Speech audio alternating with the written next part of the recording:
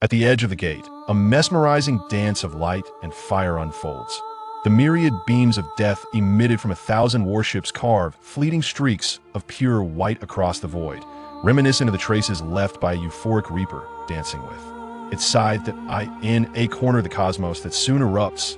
Not only metals and energies boil, but also the flesh and blood of tens of thousands of valiant souls evaporate into nothingness. The Empire's invasion of the Ral star system has progressed to its latter stages in the year prior, during the defense of the Lidfell star system. Both the defending Empire and the invading coalition suffered irreparable damage that rendered them incapable of further combat in the short term. However, the Celestial Army, with relatively lighter losses and backed by a third of the human world, recovered more swiftly. Almost concurrently with the reorganization of the Sting Shield fleet, the Empire launched its offensive against the Ral star system. Should the Empire succeed in annexing Rala, crucial strategic buffer for the coalition, and establish a fortified base there, it would gain absolute strategic superiority in the forthcoming full-scale counteroffensive against the coalition. After all, among the 3 gates at the edge of the Ral star system, besides the Ral gate leading to the Empire, the other 2 open into the heart of the coalition. As the invading Celestial Army could choose any gate to launch their assault, the defending coalition would have no choice but to split their forces to defend both sides. Unless the Fian army were willing to gamble on a 50% chance of success, they would merely become targets for the Celestial Army to pick off one by one. The coalition would not remain idle while the enemy tightened their noose hence. They dispatched a considerable number of fleets to regain control of the space around the Lunaria and Chenian gates. However, due to the Fian army's devastating defeat in the last war, they had yet to recover sufficiently to engage the Celestial Army in another grand battle, even after a year. Consequently, the coalition adopted a more mobile strategy to mitigate the Empire's invasion of the Ral star system. They dispersed their originally organized 24 fleets, infiltrating various locations within the Ral star system, with groups ranging from 100 to 1,000 ships, constantly disrupting the Celestial Army's advance through relentless guerrilla warfare. For an extended period, the Fian army's tactics yielded substantial results. Even against an enemy force twice their size, the daily minor assaults accumulated to an extent that could not be overlooked, while the cyclical pattern of repair, destroy, repair at various bases squandered many precious resources. After wasting 5 weeks, the Celestial Army finally resolved to change their tactics, reorganizing half their fleets in accordance with the Fian army's model, scattering them across the fragmented cosmos to search for enemy traces and eliminate them one by one. The other half of the fleet was tasked with blockading the 2 gates to eliminate any chance of enemy escape or reinforcements. Thus, accompanied by the symphony of slaughter playing out across the star system, the number of Fian guerrilla fleets dwindled sharply. Of course, under conditions of equal combat, the Celestial Army's hunting fleets suffered losses at a similar pace, indicating that the Fian army's guerrilla tactics had indeed succeeded in curtailing the enemy's numerical advantage. On the 32nd day of the 5th month in the year 428 of the Shallan calendar, at 6 o'clock, a Fian patrol fleet organized into 6 divisions encountered a Shallan fleet of nearly equal strength in one of the thousands of battlegrounds. Although the theoretical power comparison favored the Shallan army, composed entirely of assault ships, the Fian army compensated for this disadvantage with an exceptionally high morale. The Shallan fleet, thrown into disarray by an unexpected fierce assault, barely maintained a formation on the verge of collapse as they retreated toward their rear, while the Fian fleet relentlessly pursued, seemingly intent on annihilating them before they could seek refuge with their allies. The dream of the Fian fleet was shattered by a volley illuminating the void from the 5 o'clock direction. When another 5-division Shallan assault fleet suddenly emerged from the side, the Fian army fell into confusion and panic. If this ambush were deemed coincidental, the likelihood of 2 Shallan fleets encountering each other in such vast space seemed excessively high. However, if this was a premeditated operation by the enemy, the prospect of their every move being anticipated was even more despairing. Yet the enemy did not grant them time to reach any conclusion. The retreating Shallan front fleet swiftly formed up in a stunningly fluid motion, coordinating seamlessly with the fleet behind them, completing a surrounding net in the blink of an in the ensuing 10 minutes of one-sided slaughter. The Fian fleet, fighting to the last moment without surrender, vanished into the boiling void. We have triumphed. Perhaps due to a string of 6 consecutive victories, the newly appointed vice admiral commanding this subfleet had become notably composed. Although the corners of her lips still betrayed a slight upward curve, her icy blue eyes no longer shimmered with a faint crimson hue. "Chief of Staff, it is once again your merit." She turned to the dark-haired youth beside her, her previously slightly curved lips now radiating a gentle smile of trust and expectation. "Not at all. The victory belongs to your exceptional command." The dark-haired youth shrugged in apparent resignation. "In fact, I did not speak a word throughout this battle." Observing the seemingly listless expression of this soaring winged knight, Cheyenne could not help but chuckle. Surely, he was not harboring grievances for having no opportunities to intervene in the consecutive battles. She hoped he would not misconstrue her earlier words as sarcasm. With such concerns lingering, Cheyenne slightly furrowed her brow and stated earnestly, "I refer to the combat proposal you presented before we set out, Headerland Soaring Wing Knight. After all, had we not adopted this strategy, this fleet could not have maintained a loss rate of less than 10% after enduring 6 consecutive battles. While it was indeed unreasonable to further divide an already small subfleet, Cheyenne had hesitated for quite some time before reluctantly agreeing. Yet applied in practice, those 2 divisions, supporting each other in a complementary manner, yielded results beyond expectations. Encounters with numerically inferior enemies, such as this, were undoubtedly complete victories, and even against a Fian subfleet of equal strength, the Celestial Flame managed to annihilate them thoroughly while minimizing its own losses. Gazing at the individual who seemed to overturn the principles of warfare, Cheyenne silently expressed her gratitude to Grand Admiral Elvarda for assigning him to her side, simultaneously voicing her trust. "Thus, I can fight so effortlessly up to this point, all thanks to you, Sky. Your Highness' praise makes me tremble with apprehension." When the dark-haired youth spoke these words with a serious tone, Cheyenne's brow knitted tightly, sensing a tumultuous mix of unease and anger rising within her. Skyu, however, as she glared at him, her gaze tinged with a hint of crimson, she suddenly noticed the grand amusement silently reflected in his eyes, and she promptly realized she had been tricked once more. "Are you mocking me?" Cheyenne reproached in a seemingly stern tone.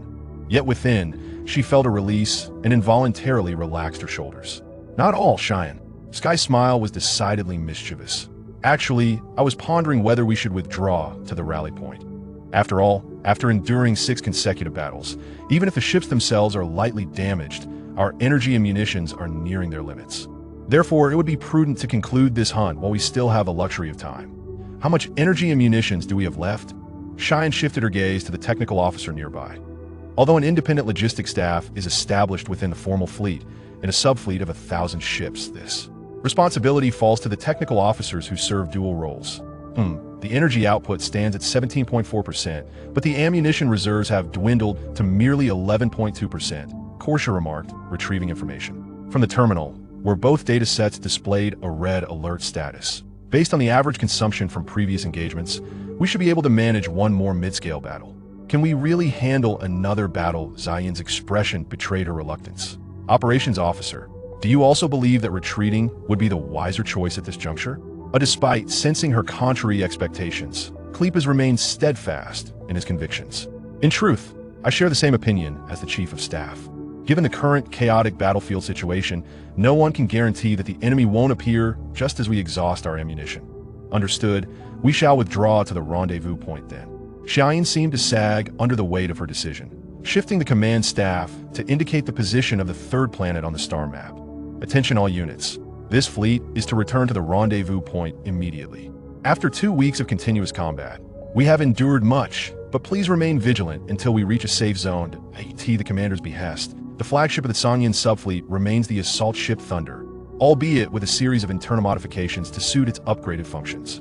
Naturally, while enhancing its role as the subfleet's command ship, this has inevitably diminished some of the assault ship's combat capabilities. For the transformed command ship, this flaw is unavoidable, however, considering that exposing the flagship to enemy fire is tantamount to admitting defeat in war."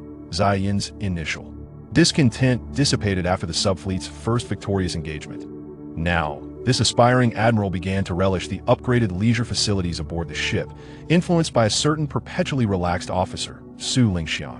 "Ugh, so this is what Belaya-style fried rice tastes like despite appearing innocuous." The dish caused the Sky to abandon her spoon after just one taste, immediately reaching for the nearby lemon juice and downing it in one go.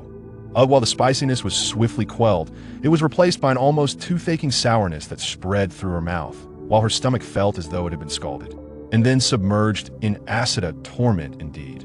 After a considerable time recovering, the first thing Skye noticed was the enchanting smile of the beautiful woman across from her.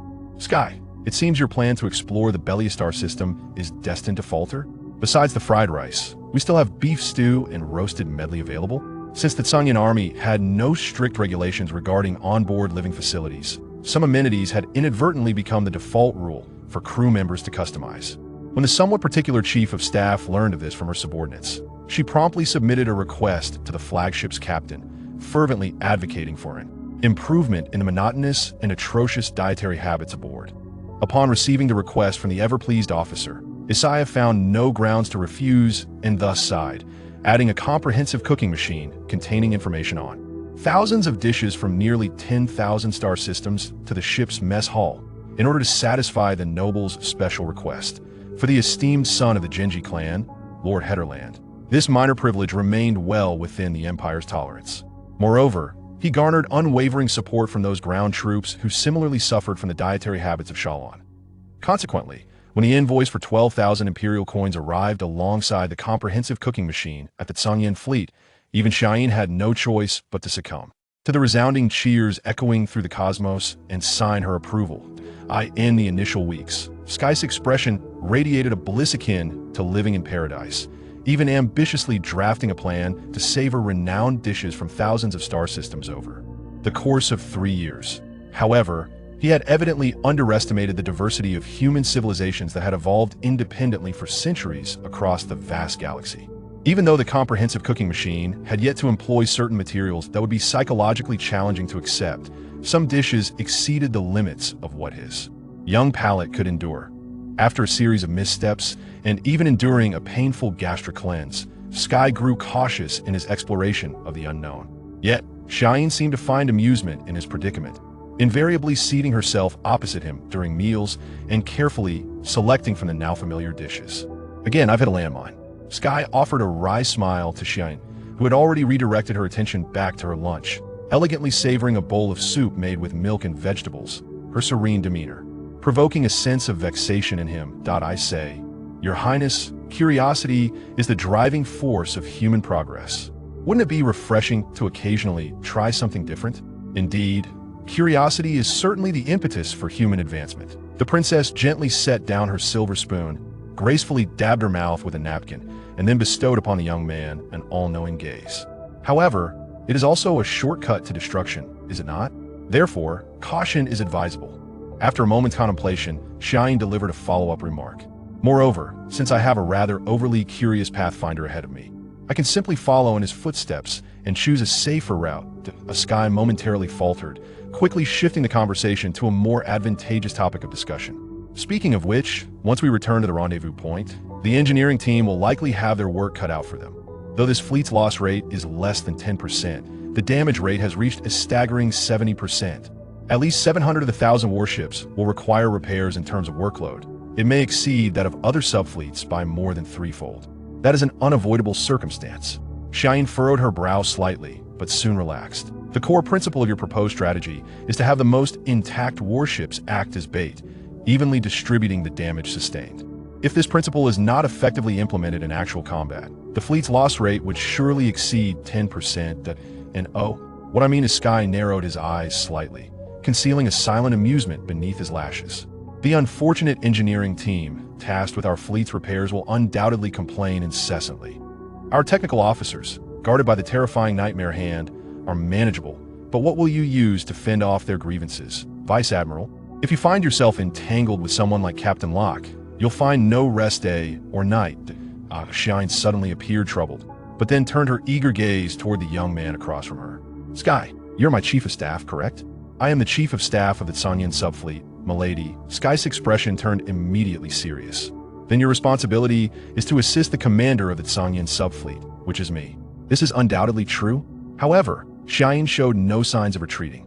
Therefore, I hereby entrust you with the full responsibility for the fleet's repair operations. By the authority of the fleet's supreme commander, I grant you the power to take any appropriate measures."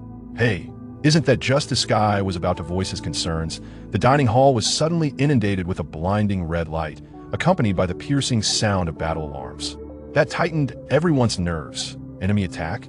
Shine bolted from the dining hall, swiftly making her way down the ship's corridor while contacting the bridge for information. Intelligence officer, report the current status. Your Excellency, at 11 o'clock from our fleet, we have encountered the fleet of the Peaceful Alliance. The composition of their vessels remains unclear, and they are positioned 3.2 Aryan codes away. Their course intersects with our fleet's trajectory, and contact is anticipated in 2 hours and 16 minutes. Lieutenant Pymus, serving as the intelligence officer, reported the situation with succinct clarity. However, Summer could not help but recall the rather introverted former communications officer. Had Lois still been aboard the Azure Flame, she would undoubtedly have assumed the role of intelligence officer. Transmit an order to the fleet to elevate the alert level to combat readiness. I shall make my way to the bridge forthwith.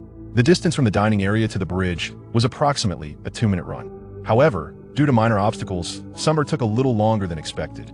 Upon arriving on the bridge, having steadied her breath, the first sight to greet her was that of the absent-minded Sky, who had vanished at the onset of the alarm. "Ah, Your Excellency, you are quite late," Sky remarked with a carefree smile, offering a salute that lacked any semblance of sincerity. It was a fleet of approximately 1,400 ships from the Piang, impeccably organized, yet somewhat peculiar in composition. While it was evident that the outermost vessels were assault ships, followed by patrol ships, the heavily fortified vessels nestled between them were of considerable mass. With time pressing and no opportunity for further reconnaissance, Xiaoyin could only rely on the existing intelligence to make a decision regarding engagement. The first crucial determination was the type of heavy ships at the center. Were they battleships or supply vessels? Is there a method to analyze the composition of the enemy fleet's central ships? Xiaoyin cast an expectant glance at Kadia, only to receive a wry smile in return. In comparison to past war data, it was theoretically possible to deduce their composition. However, given the efficiency of the ship's main intelligence core, whether it could be utilized before the battle commenced was rather delicate. How long do you estimate it would take? 18 hours. Xiaoyin refrained from pressing further, turning her gaze to the star map before her. To be frank, the number of assault ships alone in the enemy fleet approached 600. A considerable burden for the current Songyan. Adding an equal number of patrol ships and the unknown heavy vessels would render the chances of victory nearly hopeless. Furthermore, if the central vessels were indeed battleships, it could classify the enemy fleet as Piang's elite special forces. Before contemplating engagement, Songyan might need to prioritize a safe retreat from the side of that mixed fleet. There remained an hour and 30 minutes before contact with the enemy fleet.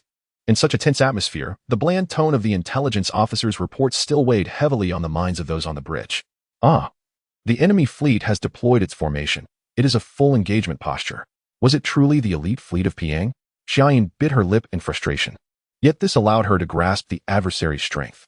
In such a stark disparity, persisting in battle would undoubtedly be deemed a reckless folly. However, for the proud princess, the thought of fleeing in the face of the enemy's fierce display was equally intolerable. What a humiliation it was to be forced to retreat without a fight. Under the watchful gaze of her anxious subordinates, Xiaoyin slowly relaxed her shoulders. Despite her dissatisfaction, this imperial daughter would not rashly endanger her subordinates' lives. This humiliation would surely be repaid in kind in the future. Gazing at the Piang fleet on the screen, seemingly poised to pounce, Xiaoyin murmured her declaration, lightly raising her command staff to prepare for a retreat order. Given the distance between the two fleets, a full-speed retreat would allow them to evacuate the sector before the enemy could pursue, although it would likely require a longer route to return to the assembly point. At least they need not worry excessively about energy reserves.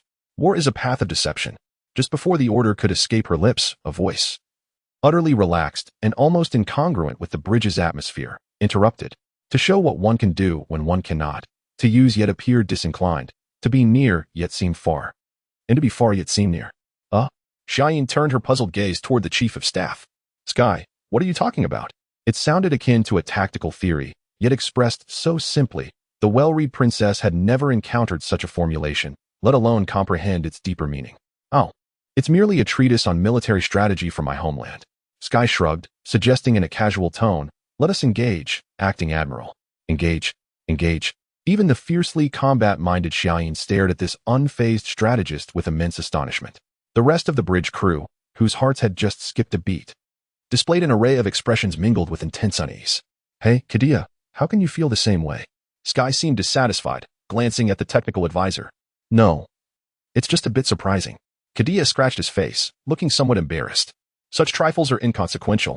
Xiaoyin demanded forcefully, snapping Sky's attention back. Sky, explain immediately why engagement is feasible. Simply put, I believe the central vessels of the enemy are supply ships. They are merely posturing, Your Highness. Sky's expression grew slightly serious as he elaborated. The area ahead is the hunting ground of the First Fleet. I do not believe Admiral Yushis would allow such an elite enemy fleet to roam freely within his territory. Thus, I surmise that fleet has sustained significant damage. Or perhaps they do not belong to the same fleet at all. Are you suggesting that this fleet is merely a haphazardly assembled remnant of the Piang forces fortuitously encountered? Xiaoyin pondered, searching the star map for clues that might validate such a judgment, yet all she could discern were the words imposing military presence. She turned her gaze back to the Chief of Staff, now even more perplexed. Ahem, Your Highness, if the enemy fleet truly exhibits such formidable strength, do you believe the wearied Sangyan could contend with them? Sky coughed lightly, adopting a leading tone. No, in a direct confrontation, it would likely result in immediate destruction. Though reluctant, Xiaoyin's judgment remained unaffected. Indeed, the enemy likely perceives this as well. If, hypothetically, you were the commander of that fleet and wished to annihilate this remnant force before you, would you display such an intimidating posture before the enemy entered your attack range? Seeing the princess nod thoughtfully, a pleased smile curled at the corners of Sky's mouth as he summarized his deductions. Considering the Piang force's previous aggressive and cautious combat awareness, I truly do not believe that fleet is an exceptional case. A silence enveloped the bridge for a minute or two, although the Chief of Staff's reasoning was nearly impeccable. Without concrete evidence, ordinary individuals would hesitate to wager the entire fleet's fate on pure logical deduction. Certainly, the one commanding the fleet, Princess Fienbird of the royal house, was by no means an ordinary person. I see. Emerging from her reverie, Xiaoyin opened her eyes to fixate on Sky. Her icy blue gaze now imbued with a glimmer of amusement. However, this is merely your hypothesis, is it not? Indeed. Sky seemed resigned, scratching his head, while the crew collectively exhaled a sigh of relief. Yet, the next moment, a commanding voice from the command platform startled them into drawing in their breaths once more. Then allow me to validate this hypothesis. Do remember to express gratitude, Sky. As the two fleets maintained their initial speeds, they gradually drew nearer. In contrast to the enemy's complete engagement posture, Sangyan adopted a far more cautious approach, sustaining a dense defensive formation. It wasn't until they neared the range of the battleships, and the enemy showed no signs of movement, that they slowly unfurled into an offensive stance. Just as Sangyan shifted its formation, the previously steadfast enemy fleet descended into utter chaos. Even before Xiaoyin commanded the attack, that seemingly indomitable engagement posture crumbled into disarray. The defeated enemy fleet appeared to attempt to reorganize into a defensive stance, yet their efforts were effortlessly dismantled by Sangyan's rapid advance. After executing a concentrated attack on the sluggish outermost layer of the enemy's Pian assault vessels, Sangyan advanced effortlessly towards the center of the enemy formation. As if surging forward like a tidal wave, the enemy ships began to scatter and retreat. The voice of the intelligence officer remained monotonous, while the projection displayed the destroyed enemy assault ships and patrol vessels, revealing their signs of fleeing. Shall we pursue, Your Excellency? The operations officer inquired. Yet Xiaoyin found herself inadvertently drawn to the sight of a young man with dark hair, although he was standing more properly this time. The serene smile that frequently graced his seemingly relaxed face conjured an illusion of him holding a steaming cup of tea in his embrace. No, we must prioritize the destruction of the enemy supply ships. Shaking her head to dispel the inexplicable vision, Xiaoyin forced her focus back onto the battle at hand. After all, without supplies, those damaged warships posed no threat to the Sanqiang army. As she concluded her thoughts, she noticed a fleeting yet profound expression at the corner of his mouth, accompanied by a curious sensation that perplexed her. Such a feeling had never surfaced before for the resolute and confident princess. Moreover, Xiaoyin couldn't help but wonder if there was another officer among the hundreds of winged warriors in the Sanqiang army who shared her perplexity. I must be a superior, right? Why have I been feeling increasingly detached lately? As she murmured to herself, a sudden wave of weakness washed over her, despite her efforts to muster her willpower. She could not dispel this feeling, yet curiously, the normally disciplined Xiaoyin felt no aversion or disgust towards it. Your Excellency, friendly forces have appeared ahead. It is the First Fleet. The intelligence officer's voice snapped Xiaoyin back to attention. They requested to establish a data link and communication with our fleet. Agree to the data link and connect the communication, Xiaoyin commanded, quickly tidying her appearance before the projection materialized. This is the 2nd Fleet Sangyan Assault Division, Commander Fienbird. Winged Warrior reporting. We have completed the designated area sweep and are currently returning home. This is the First Fleet, Admiral Errol, winged warrior responding. The man on the screen returned the salute, revealing a hint of sharp canine teeth with a pleased expression. It is a pleasure to encounter your fleet here. If you hadn't intercepted this elusive big fish, our fleet would have had to chase it all the way to the gate. It is my honor, Your Excellency. Xiaoyin replied with polished social grace. Due to the escape of several enemy vessels, I hope your fleet will be responsible for their interception. Indeed, that is only natural. Errol turned to his side, seemingly issuing some command. By the way, being able to see through the enemy's true intentions at a glance. You truly live up to being Princess Finebird. The commander of that enemy fleet is quite cunning. In fact, they have previously encountered 3 of our divisions, but managed to deceive us each time. It was our fleet's chief of staff, Hateland Su Ling, Your Excellency. Xiaoyin stated matter-of-factly. However, she was taken aback by the lack of surprise on the other side's face. It seems you all work quite well together. Errol mused, while Xiaoyin sensed a hint of regret in his tone for reasons she couldn't quite grasp. May I speak with him? Errol suddenly requested. Catching Xiaoyin off guard, unable to find a reason to refuse, she silently transferred the projection to the young man's image, her gaze reflecting a complex array of emotions. It is an honor to meet you, Admiral. The sky bore the weight of the scrutinizing gaze from the other side, while responding with mere customary formalities. Indeed, it has been a while, Hateland. Errol began with a serious tone, but quickly shifted to a more relaxed demeanor. You seem to be enjoying your time on that Sanyan. Poor my sister. As Errol's figure faded from the projection, a noise akin to something tumbling off the command platform echoed through the communication terminal. In the following minute, both flagship bridges fell into a profound silence. Yali. That noise was quite loud. Is that fellow all right? The sky watched with unease as the purple-haired beauty appeared on the screen. My brother merely stumbled and will be fine after a brief rest. Yali's face bore a faint blush, yet her crystalline purple eyes sparkled with something radiant. She then lowered her head, softly praying for the sky's well-being. In just 2 short weeks, the Tsangyan division has achieved 7 victories. Congratulations, Your Excellency.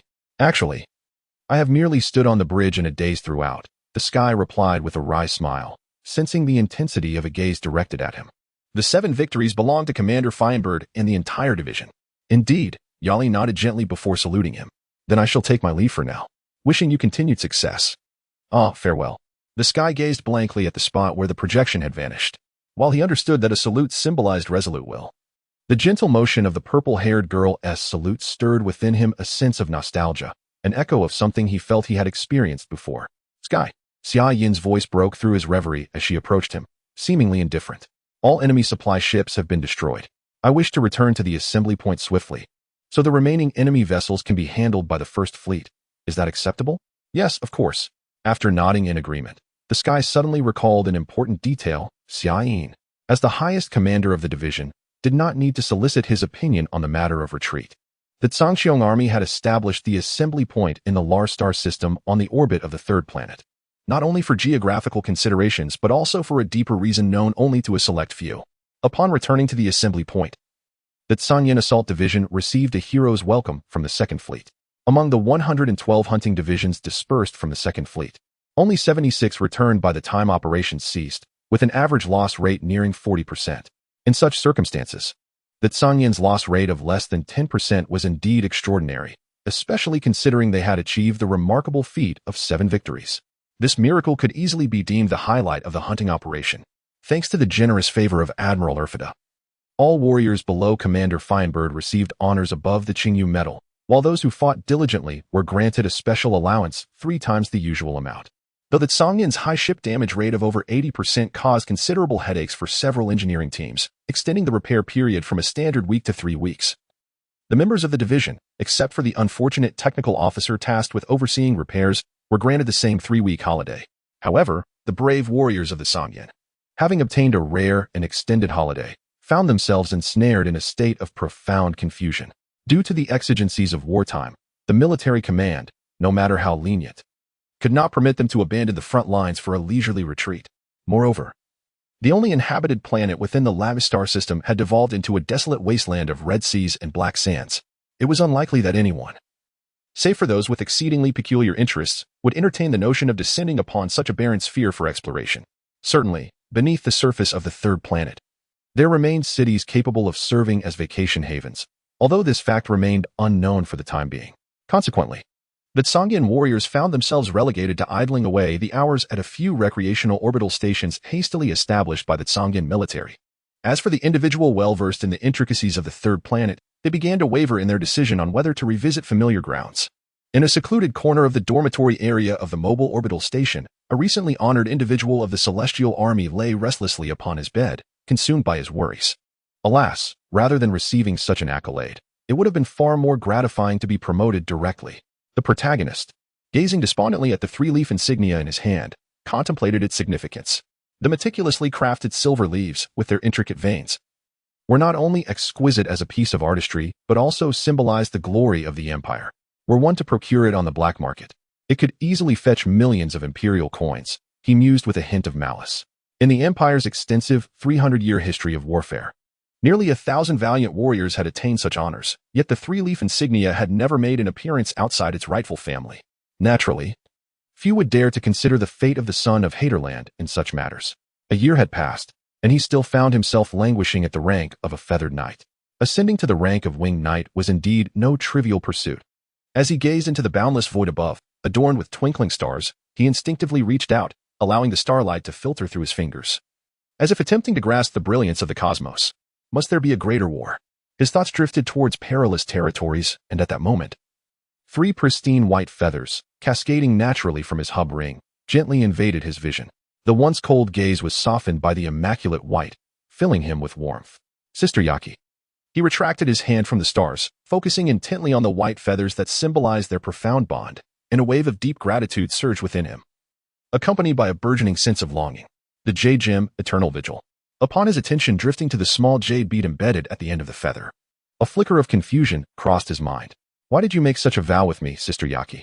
A year prior, after the dance in the skies, Yaki had finally acquiesced to his affections, yet almost immediately proposed a pact with her own master. Under the pressure of circumstance, he had reluctantly agreed to her request. But in hindsight, it seemed a careless and foolish choice. My lord, seek a wing that can soar alongside you in the heavens, until your triumphant return. I shall remain in this abode, praying for your martial success. Her voice lingered in his ears, and he recalled her request to temporarily conceal her identity as Yao Yi. The old duke had been quite anxious, fearing the Shuani family might contest the guardianship of the winged son. If that were the case, the Haterland family would have no grounds to refuse. Yet, it now appeared that Yaki's intentions were merely to facilitate her own search for a partner. Such a headache, this love, he murmured to himself. The Shalan people referred to their partners as wings, and although the uniqueness of such bonds was not enshrined in law as it is in most societies, all celestial denizens regarded enduring fidelity as a given and earnestly upheld it. Outside the empire, the vast majority of human societies adhered to monogamy, at least within his knowledge. Only his homeland, the planet Kongding, stood as an exception. There, polygamy was a tradition inherited from an ancient civilization. The ancestors of Kongding had deliberated long before accepting this custom, ultimately concluding that it would not yield excessively adverse consequences. However, this acceptance came with stringent restrictions on romantic interactions, with the basic requirement being that both parties engage based on mutual consent and equality. Consequently, only a select few extraordinarily fortunate individuals could aspire to marry a second wife.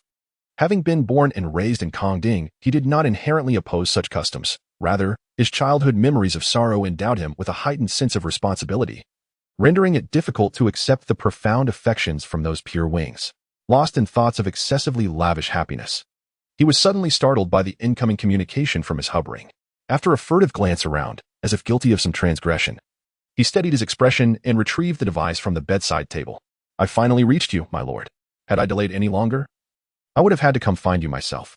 The visage that appeared on the screen belonged to the head of the Barnaduru family, a vassal of the Haterland clan, and the esteemed Admiral Elvarda, who commanded the Shield Fleet. At that moment, this three-leaf knight regarded him with a slight, rueful smile. My apologies, I was momentarily distracted. He scratched his head sheepishly. Given that the fleet's highest commander likely would not contact a mere feather knight for mundane affairs, he omitted the customary salute. May I inquire if there is something amiss?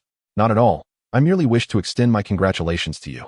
After all, achieving 7 victories in 7 battles is no small feat. Elvarda regarded the young noble with gentle eyes, and upon noticing the expression of intent forming on his face, she smiled faintly. Indeed, I am aware that it was not solely your achievement. However, the report from that prince speaks highly of your strategic prowess, does it not? As you know, the Yanaleving family is renowned for its integrity and discipline, thus I believe you have indeed accomplished something commendable. Is that so? A flicker of cheer brightened his mood. Additionally, I have submitted your military exploits to the imperial capital. I trust it will reach the Winged Palace within a few days. Thank you immensely, esteemed Admiral. The mention of the Winged Palace triggered a reflexive recollection of the week of tenderness he had experienced there, sparking a curious notion within him. After a brief hesitation, he voiced this thought. Admiral, might it be possible for me to obtain independent command of a fleet? Elvarda gazed at him in surprise, and he paused momentarily, as if to clarify. I do not mean to command a fleet on the scale of a subfleet. In fact, any fleet that aligns with the rank of a feather knight would suffice. Less than 1,000 ships, even 100 would do. In the ongoing expedition, there are indeed several independent fleets of under 1,000 ships. He trailed off, wondering if his request was overly ambitious. My lord, are you so eager to return to the Winged Palace? Elvarda could not help but chuckle softly. As the head of a vassal family to Haterland, she was well aware of the secret that circulated only among the vassals, and despite being sworn to confidentiality by the Crimson Wings, it was sufficient for her to discern the rationale behind his request. Well, somewhat, he admitted bashfully, scratching his face under her golden gaze. I am sorry. My lord. Elvarda shook her head. While such a desire is not unusual for a knight, it is one that you alone cannot be permitted to pursue. Why is that? Having anticipated a rejection with a 90% likelihood, he felt less disappointment and more curiosity at Elvarda's explanation. Young master, my fleet comprises a staggering 80,000 ships. As the Grand Admiral, I must bear responsibility for the lives of my countless subordinates. Elvarda chuckled softly. Is that so? But wait, are you suggesting that granting me independent command would endanger the lives of those soldiers? Sky deduced this perplexing conclusion. It is not quite that severe. But the general staff would certainly experience considerable confusion in strategizing the overall campaign, Elvarda remarked with a knowing gaze. Such confusion could very well become a factor that destabilizes the entire battlefield. But how could a mere subfleet of less than 1,000 ships contribute to the overall strategic confusion?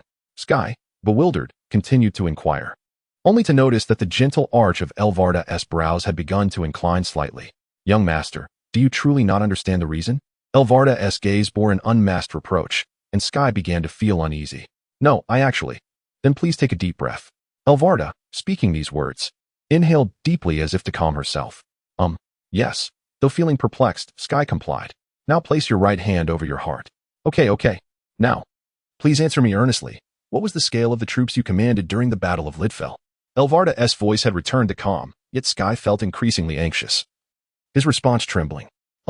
It was a strong land fleet, around 100 ships. Then, with such meager forces, what exactly did you achieve? Elvarda gently propped her chin on her hand, gazing at the increasingly pallid youth on the screen. Although the official records of the Celestial Army attributed the fall of the twin fortresses to suspected mechanical failure, the truth behind this turning point in the battle had long since become a well-known secret among the upper echelons of the military. Thus, after a week of deliberation regarding this unprecedented double-edged sword, the 13 Council reached a consensus, deciding to place this perpetually astonishing son of the Empire under strict supervision. And what about the brawl at the Tavern District and the movement of the dormitory stars? Elvarda lightly tapped her fingers, summarizing. So, young master, do you truly believe you are suited for independent action? I am sorry. In the absence of the ability to pierce through the alloy ground, Sky bowed deeply before the screen. I am not reproaching you, young master. Confusion clouded Elvarda's expression as she seemed to reach out to the youth. In fact, both your clear and incisive judgment and your resolute execution of that judgment have garnered high praise from the military. Feeling rather surprised, Sky raised his head slightly, only to hear Elvarda continue. Personally, I place greater value on your seamless and fluid deployment of troops. 7 victories in 7 battles. Even I could not have done better. Hearing such high praise only adds to my confusion. For a winged warrior, such talents are indeed invaluable assets. However, when viewed from the perspective of the entire organization, excessively outstanding talents often become destabilizing factors for the collective. Elvarda gazed at the youth known as the Tyrant with a bittersweet smile. Such instability has indeed manifested many times before. Therefore, the decision made by the 13 Council the military, was to assign you under that princess's command. With her leadership, this instability should be minimized, and it appears that your coordination is indeed commendable. I see. Sky nodded reflexively, and then a glimmer of anticipation sparked in his eyes. If that is the case, why not let others inherit the title and return me to the imperial capital? After all, there are others qualified to inherit the title. That is impossible. Young master, Elvarda immediately interrupted the young lord's fanciful thoughts. Regardless of whether the winged elder would agree to this, from the Empire's perspective, it would be unthinkable to squander the talents of a distinguished general, especially in wartime. Am I not an instability factor? Sky found her statement somewhat contradictory. I am not mistaken. Young master, you are indeed still an instability factor. Elvarda chuckled softly behind her hand. However, once you are promoted to a winged warrior, it will be the enemies who are troubled by this instability. So, please bear with it for a while longer. That is to say, a fierce light suddenly ignited in his black eyes. Ah, by the way, there is another matter I wish to consult you about, young master. Elvarda deflected the youth's anticipation with a question. Regarding the policy for the underground city on the third planet, although it has been largely decided, I would still like to seek your opinion as a former participant. In the outer orbit of the third planet, numerous celestial bodies that had not existed 3 months prior were now operational. The largest of these served as the command center for the SHIELD fleet, while the 4 smallest were leisure satellites aimed at alleviating the soldiers' tense nerves. Though hastily constructed, they boasted a comprehensive array of health and recreational facilities.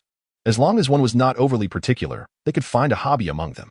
Of course, due to the overly wholesome content, some ground-born soldiers found it rather dull. However, considering that the battlefield was not a place for leisure, their dissatisfaction remained limited to mere complaints. Ugh, how boring. In a corner of a tea room, a similar lament echoed. Yet the blue-haired girl, who appeared utterly listless, was not a ground-born individual. She was Princess Yanalavine, a member of the ancient celestial race. And at that moment, she was gazing at the black-haired youth across from her with an expression that seemed to anticipate something. Even if you look at me like that. It won't help, Shine. Feeling slightly unsettled by her intense gaze, Sky set down his teacup with a wry smile and sighed in response. By the way, you really can't sit still, can you, Your Highness? It has only been 3 days. We still have a full 18 days of vacation left. I know. Which is why I'm trying to figure out how to pass the remaining time, as this place is simply too dull. Shine seemed somewhat embarrassed as she fiddled with her teacup. How about borrowing a liaison craft to venture out? Although alleviating her boredom was not part of a chief's responsibilities, Sky still offered his suggestion. But please forgive me for not being able to accompany, as the regeneration chamber is hardly suitable for leisurely vacationing. I have tried applying, but it was denied. Regret was evident in her beautiful azure eyes. Well, after all, this is a war alert zone. Wandering aimlessly in a liaison craft is rather imprudent. Knowing it to be imprudent, you still made the application? Sky felt a twinge of admiration for the Yanalavine family's obsession with soaring through the void, yet continued to suggest. What about enjoying a leisurely time by quietly sitting, reading, and sipping tea like this? Are you suggesting we spend a full 18 days doing absolutely nothing? The elegant arch of her brows furrowed sharply, but then gradually relaxed. Although this is quite acceptable, I must confess that I am not particularly fond of tea. And when it comes to literature, I predominantly delve into works pertaining to war and politics. It is rather surprising to discover that you, Xiaoyin, are such a person of limited interests. While I too cannot boast of much, at least I possess a passion for culinary arts, which grants me some degree of privilege to express such sentiments. However, the listener, of course, would be reluctant to acquiesce. I certainly do not wish to be addressed in such a manner. Tian Kong. Xiaoyin furrowed her brow slightly, as if recalling something, and suddenly fixed a fervent gaze upon the increasingly restless youth before her. Why not engage in a tactical simulation? A tactical simulation? Tian Kong raised an eyebrow slightly before resolutely declining. No. Why not? Xiaoyin hesitated for a moment, then displayed evident dissatisfaction. Ahem. There are 3 reasons. Allow me to elaborate. Tian Kong sipped his tea lightly and cleared his throat to articulate his thoughts. First, it is too troublesome. Second, I do not wish to exert myself. And third, I am simply lazy. Yu Xiaoyin, who initially held some expectations, could not help but display a look of astonishment upon hearing this, narrowing her eyes and fixing a stern gaze upon him. Are you mocking me, Tian Kong? That was merely half a jest, esteemed princess. At this point, Tian Kong appeared somewhat anxious. In truth, I would be quite willing to accompany you in a tactical simulation. It is just that? Xiaoyin narrowed her eyes further, revealing unabashed skepticism. Last night, I received a commission from Grand Admiral Elvarda, requesting me to serve as the Imperial envoy during this period of leave, tasked with establishing contact with the underground city clusters of the third planet. Tian Kong shrugged in apparent resignation. Therefore, I must promptly proceed to the hub satellite to collect my appointment letter and await further instructions. I see as a member of royalty, Xiaoyin is entitled to knowledge of secrets below level 5, and thus she is well aware of the intricacies surrounding the third planet. Given the Empire has secured control over the LAR system, It is imperative for whatever reason to incorporate the millions of inhabitants of the third planet under the Empire's aegis. The fact that Tian Kong, who has previously engaged closely with the indigenous people, is appointed as the envoy alleviates concerns about initial rejections during negotiations. Furthermore, his position as the son of the Heightland family underscores the Empire's sincerity in this endeavor. After all, within the entire Shield fleet, only Xiaoyin, as the heir of the Finbird royal family, ranks alongside him in the court hierarchy, with even the sons of the Genji clan, Korsha and Yalia, lagging behind. Appointing you as the imperial envoy implies that the Empire holds certain expectations regarding your diplomatic capabilities, does it not? Xiaoyin felt a surge of joy at this realization, choosing not to pursue the matter of his earlier nonchalant demeanor, and encouraged him. Thus, in order to meet the Empire's expectations, you must apply yourself diligently. Given that I am already quite anxious, I would appreciate it if you refrained from adding further pressure, Xiaoyin. Tian Kong managed a faint smile, setting down his teacup and gazing earnestly at the princess. To be strictly accurate, I possess no diplomatic experience, and if maintaining the Empire's dignity is paramount, you would undoubtedly be far more suitable to serve as the envoy than I. Is that truly your belief, Tian Kong? Xiaoyin felt somewhat taken aback. Well, even upon descending to the earthly realm, the innate majesty of the Yanalavine family would render you an entity to be revered. Although, on a literal interpretation, Tian Kong's words were intended as praise, Xiaoyin could not help but notice the subtle smirk at the corner of his mouth, making it difficult to accept this statement as mere commendation. If that is truly your wish, I could temporarily serve as your aide-de-camp. Xiaoyin attempted to feign a cold laugh. In that case, I would be able to effectively intervene should you act in a manner unbecoming of the Empire as the envoy. An aide-de-camp? Tian Kong's reaction to this jest was surprisingly intense. As if suddenly recalling something of great significance, his previously relaxed expression was replaced by one of profound agitation. I think it would be best if you did not trouble yourself with that, esteemed princess. After all, the selection for the envoy's aide has already been finalized. And I have just remembered that the route to the underground city clusters is hardly suitable for a leisurely journey. A route that must be traversed? Although sensing the genuine concern reflected in his dark eyes, Xiaoyin could not suppress her burgeoning curiosity and regarded him with a meaningful gaze. It seems this journey may not be as dull as anticipated. Perhaps I could genuinely consider accompanying you to the third planet. It is best not to harbor expectations of excitement, Xiaoyin, or you shall find yourself regretting it. Tian Kong warned with uncommon seriousness. After all, those places are certainly not conducive to a pleasant mood. Do not underestimate me, Tian Kong.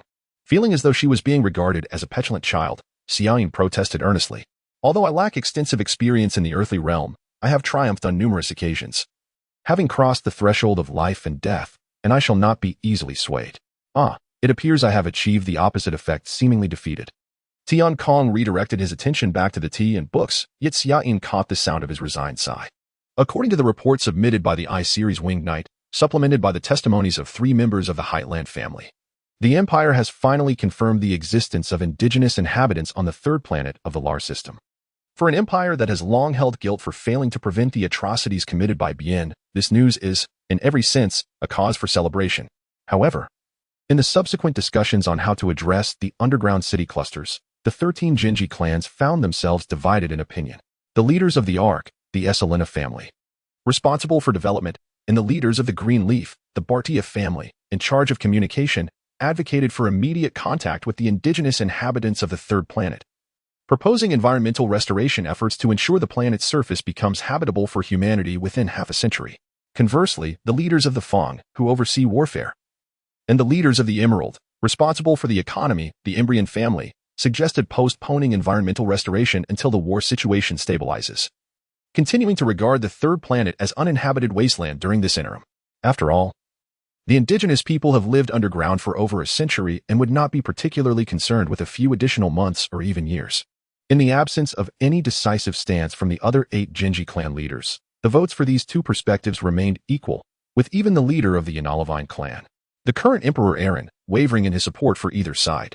After 2 days of deliberation, the leader of the Crescent Moon, the Kadena Gezer family, tasked with mediations, proposed a compromise. This involved initially dispatching an envoy to establish contact with the third planet, allowing the indigenous inhabitants to determine the future developmental direction of their world.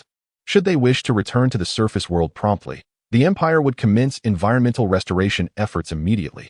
If they preferred to maintain the status quo, the Empire would have to temporarily respect their wishes. Finally, if they wished to immigrate to other star systems, The Empire would assume control of the planet and manage it according to its own intentions once the war has concluded. This proposal garnered the full support of the leaders of the Wing, the Anuhagar family, the Ki, the Imoso family, and the Dawn, the Imoso family, thus establishing the Empire's policy towards the third planet.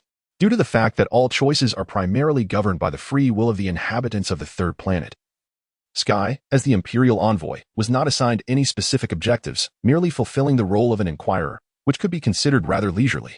Prior to the envoy's descent onto the surface of the third planet, Alvarda had dispatched a reconnaissance fleet to conduct a thorough survey of the planet's surface in search of a more suitable entrance. However, it remains uncertain whether the indigenous people had concealed the entrances to their underground cities without a trace or if they had destroyed all access points. Regardless, the reconnaissance fleet was unable to complete its mission. The only confirmed entrance to the surface of the third planet was the large pit created years ago by the unfortunate reconnaissance vessel that had crashed, directly leading to a graveyard that entombed countless souls. Thus, Sky was quite reluctant to allow Xiaoyin to accompany the envoy, for the mere presence of the oppressive aura hovering over the graveyard was sufficient to extinguish any hope she might have had for the underground world. Moreover, although the presence of Her Highness, Princess Fienbird, had caused considerable inconvenience to the envoy, an unexpected figure appeared in the passenger compartment of the communications vessel just before their departure, leaving Sky in a state of confusion. He cast a bewildered glance at the individual seated beside him. "Korsha, why are you accompanying us?" As the envoy, I had no prior knowledge of the presence of 4 clan children. Does that not strike you as peculiar? I suppose it must be a coincidence, Your Excellency, replied the son of Ainuhagar, wearing a seemingly delighted expression as he shrugged nonchalantly. I was merely called upon to temporarily assume the duties of the chief technician of this communications vessel due to unforeseen circumstances. There is no necessity behind it. Sky paused, his gaze shifting to his friend with a hint of unease. The original chief technician. Could it be that unfortunate fellow in the infirmary, who suddenly contracted an unknown pathogen and fell victim to acute dysentery? Fear not. It has been determined that the pathogen is non-contagious and has a life cycle of only 3 days, Korsha replied, seemingly innocently smiling and redirecting his gaze towards the scenery outside the viewport, as if to change the subject. Speaking of which, there is truly no beauty to be found in this landscape. The black sand and red sea give the impression that this planet has long since perished. Indeed, it is already dead, Sky murmured in a low voice, allowing his gaze to drift across the features of the 2 clan children seated opposite him. You too. I have warned you on numerous occasions. It is not too late to remain aboard this communications vessel and await the return of the envoy. What do you say? You are quite bothersome, Sky, one of them remarked, her beauty marred by an unmistakable expression of impatience. I have reiterated that I shall accompany you to that land. Do not think to abandon me. As a child of Ainuhagar, I possess a rational understanding of death. Korsha's response suggested he was already privy to certain matters. Thus, you likely will not witness any semblance of panic from me, Sky. Although, in terms of hierarchy, this son of Ainuhagar was not entitled to access the information contained in that report. His possession of the nightmarish hand allowed him to manipulate the central memory nest of the invading fleet undetected. Sky, who had relied upon him many times in the past, found himself in a position where, despite knowing it was unlawful, he could not bring himself to report him. Very well, if you wish to follow, so be it. Sky sighed, as if surrendering, and slowly rose from his seat. Where are you going, Sky? Observed Xiaoyin, her brow slightly furrowing at his movements. I must prepare some supplies for you, Your Highness, he replied with an air of resignation as he made his way toward the forward cabin. While uncertain whether the sedative would suffice to combat the instinctual fear, he hoped it might contribute, in some measure, to preserving the dignity of the clan. Listen well. Refusal is not an option. Otherwise, I shall exercise my authority as envoy to revoke your qualifications to accompany us. After issuing this stern warning, Sky felt a twinge of guilt and continued on towards the forward cabin without looking back. Only after the automatically closing hatch severed the chilling gaze that bore down upon him did he exhale in relief. Your Excellency? He was met with a pair of crystalline, resplendent violet eyes. The moment she noticed Sky entering the forward cabin, Yaelia rose from her seat and glided towards him with an ethereal grace. Is there anything I can assist you with? Well, though he had grown somewhat accustomed to such deference, Sky felt a wave of nervousness wash over him as her radiant beauty was accompanied by a gentle gaze. Since Yaelia had also visited the underground city and had been naturally appointed as the deputy envoy, she seemed to fully embrace her role as his subordinate. Sky found it difficult to comprehend why she, who had once been his superior, bore no dissatisfaction and instead appeared to revel in her new position. From the standpoint of an assistant, however, Yaelia far exceeded any conventional measure of excellence. I require some sedatives. Could you inquire at the infirmary for me? After a brief hesitation, Sky articulated his request. Although he could have asked directly, he instinctively avoided a choice that might weigh on his conscience. Given the unfortunate circumstances of the former chief technician. Sedatives? Certainly. Yelia nodded gently but did not activate her hub wristband. Instead, she walked to a nearby storage compartment and retrieved 2 cylindrical containers, roughly the width of her thumb, which she then handed to Sky, advising, "Your Excellency. These are sublingual sedatives. 1 tube contains 12 tablets, each effective for 2 hours. They should aid those 2 in traversing the graveyard." "You were prepared for this in advance?" Sky exclaimed, surprised, before breaking into an understanding smile. "Ah, I see. There is no need to acclimate to such discomfort. But Yelia, did you leave some for yourself?" "Huh? Oh, well." After a brief pause, Yelia grasped the meaning behind Sky's inquiry, but her expression shifted to one of slight distress. "Your Excellency, will you be taking sedatives?" "Me? I probably won't." Sky shrugged. "Given my previous experience, I have developed a degree of immunity. So I believe I shall rely on my own willpower to overcome any discomfort." "Is that so?" Yelia nodded resolutely. "Then I shall forego them as well." "Hey, you don't have to." "No. In fact, these sedatives were originally prepared for others in need," Yelia explained with a smile, providing a brief clarification. "After all, not everyone in the envoy possesses a spirit as resilient as yours, Your Excellency. Considering the intense reactions they may experience, it is wiser to take some precautionary measures." "I see. It seems I misinterpreted the situation." Sky couldn't help but smile wryly, then expressed his admiration. "But, truly, Yelia, your consideration is remarkable. Without you, the envoy might very well be in disarray by now." "There, Your Excellency, you flatter me." Yelia averted her gaze slightly, as if feeling bashful, her voice soft yet resolute. "As your deputy, I have merely fulfilled my duty. The one who truly unifies the envoy is you, after all." Thank you. Although Yelia's tone left no room for doubt regarding her sincerity, a certain individual, acutely aware of his lack of contributions to the delegation thus far, felt a twinge of embarrassment as he scratched his head. The two then fell into a slight silence, as if struggling to find a topic for conversation. "So, how far are we from that pit?" Sky inquired, attempting to rekindle the dialogue. "Yes, the straight-line distance is still 1,200 Tenoma, and we shall arrive in approximately 20 minutes. Please prepare for landing once again, Your Excellency." Yelia's voice regained its composed demeanor. "Please notify me upon arrival at our destination. For now, I shall take my leave." Sky nodded gently, stowed the sedative into his pocket, and turned to walk toward the aft cabin. "Your Excellency," Yelia suddenly called out from behind him, "have you devised a plan for engaging with the indigenous people?" "Well, Yelia," Sky replied, turning back with an unusually relaxed expression. "Our task is merely to solicit their opinions and relay them to the Empire. It's that simple. Do you think a plan is necessary?" "I mean," Yelia felt a sudden dryness in her throat and discreetly tucked away the documents she had concealed behind her back. "So, we simply need to locate Lord, hand over the questions to him, and then patiently await the results." Sky beamed brightly, while at that very moment, 3,000 kilometers underground, a young man preoccupied with governmental affairs felt a sudden chill and involuntarily shivered. The delegation to the third planet consists of 15 members. Excluding 4 sons of the Root clan, the remaining 11 members were originally subordinates of Sky, who served in the First Fleet's flagship, the Dragonflame. Despite the Sky Army's continuous expansion of the strong land fleet, these individuals had all attained at least the rank of lieutenant commander. However, upon the tyrant's summons, they promptly handed over their duties to their aides and hastened to the hub satellite where the tyrant resided. It is worth mentioning that during the banquet of the first strong land team that evening, a remarkably rare brawl broke out among the captain-level officers vying for one of the limited 10 spots for accompanying members. The unfortunate bar on the leisure satellite was utterly devastated by the 40 formidable combatants, and after the law enforcement team, equivalent to a gendarmerie, was urgently dispatched to apprehend 29 of them, the brawl, which tarnished the pristine history of the Sky Army, was finally quelled. As the law enforcement team pondered how to convict these 29 captain-level officers, who unified their defense with claims of merely testing their comrades' skills after a long separation, the true instigator of the incident had already escaped the chaotic fray alongside 11 other astute individuals and was preparing to set forth for the third planet.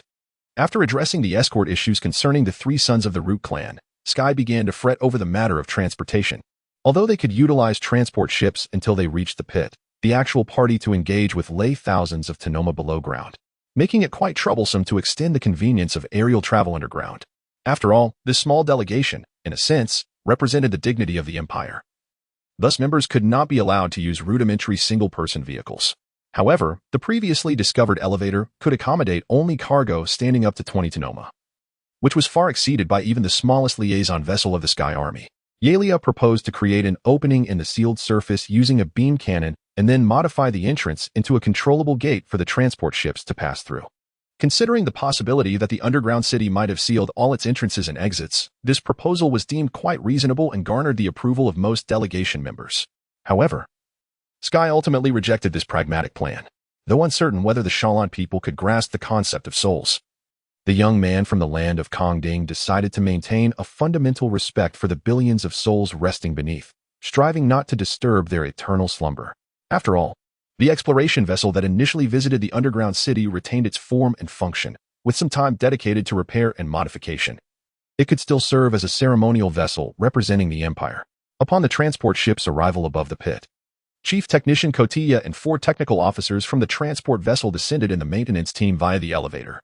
Since merely replacing the damaged intelligent core crystal would restore the exploration vessel's navigation capabilities, the maintenance team spent more time repairing the outer damage to the hull. This effort came to a close by the 3rd day, nearing dusk. After completing their mission, Kotilla returned to the transport ship, visibly pale. The other 4 technical officers were not much better off, until the early hours before the delegation's departure the following day. These unfortunate 5 had shown no inclination to leave the medical bay. Meanwhile, the former chief technician, previously afflicted by an unknown pathogen, had fully recovered, while the son of Ina Hojul, plagued by nightmares, could not help but emit faint groans in his sleep.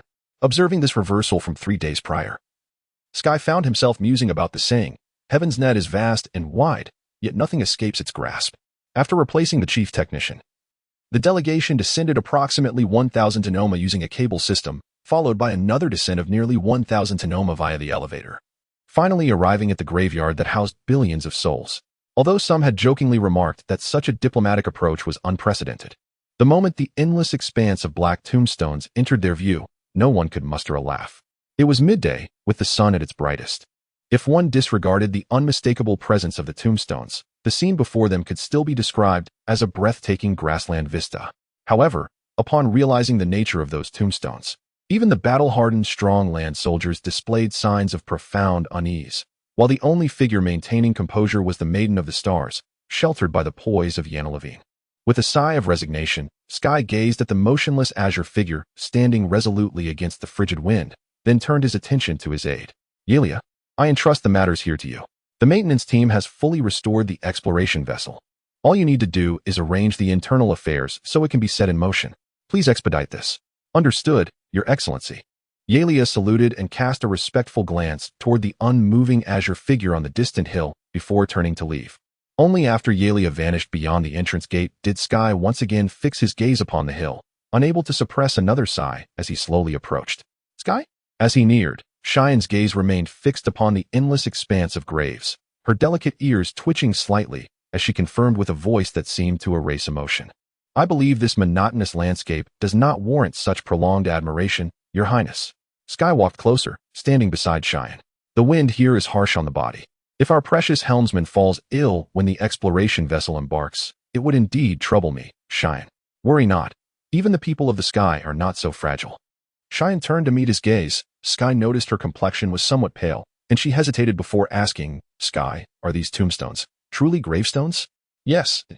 If the planetary history I previously encountered is not mere fabrication, then this is indeed a graveyard."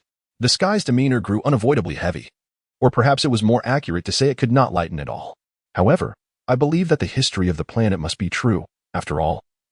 Even the most extravagant lies are beyond human imagination to concoct.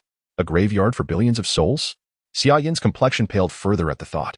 Thus, the cause of their demise was indeed due to the dimensional tremors, wasn't it? In the era of the former galactic civilization, this planet was renowned as a leisure destination, celebrated for its splendid natural environment. Though the population once reached a staggering 1.5 billion. Agriculture was never developed to preserve the ecosystem, and all food resources were transported from other star systems. The Sky attempted to recall what it had read in the history of the third planet at the commander's office.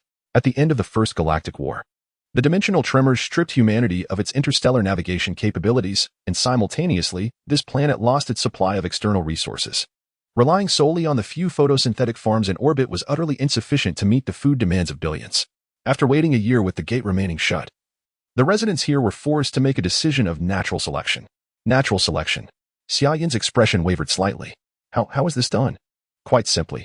They cultivated a highly infectious virus and spread it throughout the planet's atmosphere. Only those whose bodily functions reached a certain threshold could survive the viral onslaught, resulting in a staggering 98% of the planet's population perishing within a mere week. The sky gazed sorrowfully at the increasingly pale beauty before him, yet continued the narrative. The 2 million survivors took a full decade to construct this underground graveyard, subsequently relocating the virus-protected deceased here. In fact, the underground urban complex established on this planet later developed from this very graveyard, although both have now become entirely distinct. I see. Xia Yin's gaze swept over the endless graveyard before her with an air of detachment, her complexion nearly translucent, her soft murmurs echoing like silent weeping. This is the original sin of our kind, is it not? It is far too burdensome, father. Huh? A phrase that could not be overlooked struck the youth's reason like thunder. As if struck by invisible lightning, the sky staggered slightly, then abruptly redirected his gaze to the girl beside him, his tone sharp as if questioning her. What did you just say, Xia Yin? Yet, what met him in return was a pair of sorrowful eyes filled with confusion. Sky, the original sin of our kind. Hasn't His Grace Duke Heightland or Lady Ilea informed you? No, I have not heard anything about it at all. The sky felt his heart rapidly turning cold. Then, I cannot tell you. Xia Yin resolutely shook her head. Only blood relatives have the right to reveal the truth of our original sin to their children. And I learned it from father. Since the Duke and Lady Ilea believe it is not yet time for you to know the truth, I cannot interfere with their decision. Is that so? The sky nodded absently, then, as if evading something, turned to walk towards the exploration ship, though his steps seemed somewhat unsteady. I will return to the ship to prepare for departure. You should hurry back as well, Xia Yin. Yes, Sky. Xia Yin fixed her gaze ahead, yet called out his name, almost as if speaking to herself. We must ensure this negotiation succeeds, I beg you. I will do my utmost. As he replied, the sky did not look back. When he turned slightly at the exploration ship, he witnessed the noble daughter of the stars placing a bouquet of nameless wildflowers she had just gathered before a gravestone. 20 minutes later, the final helmsman returned to the ship, and the exploration vessel, fully restored to its former glory, finally regained its wings after 6 years of slumber. With the low rumble of the old engines, the deep azure exploration ship soared into the sky, pausing momentarily to adjust its course before vanishing like a fleeting shadow in the sunset's glow. The tunnel leading to the underground city was spacious enough to accommodate multiple railcars, yet for a ship of this size, the sub-100-meter diameter space was exceedingly cramped. In fact, the sky was deeply skeptical of how Xia Yin managed to fit the exploration vessel into the tunnel. The fact that the ship had nearly scraped the rocky walls along the way made the young man feel an unsettling dread. Of course, those aligned with the tyrant included subordinates from the 1st Strong Land Brigade, yet the people of the sky, such as Yalea, appeared completely unruffled. Upon bursting from the tunnel, the exploration ship temporarily docked at an abandoned factory, and the tightly wound nerves of the local residents finally relaxed after half an hour. Additionally, while the sky had anticipated a welcoming committee like the last time, it seemed that the monitoring system here had only set tracking points on the railcars. Your Excellency, what shall we do next? The following dawn, Yalea posed the question regarding the entire delegation to the sky. Although she did not expect a warm reception from the natives from the outset and had prepared for outright hostility, she had not anticipated being entirely ignored, rendering her voice somewhat weak as she inquired, what to do? The sky slightly furrowed his brow, then proposed his idea. Should I go directly to the commander's office to inform them of the arrival of the imperial delegation, so they can prepare a welcoming party? It would only take 30 minutes by maglev to reach the surface. I oppose that. While Yalea hesitated over whether to accompany him, Xia Yin decisively cast her dissent. Though nominally just a helmsman, no one present dared to overlook the presence of the first princess of the Fanbird royal family. We are unaware of the situation above. If you, as the imperial envoy, venture out alone and encounter any trouble, this negotiation would be doomed to failure. Your suggestion is quite reckless, Sky. There will be no issue, Xia Yin. The Sky defended himself slightly. After all, I have established a commendable personal rapport with the Grand Commander, and, at this point, he suddenly caught sight of Yalea's doubtful gaze, clearing his throat to temper his exaggeration. Ahem. Furthermore, this visit is merely to convey the Empire's goodwill. It is unlikely to encounter danger. How about you take a few guards with you? The captain of the 12 Strong Land Brigade eagerly proposed. Given the feeble strength of the local security forces, even if they were to face 1,000 troops, there would be no need for you to intervene. If I were to take you out, that would indeed pose a danger. The sky immediately dismissed his subordinate's suggestion in his heart, yet feigned a pensive demeanor. Only after a while snapping his fingers and decisively stating, "Then, let us employ a somewhat more forceful approach. After all, we must inform the natives of the Empire's existence sooner or later. Consider it a favor to that fellow. What do you intend to do?" Seeing the hint of a wicked smile curling at the corners of the Heightland Scion's lips, Xiaoyin felt an inexplicable sense of unease. The commander's office located in the central city had long been the most magnificent structure within the underground urban complex, yet in the past year, it had taken on an increasingly imposing and solemn visage. Certainly, a significant reason for this perception was due to its master. A year ago, having simultaneously lost a respected mentor and a cherished maiden, Lord experienced a considerable upheaval. However, the only alteration in his demeanor was a slight deepening of his character. While his adeptness in political affairs grew increasingly refined, alongside the burgeoning gravitas of his leadership, Marlu continued to serve as the Secretary-General of the Supreme Leader. Though she felt a sense of regret and sorrow over the boy's loss of youthful traits, yet she could effect no change and could only dutifully fulfill her responsibilities. On this particular day, after organizing the resource data of the underground city, she resolved to take a brief respite before reporting her findings and thus ventured into the courtyard of the leader's residence. Selecting a wicker chair to sit upon, she gazed upward at the vastness of the city's sky, allowing her thoughts to wander. 2 centuries had passed, imprisoned within this subterranean realm. Marlu fixed her gaze upon the boundless firmament, yearning to pierce through the thick layers of earth above. The true sky, she mused, must be far more beautiful. Overcome by an inexplicable melancholy, she could not help but release a long sigh, reluctantly withdrawing her wistful gaze. However, just as she began to observe the ants scurrying at her feet out of boredom, a sudden cacophony violently struck her eardrums, the sound of an object cutting through the air at the speed of sound. What is that? Instinctively, Marlu looked up, only to behold a dark blue vessel racing through the vast sky, which, after circling above the leader's residence several times, gracefully veered towards the outskirts of the city. Was this a demonstration?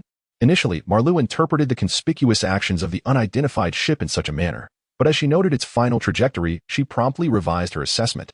No, it must be a greeting. Marlu, they have returned. A familiar voice called from behind, no longer bearing the usual indifference. The excitement and joy radiating from Lord's face was a welcome sight after a year of absence. Indeed, they had returned.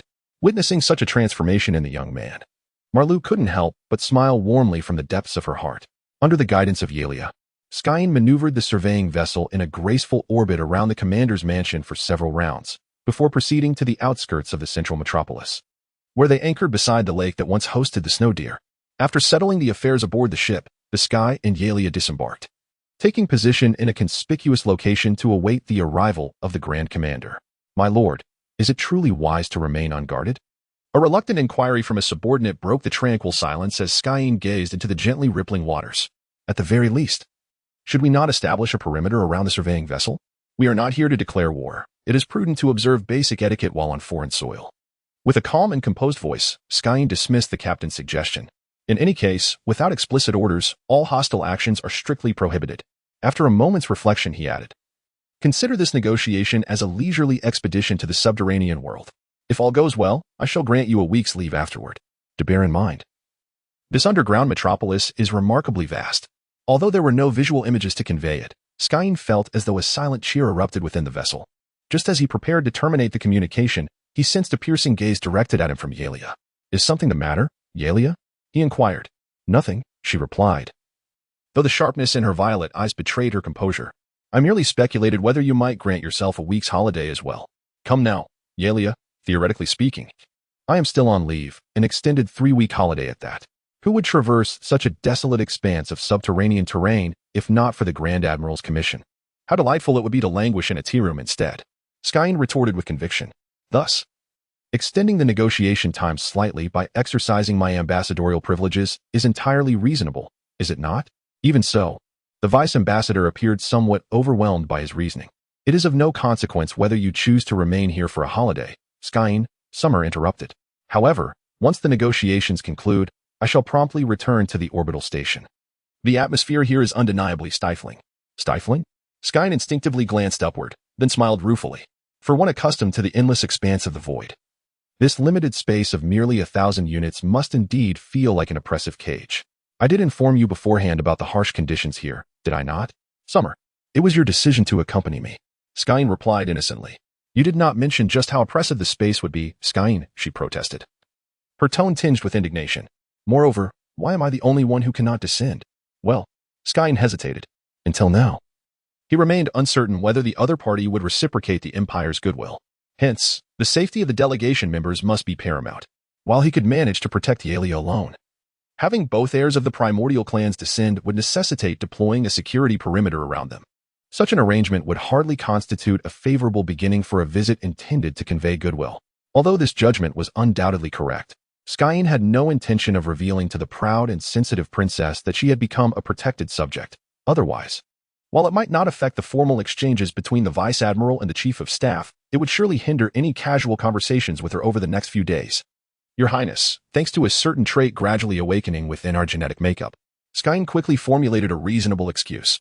May I inquire what necessity a helmsman has to be present during the forthcoming formal talks between our two nations? Silence fell on the other end of the communication. While Skyen had initially hoped for the princess to present a more compelling argument, it seemed Summer accepted his reasoning. Once the talks conclude, you are still welcome to come down, Summer, Skyen added instinctively, envisioning a storm brewing in the low-pressure clouds. Whether to return to the orbital station or to explore the subterranean world, I shall accompany you. Do not treat me like a child. The communication abruptly ended. Brimming with frustration. Sigh, she is indeed still upset. Skyen closed the communication link with a wry smile, then noticed a significant glance from the Vice Ambassador.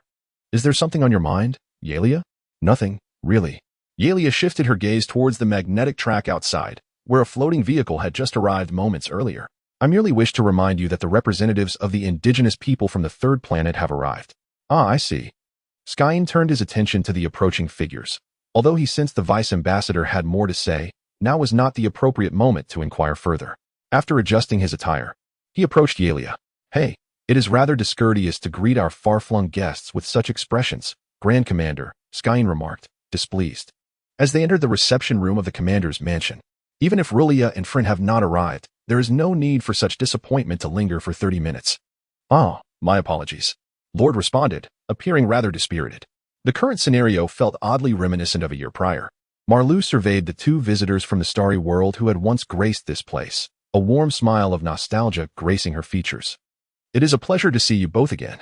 During your stay, I shall do my utmost to facilitate your travels.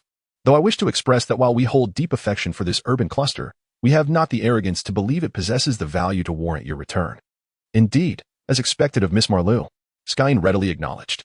He then sought confirmation, though this is merely conjecture, you must still be monitoring the situation surrounding the planet, even while residing in the underground metropolis. After all, those observation satellites launched a century ago remain operational to this day. Yes, though it seems this star system has become considerably more active of late. Marlu nodded cautiously, pondering aloud. Has war commenced? Ah, that began a year ago.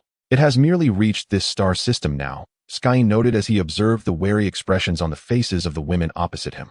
However, the conflict in this star system is nearing its conclusion. What do you mean by that? Lord finally engaged in the discussion, and Skyen shrugged, directly stating the conclusion. In simple terms, it is the Empire at war with the Coalition. The Coalition has suffered defeat and retreated, while the Empire has pressed forward. Their forces now approaching this star system. Are you saying that the Coalition has been defeated?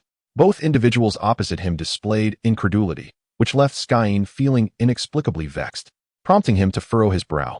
I must emphasize that the Summer Empire is, after all, the mightiest interstellar nation within the human realm, and it has never known defeat in centuries. This matter, if I recall correctly, should have been adequately conveyed to you by Rualu, Your Excellency. Why have you only now revealed such an astonishing demeanor? I apologize. It was simply that we never anticipated that Bien would actually face defeat. Lord lowered his head in a flurry of apologies. Your Excellency, considering the long history of persecution that the third planet has endured at the hands of the Bien community, I find your reaction to be quite understandable, said Yelia, attempting to diffuse the awkwardness. Yet, for reasons unknown, her gaze upon her superior bore a certain glimmer of delight. No, I did not intend to place any blame, just as Skye was about to articulate this sentiment. He suddenly noticed that even the astute Secretary General's face began to betray hints of anxiety. It seemed that the prolonged period of retreat had accustomed these individuals to the submission of violence. Well, while this is indeed a sympathetic situation, it is not yet time for them to reclaim their independence and confidence. The tyrant, who had never considered himself benevolent, gently licked his lips. if utilized properly. This could facilitate the attainment of negotiation objectives. Thus, let us subtly adjust our approach to the discussions. Never mind. You need only to know that the Empire has triumphed in this war. Sky momentarily closed his eyes, and upon reopening them, the gaze emanating from his profound black eyes was no longer gentle. Even Yalia beside him could sense an implicit aura of authority. Although I feel some regret towards you, I am here as the Empire's envoy to convey its will. Sky noticed the tension in the bodies of the two individuals before him, and could not help but curve his lips into a somewhat pleasant smile. However, to those in a position of weakness, this expression appeared as ferocious as that of a predator poised to strike. Once the locking the gate operation is completed, which should be in about a month, the Empire will immediately commence the transformation of the third planet's surface to make it suitable for human habitation. If the residents of the underground city are willing to assist the Empire in this endeavor, they will automatically acquire imperial citizenship upon the completion of surface restoration and enjoy unlimited residency rights on the third planet's surface. Sky skillfully bypassed the step of confirming the other party's willingness to affiliate with the Empire, directing the conversation to the final choices in the negotiations. Upon noticing the apparent relaxation of the two individuals' expressions, he silently reveled in his triumph. How splendid! Let us proceed in this manner. I must not exhibit any impatience, rather. I must allow them to eagerly make their own choices. Of course, you may refuse to assist the Empire. Under the scrutiny of those dark, penetrating eyes, the tension once again seeped into the expressions of the two underground dwellers. Seemingly aware of this, the tyrant offered a comforting smile. Please do not worry. Even if you decline to assist the Empire, it will not resort to violence against you. In fact, penetrating several kilometers of crust to assault the underground city would be quite a challenge, even for the elite forces of the Sky Legion. I believe this was the primary reason you initially chose to build your city underground, correct? No, we are not worried about that, Lord reflexively replied, though his expression soon morphed into one of deep regret. As if to calm his own emotions, he took a deep breath before confirming with the figure representing the most powerful empire in the human realm. So, we can confidently refuse the Empire's demands without fearing any negative repercussions. Is that correct? You seem to misunderstand, Your Excellency, Sky replied lightly, appearing at ease. In truth, the Empire has never made any demands of you. What the Empire desires is simply for the third planet to return to a standard suitable for human habitation, and it is prepared to pay the price for this restoration. As for whether the underground residents are willing to assist in the restoration efforts, while it may be somewhat impolite to say, this will not constitute even the slightest reason for the Empire to hesitate. I see. Marilu sighed softly. So, in the eyes of the Empire, we are utterly inconsequential? Describing it in such a manner puts me in a difficult position, Miss Marilu, Sky replied, slightly furrowing his brow. The Empire regards the underground cities as an independent sovereign entity and will adhere to the most basic courtesies, ensuring that the territories of the underground cities remain unviolated. You may continue to live your lives in peace as you do now. However what? Lord's voice trembled with anticipation. At most, within half a century, once the Empire has completed the surface restoration efforts, it will immediately initiate immigration operations for that planet. If the underground cities do not contribute in any way to the third planet before then, the Empire will not allow you to enjoy the natural environment that will be restored without cost. After all, those who do not labor shall not eat, a principle recognized throughout the human realm. Indeed, Marilu's voice was barely a whisper of agreement. Of course, even if the opportunity to participate in the restoration is lost, the underground cities may still negotiate with the government of the incoming immigrants. Should sufficient compensation be offered, I believe the citizens' government would agree to cede limited portions of the surface territory. At this juncture, Sky paused to reflect before adding, although this may have come a bit prematurely, I feel it prudent to remind you that while the Empire will not infringe upon the territories of the underground cities, it will likewise not tolerate any encroachment upon its rights on the surface. Should disputes arise between the immigrants and the underground residents over territorial issues, particularly in areas on the surface, the Empire shall not rule out the possibility of armed intervention. That should suffice, right? Perhaps I've gone a bit too far? After all, they have simultaneously endured the dual plight of dimensional quakes and pirate raids. Observing the pallor creeping onto the faces of the two underground residents, Sky quietly reflected on his approach, then swiftly absolved himself of any guilt. Never mind. In the end, my intention is to assist them in returning to a natural life on the surface, and that should suffice to mitigate their current unease. Although the envoy's delegation is scheduled to return in a week, the restoration of the planet's surface environment will not commence for at least another month. Thus, you have ample time to make your decision, Your Excellency. As Sky spoke, he rose from the sofa, making a gesture to take his leave. Then, May I take my leave for now? After a moment's pause, he ultimately offered the young lord a completely insincere social nicety. I look forward to receiving your reply soon. Truly, you are indeed a formidable figure, being a relative of Rualu. Lord forced a smile as he stood, yet his gaze towards the imperial envoy brimmed with profound respect. I shall convey the empire's terms to the residents of the underground cities. Although I believe it is largely a mere formality, their future should ultimately be determined by their own choices. Yes, that would suffice. For the empire merely desires a free exchange based on an equal footing. Sky feigned ignorance towards the notion of it being merely a formality and extended his hand to Lord in a farewell handshake. It will take 1 to 2 weeks to consolidate the opinions of the populace, so I ask that the envoy remain until then. Of course, during this period, we will do our utmost to provide you with any conveniences. Marilu had already approached the exit of the reception room. First, allow me to escort you both to the mansion for a brief respite. Additionally, would you like us to send someone to welcome any other guests? In the welcoming convoy heading towards the outskirts of the city, Sky and Yalia occupied one of the vehicles. Though one might expect a rather intimate atmosphere when a man and woman find themselves alone in an undisturbed back room. The small space is currently suffused with a heavy and tense silence. Yalia, the heavens licked their lips, shattering the oppressive quiet. What exactly are you angry about? I have no reason to be angry, my lord, Yalia replied with a stern expression. It is simply difficult to accept your approach in negotiating with the underground residents. Is that so? The heavens sighed deeply, attempting to justify themselves. I must remind you, Yalia, that the recent negotiations were entirely based on a relationship of mutual respect. I merely pointed out the potential troubles they might encounter. And the terms were quite reasonable, fair, and just, would you not agree? Despite this, Yalia's expression conveyed her struggle to articulate her grievances. After a considerable pause, she seemed to surrender, letting out a long sigh and casting a tranquil gaze upon the chuckling heavens. My lord, if you were to engage in interstellar trade, you would undoubtedly possess the genius akin to that of the illustrious Siang. Huh? This time, it was the heavens who wore a frozen expression. Though not nostalgic for the mansion they had once temporarily resided in, the heavens requested Marlu to designate that mansion on the outskirts of the city as the temporary residence for the envoy, wishing to avoid the hassle of readjusting to a new abode. For the two of them, the mansion was excessively spacious. Even with the 15 members of the delegation residing there, it did not feel crowded. In truth, aside from a few members of the original clans, most of the guards, more of the local populace, spent the majority of their day outside the mansion, of course, with the tyrant's permission. It feels as though we are straying further from the purpose of our negotiations, my lord. Yalia lamented while enjoying breakfast prepared by Lord Hateland. For 5 days, she was the only one steadfast in her duties as the deputy envoy. Although she visited the commander's office punctually, her role was limited to discussing imperial politics and the galactic situation with Marlu, as the opinions of the underground residents were still being tallied. Yet, Marlu did not seem particularly enthusiastic about it either. What if we took a day off today?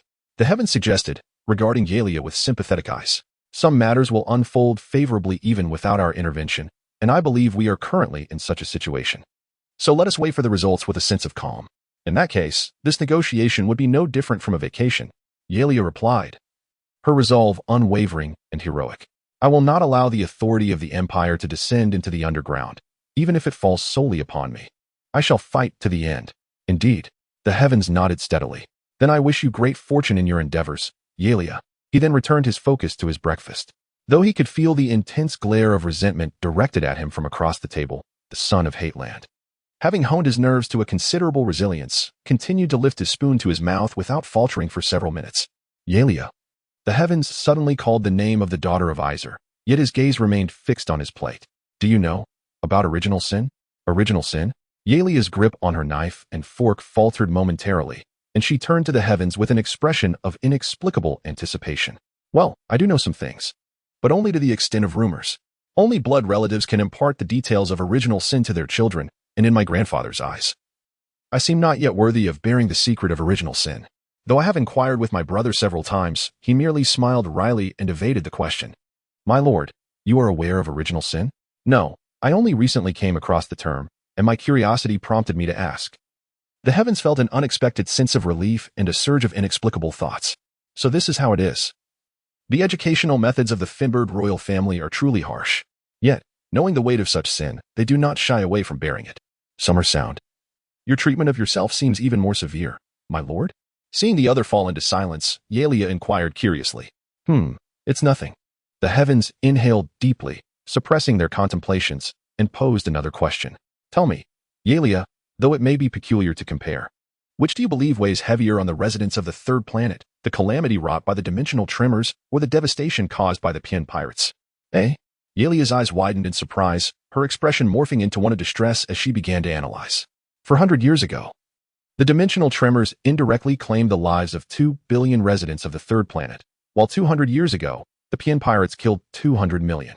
Although the numbers differ vastly, the overall mortality rates of both disasters are rather similar, so I believe, for the residents of the third planet, both are tragedies that defy rational comparison. Perhaps that is true for the third planet, but the heavens hesitated momentarily before expressing their view. If we expand our perspective to encompass the entire human realm, a more definitive answer should emerge. After all, no matter how rampant the Pian pirates may be, their destruction is confined to a localized part of the galaxy, whereas the dimensional tremors obliterated human civilization across the entire galaxy in a single event, simultaneously claiming the lives of billions. Even though it ultimately halted the First Galactic War, the devastation it wrought far surpasses that of the Pian. Oh, so my lord is considering this from the perspective of humanity as a whole. Yalia regarded the heavens with a hint of surprise, and after a few moments of contemplation, she cautiously offered her perspective. While I do not believe your opinion to be incorrect, could it not be somewhat arrogant to judge solely from a human standpoint? Arrogant? The heavens gazed at Yalia, slightly taken aback, awaiting her further explanation, which she promptly provided. After all, only humans possess the ability to traverse the stars through dimensional passages, so the impact of the dimensional tremors is limited to humanity. However, for the independent planetary surface and nature, humanity is not an indispensable presence. Even if the connection to other star systems is severed by dimensional tremors, the planetary surface can continue to develop unaffected.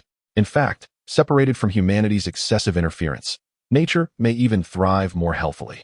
Thus, from the perspective of nature, the dimensional tremors were not such a grievous disaster. After articulating her thoughts with a steady voice, a fierce light suddenly ignited in her violet eyes. However, the Pian pirates have utterly destroyed the residents of the planetary surface along with their natural environment, transforming once vibrant worlds into desolate wastelands devoid of hope.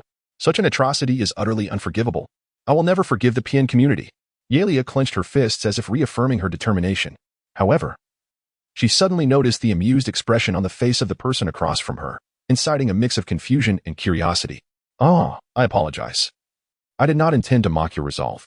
Noticing the underlying fury in her gaze, the heavens gently shook their head and explained. Suddenly, I found myself in a state of elation, as if some unseen force had severed the burdensome worries that had long plagued me.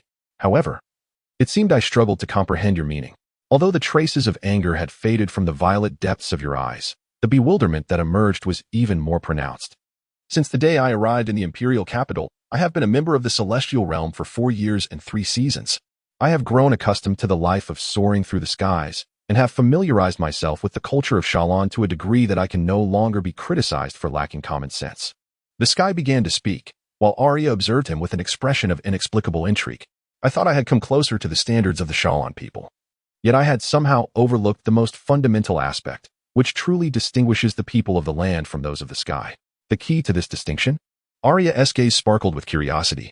It is the reverence for nature. The people of the land instinctively place themselves above nature, while the celestial people maintain an eternal respect for it. The sky appeared to sigh in self-mockery, although I had long noted this difference. It seemed that the arrogance born of ignorance from my 16 years in my homeland had been ingrained in my subconscious. My lady, do you? Arya suddenly looked concerned. Do you regret becoming a part of the celestial realm? Regret? How could that be? The sky chuckled softly, casting a gentle glance at Arya. I must express my gratitude to you, Arya. While I am not yet proud of my identity as a celestial, I can now serve Shalon with a sense of peace. What? Arya was about to inquire further when the doorbell chimed, signaling the arrival of the Imperial Vice-Envoy's transport to the commander's residence. It seems they have come to welcome you, Arya, the sky remarked with a teasing smile.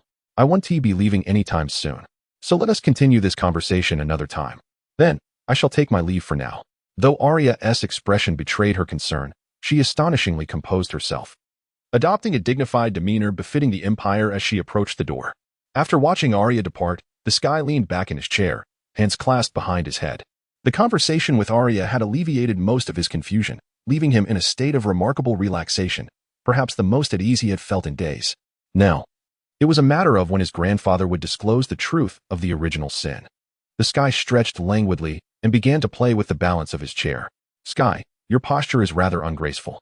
At that moment, a figure clad in azure rounded the corner of the dining room, catching his attention. Upon noticing her slightly furrowed brows, he lost his balance, landing on the floor in an awkward position. If you do not rise within 10 seconds, I shall stuff you into a magnetic projectile and launch you directly at the enemy ship. Summer's voice floated gracefully as she approached the table, drawing out a chair and settling down to enjoy her prepared breakfast. If you truly did that, I would be quite distressed, Summer. The Sky scrambled to his feet, adjusting his chair before sitting down again. After all, with neither water nor prosperity at my disposal, it would be exceedingly difficult to single-handedly subdue an entire enemy ship under such circumstances. Therefore, before you exhibit such discourteous behavior again, please consider your position as a representative of the imperial dignity. Noticing the Sky's hesitant expression, Summer added, moreover, even after completing this diplomatic mission, you still bear the identity of a scion of the celestial clan. I believe it prudent for you to exercise caution in the future, Sky. Indeed, my lady.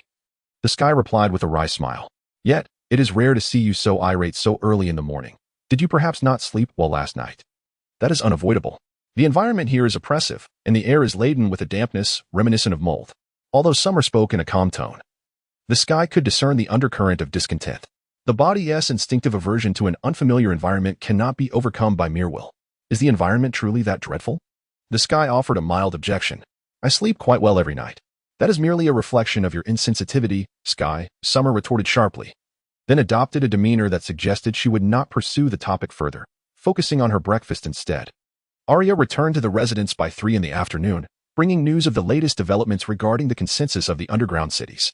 Among the 25 underground cities, 18 have agreed to assist the Empire in restoring the surface environment, although the remaining 7 cities require more time to unify their citizens' opinions. The consensus of over 2/3 renders their dissent insignificant.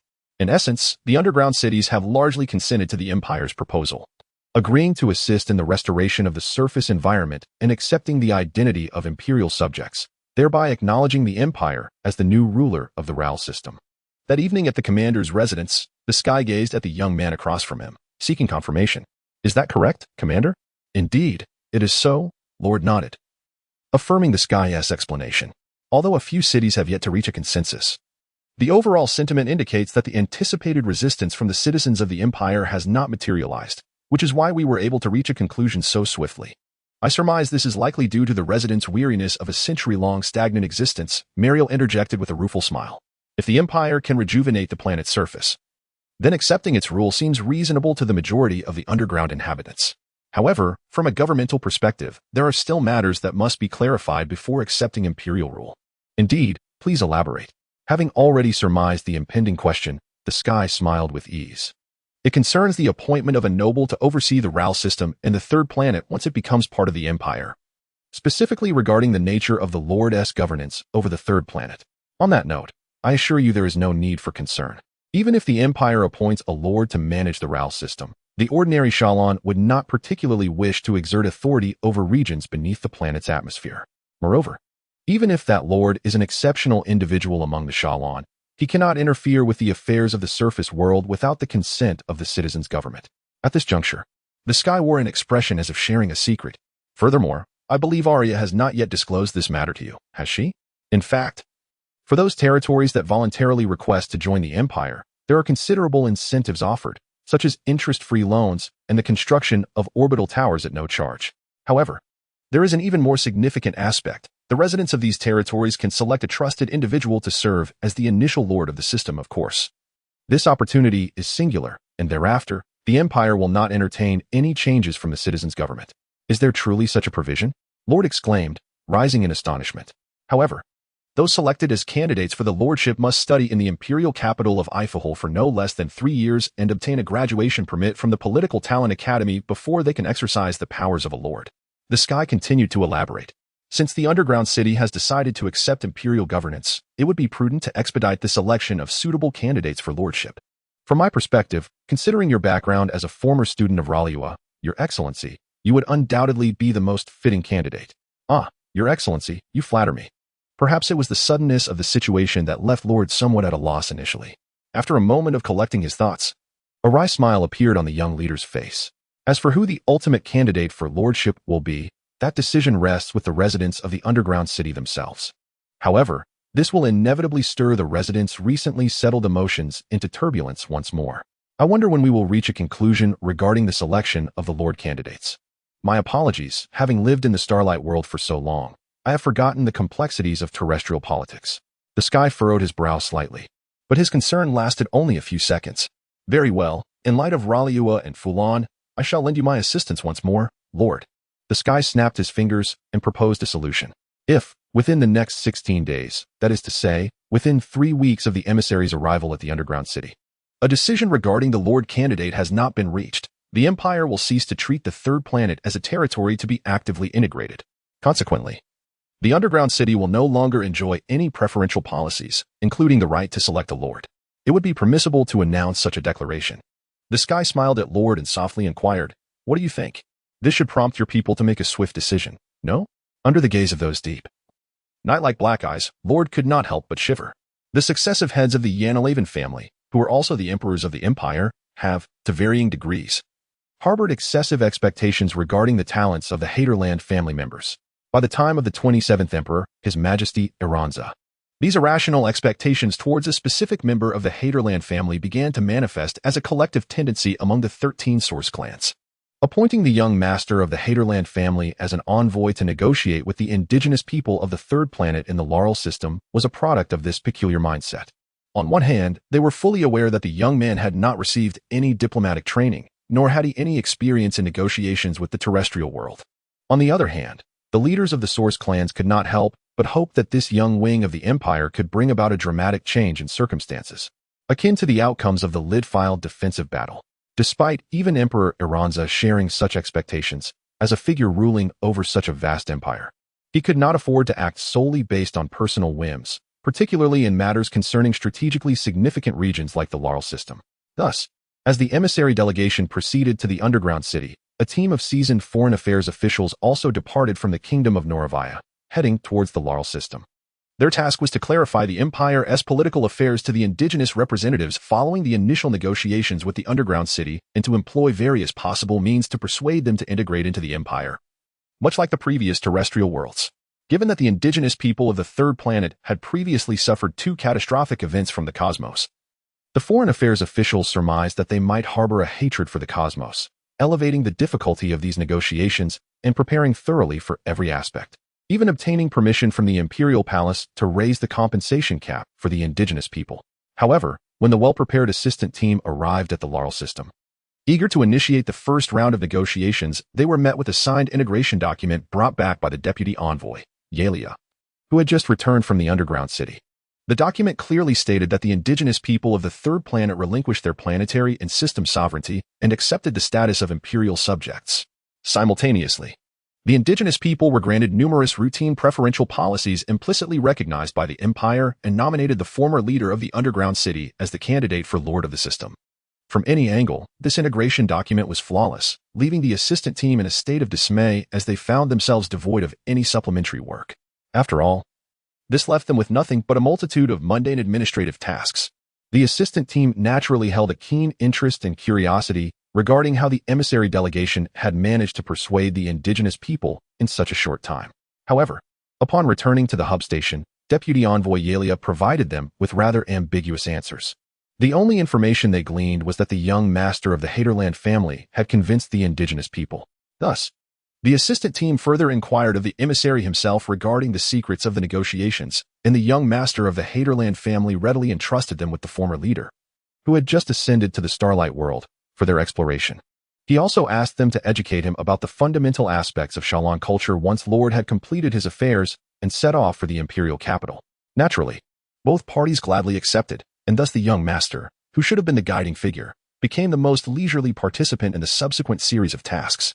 In a corner of the hub station temporarily designated for the Foreign Affairs Office, a certain individual, who had yet to resign from the position of envoy, gazed out at the void through a window with a nostalgic expression, idly rubbing a teacup in his hands and murmuring contentedly to himself.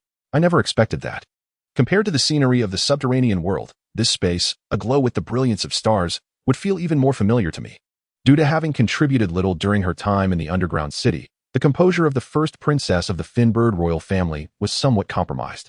Upon returning to the hub station with the emissary delegation, Xiaoyin immediately immersed herself in the reorganization of the Tsangyan fleet. Meanwhile, the individual who was supposed to return to fulfill his responsibilities as the chief of staff of the fleet, the Sky, instead lounged in the Foreign Affairs office under the pretext of assisting with matters concerning the third planet, seemingly planning to continue this idle behavior until the next mission of the Tsangyan fleet. Your Excellency, even if you do not intend to assist with the work, please refrain from dampening everyone's enthusiasm here. In this makeshift Foreign Affairs office, there were indeed still individuals who protested such deceitful behavior. At the very least, Yelia, who still held the position of deputy envoy, was one of them. At this moment, the daughter of Izair, unable to focus on her work, glared indignantly at her negligent superior. Regardless of your words, I am still an envoy of the Empire, Yelia. The Sky set down his teacup, regarding the spirited beauty before him with a seemingly troubled gaze. If I were to spend my time outside the Foreign Affairs office, would it not appear as if I were slacking off? I believe you are already doing just that. Yelia nodded. Moreover, even if you were not present in the Foreign Affairs office, the work here would proceed without any hindrance, and perhaps without the psychological interference. It might even be more efficient. Alas, the Sky momentarily displayed a profoundly hurt expression, yet Yelia remained unyielding. In any case, I shall take charge of the work here, Your Excellency. You might as well find some other place, like the Flying Night Salon, to pass the time. I will report the results to you later. Very well, I shall take my leave. Commanded by Yelia, the Sky murmured to himself with a complicated expression but had no choice but to obediently rise and exit the Foreign Affairs office. How outrageous to be treated like a parasite. Standing in the corridor of the station, he began to contemplate his upcoming itinerary. Well, returning to the fleet is not an option at this moment. Although assisting Xiaoyin with the fleet's affairs is indeed a meaningful endeavor, the fleet is not yet in a state of disarray that it cannot function without my presence. Furthermore, it is rare for that noble to exhibit such fervent enthusiasm for work. As a subordinate, I must certainly show understanding. Hence, I shall continue to indulge in leisure. Finding a reason to liberate myself from the shackles of conscience, I strolled with a light heart towards the officers' lounge at the hub station. Thus far, the Celestial Army has almost entirely eradicated the Paian Raider fleet scattered across the Larstar system, albeit at a considerable cost to itself. The hunting operations can now draw to a close. The next phase of the offensive against the Larstar system has also entered its final blockade stage. As long as we establish orbital fortresses before the two gates leading to the community and station a permanent fleet, the Celestial Army's engineering fleet can focus on base operations on the planets within the star system. Once the Larstar system has developed its capabilities as a rear hub, the Celestial Army will promptly initiate an offensive against the Paian community. Although the specific gate through which to infiltrate the community remains undecided, we must remain vigilant regarding the response of the Berea Federation, an ally of the Paian community. Nevertheless, these are matters to confront once the blockade operation is completed, so for now, the First Fleet need only concentrate on securing the Gloomy Moon Gate. Ward shrugged his shoulders, exuding an air of nonchalance. I see. So it means to worry only when the matter arises? The Sky nodded steadily. However, speaking of which, there must be numerous preparations to complete before the fleet departs, right? It is quite rare for Sir Sharila to permit you to leave at this time, isn't it? Hee. Precisely because there are many matters to attend to before the expedition, Sharila has no time to concern herself with my whereabouts. From my years of experience, the busier one is, the more suitable the time is for a brief respite. The devilish grin on the black-haired admiral's face seemed ill-suited for one commanding tens of thousands of ships. Speaking of which, while the Foreign Affairs office was in disarray, you, as an envoy, appeared in the officers' lounge. Ward cast a suggestive glance at the Sky. It appears you have grasped the essence of stealing moments of leisure amidst busyness. Oh, well, the Sky scratched his head, seemingly embarrassed. Actually, I was chased out by Alia. Chased out? By Alia? Ward displayed a hint of surprise. Yes, she said, leave the work here to me, and I shall report the results to you later. And then she sent me from the Foreign Affairs office to here. The Sky's tone was somewhat aggrieved, but he soon noticed the curious expression on the face of the winged officer across from him. Sir? Despite my repeated revisions of my assessment of you, it seems it might still be somewhat understated, my lord. Ward sighed deeply, revealing an expression of unusual longing. Being dismissed from the bridge by Sharila, even once. I would like to experience that too. Though I am quite curious about the criteria you used to evaluate me, the Sky countered. However, given Sharila's serious nature, she likely would not act in such a manner, would she? It is not merely a matter of personality, my lord. You must understand that when Alia served as the deputy officer of the First Fleet, her demeanor was even more severe than Sharila's. Even the superior, U.S. has lamented to me numerous times about the precious wines confiscated by the demonic deputy officer. Moreover, since she transferred to the Second Fleet, its discipline has maintained the highest standards for 3 years. In other words, the fleet that has been hovering at the lowest limits is the First Fleet, correct? The Sky clenched his right fist and struck his left hand, revealing a look of realization. I see. I have always found it strange that the Shield Fleet, with the First Fleet's presence, has yet to be subjected to a purge by the tribunal. It turns out it is Alia's doing. Even someone as brazen as Ward could not help but pause for a moment. In any case, what I wish to convey is, why has the stern and unapproachable Alia become such a diligent and exceptional assistant upon joining the envoys group? Could it be related to your presence as an envoy? My lord? If you require an answer, please refrain from employing such an assertive tone, my lord. Thus, it is indeed your influence, is it not? Ward nodded steadily, then further confirmed, though this is merely my conjecture, Alia would not have pledged even her loyalty to you, would she? Knowing this, what do you intend to do? The Sky immediately displayed a vigilant expression. Not at all. I merely believe that Yuhis would be quite eager to acquire this information, as it pertains to matters of great significance for his peace in the coming years. Ward began to lower his head to sip coffee, attempting to conceal the mischievous smile that crept onto his lips. I must say, just as the Sky prepared to speak, the communication device at the hub suddenly chimed with an incoming message. After a brief hesitation, he activated the communication port, and to his surprise, he heard Xia Yin's voice directly in his ear. Sky, finish the work at the Foreign Affairs Office today and return to the fleet immediately. Xia Yin's tone sounded as if she were struggling to suppress her displeasure. The Song Yin is set to depart tomorrow. Tomorrow? Is the blockade operation being advanced? The Sky inquired, casting a skeptical glance at the black-haired admiral across from him. Such an important matter. Why was I not informed at all? No. The blockade operation will take place in a week. However, my fleet must immediately head to the rear Pine Star system. The Berea Federation there seems quite unsettled. I will provide further details upon your return. At this point, Xia Yin paused. In any case, quickly wrap up the work at the Foreign Affairs Office and return. You are merely wasting time there.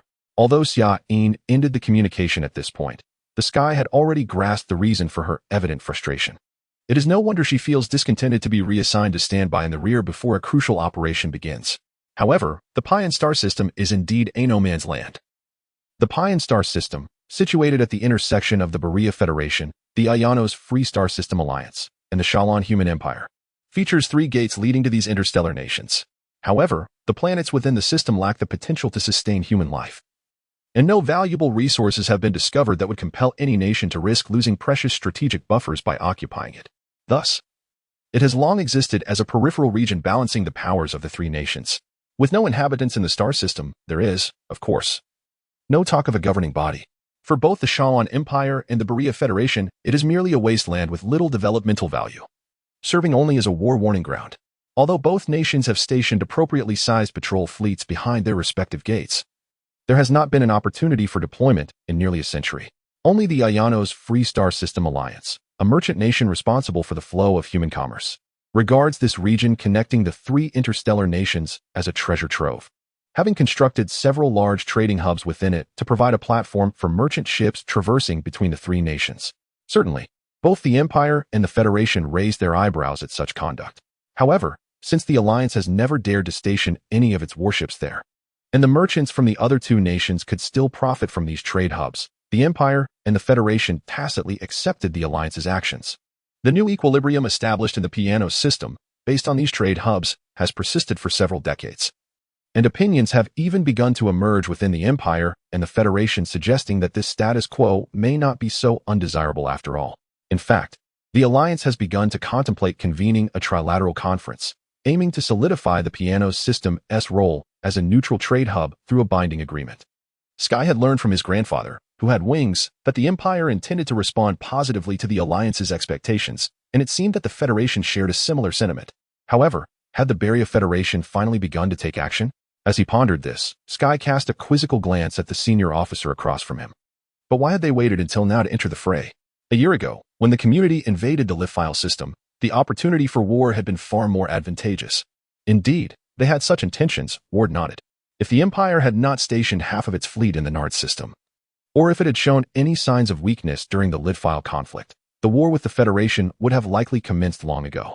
However, the notion of the Federation invading the Empire through the piano system, Sky shook his head with a wry smile. If I recall correctly, The next 5 systems beyond pianos consist of linear corridors with merely 2 access points, right? Moreover, at the end of these corridors lies the heavily fortified Nard system, making such a convoluted detour strategically futile, would it not? There are indeed 2 systems along the border between the Empire and the Beria Federation, one being the Nard system, and the other the piano system. Fortunately, the direct alignment of the piano system leading towards Nards meant that having 2 points of invasion did not significantly disrupt the Empire's military deployment. Regardless of where the Federation planned to invade, they would inevitably have to confront the Imperial fleet stationed in the Nard system. It was merely a matter of timing. Conversely, the Empire could exploit these 2 entry points to invade the Beria Federation at will. It is not entirely linear. There are some divergences, Ward corrected Sky, though his expression grew somewhat somber. Yet, as you mentioned, an invasion of the Empire via the piano system is strategically devoid of value. However, should the target of the invasion not be the Empire, then that becomes a matter worthy of exploration. A target that is not the Empire? Indeed. The series of instabilities exhibited by the Federation forces in the piano system seems to convey more of a warning. Ward paused at this point and cast an expectant glance at Sky, who promptly responded to his anticipation. A warning? A warning to the Empire? Sky hesitated briefly before an unsettling realization washed over him, leaving his complexion pale. So it is true. The piano's forces intend to transit through the Federation to invade the Alliance, is it? Indeed. This time, it was Ward who looked at Sky with a questioning gaze. 5 subfleets had been reassigned from the Laurel system to the Lonta system, which connects to the Imperial border of the piano system, with the assault subfleet, Sangyan, being one of them. Given that the fleet also included a sluggish heavy column, it would be quite challenging to coordinate all subfleets to act in unison amidst the imminent threat of war. Thus, the military command ordered each subfleet to proceed at maximum speed to the Lonta system, where they were to converge at the orbital fortress and integrate into the command of the local defense fleet. As the assault subfleet, Sangyan possessed an inherent advantage in speed and had developed an unparalleled camaraderie through rigorous training. Consequently, during a rapid march spanning 3 weeks, it left its comrades far behind, establishing a new record for subfleet deployment. Despite this, an atmosphere of tension, distinct from that of battle, permeated the bridge of the flagship, Thunder. The source of this psychological strain was none other than the princess seated at the command seat, her expression one of reluctance and dissatisfaction. You need not be so discontented, Xiaoyin, Sky gently remarked as he stood beside the command seat. I am not discontented, she replied, perhaps realizing that such words were insufficient to deceive even herself. I simply feel a sense of unfairness. Ah, is that so? What is the true extent of the difference between discontent and unfairness? Sky offered a cryptic smile, but chose not to delve deeper. There will be battles in the piano system as well. Moreover, I believe the military holds high expectations for Sangyan. Otherwise, we would not have been specifically dispatched to the front lines on the other side. Oh, a hint of confusion flickered in her azure eyes. Consider this. Xiaoyin, the piano's cavalry, active in the Laurel system, has been entirely eradicated during their hunting operations. Thus the ensuing blockade operations by the Sky Army can no longer be impeded, unless the piano's forces are prepared to gamble everything. The Laurel system will likely remain tranquil for a considerable duration. Sky attempted to analyze the situation. In light of this, would it not be exceedingly wasteful to retain elite combat forces on this side of the community? Therefore, it seems quite reasonable to redeploy them to the front lines where war is most likely to erupt, in accordance with the principle of maximizing combat effectiveness. I see. Xiai nodded subtly, her previous gloom gradually yielding to reason, and finally, a gentle smile graced her lips. Your perspective is quite insightful, Sky. However, you could have conveyed it earlier, rather than waiting until Sangyan was nearly upon the Lonta system. I sincerely apologize. Sky chuckled sheepishly, scratching his head. In any case, let us first report to the orbital fortress. It seems we are the first subfleet to arrive, so we might anticipate securing the best positions. Yes, let us proceed. By the way, what is the status of the subfleet's detachment? So far, 6 assault ships have strayed from the fleet. Sky shrugged. Considering the standards for high-speed maneuvers, everyone's performance has been remarkably commendable, so I believe that during the flagship stay at the fortress, we might allow the subfleet ships a moment to recuperate. I am aware of such matters. Xiaoyin displayed a hint of dissatisfaction but still issued the order for full fleet maintenance, signaling Thunder to directly enter the orbital fortress, serving as the command center. In the Empire's defensive strategy, the Lonta system is not an irreplaceable component, thus, it has only been minimally fortified with defensive capabilities. In addition to a medium-sized orbital fortress, a garrison fleet composed of 4 subfleets is stationed there. Upon entering the fortress, Xiaoyin headed straight to the command room. while communicating directly with her new superior via the communication terminal would have been more convenient. The disciplined and meticulous princess preferred to adhere to basic etiquette by personally reporting to her superior. Accompanying her was the chief of staff, Heitland, second in command of the subfleet. By the way, do you know who our new superior is, Xiaoyin? As they walked along the fortress corridor, Sky suddenly posed this question. Xiaoyin's expression reflected a rare uncertainty. I am not entirely certain. Yet Lord Elfeda suggested we anticipate this matter with a hint of eagerness. Thus I presume it pertains to an individual of our acquaintance, perhaps? An individual, indeed? A name suddenly surged into my mind with an overwhelming presence, yet the Sky promptly shook her head and chuckled softly. Impossible. How could such a coincidence occur? At a certain corner, Xiaoyin abruptly halted her steps. The Sky, following suit, cast a puzzled glance at her, only to be met with the princess's scrutinizing gaze. Ahead lay the command room. It would be prudent to temper that foolish expression on your face. Furthermore, one must pay attention to one's appearance. As she spoke, Xiaoyin's gaze lingered on the slightly askew insignia of the winged officer. When the Sky realized the implication of her gaze, her body instinctively stiffened, yet before she could react, those delicate hands had already straightened the insignia and smoothed out the creases in her military attire. Yes, this will suffice, Xiaoyin nodded, her smile radiating satisfaction. Let us proceed. Sky. Oh, yes. The Sky stood still for a few seconds, then hurriedly followed the princess's pace. Given the limited space aboard the medium-sized orbital fortress, the command room, serving as the highest commander's office, was merely a 50-cube multifunctional space. After accommodating an office, study, and rest area, the room left little room for personal expression. Nevertheless, upon entering the command room, both were momentarily taken aback by the sight before them. After all, the enormous, nearly screen-like thin-walled aquarium should not have been found in a battlefield. Within it swam 2 dragonfish, one blue and one red, which, although inferior in grandeur to the 2 whales nurtured in the Winged Palace's summer retreat, were still luxurious creatures far beyond the reach of ordinary noble families.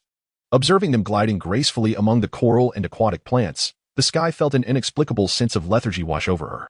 The Tsongan assault fleet has arrived at the station location. The commanding officer, Winged Officer Feinbard, reports to you, Your Excellency. In contrast to the Sky's somewhat dazed demeanor, Xiaoyin's response was closer to a normal standard. Noticing her companion's prolonged silence, the princess gently nudged her with her heel. The chief of staff from the same fleet, Winged Officer Heitland, reports to you, Your Excellency.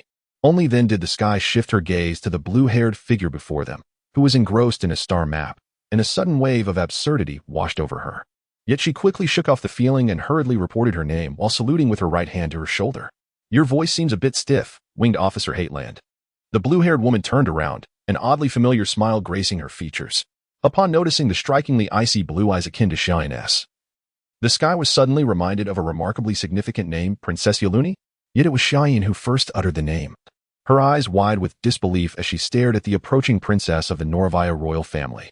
Yes, it is I, little Xia. As she approached the pair, Yeluni resumed the tone she had used when first meeting the Sky, but refrained from ruffling Xiaoyin's hair this time. The Sky felt a quiet sigh of relief from the princess. It has been a long time, little Kong. You've already advanced to Winged Officer. How impressive. While the Sky chuckled at Xiaoyin's reaction, she was suddenly met with a fond touch atop her head, reminiscent of past memories. But should I say that it's fortunate you've only risen to Winged Officer? Otherwise, I wouldn't be able to do this. Although the Sky did not dislike the gentle sensation on her head, she sensed the peculiar gaze directed at her by the girl beside her, which left her feeling quite embarrassed. Why, Yeluni? So you are the commander of the garrison fleet? Have you already been promoted to Winged Officer? The Sky managed to divert the topic, subtly stepping back to create distance from the gentle touch, yet her peripheral vision caught sight of Xiaoyin's pointed ears perked up. No. Not yet. Yeluni shook her head, her smile unwavering. I am still merely a provisional Winged Officer. After all, the garrison fleet in the Longta Star system consists of only 4 subfleets, even with the 5 additional subfleets assigned to my command. The total number of ships has yet to exceed 10,000, thus still adhering to the command authority of a Winged Officer. Ah. So it is a range from 1,000 to 10,000. The Sky cast a curious glance at the blue-haired girl beside her. If Xiaoyin had just stepped into the realm of provisional Winged Officer, then Yeluni was on the verge of departing from that phase. And the gap between them remained consistent with initial standards. What are you trying to say, Sky? Seemingly sensing the impolite implication behind her gaze, Xiaoyin shot back with an indignant glare. Nothing, really. Although the piercing light shining in those azure eyes radiated a commanding presence for some reason. The Sky couldn't help but think of a cat whose tail had been stepped on. Of course, This was entirely a misperception born from an inexplicable cause. This princess, likened to a cat, actually possessed a vigilance and agility that even the fiercest tiger would envy, an inherent aggressiveness. It was only when a sudden sharp pain shot through her left pinky toe that the sky was forcibly reminded of this fact. Well, your relationship remains so harmonious. Just as the sky opened her mouth to emit a silent scream, Yuluni regarded the pair with an amused expression. But Xia is much gentler than before. Too bad it's a bit late. Huh? It was difficult to overlook her previous remark, prompting both the sky and Xiayin to exhibit expressions of astonishment. Though their points of focus diverged entirely. Initially, their concealment of their relationship and the existence of Rui was based on an agreement with Sister Yaji. Yet the sky had begun to genuinely appreciate this rather natural bond with Xiayin.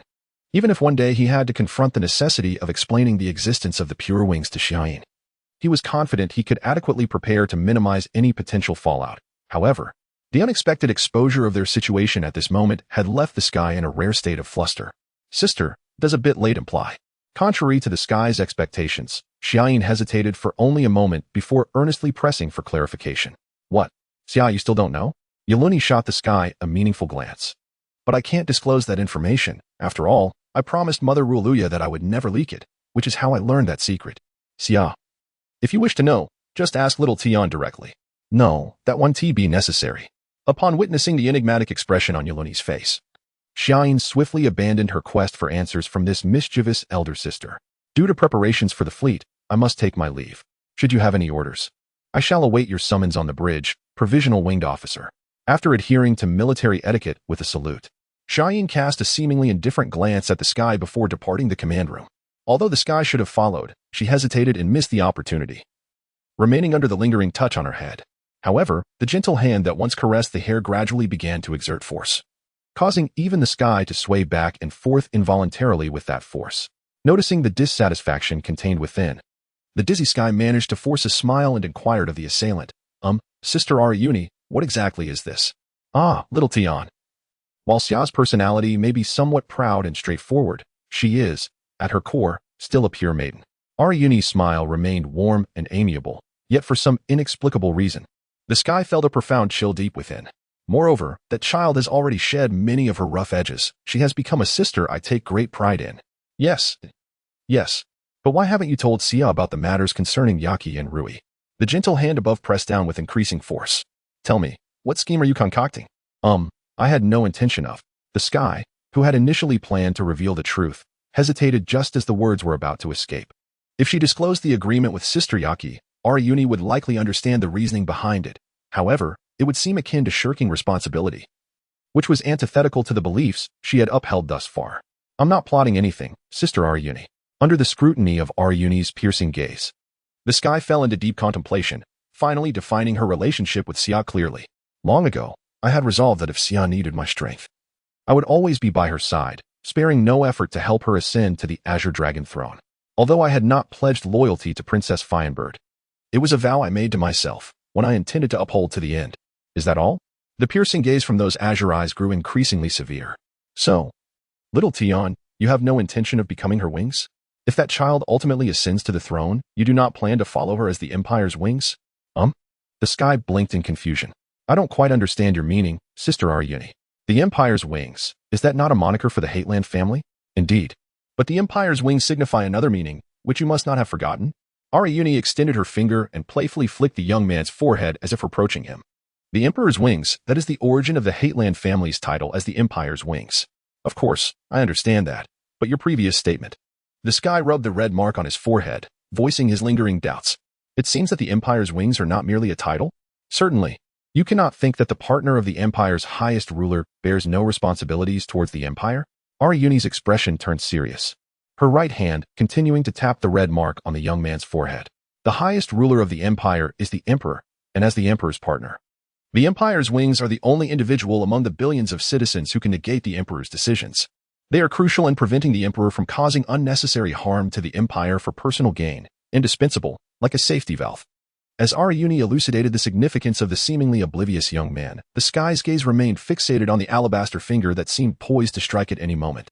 Thus, a candidate for emperor who has not secured the wings cannot ascend to the throne, no matter how exceptional they may be. And for that child, you have become her only possible choice. You must not deny it.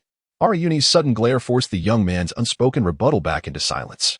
Therefore, if you refuse to become that child's wings, no matter how hard she strives, she cannot ascend to the throne. Now, do you comprehend the gravity of the situation? I understand. Under the pressure of Arayuni's commanding presence, the sky instinctively lowered his head, yet he soon realized something was amiss. Wait, Sister Arayuni, you are also one of the candidates for emperor, are you not? And strictly speaking, you and Xia should be rivals. Why are you so concerned about her affairs? Among the 4 esteemed royal families of Anorlevine, the Noravaya family shares the closest bloodline with the Hateland family, marked by the so-called curse of freedom inscribed in their genetic code. Suddenly recalling this fact, the sky cast an unusually suspicious gaze upon the Long Princess, who stood at the forefront of the path to the Azure Dragon throne. I am merely concerned for my sister's romance from an elder sister's perspective. The Noravaya family's eldest princess undoubtedly possessed a tenacity beyond the reach of ordinary individuals. With a slight shrug, she dismissed the young man's questioning gaze entirely. In any case, do not betray that child's affection. Otherwise, I will not forgive you. With a half-hearted firmness, Arayuni concluded the argument that had yet to unfold, reverting to her gentle demeanor as she reached out to encouragingly pat his shoulder. Little Tion, you must strive diligently. Even the 13 Council holds great expectations for the next Empire's wings, so do not disappoint everyone, all right? I will do my utmost. The sky restrained the impulse to roll his eyes and responded in a heavy tone. Well said, well said. Arayuni again patted his shoulder, her expression one of satisfaction. By the way, as a reward, let me share some good news with you. For staff in military advisory systems, the moments before the onset of war are when their value is most profoundly manifested. Predicting potential enemy movements and modes of attack, selecting the most suitable tactics from hundreds, if not thousands, of countermeasures, and striving to create the most advantageous conditions for their own forces before battle, or minimizing the enemy's combat capabilities, are all tasks that continuously occupy the minds of strategists engaged on various battlefields. However, the few individuals capable of cutting through the fog before them with the sword of reason, discerning the truth hidden among the chaotic array of information, and guiding their forces toward victory through a sliver of insight have always been a rarity. After all, knowledge can be acquired, experience can be accumulated, and even modes of thinking can be altered through training. Yet, the instinct to grasp the crux of a matter in an instant is an inherent gift. Though possessing such a talent does not guarantee one will be among the few, those strategists lacking this gift can only achieve a commendable level through extensive accumulation of experience. At this moment, the black-haired young man adorned with a plain feather insignia in the fortress corridor was among the rare few who had demonstrated exceptional talent.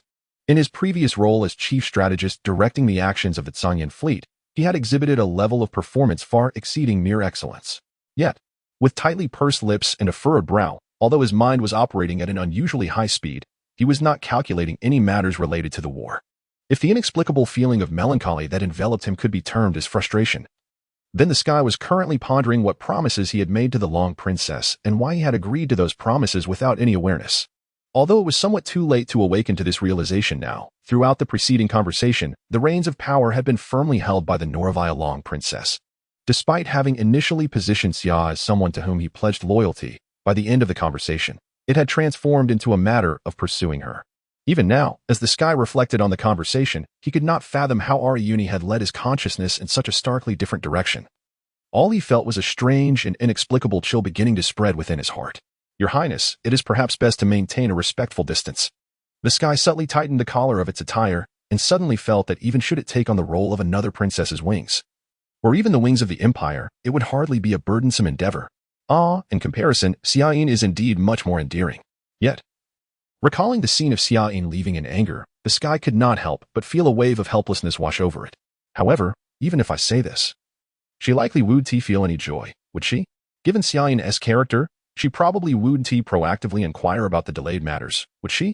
For the current state of their relationship, that could be likened to a ticking time bomb. And the novice technician tasked with defusing it has no experiential reference to draw upon. While a successful resolution might herald a future filled with both fervor and tranquility, alas, the likelihood of failure looms overwhelmingly high. The sky could almost foresee a future where it is scorched by crimson flames, teetering on the brink of collapse. Although it feels somewhat regretful, I cannot carelessly violate my agreement with Sister Yaki.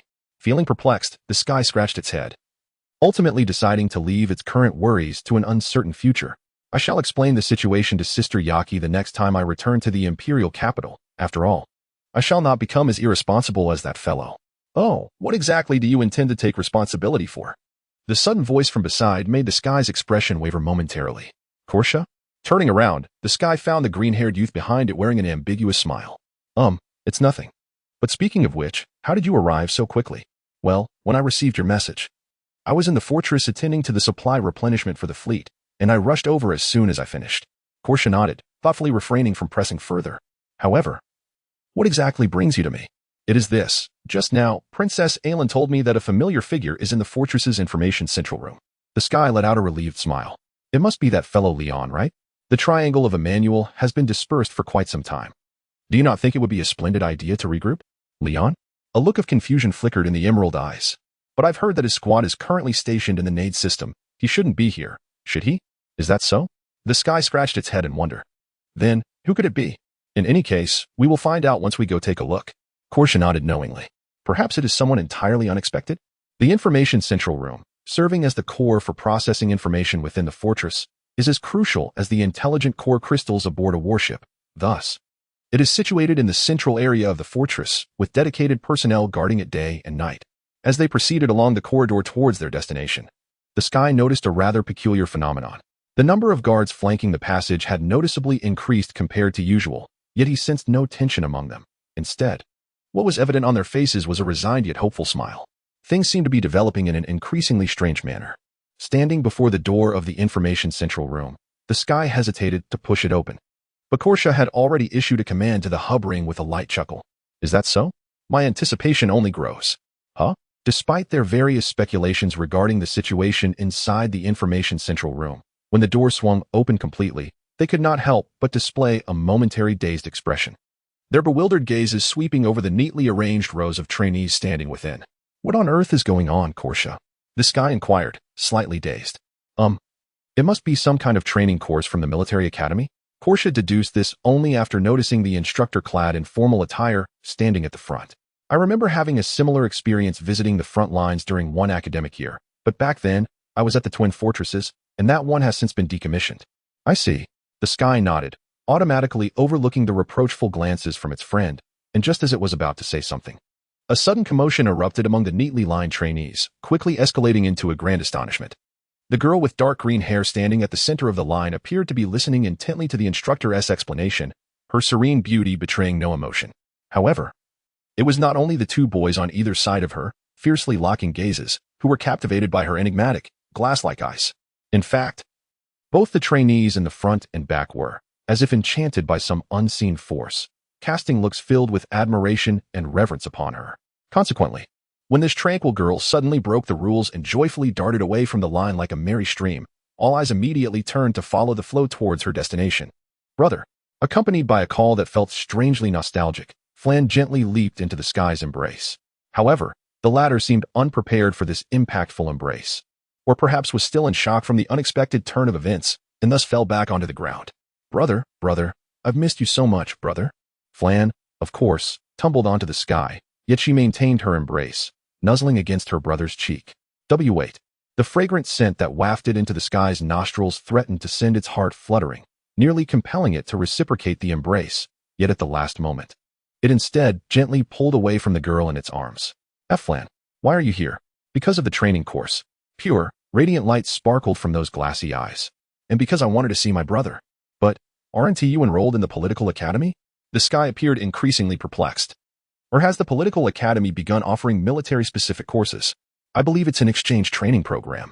To cultivate versatile talents, the three academies frequently engage in such exchanges. Portia waved at Flan, smiling as she greeted her. It's been a long time, Miss Flan. How's that child doing? Red Moon is growing up quite healthily now. Flan replied merrily, gazing at Portia with eager eyes. But when will that child truly grow up? Perhaps it will take another 2 years? Before that child fully matures. Please ensure to establish a close relationship with it. This will enhance the success rate of its transformation. Portia shot a somewhat guilty glance at the son of Heightland, then added with concern, and do make sure not to let it eat too much. If its weight exceeds the standard by then, I shall refuse to implant the integration terminal for you. Understood. Flan nodded, somewhat confused. Wait a moment, Portia. After pondering deeply for a while, the Sky suddenly cast a doubtful glance at its friend. Is there really such a thing as exchange training? Why didn't I encounter it even once during my time at the military academy? That is only natural, you perennial pass. Portia chuckled as she unveiled the shadows of her friend's past. Exchange training only occurs during the first academic year, and only those with outstanding grades qualify to apply. Not to mention whether you ever applied. With your perpetual passing grades back then, it would have been impossible for you to be accepted anyway, right? The Sky's face flushed slightly. Just as it was about to defend its brother's honor, it suddenly sensed a strong and piercing hostility emanating from a certain direction. As he gazed over, he was taken aback to discover that the source of this resentment was none other than the young trainees, who had unwittingly disrupted their formation. This scene feels oddly familiar. Is it reminiscent of Sister Aki? Takumi couldn't help but smile wryly. It is understandable that gentle and considerate Sister Aki has admirers, but considering that Falan is still underage, perhaps engaging in romantic interactions is a bit premature. Well, perhaps a lesson should be imparted to them. Takumi rarely took a serious stance from an elder brother's perspective, yet at that moment, the young trainees continued to cast thoroughly hostile glances at the unidentified man. Unfortunately for the tyrant, animosity from the same gender had never posed any concern. Takumi pulled Fulan up from the ground, momentarily closing his eyes before reopening them. An icy hostility immediately enveloped the space where the resentment lingered, and the palpable aura of murderous intent swiftly paralyzed the actions of the innocent fledglings, etching a profound fear of the tyrant into their hearts. Though the murderous intent dissipated within mere seconds, the unfortunate trainees found themselves drenched in sweat, with many collapsing weakly to the ground. Such individuals, unable to withstand even this level of killing intent, are utterly unworthy of pursuing my dear Fulan. The tyrant cast a scornful glance at the boys seated on the ground, then shifted his gaze to the few who barely managed to remain standing.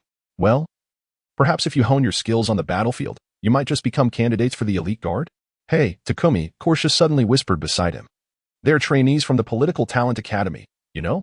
In a corner of the watchtower within the fortress, beneath an ancient tree adorned with a crown of emerald. Two youthful wings, bearing the hopes of the Genji clan, sat side by side, relishing a brief yet delightful moment of leisure before their impending task. How has your family been, Flan? Sky inquired, leaning against the ancient tree, casting a gentle gaze upon the girl resting on his lap. While tenderly stroking her dark green hair, a delicate fragrance reminiscent of orchids wafting through the air. Family. Flan's crystalline eyes struggled to open, appearing as though her serene mood rendered her reluctant to speak. It's well, she simply concluded before closing her eyes once more. Observing her beauty, which effortlessly radiated sweetness and tranquility, Sky couldn't help but smile wryly. Due to the limited bi-monthly communication vessels between the Piano Star system and the Imperial capital, he would have to wait 15 days for a letter from Aki. Moreover, after 3 weeks of relentless marching, no vessel could catch up to the speed of the assault ships, leaving him in a state of concern, as he had not received any news from the palace in nearly a month. Flan, I wish to know about Aki and your, please tell me everything. Sky coughed lightly, first inquiring about those he cared for most. While he was also concerned about the matters of the old duke and other elders, the priority was clear. Flan displayed a somewhat reluctant expression, yet eventually left the comfort of his lap, settling beside him and leaning against him. Sister Aki. Well, due to her responsibilities toward Yor and Shiva, she hasn't had time to pray elsewhere. So, Alia has built a chapel within the palace, where she spends her evenings. Flan recounted in a neutral tone, though her brow furrowed slightly, revealing an expression of regret. When I return home during my leave, I help Sister Aki organize my brother's room. However, I find it hard to believe that Uncle is tied to the cross. Well, I can't say I believe it either. Sky nodded ambiguously, feeling deeply moved. He understood that for a woman as wise and strong as Aki, there was no need for faith. Although he couldn't discern how much of his triumph after a year's battle should be attributed to the angel quietly awaiting his return, he was acutely aware that without Aki's presence, he would have lacked the drive to achieve such feats. Now what about your? Sky hesitantly asked, still struggling to embrace his role as a father, even though fate had quietly bestowed a 3-year-old daughter upon him. While he did not resent this sudden happiness, he often felt a sense of helplessness regarding his current situation. Yor is now receiving basic education from Alia. However, since her mother also wishes to educate her, Sister Aki ultimately decided that each would be responsible for Yor and Shiva's education. Shiva won't be ready for education for another 6 months, so her mother spends her days at the military academy. At this point, Flan's expression shifted to one of indignation. As for Shiva, he has been causing havoc around the palace with Wonkai. 3 weeks ago, he recklessly piloted a transport boat through the palace, destroying half of the Duke's tea garden and received a severe punishment. Yet, he learned nothing and recently defaced the drawing I made during art class. I wanted my brother to see it. Flan, you're a sister now, Perhaps you should be a bit more forgiving toward your brother? Besides, you can always create another drawing. Sky, lacking experience in resolving family disputes, resorted to ancient wisdom to soothe his sister, though he misstepped at the end. That drawing was special. It was for my brother, Flan exclaimed, her face a mix of dissatisfaction and grievance. I worked hard on it. Even Minter Reiner praised it highly. Reiner, the one from the dawn? Sky responded, astonished. When did the head of the Emo's family start guest lecturing at the military academy? He mused, feeling a wave of exhaustion wash over him, while the front lines are ablaze with conflict. The Emo's family seems to be leisurely sowing the seeds of art in the rear. Should we deem this imperial structure remarkably stable or rigidly inflexible? Brother? Flan, sensing her brother's distraction, began to shake him awake. Ah, my apologies, I was lost in thought, Sky replied, turning to her with a gentle tone. By the way, what is the name of that drawing? The title is Sky Dance. It depicts the moment you and Sister Aki danced amidst the spring blossoms, Flan proudly answered. Yet her expression soon shifted to confusion as she noticed a flicker of anger in Sky's dark eyes. That little brat dared to destroy such an important drawing. Sky clenched his fists, casting a fierce gaze toward the imperial capital. Just you wait. When I return to the palace, I shall teach you that there are still things in this world that cannot be done. Though the young heir of the Hetran family, presently causing chaos with Wonkai far away in the capital, merely shivered at that moment, he would come to regard his brother with the utmost reverence throughout his life. A fact that was already sealed in this instant. Flan, observing her brother's anger with a puzzled expression, caught a glimpse of an unusual light flickering within her crystalline gaze before it vanished, replaced by a subtle smile that returned her beauty to tranquility. Brother. She tugged at Sky's sleeve and handed him something from her hand. This is for you. Please take care of it. A bracelet? Sky gazed at the object in bewilderment. The bracelet, exquisitely crafted from silver, bore intricate carvings and was adorned with a circle of small, prismatic, deep purple diamonds. As an artistic piece, it held immeasurable value. And when considering the highest quality of the embedded diamonds, it approached the status of an invaluable treasure, if sold on the black market. Suddenly jolted by the awakening of a latent, darker aspect of his genetic heritage, Sky began to appraise the bracelet reflexively. Wait, what am I thinking? The heir of the Hetran family shivered, snapping back to reality, drenched in cold sweat. Flan, what exactly is this bracelet? It was a birthday gift from Minter Reiner. Flan replied matter-of-factly. No, I meant. Sky began to question whether his manner of inquiry was flawed. Why are you giving this to me? Is it meant to serve as some sort of talisman? A talisman. Well, that can be one interpretation. Flan seemed delighted by Sky's understanding. However, brother, you will soon find yourself in need of it, so please keep it with you at all times. You say, I will need it? Sky's previously bright mood swiftly succumbed to a looming cloud of unease, his tone turning hesitant. Just like the incident with Wonkai? On the front lines of the Larstar system. Close to the community, the Celestial Army was executing the final phase of their invasion plan, the blockade operation.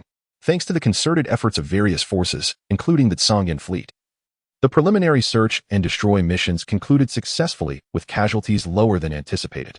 Consequently, the subsequent blockade operation appeared to have a surplus of combat power, allowing for the diversion of 5 fleets to assist in the defense of the Longta star system. Initially, out of caution, El Fata planned to sequentially carry out the blockade of 2 gates. However, given the actual surplus of combat strength, there was no necessity to adhere strictly to the plan. After all, the recent actions of the Berea Federation had been rather irregular, and completing the blockade of the gates ahead of schedule could leverage the combat effectiveness of the Shield fleet, even if it was just 1 fleet, to positively influence the situation. Thus, El Fata decided to simultaneously execute the blockade of both gates leading to the community. The first fleet was tasked with the Chinin Gate, the second fleet with the Longway Gate, while the third fleet would remain stationed at the center of the star system. Although the community should currently lack the capacity for a renewed offensive, should the PN army attempt a reckless breakthrough through either gate, the third fleet would coordinate with the stationed forces to annihilate them, thus tipping the scales of victory in favor of the Empire. As the blockade operation entered its 5th day, the second fleet had a total of 18 subfleets radiating from the Longway Gate, like concentric circles. At the forefront were 3 mixed patrol squadrons and 3 escort squadrons, followed by a solid formation of 6 assault squadrons, with the outermost layer consisting of 4 heavy squadrons equipped with the most formidable long-range strike capabilities among all ship types. The remaining 2 supply squadrons lingered outside the formation, ready to support the heavy squadrons with ammunition as needed. The blockade formation, overseen by Cyrilla, was arranged methodically. Although her rather unsympathetic superior initially scoffed at its lack of creativity upon noticing the tense fists of her aide-de-camp, he hastily amended his remarks to commend its simplicity and sturdiness. thus averting an explosion of pent-up frustration accumulated over 5 days. In truth, if the objective of the blockade operation was to be achieved, the Second Fleet's sole responsibility was to prevent the PN Army from breaching the gates within a specified time frame, ensuring that operations in the rear remained undisturbed. Under such conditions, a straightforward defensive approach was the most suitable strategy. Any attempts at clever maneuvers could lead to unintended consequences. Since Cyrilla had acknowledged this, Ward naturally began to indulge in the leisurely idleness that ensued. Over the course of 132 hours since the blockade operation commenced, the highest commander of the Second Fleet had only appeared on the bridge for less than 3 hours, with Cyrilla taking command for the remainder. Even the fleet's chief of staff, Leiden, jokingly remarked that if the aide-de-camp ever wished to stage a coup, their admiral would likely struggle to even muster a 10-man escort. When these remarks reached the vice-admiral, Cyrilla furrowed her brow, pointing out the flaws in the chief of staff's analysis. The question was, would he even think to organize an escort? Perhaps he would gladly offer up his silver-winged scepter and then cheerfully retreat to his quarters, remaining there until the war concluded. No, it was likely to be just that. No one could refute Cyrilla's prediction, and even when the subject was asked, he could not help but gaze out at the endless azure sky, feeling a sense of kinship with Cyrilla, the one who truly understood him. As this conversation spread, Admiral Mi-Chang's reputation briefly plummeted, or perhaps ascended to an entirely new level. In just 5 days, it has nearly taken shape. Ward marveled at the silver monolith suspended in the inky void. The fact that even orbital fortresses could be assembled like building blocks truly lived up to the reputation of the Miracle Hand.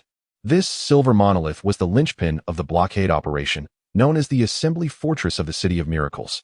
Meanwhile, at the Yearning Gate, another fortress, dubbed the City of Nightmares, was also being completed. More than half a century ago, the head of the Iser family first proposed such a concept, as it was physically impossible to seal the gates. Thus, various interstellar nations established orbital fortresses at their respective hub systems, utilizing physical infrastructure to enforce the blockade. When invading foreign territories, they relied on fleet strength to seal the gates.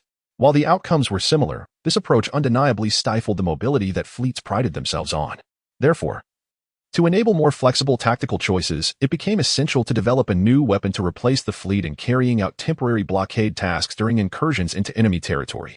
Due to the recent conclusion of a protracted war, the Empire was in a state of mental fatigue, and this proposal initially failed to garner attention.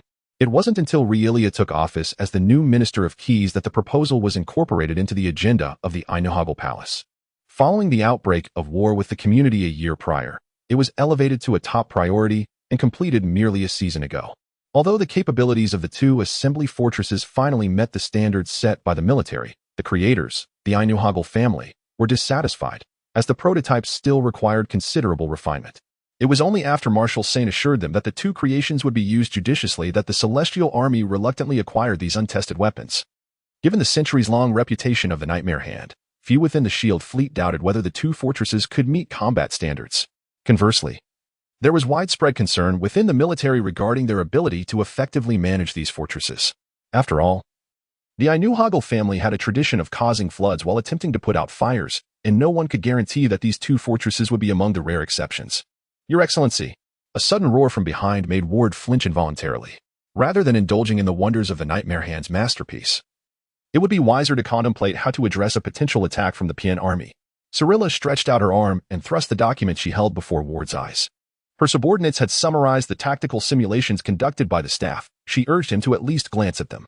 The anger emanating from the documents tightened around Ward's throat, momentarily giving him the sensation of having a steel blade pressed against his windpipe, accompanied by a chilling shiver that coursed down his back. All right. He swallowed hard and obediently accepted the documents from his aide, then buried himself in reading them intently.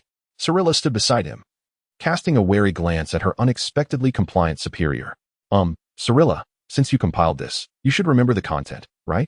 Halfway through, Ward scratched his head, closing the documents to directly confirm with his aide. Did the tactical simulations reveal any scenarios that could lead to our defeat? None, Cyrilla reluctantly admitted. Then what is the point of reviewing these documents? Seemingly regaining his composure, Ward handed the documents back to Cyrilla. Identifying blind spots unnoticed by his subordinates was the most crucial task of a commander.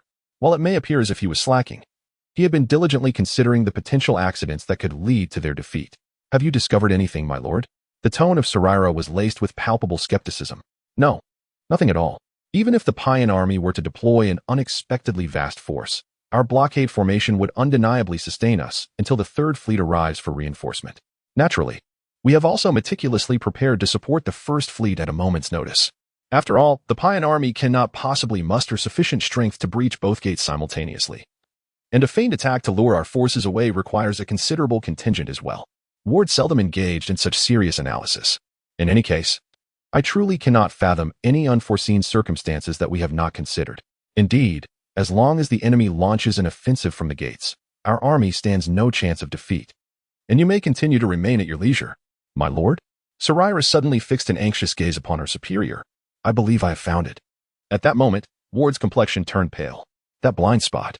In the corridor leading to the bridge, Ward marched with a furrowed brow, while Sarira, though displaying a look of utter confusion, closely followed behind him. Ledner, upon bursting into the bridge, Ward disregarded the astonished expressions of the officers present and called directly for the chief of staff.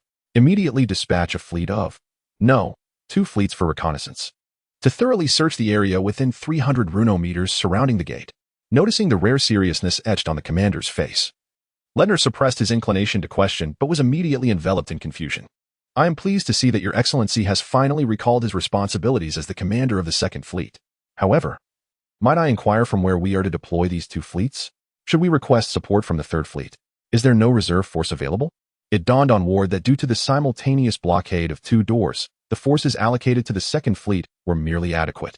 In other words, after perfecting the blockade formation, not even a single reserve fleet remained. Very well then, let us draw 1 reconnaissance fleet from the front lines, and the sooner, the better. Ward's command was unusually decisive, yet the receiving side hesitated. Admiral, while we can indeed extract a fleet from the blockade formation, pulling out 2 reconnaissance fleets would create a gap in the front lines. That is inconsequential. We still have the second layer of defense formed by the Central Assault Fleet.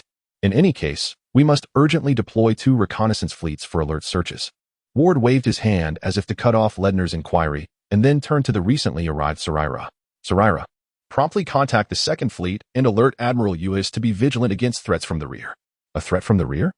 Sarira was about to inquire further when Ward gritted his teeth and uttered the answer. Damn. No wonder the extermination operation has proceeded so smoothly. The casualty rate in battles under similar conditions has been less than 70% of what we anticipated. It appears those scoundrels have long concealed themselves, waiting for the opportune moment to launch a surprise attack. Are you implying that the Payan guerrilla fleet has not been entirely annihilated? Sarira gasped in astonishment. How can that be possible? The extermination fleet has scoured every corner of the star system, uncovering no trace of the enemy. Not every corner. At least the surfaces of the planets have not been thoroughly surveyed, only scanned above the atmosphere. If they can utilize the surface environment to conceal their vessels, it is entirely plausible for them to evade our reconnaissance. Ward began to analyze, as if persuading himself. Wait, if the Payan forces intended to launch a surprise attack from the beginning, they must have been lurking on the surface for nearly 2 months. For the Payan, this should pose no issue. Damn, have our response protocols been entirely anticipated? However, among the 5 planets in the Lars system, only the 3rd planet is oceans.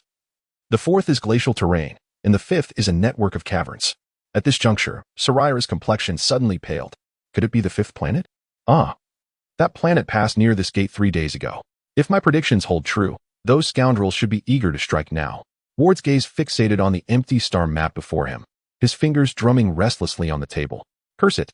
If only I had noticed sooner. I hope it's not too late. Admiral, 2 assault fleets have been dispatched, and as per your orders, they are en route to engage in alert search operations. Ledner, now back at the bridge, wore a grave expression. However, the blockade formation had evidently developed a significant gap, and if your excellency's deductions were correct, 2 reconnaissance fleets would hardly suffice to thwart the impending surprise attack. Yes, I understand. Ward pondered for a moment before resolutely declaring. Then let us dismantle and rearrange the blockade formation. Extract 2 escort fleets from the front lines and 1 assault fleet from the central position.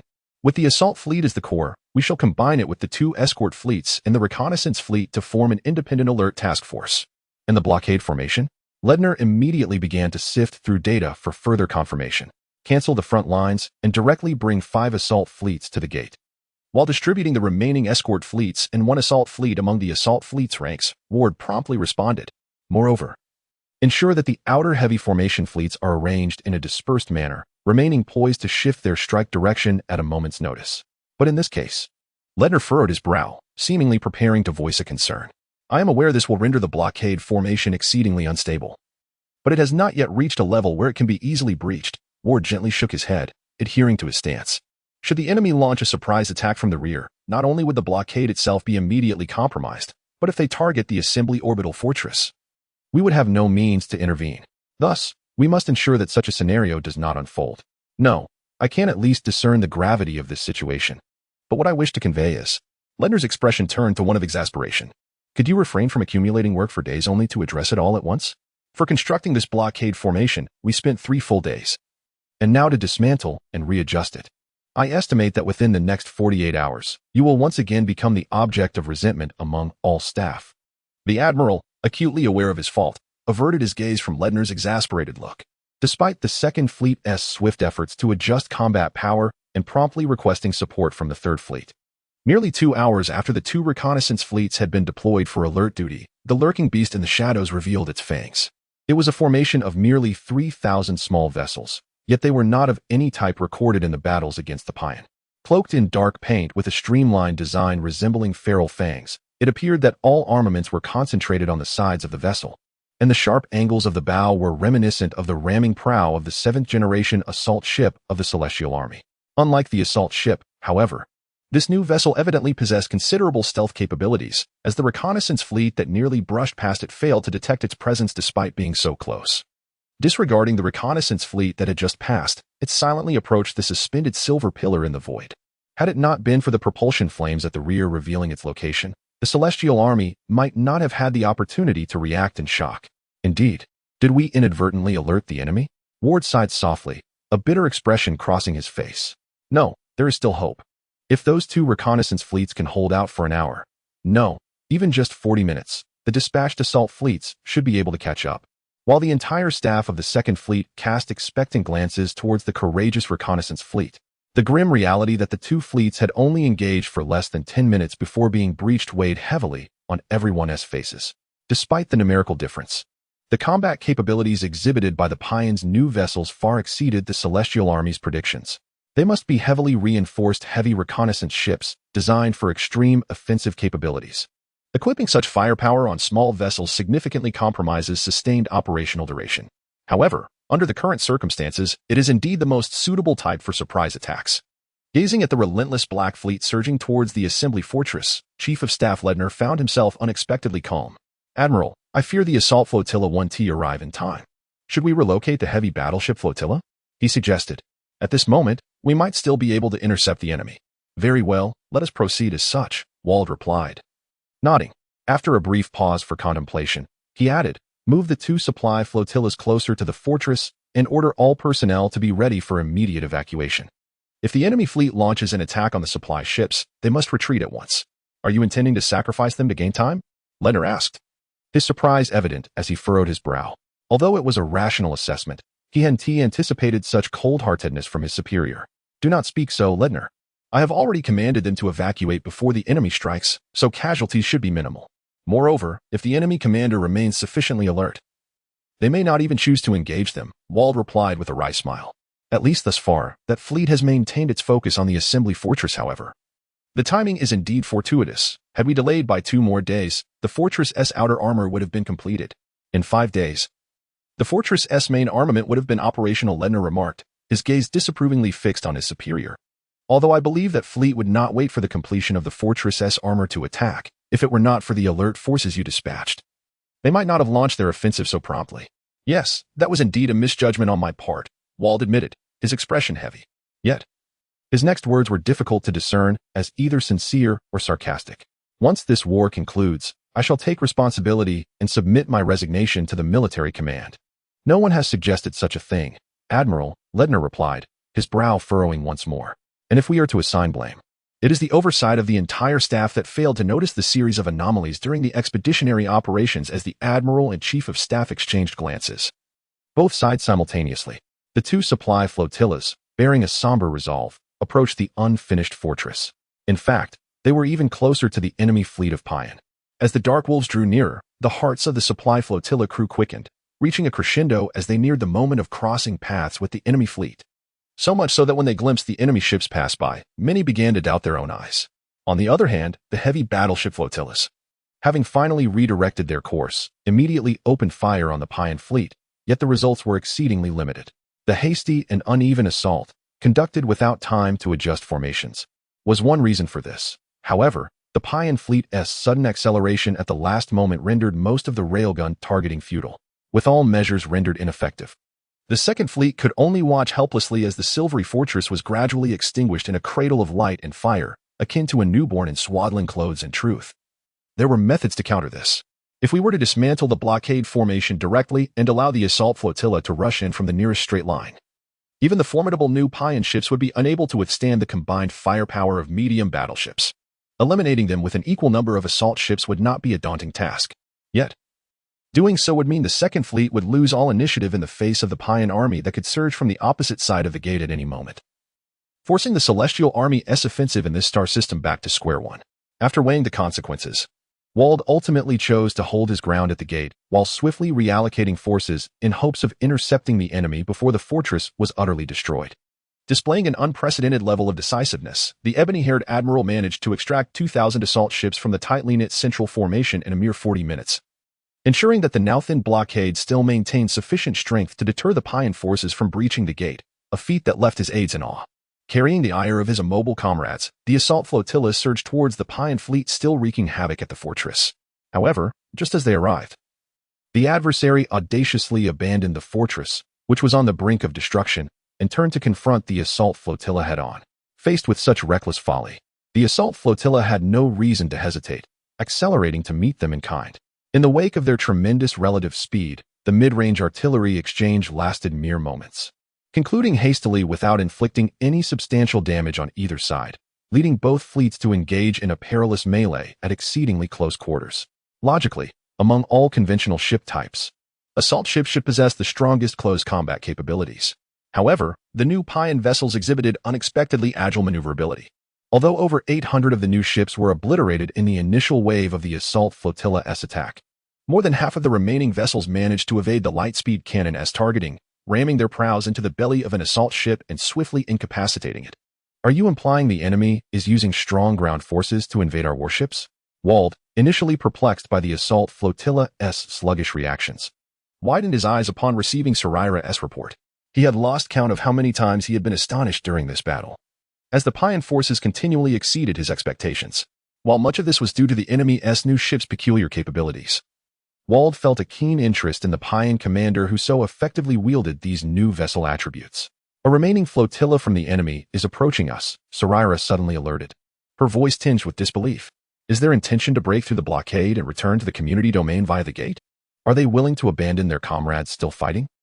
It certainly resembles the Payan's combat style.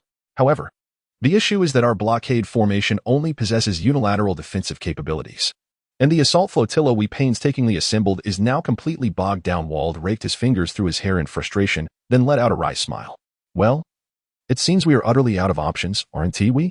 I have no idea who leads that fleet, but they are proving to be quite a challenge as foes. Sir, this is hardly the time for such remarks, Sarira admonished, her brow furrowed as she gazed at her superior. Do you intend to let them escape so easily? Since we lack any means to intercept, it would be best to step aside and allow them to pass before they break through.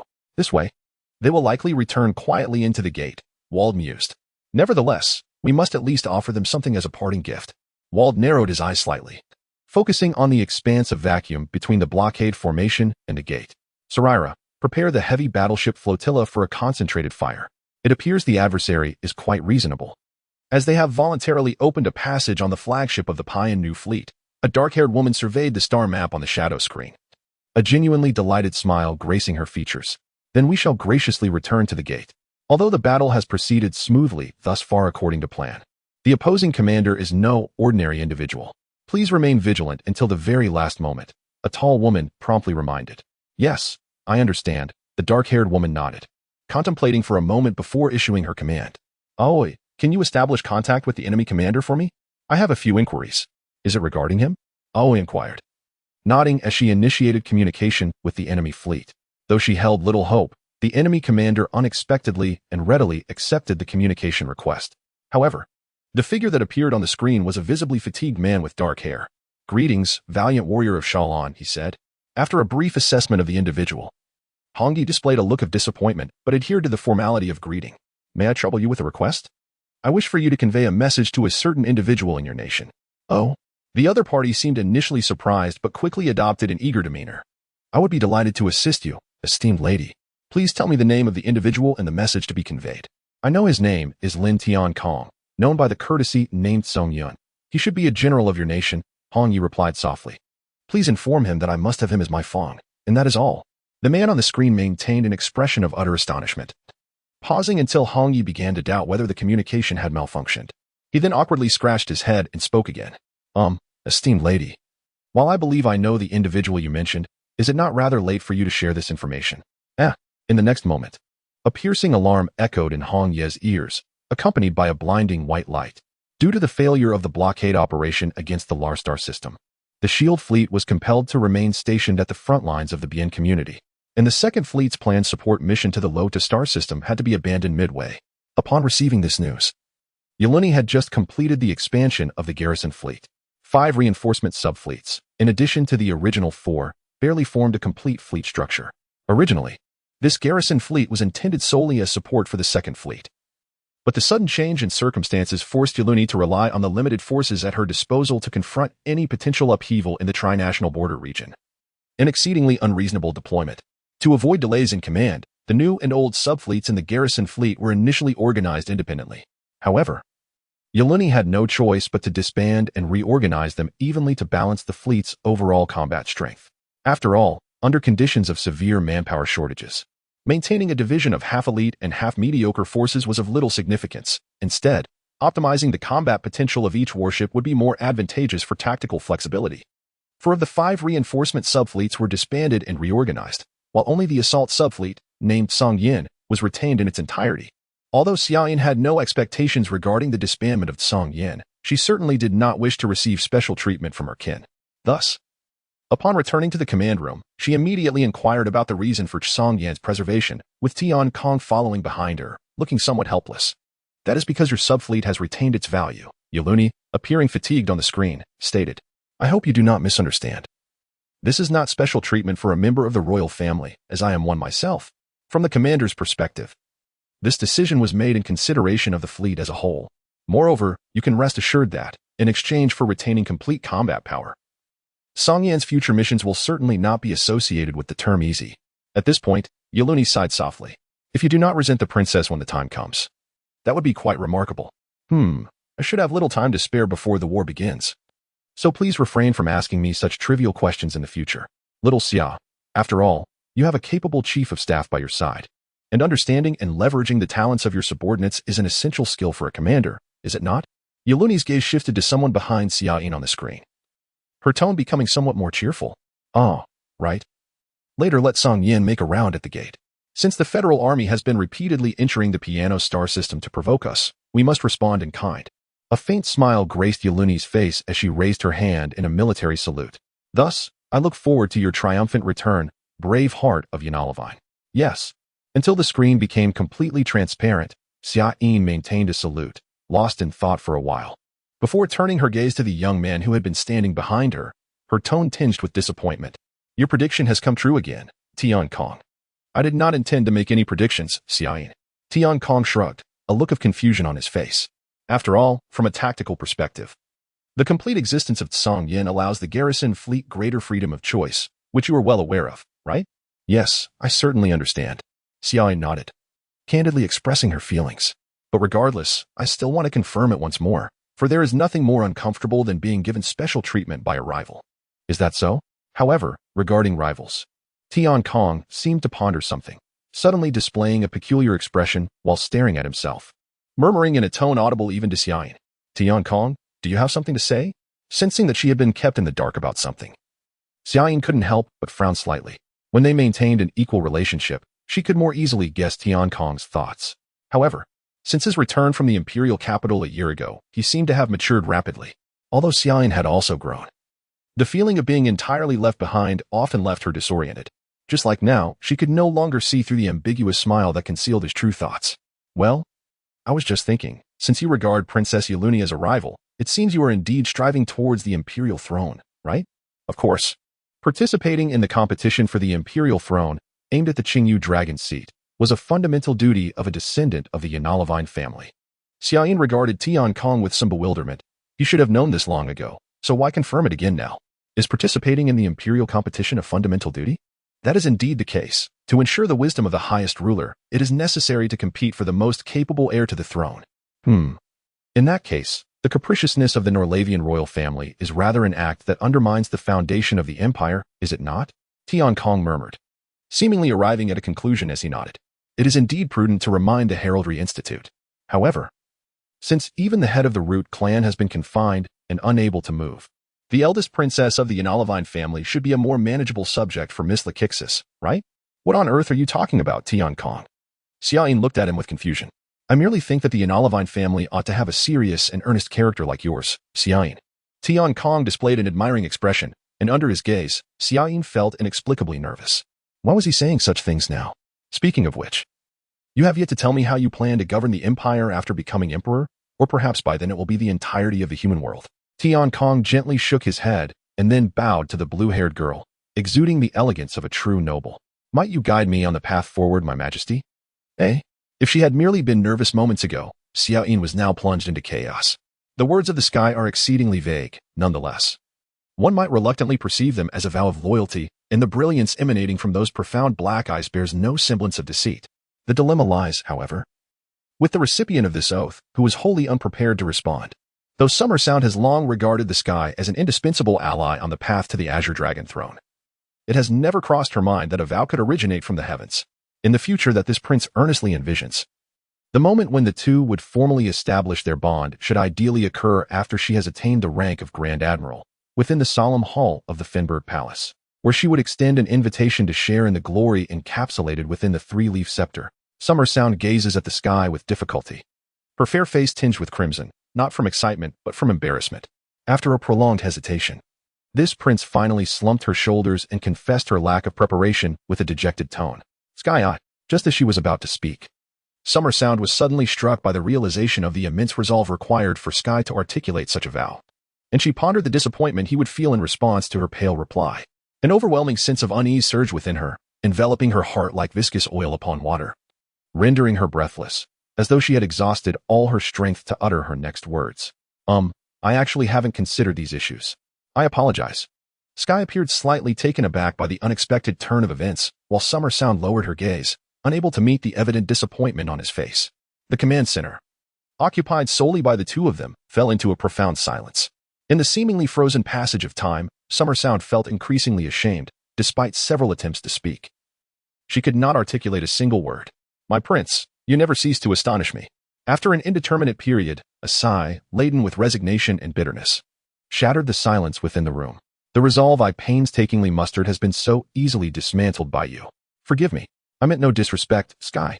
I merely believed that there was ample time before inheriting the throne, especially with Princess Aliyuni still present, so I hadn't seriously contemplated the responsibilities of being emperor. Aside from repeatedly apologizing, Summer Sound could conjure no other means to alleviate her guilt. In any case, this was entirely my blunder. Please forgive me. Well, perhaps it is problematic that I approached it with such a half-hearted attitude. Sky seemed somewhat embarrassed as he scratched his head, managing a wry smile. Isn't it customary for Lonren to say, please allow me to step into your future? It appears that we ought to adhere to traditional methods. No. Even if you do that, I cannot respond to your inquiry, thus I lack the qualification to make promises regarding your future. Summer Sound finally ceased evading the matter and looked up at Sky. While I cannot answer your question at present, would you grant me some time, Sky? The crystalline light in his ice blue eyes shimmered with openness as Summer Sound spoke with the utmost sincerity she had ever mustered. I will earnestly consider this matter moving forward, and I shall assuredly provide you with an answer. Although I am uncertain if it will be the response you desire, might I request that you wait until then? Very well, my prince. You have ample time to ponder until I fulfill my obligations of succession. Sky chuckled gently, extending his hand towards Summer Sound. For now, let us proceed to the bridge and carry out Princess Aliyuni's orders. All right. Comforted by his smile, Summer Sound gently placed her hand in his. Yet, as she was led away from the command center, a barely audible sigh escaped her lips. I wish to possess your future, Sky. As for the policy of military non-intervention in the Piana star system, it was once a rule mutually acknowledged and adhered to by the three nations. However, with the recent unauthorized military actions of the Beria Federation crossing the threshold, the situation in the star system has grown exceedingly tense. With war between the two nations on the brink, it is merely a matter of time before this tacit agreement is irrevocably shattered. In this context, While Ailiuni's command to the Tsangyin was merely to circle around the gate, it was not entirely an impulsive response to the Federation's provocation.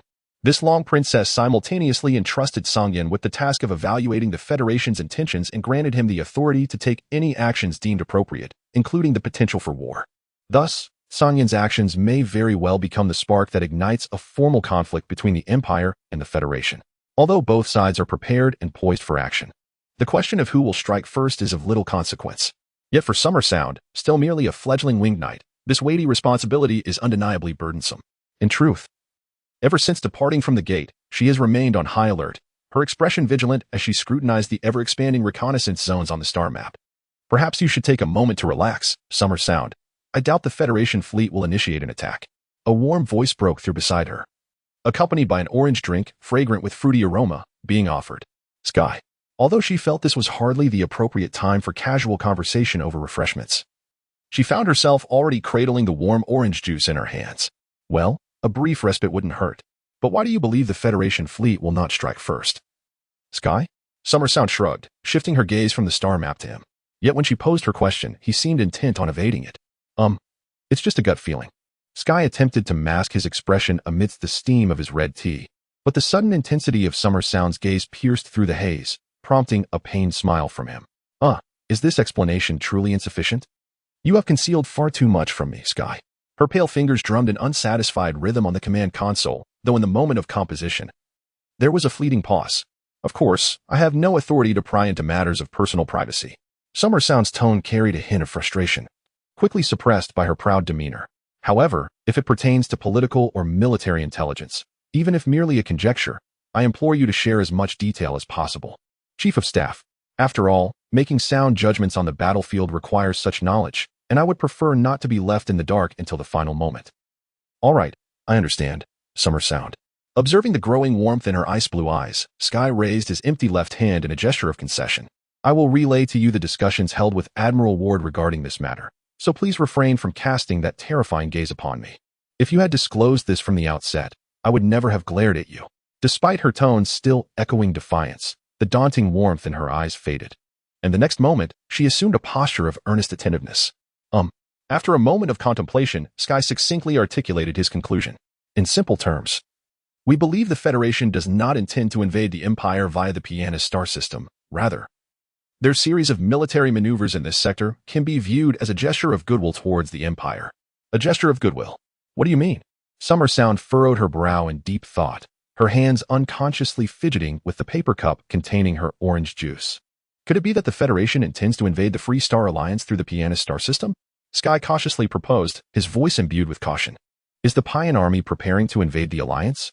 If Xiaoyin had not been affected by the speaker's words, she would surely have noticed the speaker's exceedingly guilty expression. So that's it. Within the alliance of the two nations, the Beria Federation was originally at a disadvantage. Even if coerced by the community to engage in warfare with the Empire, they would not willingly comply. Therefore, seizing the opportunity to hinder the Pian army is quite plausible.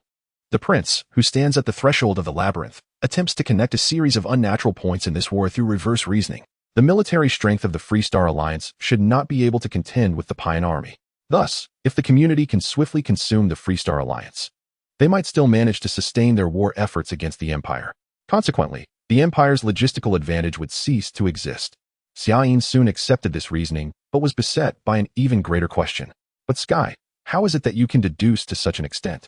After all, even Admiral Elfta is unaware of such matters. This is merely a result of coincidental deduction inspired by Admiral Ward. Exercising the utmost self-control she has ever possessed, Sky steeled her will and suppressed any hint of guilt, maintaining a helpless expression on her face. You, who were once his subordinate, should know this, Xiaoyin. Although Admiral Ward does indeed possess the qualifications to be called the Caterpillar Admiral, he also has moments of insight. I merely happened to encounter one of those illuminated moments. Qualifications, Xiaoyin murmured, seemingly more concerned about Sky's choice of words. Sky, you do not intend to become the second caterpillar in the Celestial Army, do you? The prince gazed at the similarly dark-haired Xiangshi with a cold, skeptical tone. It is rather peculiar. This area is supposed to be the most active for the Federation's forces, yet not even a single reconnaissance vessel is in sight. Xiaoyin stared intently at a certain point on the star map, her brow furrowing tightly. The detached fleet has already arrived at the threshold of the piano system leading to the Federation, However, the Federation fleet, which frequently traversed this area, has now vanished without a trace, leaving only the cold darkness of space and the relentless passage of time in utter silence.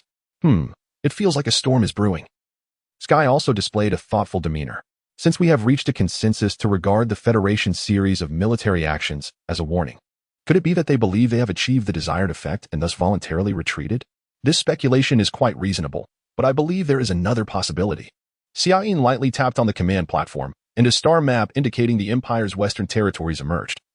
With Sky's gaze shifting to the military stronghold highlighted in red, the Nade system, which is home to 86 detached fleets. The war with the Federation may have already begun from there. Xiaoyin gently articulated her conclusion. So, we have just missed the contact ship that bore the news of the outbreak of war? Sky scratched her head in apparent confusion. What a pity. If the detached fleet had delayed their departure by half a day, perhaps we would not have needed to make this journey at all. Though I had not previously noticed this matter, Xiaoyin regarded her chief of staff with a critical eye, her tone growing cold. However, you are indeed becoming more like that admiral. When viewed through the lens of prejudice, the things one observes are naturally distorted. Sky shrugged, seemingly unconcerned with her advice. As a potential figure to bear the future of the Empire, I believe you should learn to maintain clarity of mind at all times, Xiaoyin. Is that so? I find what is seen now to be closer to the essence of things. Sky? Xiaoyin replied in a frosty tone. But she noticed that the other seemed to suddenly recall something, revealing a worried expression. You mentioned that the Nade system has now entered a state of war.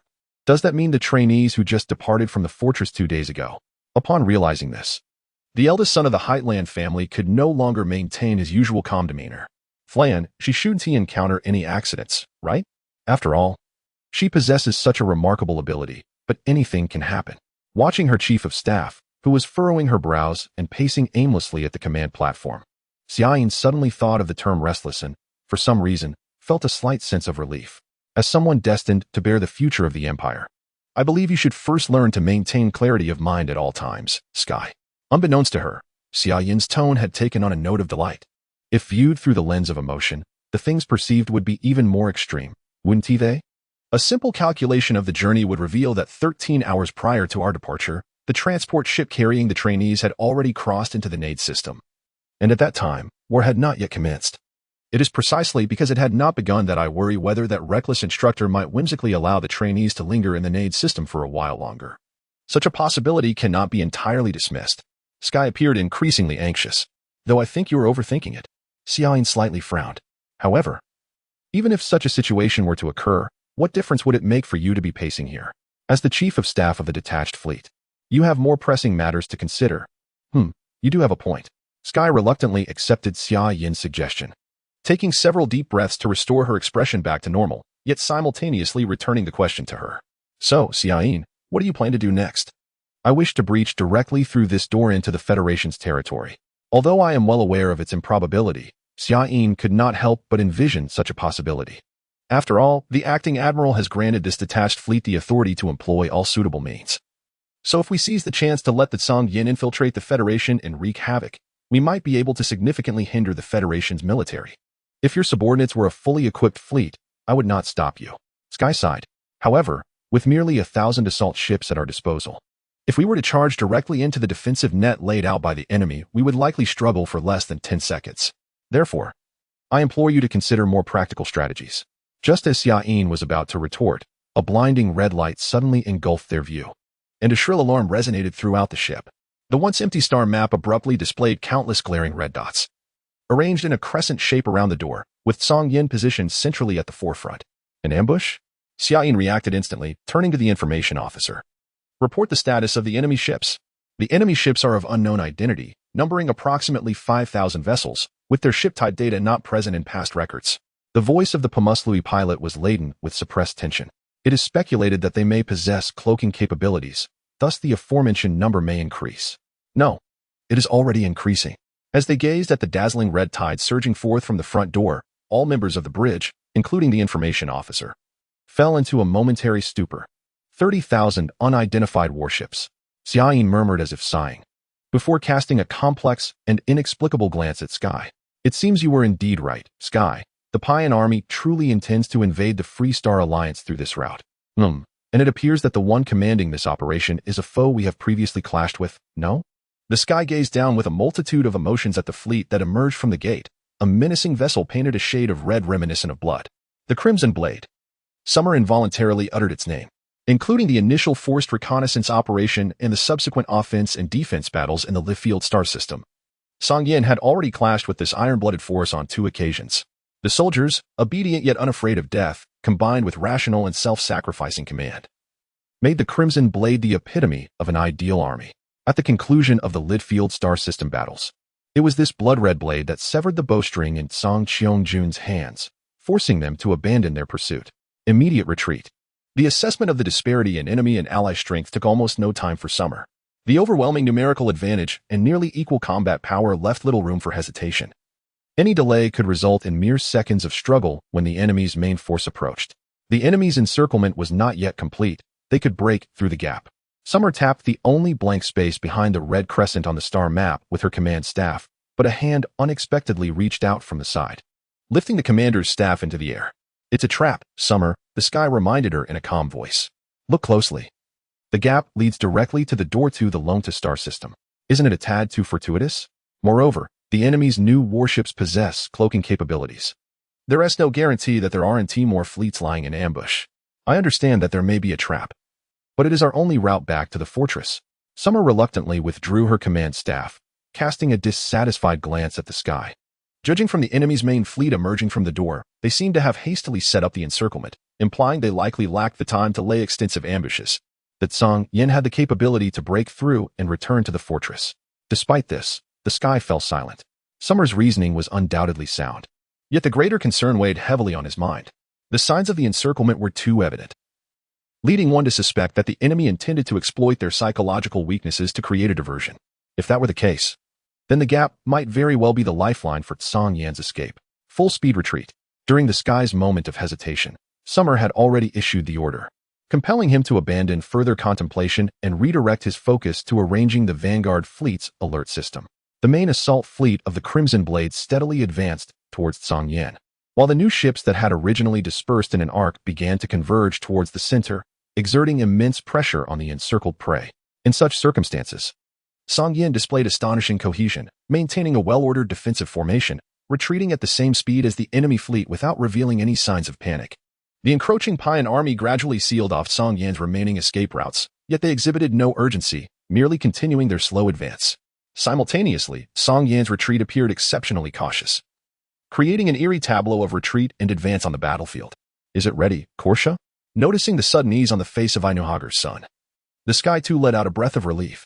"Alas, the community has beaten us to the punch in practical application," Korsha sighed and shook his head. "Indeed. The new ships of Payan are equipped with cloaking systems, albeit still in their rudimentary stages. Thus, even with the current detection systems, a slight adjustment should allow us to detect them." At this point, Korsha cast a reproachful glance at Princess Fimbard, the highest-ranking officer present. However, a more advanced cloaking system should have been installed on the invasion ships 4 years ago, along with the new detection systems, but it seems that Song Qiang army has yet to put them to proper use. This has led to the current predicament in the blockade operations. One could say it is a consequence of their own negligence. That, indeed, reflects the oversight of the imperial court. Summer's expression grew slightly flustered. Although as a mere winged knight she bore no responsibility for the military leadership's shortcomings, her sense of duty surpassed that of most, leading her to perceive the situation as a collective failing of the imperial court, resulting in genuine feelings of guilt. The invasion vessels were originally designed for strategic assaults. It was hardly surprising they had not demonstrated any advantage in the recent series of defensive battles. The sky couldn't help but defend Summer. "I was merely venting my frustrations. There is no need for you to glare at me with such a terrifying gaze, Sky."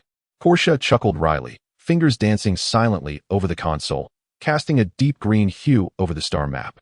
Here it is, the restored star map, revealing the cloaked warships. This. Ignoring the need to express gratitude for the support, Summer immediately shifted her gaze to the star map, only to gasp in shock. Before Song Yan, the same number of Payan new ships lay in ambush, maintaining the same speed of advance. What are they planning? With the capability to complete the encirclement with a mere flick of the wrist and annihilate this subfleet at will. Summer found it incomprehensible why the enemy would engage in such peculiar maneuvers, instinctively turning her gaze to the sky. The sky scrutinized the Payan army on the screen from start to finish before tentatively speculating. Could it be they intend to use us as bait to lure the fortress's garrison fleet into a trap? In other words, Payan seeks to eliminate the destabilizing factor behind before attacking the Alliance? Is that the implication? Initially taken aback, Summer quickly accepted this hypothesis. I assumed we were dealing with thieves. Instead, a band of robbers has arrived. The Sky couldn't help but chuckle bitterly. We can no longer advance, Commander. If the garrison fleet fails to detect the ambush ahead and comes to our rescue, the Empire will be left powerless here. Even if we dispatch a liaison vessel, the route ahead is entirely blocked. It is impossible to reach the door. Summer's expression reflected a hint of despair as she surveyed the massive Payan fleet ahead. Sky, do you have any thoughts? Since we cannot move forward or retreat, our only option is to break through from the sides, the Sky shrugged. Given Songyan's combat strength, breaching this encirclement shouldn't pose much difficulty, and since the enemy's ambush lies directly ahead, I believe there is no need for hesitation. I am aware of that. But the issue lies in the direction we take after breaking through this encirclement. Summer struggled to comprehend whether he was intentionally being obtuse, unable to return to the fortress.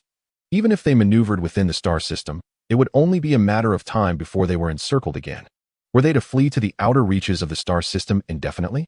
That is a valid point. The Sky sighed as if genuinely exasperated. Although this star system has 3 doors, we cannot simply venture into the Federation's territory for refuge, can we? We would surely be turned back. Following the Sky's gaze, Summer noted a patch of neutral yellow on the star map, a rather absurd thought emerging in her mind, yet she asked, "You don't mean to suggest seeking refuge within the Free Star System Alliance, do you?" "Oh, so there exists such a contingency plan." The Sky lightly struck his left hand with his right, revealing a look of sudden understanding. Truly, the prospective admiral is capable of such ingenuity. Not only does it preserve the fleet, but it also disrupts the invasion plans of the Pian army, achieving a remarkable twofold success. Alas! The proud young master of Heightland let out a cry of agony as he was suddenly forced into an awkward predicament, balancing his entire weight on one leg. Meanwhile, the slightly relieved Princess Fienbard began to devise a strategy that seemed almost fanciful. Can the technical advisors find a way to relay the intelligence of the Pian army and our suitable actions to the fortress garrison fleet? Xiaoyin turned to Korsha for confirmation. Indeed, while real-time communication is challenging, there are numerous methods available if we can tolerate a slight delay. After a moment's contemplation, Korsha suggested enclosing the information within a satellite, camouflaging it, and leaving it in the vastness of space. It is unlikely that the Pian army will linger in the Piano star system for long, and the fortress will inevitably dispatch a search fleet. Once our search signal is detected, the satellite will automatically unveil itself and transmit the intelligence to them. That sounds splendid. Please commence the operation at once. Xiaoyin nodded and then issued orders to the operational advisors. Cleopas, establish a combat plan targeting the gate of the Alliance, to be completed within 10 minutes, aiming to minimize our losses as much as possible. I shall do my utmost to meet your requirements, prospective Admiral. Cleopas saluted and hurried off towards the operational command room outside the bridge. As Xiaoyin diverted her gaze from Cleopas's retreating figure, her peripheral vision caught sight of the still cramping young master of Heightland, causing her to frown slightly. Surely you can cease now? I hardly exerted such force. Yet the pain I endure is quite real, Your Highness. Sky approached with an air of apparent difficulty, though his countenance bore no trace of suffering. While it is certainly an improvement from our first encounter, I still feel you could be a bit gentler with me, Xiaoyin. If you find time to feign concern, it would be better to come discuss how we might persuade the Free Star Alliance to accept our incursion. Do you not find the movements of this enemy army somewhat suspect? On the bridge of the Pian army flagship, Blood, Jay contemplated the fleet attempting to break through the encirclement from the left side and consulted his aide for insight. Choosing to break through from the flank, our Shadow Strike ships must have been detected, correct? Or could it be that the enemy commander is someone so suspicious that they would prefer to confront known dangers rather than face the terror of the unknown? I believe it to be the former, my lord, Noen replied in a calm voice. After all, the community has never surpassed the Empire in technological prowess, and the stealth system employed by our Shadow Strike ships is already under development within the Empire, although it appears we are utilizing it in combat first. They likely have their own detection systems fully operational. This implies that our plan to lure and annihilate the enemy's main fleet will not succeed. Jay cast a regretful glance at the door ahead. Well, once our forces fully engage in the invasion of the Free Star Alliance, that fleet will not be able to keep pace with the Wolf Pack. Nevertheless, it is disheartening that the stealth system, developed at such expense by the military, has yet to be utilized before being compromised. Perhaps the technical department requires some rectification. I would argue that this system has already proven its worth in the hands of Lord Red Knight. If the Empire consolidates its front base in the Larstar system, we will have to remain vigilant of our rear, and the speed of our invasion against the Alliance will be significantly hampered. No one seemed to hold a differing opinion. Moreover, this system still possesses potential for further enhancement. Enough of the discussion regarding the rectification of the technical department. Jay raised his left hand to silence his subordinate, who promptly closed his mouth, and they both turned their attention to the restless enemy fleet. Since the larger prey refuses to take the bait, let us reluctantly offer this one as a sacrifice. What do you think? I do not oppose your decision, my lord. But the enemy seems to have caught wind of our intentions and is striving to thwart our expectations. No one scrutinized the star map, observing how their blue semicircle was being forced to disintegrate under the pressure of the red diamond. It seems the Shadow Strike ships are incapable of intercepting them. Nevertheless, it is a small vessel, and no matter how much we reinforce its power, it will never rival the capabilities of a medium-sized ship, especially at the cost of significant maneuverability.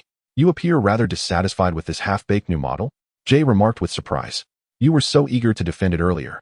I assumed you held the technical department's creativity in high regard. I merely believe it still has room for improvement.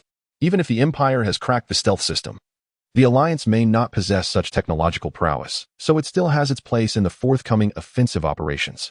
Noticing his superior's expression, Noen halted his lengthy discourse, cleared his throat, and redirected the conversation back to the current battlefield situation, specifically how to capture the fleet that was on the verge of breaking free from the net. Cough. From the current situation, the enemy fleet is likely to breach the encirclement within 10 minutes. Even if we dispatch Red Blade now, we would not arrive in time. Please direct our response, my lord. Let the assault troops be deployed. I recall that this type of half-baked warship possesses strong landing capabilities, correct? Jay sought confirmation from his aide, who displayed a look of evident confusion. While that is accurate, our fleet, unlike Lord Red Knight's Gravekeeper, does not have an abundance of strong landing troops assigned to each Shadow Strike ship, meaning only 1/5 of the fleet is capable of such operations. I truly doubt they can intercept the enemy's elite fleet. I do not require them to intercept the entire fleet. Capturing the enemy flagship would suffice. If that causes even a moment of hesitation, Red Blade will be able to catch up and annihilate them. Furthermore, if possible, I would like to meet the enemy commander to ascertain what manner of person can command a fleet to such an extent. Jay regarded the orderly red diamond on the screen with keen interest. Yes, convey my intentions forthwith. Rashly charging out from the enemy formation would cost the Shadow Strike fleet at least half of its strength. Noen furrowed his brow slightly, but soon succumbed to a resigned sigh. Yet it seems we have no better options at present. After all, if we allow this enemy fleet to escape, we will waste even more valuable time trying to recapture them. I shall relay the orders at once. The enemy's movements appeared increasingly enigmatic. From the intelligence continuously relayed from various divisions of the fleet, Sky concluded.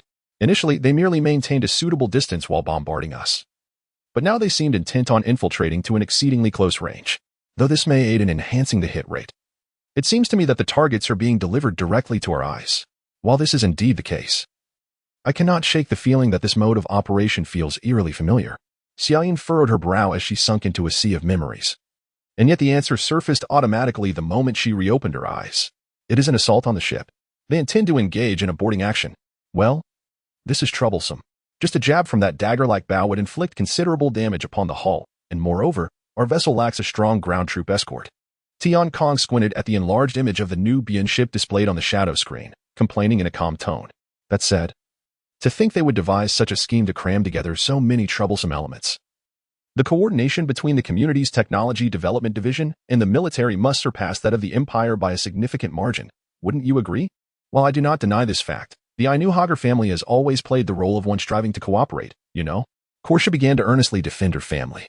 As you are aware, the Iser family's traditionally domineering nature makes it difficult to foster any sense of kinship, while the Yanalevine family is somewhat better. At least they understand the importance of respecting science and do not casually make troubling demands. Oh, I see. Tian Kong regarded Korsha with a somewhat sympathetic gaze. You have had your challenges as well. Are you two planning to disregard my existence? Xiaoyin wrapped her fingers against the command console, drawing the attention of the two scions of the ancestral clans.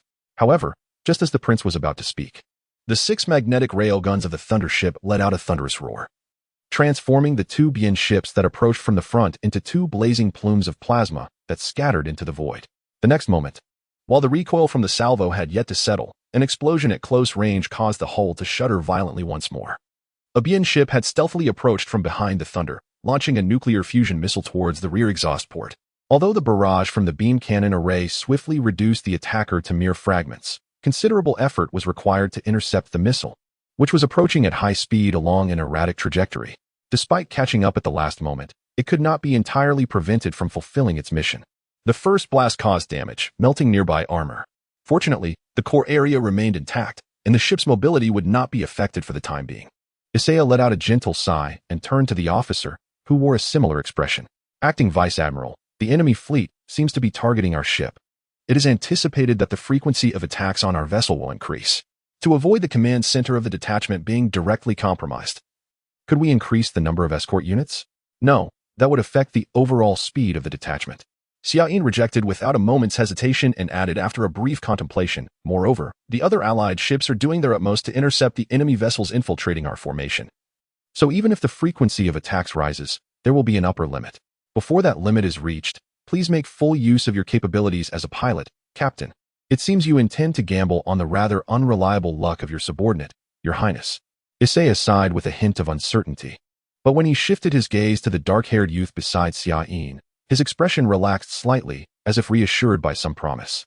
However, the subordinate plans to place his wager on the highest bearer of luck in the Sky Army. Isaiah smiled expectantly at Tian Kong, Chief of Staff. I am aware that you often provide combat training to our crew in your spare time. While I will strive to prevent our ship from descending into the nightmare of a boarding battle as a final safety measure, could you please begin preparations now?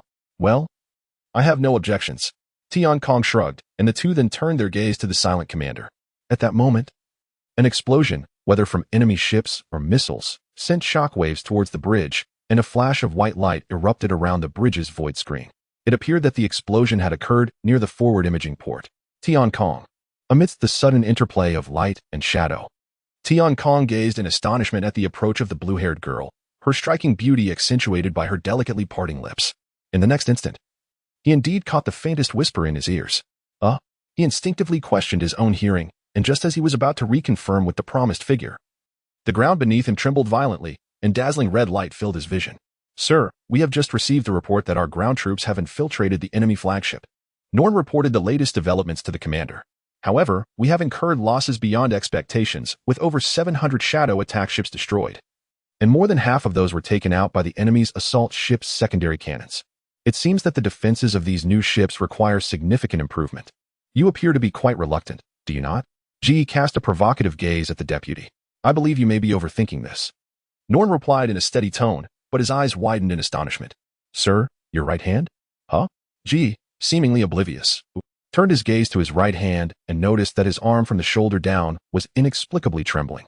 The next moment, he raised the once lost arm before his eyes. Although he felt no delay in motion, it refused to cease its shaking for reasons unknown. Is this fear? It was as if his body itself was quaking in trepidation. Staring at his incessantly trembling right hand, Ji felt his heart inexplicably racing. As if struck by a revelation, he shifted his gaze to the shadow screen displaying the enemy flagship's image, suddenly finding it somewhat familiar. Indeed. Is it that person? Noticing the change in the commander's expression, Norn nodded in confirmation and then turned his gaze towards the enemy ship. If it truly is that individual, the second-rate ground combat capabilities aboard the shadow attack ships will be insufficient to contend with him. It won't be long before news of the ground troops' defeat reaches us. No, perhaps it has already happened. Ji sighed softly. The enemy fleet has now breached the final layer of defense, leaving the shadow attack ships far behind like a scattered pack of wolves.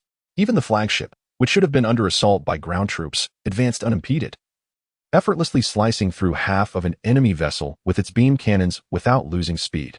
Such audacity, truly a fitting title of tyrant. Ji gently pressed his forehead as if feeling dizzy. Under the direct orders of the two progenitors, the intelligence department of the community had expended considerable effort to gather information about him. Initially, it was assumed that a mere subordinate of the Sky Army would not possess a wealth of information, yet the rumors surrounding this son of Hetrand were strikingly numerous, leaving one dumbfounded, and the intelligence-gathering process extended for a full year. Of course, amidst the many dazzling accolades surrounding this young scion of the Empire, the most striking was undoubtedly the legend of the tyrant, whether it be Hong Yi, Ji, or the blood-clad invoice. The Bien commanders who had clashed with him privately began to refer to this figure, who had repeatedly thwarted the community's efforts, as the tyrant, while others either harbored fear or deep-seated hatred for the tyrant. Only Hong Yi's eyes would shimmer with an inexplicable brilliance upon uttering the title, a nuance that even Ji could not comprehend. Disregarding the decree issued by our progenitor, the course of this fleet appears rather peculiar, my lord. Noen exhibited a somewhat troubled expression, yet he did not overlook the shifts occurring on the battlefield. If my conjectures are correct, their trajectory is directed towards Noen manipulated the instruments on the command platform, and a simulated course emerged from the rapidly advancing red tetrahedron on the star map, leading to a gateway into the Free Star Alliance. Indeed, they intended to infiltrate the Free Star Alliance for refuge from the very beginning. Noen nodded in affirmation. This implies that the Empire has discerned the strategies of the Coalition. A shadow of concern crossed Ji's brow, yet he swiftly shook off the unease. No. It seems that only the tyrant has penetrated the Coalition's strategies. Moreover, such audacity in leading an entire fleet into the Alliance suggests an intention to obstruct our military's incursion into the Alliance, does it not? Then let them have their wish. My lord. Noen lifted his head from his contemplation. Although the tyrant's military acumen is indeed commendable, the severe inadequacy in the sheer number of his fleet far exceeds what talent can compensate for.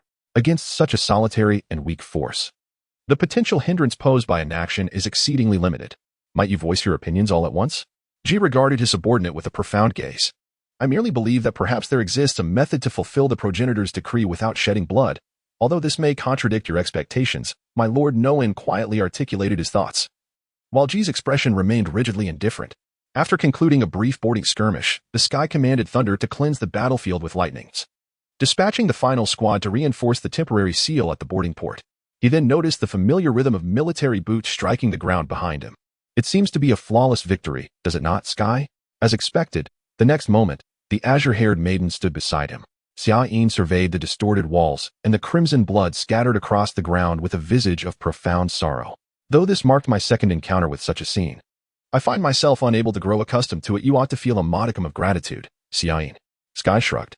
After all, having faced the incursions of the Puyuan's formidable land fleet twice and yet remaining unscathed, the Thunder may very well be the sole vessel in the entire universe to achieve such a feat as its former master. You may take some pride in that. Are you boasting of your own accomplishments, Sky? Xia cast a sidelong glance at him, yet Sky appeared even more astonished. So you have always regarded this as my achievement, Xia? Seeing you in this state, anyone would assume it to be your accomplishment, though Xia endeavored to mask her emotions. The gentle gaze directed at the bloodstains on the officer's uniform betrayed the princess's sentiments. It is truly regrettable that my miscalculation has led you to confront such peril. At that moment, 2 fingers gently brushed against her lips, stifling the words of apology. Xia stared in astonishment at the individual who had committed what should undoubtedly be deemed an affront, only to discover a hint of fluster in the other's eyes, as if it had merely been an instinctive action. Hee, let us warm up this time. The next farewell kiss will be even more fervent. Everyone, look forward to it. Ah, my apologies. The realization struck Sky, and he hastily withdrew his hand, while Xia turned her back to him. You should change out of that uniform first, Sky. I shall wait for you on the bridge. The familiar tone emanating from her retreating figure provided Sky with a semblance of comfort. Thus he remained oblivious to Xiaoyin's right hand gently rising. It is surprising how easily we obtained entry permission. The management of the Free Star Alliance is indeed unexpectedly lax. Gazing at the door, gradually receding into the distance, Xia appeared somewhat perplexed. This is largely due to the historically amicable relations between the Empire and the Alliance. After all, both nations unify their domestic factions through commercial circulation. The difference lies in the Empire's principles, which transcend mere profit, while the Alliance adheres solely to self-interest. Having lived for 16 years as a resident of the Free Star Alliance, Sky spoke with a tone reminiscent of self-deprecation. For the border fleet of the Alliance, it is perhaps less risky to accept our request than to refuse us and provoke the Empire, all while hoping to curry favor for future assistance. Do they not worry about our ulterior motives? Xia seemed still unable to comprehend fully.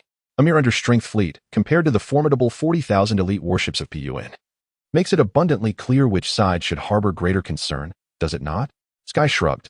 Moreover, if one disregards quality, the Alliance possesses a fleet second only to the Empire and the Coalition, making the suppression of a single fleet quite effortless. You appear quite knowledgeable about the Alliance, Sky. Xia regarded him with an admiring gaze. After all, the Free Star Alliance is your original homeland, so you should be well acquainted with it. You claim that the Alliance is my homeland? Sky chuckled softly. Not at all. My true homeland lies solely in the land of Kongding.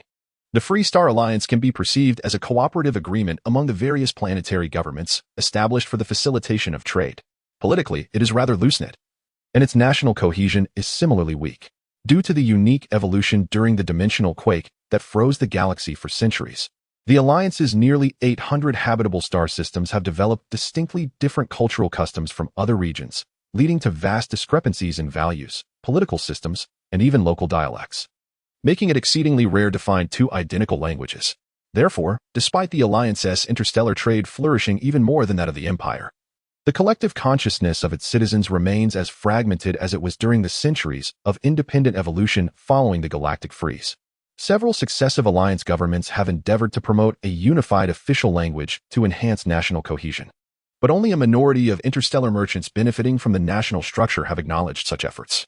For the majority of Alliance residents dwelling on the surface, the Free Star Alliance is merely an abstract concept far above the atmosphere, leading them to associate the notion of homeland with more tangible realities beneath their feet.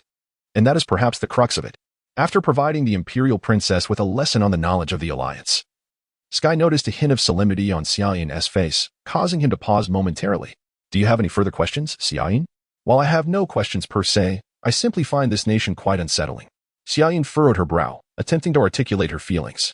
It is undeniable that cooperation for the sake of trade facilitation is commendable, yet if after centuries of nationhood, its citizens still lack even the basic awareness of being nationals, then is there any necessity for such a nation to continue existing? Well, you need not take it so seriously. Sky continued, as if to comfort her. In truth, if we were to extract the Sherlon people from the Empire's system, they would likely evolve into a state akin to that of the Alliance. Perhaps you are correct, Sky. Yet, the delicate brows of the beautiful maiden drew closer together. Nevertheless, I firmly believe that a nation should consist of individuals united by a common ideology. Even if there is no unified belief at the outset, through gradual and subtle influences, there should ultimately arise a conviction rooted in the entirety of the populace. For the Allied States, your demands are excessively idealistic, Xiaoyin. This time, Tian Kong furrowed his brow. After all, the Alliance was formed merely for the convenience of monopolizing spatial interests, and its core values revolve solely around profit. One cannot expect merchants to possess loyalty to their nation that surpasses their commitment to gain. Regardless of how the rulers change, they still have ample room for profit. For the majority of the citizens dwelling on the planet's surface, the identity of the Alliance's rulers is merely a trivial matter. Even the existence of the Alliance itself is inconsequential. Although my assertion lacks solid evidence, Xiaoyin gazed at him, her eyes reflecting an intriguing expression. However, do you not think your perspective on the Alliance is rather pessimistic, Tian Kong? The reason you feel this way is that you have yet to comprehend the nature of this merchant nation, Xiaoyin. Tian Kong offered a faint smile. In truth, once you consider that this is the birthplace of the audacious individuals, you would not doubt my judgment. Never mind, from a strategic military standpoint, it is necessary to contemplate the worst-case scenario. Xiaoyin lightly tapped the table, shifting the focus of their discussion to future courses of action. If what you say is true, then the prospects of the Alliance are rather bleak, are they not? Not only is there a significant disparity in military strength, but even the sense of resistance is alarmingly weak. Should the Alliance fleet suffer defeat, no resistance forces would emerge within the country. No. Perhaps there would even be numerous factions willing to surrender? Xiaoyin's fingers struck the table with increasing urgency. Once the community inevitably engulfs the Alliance, the Empire's advantage in national strength and resources will dissipate, and the ensuing war will transform into a protracted struggle between two equally matched forces, a second galactic war, perhaps? If the situation evolves as you suggest, it might indeed culminate in a second galactic war. After all, what Bien seeks is war. Tian Kong shrugged, inadvertently letting slip his thoughts. However, since we have ascended to this significant stage, albeit unintentionally, we should be able to undertake some measures to slightly thwart Bien's plans. With fewer than 1,000 warships at our disposal, what can we accomplish? Xiaoyin pointedly inquired. Do not press me, Your Highness. Tian Kong could not help but chuckle bitterly. Since passing through that door, I have been contemplating what role Song Yin ought to play on this stage. So, you have reached a conclusion?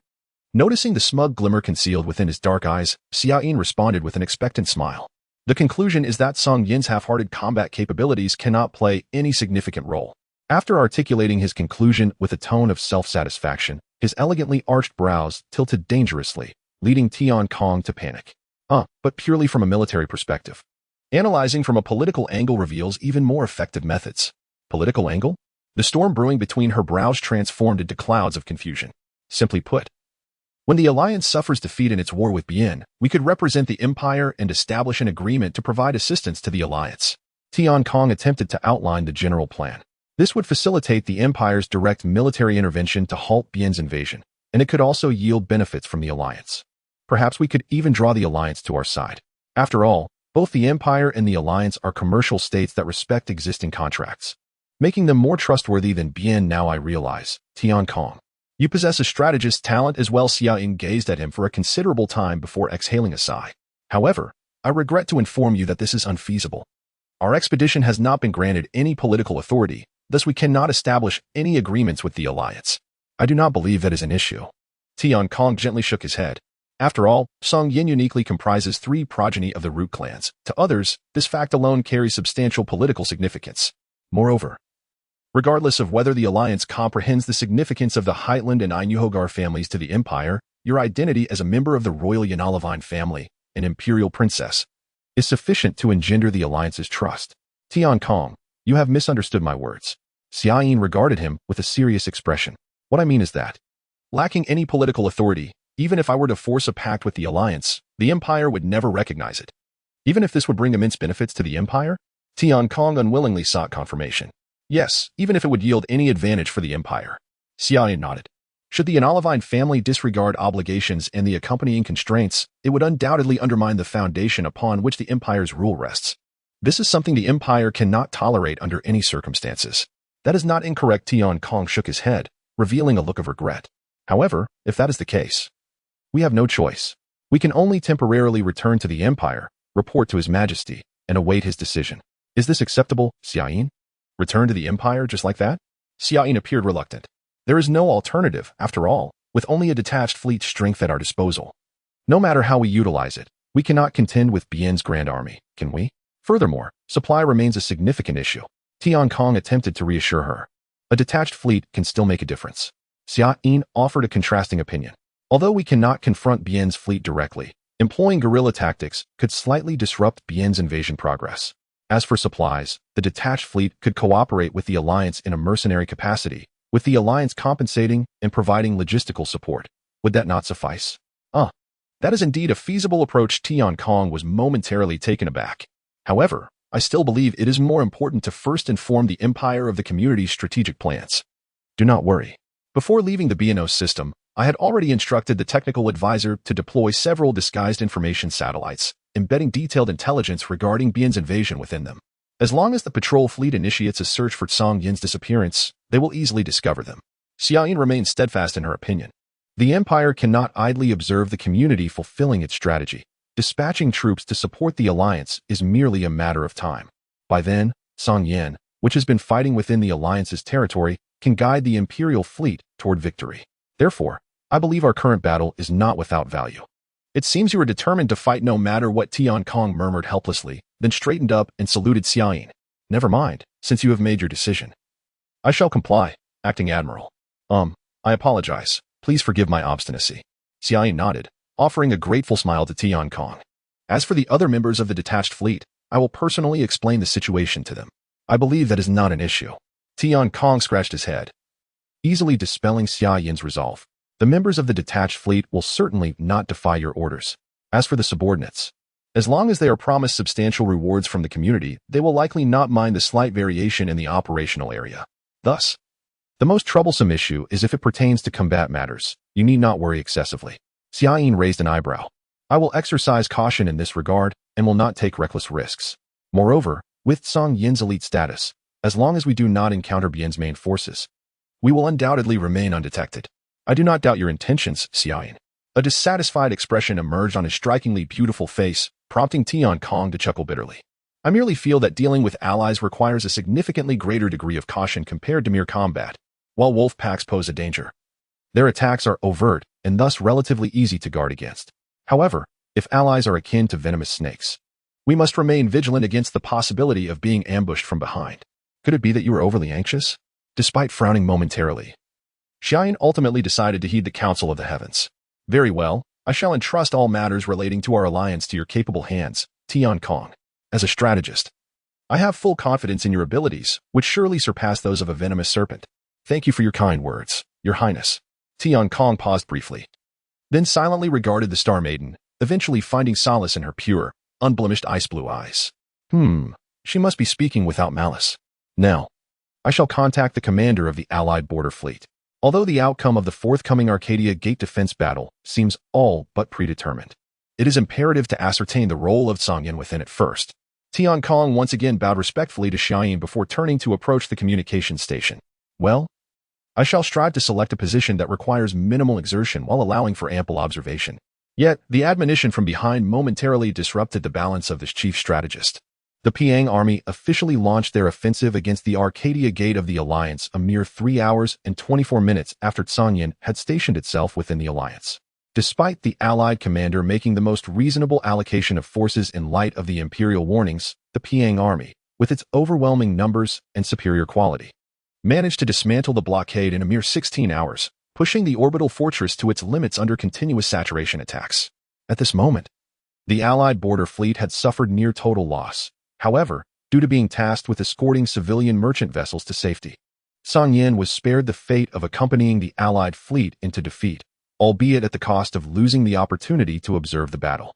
20 hours prior, the Piang fleet had taken position before the gate for their final preparations, while several trade hubs belonging to the Alliance faced their doom simultaneously.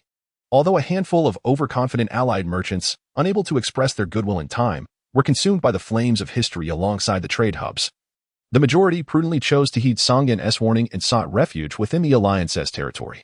This decision also contributed to Songyin's seamless acceptance by the Allies. The merchant vessels pouring forth from the trade hubs numbered no fewer than 10,000. While most were small to medium-sized ships, large vessels were rare.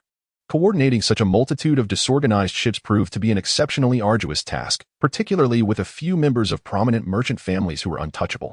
Simply rejecting their requests for escort fleets left the Allied commander in a state of despair. In truth, if the demands of these prominent merchant families were fulfilled and separate fleets dispatched for their protection, even the entire border fleet would be insufficient. In this context, the Imperial detachment, boasting the most esteemed status in the galaxy and willing to assist the Alliance as mercenaries, was akin to a divine blessing. In a bid to clear the chaotic multitude from his sight before the onset of hostilities, the Allied commander hastily disbursed a significant sum for hiring fees from the fleet's budget, even unconditionally providing a full resupply. Merely requesting that Songyin escort these merchant fleets deep into the Alliance's territory. After all, should this defensive battle succeed, the bonuses awarded to the fleet would more than compensate for this initial expenditure. And if defeat were to befall them, such concerns would be moot. Thus, with no grounds to refuse, Songyin reluctantly led this motley fleet of nearly 10,000 ships of varying sizes and types, lacking even basic coordination, towards the heart of the Alliance. Fortunately, while many merchants were indeed boorish and prone to trouble, they were not brazen enough to confront the wrath of an imperial princess. Moreover, the security forces, trained under the tyrant's hand, had never concerned themselves with anything beyond the tyrant's orders during their deployments. Consequently, this large yet utterly defenseless fleet made its way relatively unscathed to another hub-star system within the Alliance. Another invitation has arrived for you, Your Highness. Tian Kong lightly waved a thick stack of invitations in his hand, his voice tinged with barely suppressed amusement. You seem quite pleased? Xiaoyin regarded Tian Kong with a somewhat displeased expression, her gaze shifting to the proffered invitations, which now bore an expression of perplexity. Why do those fellows still have the leisure for such matters? Surely we are in the midst of a flight. The news of the fall of the Arcadia Gate had reached them 2 days prior through several Allied warships that had narrowly escaped. Subsequently, the merchant fleet escorted by Songyin had passed through 3 inhabited star systems, consuming considerable time replenishing fuel and supplies.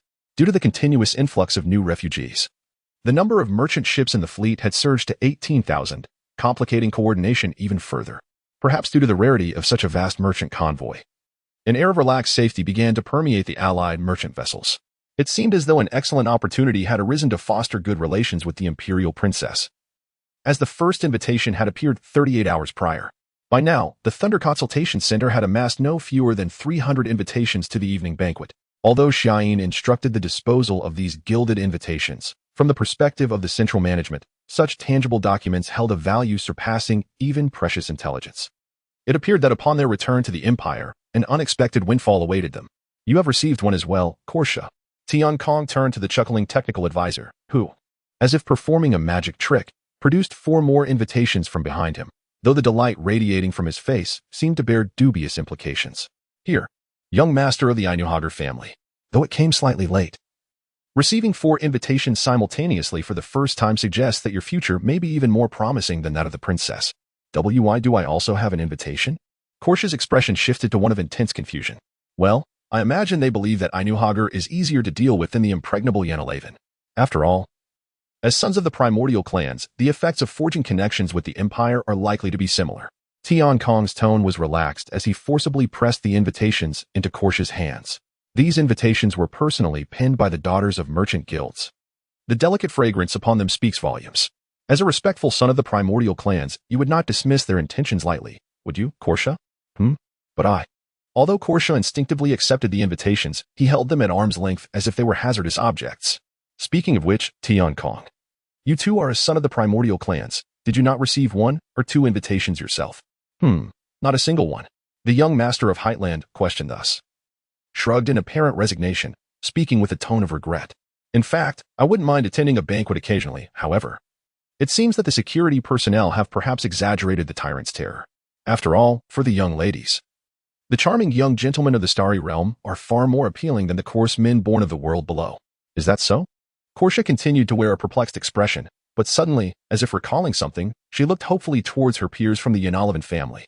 The Vice Admiral, overseeing nearly 20,000 ships, was currently grappling with a serious shortage of personnel in the technical department, thus requesting permission to prioritize military affairs. These invitations were sent to you in a personal capacity, young Master Ainuhager. I have no authority to interfere with your decisions, so please judge for yourself. Xiaoyan immediately established her position. Furthermore, I believe the technical department's responsibilities do not encompass the maintenance of vessels outside the Imperial fleet, so your claim of personnel shortages is, in fact, unfounded. At this point, Xiaoyan gently tapped her finger on the table, casting a slightly stern glance at Korsha. Moreover, you would do well to inform your subordinates that while I have no objection to them earning extra income during their off-duty hours, should this lead to inadequate maintenance of the strike ships, I will have the Chief of Staff address these negligent individuals directly. Tenkai could not help but display a look of astonishment. I was unaware that maintaining fleet order had also become the responsibility of the Chief of Staff. Xiaoyan, do not take offense. The Chief of Staff of this fleet possesses unique qualities, and as the commander, I have an obligation to maximize the utilization of such attributes. That is all. A slight smile graced her lips, yet she continued in a serious tone to advise the technical officer. Furthermore, Korsha, you are rather lenient with your subordinates. Are you not? Perhaps you should exhibit a bit of the authority befitting the Hand of Nightmares, as long as you do not damage the ship's facilities. Feel free to handle it as you see fit. With a statement that would permanently brand thousands of technical personnel in the Tsangyan subfleet with a spiritual mark. The noble then redirected the conversation to the pressing issues facing the Genji clan. Additionally, regarding the matter of these invitations, in a certain sense, they symbolize an alliance. While we represent the Empire, considering the continuous stream of 300 to 400 invitations, I believe it is only polite that we respond at least once. A glimmer of anticipation suddenly sparkled in her azure eyes. Thus, Korsha, while I have no authority to dictate your decisions, from a personal standpoint, I sincerely hope you can represent the Empire at one of these invitations. What do you think? Vice Admiral. Korsha cast a gaze filled with near indignation at Xiaoyan, who in turn displayed an expression of moral conflict, reluctantly attempting to defend herself. This, well, it is unavoidable. Initially, I thought it would be most fitting for Tenkai to represent the Empire, but he has not received a single invitation and has no grounds to attend. Thus I must place this responsibility upon you. Rest assured, once we return to the Empire, I will report this achievement to the military department. In that case, why not have the Vice Admiral attend personally? After all, compared to Ainuhager or Heightland, they would surely prefer to witness the grace of an imperial princess. Korsha maintained an unwavering expression, resolutely declining. We cannot simply conform to their expectations. After all, Tsangyan represents the dignity of the Empire, which has never catered to any faction thus far. Xiaoyan elevated the discussion to a political and diplomatic level. Then why not outright reject all of them? In comparison, Korsha appeared somewhat naive, though her suggestion was rather reasonable. Moreover, if we accept one invitation, others will inevitably protest on grounds of unfairness, making it a far more troublesome choice. While that may be true, Xiaoyan displayed a look of considerable distress. Determining the future course of the subfleet requires more intelligence. Yet our understanding of the alliance is currently limited to the vague impressions provided by the Chief of Staff, which is far from sufficient as a reference. So, Vice Admiral, you seek intelligence? Korsha expressed surprise, then quickly understood. In that case, sending me out would be of little use, as gathering intelligence is not my forte. And analyzing it would necessitate individuals with relevant expertise. From this perspective, I am certainly not the suitable candidate, am I, Tenkai? Caught off guard by the unexpected query, Tenkai took a few seconds to respond. thus missing the opportunity to retort. I see individuals with relevant expertise. Xiaoyan's gaze shifted to the only person within Songyan who fulfilled this criterion. It seems I have underestimated the situation, and it appears you must represent me at the banquet. Tinkai. Xiaoyan turned and placed the invitation she held into the stunned hands of young Master Hateland, intentionally overlooking the several invitations in Korsha's grasp. Choose any from within. But for the sake of intelligence gathering efficiency, I recommend you attend the larger gatherings. Without the luxury of protesting, Tinkai frowned at the pile of invitations, which had only moments ago been someone else's dilemma, and managed a bitter smile. Vice Admiral, rather than selecting one of these invitations to attend, I clearly have a better idea. Would you care to hear it? No, that will not be necessary. Do as you please. Noticing the dark glimmer in his deep black eyes, Xiaoyan suddenly felt a sense of wariness and unhesitatingly shook her head, refusing to be further entangled in this matter. Just inform me of the outcome, Tinkai. I see. Tinkai displayed a look of regret, and then placed his hand on the shoulder of the still speechless son of Inuohoger, softly confirming, my friend, you will assist me. Will you not? In absolute volumetric terms, a strike ship is akin to a 30-story multifunctional building, and the flagship Thunder, having undergone significant modifications in its later stages, had freed up considerable space. Thus, even as a venue for a banquet of 1,000, space would not be a concern. In fact, Tinkai merely commanded the technical personnel to clear the deck and adorn it with military decor, thereby establishing a banquet hall that adequately represented the majesty of the Celestial Army. Though the atmosphere felt somewhat oppressive, it was believed that the guest's audacity had not yet reached the level of questioning the taste of the Imperial Genji clan. Moreover, Tinkai intended to subtly remind the merchants, who had become overly complacent of late. What troubled the chief of staff was the issue of participant numbers. Although it had been confirmed that 100 from the subfleet would attend, it seemed the merchant group was still undecided about the allocation of the 400 invitations. In pursuit of the rumored opportunity to dance with the Imperial Princess, thousands of merchants were vying for a chance to participate, the intensity of which could be described as a scene of lamentation and bloodshed.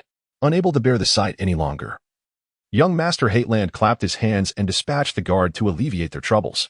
The Empire invited only the most formidable figures from the Alliance, and in a merchant-dominated alliance, the criteria for measuring strength was clear and singular.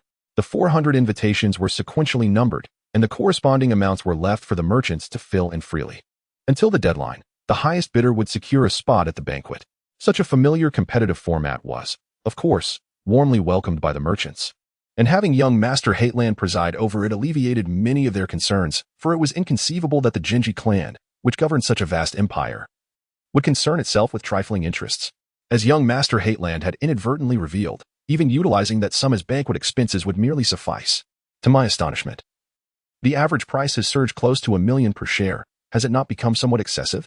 The sky seems to helplessly ruffle its hair, yet the involuntary upward curve of its lips betrays an exceedingly joyful disposition. Although I am unaware of how you intend to manage this income, it would be prudent to inform the Vice Admiral first, would it not? Korsha observed her friend with a look of concern. After all, from the perspective of the fleet, 400 million is no trifling sum. For an individual, this amount transcends the mere notion of a windfall.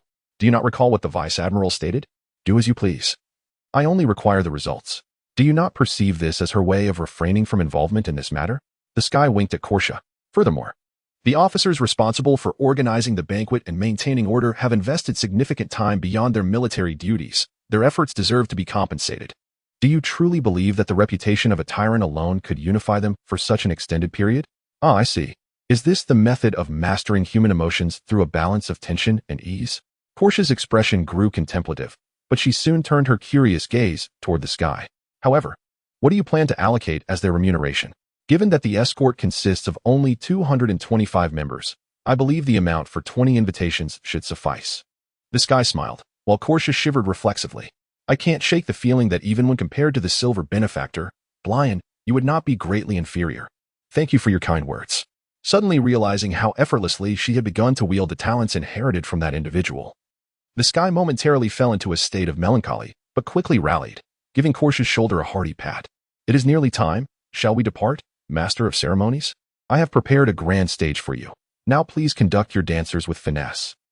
As each invitation permits the attendance of 3 guests, and the merchants are accustomed to capitalizing on every opportunity, the 400 invitations have drawn in a total of 1,200 guests, along with 100 named attendees from the fleet, significantly exceeding the expected numbers and rendering the venue rather crowded. Could it be that I miscalculated my budget? A hand, holding a wine glass, unconsciously wobbled, the amber liquid within shimmering luxuriously against the crystal walls, yet its owner paid no heed to this detail. Never mind. This gathering is well within Korsha's capabilities.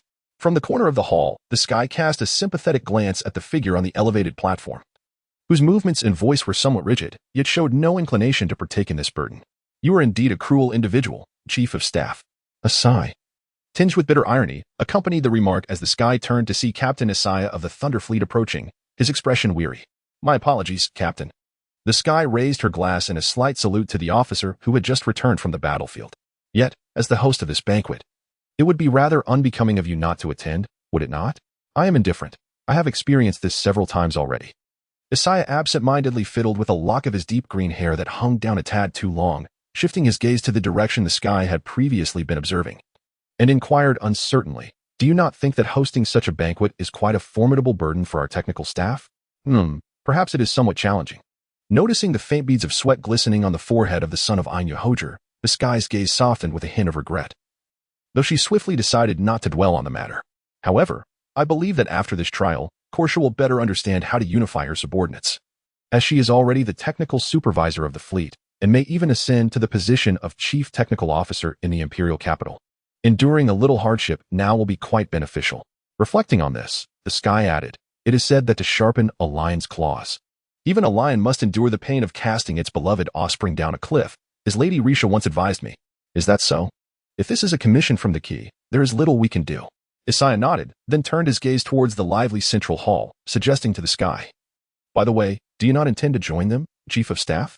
Since the purpose of this banquet is to gather as much intelligence about the Alliance as possible, is it not somewhat passive to merely stand aside and expect our efforts to yield results without direct involvement? In truth, I have been masquerading as a mere observer while discreetly gathering information. The sky paused for a moment. Is that so? Then I must apologize for my ignorance. Isaiah's eyes widened in surprise and confusion. But may I inquire what exactly you have been observing, Chief of Staff? Naturally, regarding matters of intelligence gathering. The sky hesitated once more, yet soon a peculiar glimmer ignited in her dark eyes. Before commencing trade negotiations, it is essential to ascertain who indeed possesses the desired goods. This is fundamental to the art of trade, Captain. So, you have identified the trading partner? Isaiah remained skeptical. Indeed, it is that individual approaching us, Maurice Alfian, the president of the Alfian Merchant Guild. His invitation is the most substantial among all. The sky indicated the direction with her gaze, taking a delicate sip of her beverage. I dare say his physical presence is indeed the most substantial among all. Isaiah glanced briefly in that direction, then turned away, as if to steady himself, momentarily closing his eyes before saluting the sky with solemnity. Chief of Staff, please allow me to excuse myself. It appears the technical staff is facing some difficulties, and I believe my presence may offer them some assistance. While I could certainly use a hand here. Observing the fleeting determination etched on the captain's face, the sky could only manage a wry smile and a gentle wave of her hand. However, you should assist Korsha. I can manage here with some effort. Benefiting from the adjustment of genetic factors, the people of Shalon, regardless of gender, are endowed with striking beauty. However, the blessings of genetic inheritance extend beyond mere aesthetics. Although instances of overeating are rare among the Shalon, even when they indulge to the point of discomfort, their bodies do not accumulate excess energy. Essentially, as long as they do not engage in deliberate exercise, their physiques remain elegantly proportioned. While the Shalon appreciate such physiques, they regard them as a form of innate talent rather than a source of arrogance. Conversely, when faced with certain regional individuals who possess an excess of stored energy resulting in less than graceful figures, they seldom exhibit any discrimination or prejudice.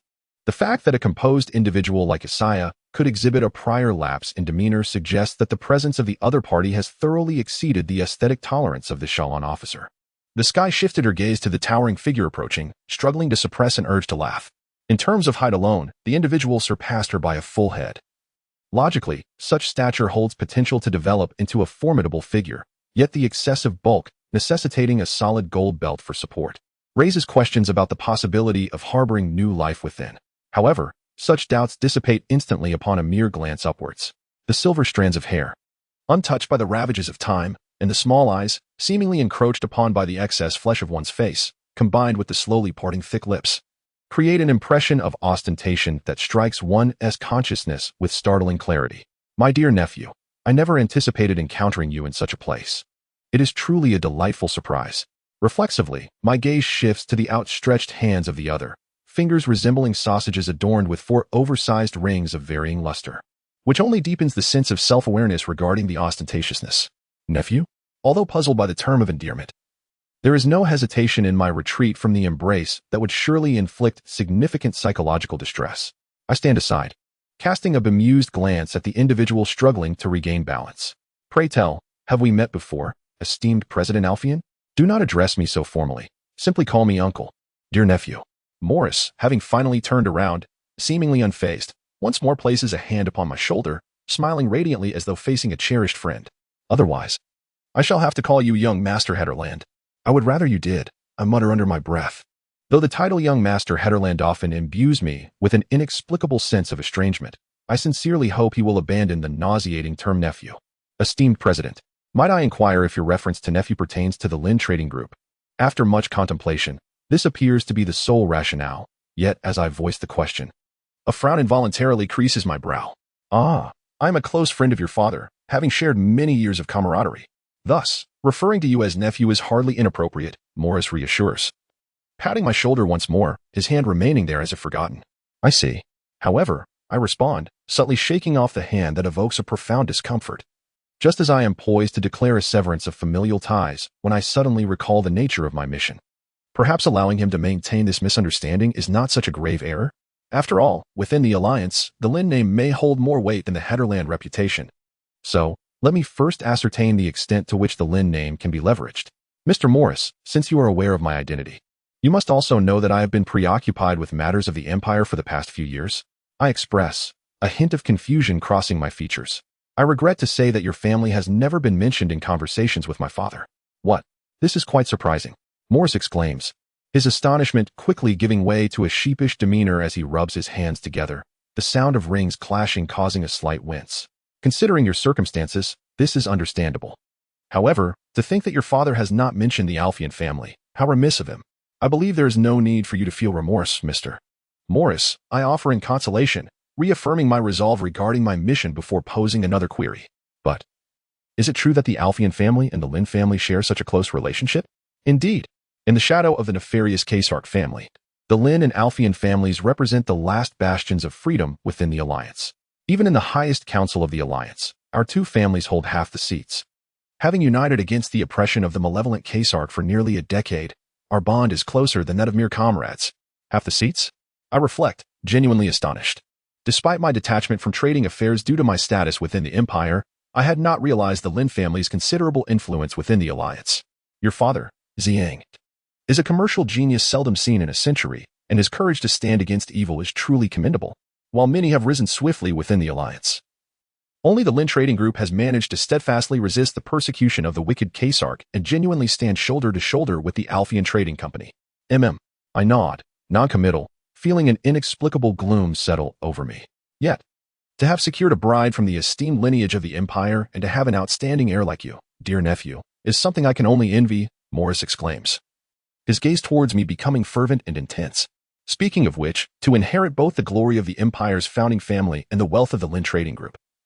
You are indeed a figure deserving of admiration. You flatter me. I ponder whether he genuinely believes this. Is it possible that he truly intends to pursue this path? I shake my head, as though wrestling with a headache, and continue my inquiry. Mr. Morris, regarding the Kesark family you mentioned earlier, what makes them so evil? Could it be that you remain unaware? Morris appears genuinely astonished. They are the masterminds behind the vile planet you destroyed. The planet of evil I obliterated. I am taken aback. My time in the imperial capital was spent in the palace with Yaki, rendering me oblivious to the subsequent cleansing of the Juma planet by the 12th Fleet. It is only after Morris elaborates that I realize I inadvertently thwarted their nefarious schemes, plunging me into a deep melancholy. Ultimately, from arms trafficking to drug dealings, and even slave trading, the Kesark family epitomizes the malignant growth within the Alliance. Had you not decisively severed their audacious reach towards the imperial capital, who knows how corrupt the Empire might have become? While Morris endeavors to display righteous indignation, I can only find the sight of his corpulent figure amusing. In a sense, the wicked Kesark family is indeed a cancer upon humanity. Morris concludes, waving his hand emphatically. A cancer, you say? I reflexively recall the self-proclaimed nemesis, Pien, and cannot help but smile wryly. As a complex web of relationships begins to take shape in my mind, I exhale a long sigh upon its completion. This journey within the alliance may prove unexpectedly intricate. At the edge of a certain stellar system lies a sphere radiating a wondrous luminescence, its surface perpetually rippling with undulating waves. Warships from lower dimensions descend through these waves into this vast expanse of reality.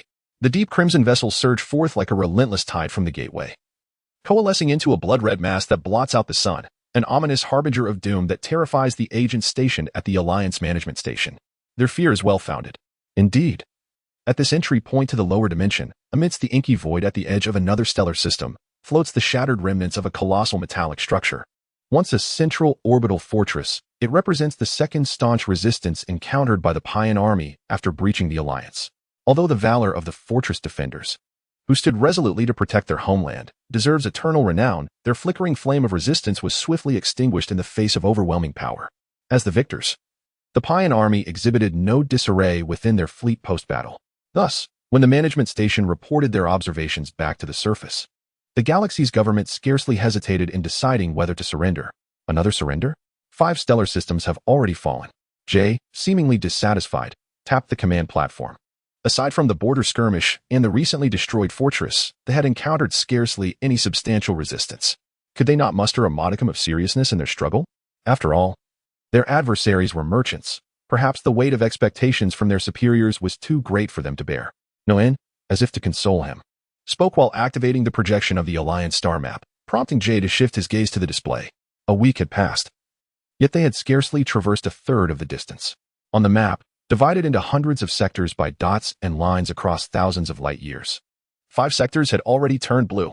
The blue regions formed a line pointing directly to the dazzling red-marked star system at the center of the map, the Alliance capital of Assos.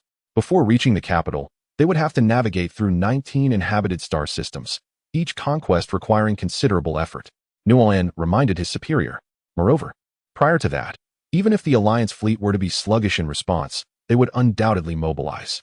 Regardless of their combat prowess, their numbers nearly doubled ours. Should you, my lord, be overly complacent, it might result in unwarranted losses for our fleet. There is no necessity to conquer these star systems one by one. The primary objective of the first phase of our operation is solely Assos. Jay forcefully gestured, drawing a straight yellow line on the star map, culminating at the radiant red representing Assos. To utterly shatter the Alliance's mercantile spirit of resistance, we must deliver a thunderous blow from the outset. Engaging the Alliance's regular fleet will only require one more confrontation if we can annihilate them completely. It will be exceedingly difficult for the Alliance to mount any large-scale resistance thereafter. Indeed, our fleet is at a disadvantage in terms of sheer numbers and logistical support. Allowing the invasion to devolve into a protracted conflict would be quite troublesome. Moreover, should the Empire intervene, we might not only face challenges in invading the Alliance, but also jeopardize the very existence of our fleet. Nguyen nodded, illuminating the sector at the eastern border of the Alliance, adjoining the Empire.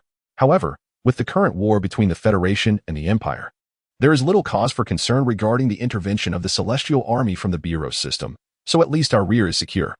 He then highlighted the sector at the southern border of the Alliance, where a gray image representing the Empire's Noravai appeared. A red triangle then emerged from the gray void, swiftly advancing towards the blue region, devouring all the yellow on the star map in mere seconds. In response to its movement, smaller yellow triangles appeared within the Alliance star region, encircling the last blue area. If the Empire were to dispatch a fleet from here, the Lila system, to reinforce the Alliance, we would be utterly powerless. The resistance forces within the Alliance would undoubtedly seize the opportunity to rise. Compounded by the ever-looming presence of that tyrant we cannot afford to ignore. Nguyen, sensing a headache, lightly tapped his forehead, offering a bitter smile. Although the ancestral decree calls for the capture of that individual, should the situation escalate to that extent, it is we who must prepare ourselves for the possibility of being taken captive. Regarding the tyrant and that detached fleet, do you not already have a strategy in mind? Once we seize Assos, we shall promptly work to control the Alliance Council. If we successfully sway the highest authorities within the Alliance, we need not lift a finger. That detached fleet will naturally march towards its own annihilation. While similarly furrowing his brow, Jay also proposed a solution to the predicament. I believe such a strategy should equally apply to our operations in blockading the Empire, should it not? Indeed, we can encourage the Alliance Council to take on more responsibilities, such as managing the Lila Gateway. Nguyen reverted the star map to a previous state, then traced a small triangle from the blue region towards the yellow representing the Lila system, tinting that sector a peculiar black while simultaneously obstructing the advance of the red triangle. Thus, unless the Empire intends to declare war on the Alliance, our offensive operations shall remain unaffected. Of course, even with the Alliance's forces stationed at the Lila Gateway, they would be unable to deter the advance of the Celestial Army, even with our detached fleet's assistance. However, for the Empire, which seeks to establish peace and trade agreements with the Alliance, the intangible constraints of such covenants are far more binding than mere force. Is this not a splendid stratagem? After a brief pause, Jay evaluated with a somewhat complex tone. However, to secure the Alliance Council's cooperation to such an extent, the prior promises may prove insufficient. If it pleases you, my lord, I would like to propose additional incentives that might be more enticing to the merchants. Nuan bowed slightly, as if seeking approval. Given that the validity of all promises extends only until the conclusion of this operation, do as you wish. Jay chuckled lightly, then turned his gaze to the pitch-black void outside the viewport, murmuring in a tone tinged with regret. Yet, if possible, I would truly like the chance to confront that tyrant once more. This, I fear, may disappoint you, my lord. Nguyen lowered his head further. After several days of rapid transit, the Celestial Flame escorted the vast merchant convoy to the Alliance's central star system, Venus. At this moment, considering the absolute distance between them, the detached fleet had cast aside the Blade of Red by nearly 800 light-years. However, due to the existence of a passage known as the Gateway between star systems, they were, in fact, only 4 star systems apart. Should the adversary press forward with all their might, they could catch up to the Celestial Flame and its accompanying merchant convoy within 72 hours at most. Consequently, Xia remained in a state of perpetual tension, her demeanor influenced by the Supreme Commander, and the crew of the Celestial Flame mirrored this vigilance. Yet, beyond the purview of this admiral's influence, within the vast merchant conglomerate, there emerged a palpable sense of relaxation. However, Xia could hardly fault her charges for such a detrimental mindset towards their duties, especially with 70,000 elite ships of the Alliance gathered before the gates of Venus, meticulously laying a defensive line in anticipation of the Payan army's arrival. While doubts lingered regarding the actual combat capabilities of this formidable fleet, they had at least demonstrated performance exceeding acceptable standards in their formation. Thus, Xia could not help but begin to harbor a glimmer of hope that the Payan army's strategy might draw a definitive conclusion within the Venus star system. Fortunately, the contract signed with the commander of the Allied border fleet was rendered null upon the safe arrival of the caravan in the Venus system. Although a similar number of refugees joined along the way, there existed no formal agreement between Song Yin and them. Despite some ambiguity in the attitude of a portion of the merchants towards the chief of staff, Xia paid them no heed and did not intend to impose any limitations on that individual. After all, in this unfamiliar environment of Song Yin, he was the only person she could trust. With the responsibility for the Alliance's external affairs entrusted to Sky, Xia began to focus on her primary mission, to thwart the invasion of the Allied forces by the Payan army. Although Song Yin intervened in the war between the community and the Alliance as mercenaries, the presence of a substantial number of mercenaries within the Alliance, which had long suffered at the hands of Payan pirates and often required higher protection for their merchant groups, was already a strategic consideration for armed forces.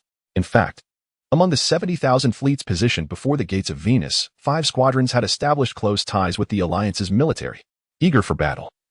Xia immediately contacted the commander of the Alliance fleet upon learning this, hoping to participate in this potentially decisive engagement, just as those 5 mercenary squadrons had done, but was met with a firm refusal.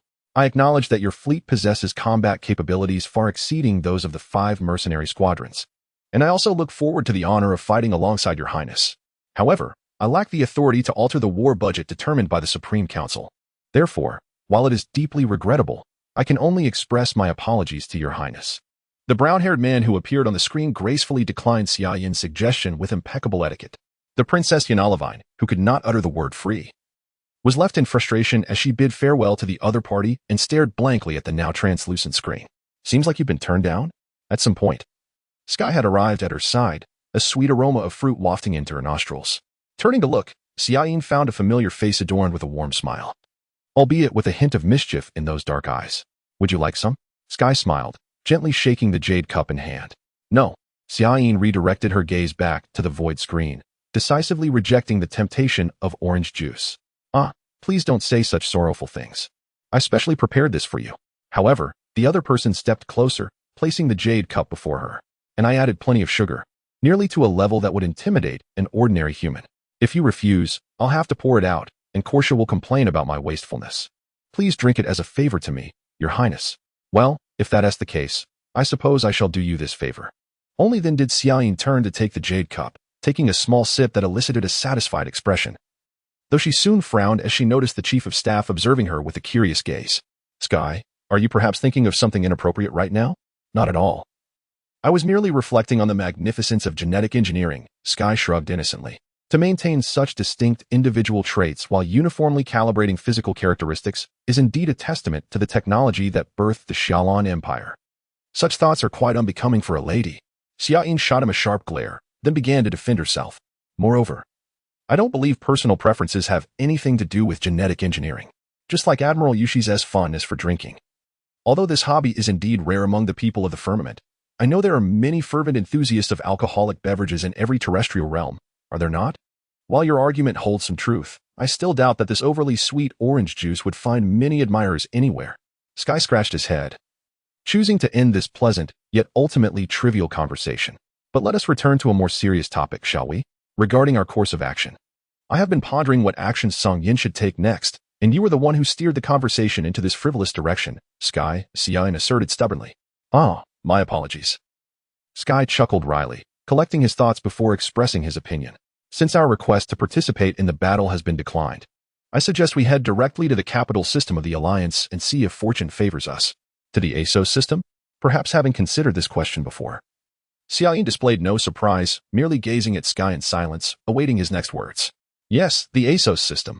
Firstly, it is closer to the Empire. And even if events do not unfold as we hope, Song Yin would have greater options. Moreover, it is also the political hub of the Alliance. If the three signs of the Imperial root clans were to appear simultaneously. Please do not look at me like that, Xiaoyin. I have no intention of leveraging the Imperial Princess's influence. In fact, even if we do nothing, the very fact that the Imperial root clans are assisting the Alliance in battle will itself advance the relationship between the Alliance and the Empire, a point you cannot deny. Can you? That is indeed true. Xiaoyin reluctantly nodded, yet her expression was marked by indecision. Sky, while I understand everything you say, surely you do not wish to remain and partake in the Battle of Venus Gate? Sky speculated. Is that not permissible? Xiaoyin's expression seemed to hope for validation of this desire. Please reconsider, Your Highness. Sky's tone was less a request and more a firm denial of her intentions. Even if we were to stay, what role could a squadron of fewer than 1,000 ships play in a battle of 100,000? Moreover, Song Yin has yet to be integrated into the forces.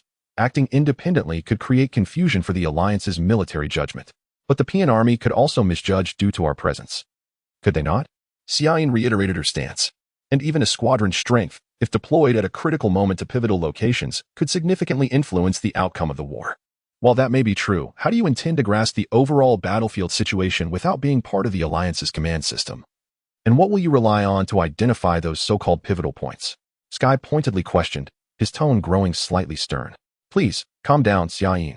While I understand your yearning for battle, the lives of the thousands serving under Song Yin must take precedence. As the chief of staff of the squadron, it is my duty to pull the commander back from the precipice of impulsiveness. At this point, Sky displayed a hint of hesitation, yet he continued. Furthermore, from the perspective of the Empire's wing, I cannot allow you to bear the blame of dragging the entire fleet down due to personal motives, Your Highness. Though Xiaoyin showed no sign of recognizing this subtle expression, she maintained a seemingly frozen posture for a while, her voice, which appeared to suppress emotion, only echoed after she turned her back on Sky. I understand. Let us proceed as you suggest, Sky. Although he made a confident promise in front of Xiaoyin. Upon returning to the private chamber belonging to the chief of staff, he was immediately engulfed by profound worries. In a recent meeting, the fleet unanimously accepted the proposal to head towards the Alliance's capital star system. He felt sufficiently assured that, regardless of how the situation unfolded, this choice would secure the most advantageous position for Song Yin. However, acting as mercenaries and as part of an organized fleet were fundamentally different undertakings.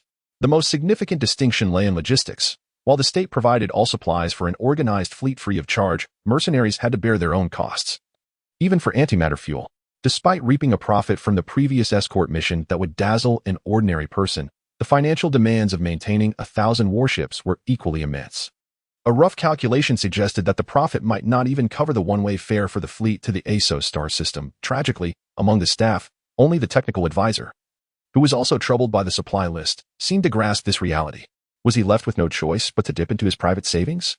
Gazing up at the myriad stars twinkling in the sky, the son of Heitland found himself in a tumultuous inner struggle. At that moment, the hub ring placed on the workbench emitted a request for communication. Who could possibly be reaching out at this hour? He murmured to himself, retrieving the hub ring and discovering, to his surprise, that the communication request came from an alliance channel outside the fleet. After a brief hesitation, he activated the communication terminal. It is an honor to meet you, young Master Heitland. The brown-haired man who appeared on the screen was none other than the Alliance fleet commander who had recently declined Xia Yin's proposal to join the battle. I am called Osos Caesar. The man bowed respectfully, yet from the calm and resolute countenance displayed on the screen, the sky could discern no trace of humility. Upon hearing the name Caesar, his expression involuntarily faltered. After all, during the last banquet, that rotund man named Morris had incessantly drilled into him the notion that the Caesar family was the root of all evil. Thus, despite his rational disbelief, it seemed that a seed of aversion had been subconsciously sown within him. Furthermore, upon realizing that he had unwittingly become a pawn in the man's schemes, he harbored a complex feeling akin to guilt towards the Caesar family, which bore the brunt of the root family's wrath. Naturally, he was acutely aware that the Caesar family had brought this upon themselves, and thus felt no sympathy for their plight.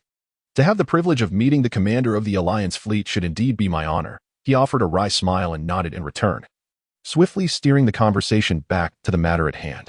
You recently declined the proposal for Tsang Yin to participate in the battle. While I do not expect you to have suddenly changed your mind, I truly cannot think of any other reason that might explain your motive for contacting me. I deeply regret the honor of not being able to fight alongside Princess and yourself, Osos responded with a rueful smile. However, only the Supreme Council of the Alliance can decide on war funding, and I hope you can understand this. I harbor no complaints, after all. No merchant would ever coerce a customer into purchasing their wares. Sky gently shook his head in explanation. But may I ask what it is that you seek from me? Well, it's not a matter of state, but rather something of a personal nature. Osos hesitated momentarily, then seemingly tentatively inquired. It seems your connection with the Caesar family did not begin today. Are you aware of this? If you are referring to the events surrounding the third planet of the Snowdia star system, I believe I am already informed. Sky nodded, confirming with a measured tone. Is this the reason you contacted me? Indeed. I am quite eager to meet the one who commanded tens of thousands of imperial fleets and obliterated the efforts of the Caesar family over several years with a mere gesture. Sky noticed a fleeting glint of ferocity in Osos's brown eyes as he uttered these words. Although the Caesar family had prepared for such eventualities since Mr. Lin's marriage to his prominent bride, the overwhelming might of having flattened 124 cities in a single stroke far exceeded their expectations. Truly, it was commendable. I believe you may have misunderstood something, Commander. Although not out of fear, Sky was loath to bear any responsibility for that man. Even if it might be misconstrued as an act of cowardice, he chose to reveal part of the truth to this member of the Caesar family. What you imply is that this was not an imperial operation targeting the Caesar family at all, but merely. The face that had perpetually worn a mask of insincere courtesy now revealed an expression of surprise. After a pause, Osos summarized in a tone that suggested he was convincing himself to accept it. The Root family merely engaged in some weeding while enjoying their garden? That is indeed what I meant.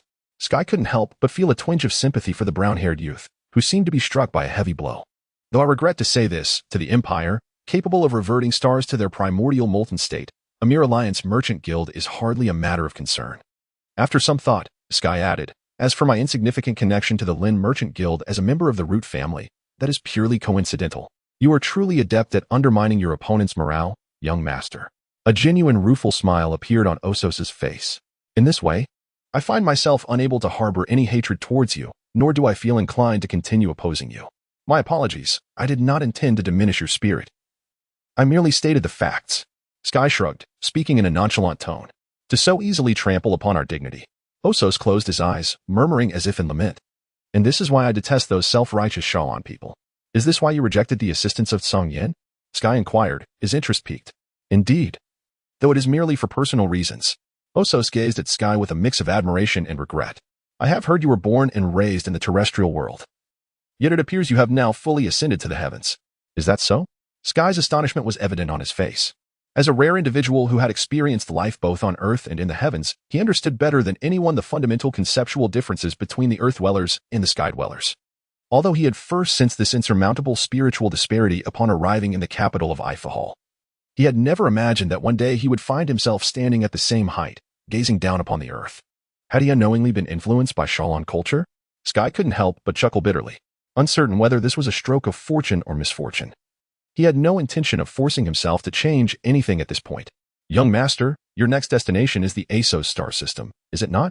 Osos. Disregarding the mixed emotions on Heitland's face, posed the question once more. Yes, that is indeed my plan. Sky readily acknowledged, as there was no need to conceal the matter. May I trouble you with a request, though perhaps it is not a request at all, Osos remarked with a serious tone, gazing at the sky. After all, from your perspective, taking such actions is only natural. The Caesar family has tirelessly endeavored to bring an end to the prolonged disarray of the alliance. And we absolutely cannot allow other forces to encroach upon it, be it the Pian community or the Lin Merchant Guild, despite sensing the overt hostility from the other party. It is astonishing that the Sky showed no sign of displeasure.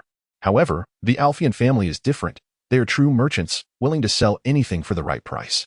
Although Miss Lizarina possesses her mother's kind nature, she places too much trust in her father and brother.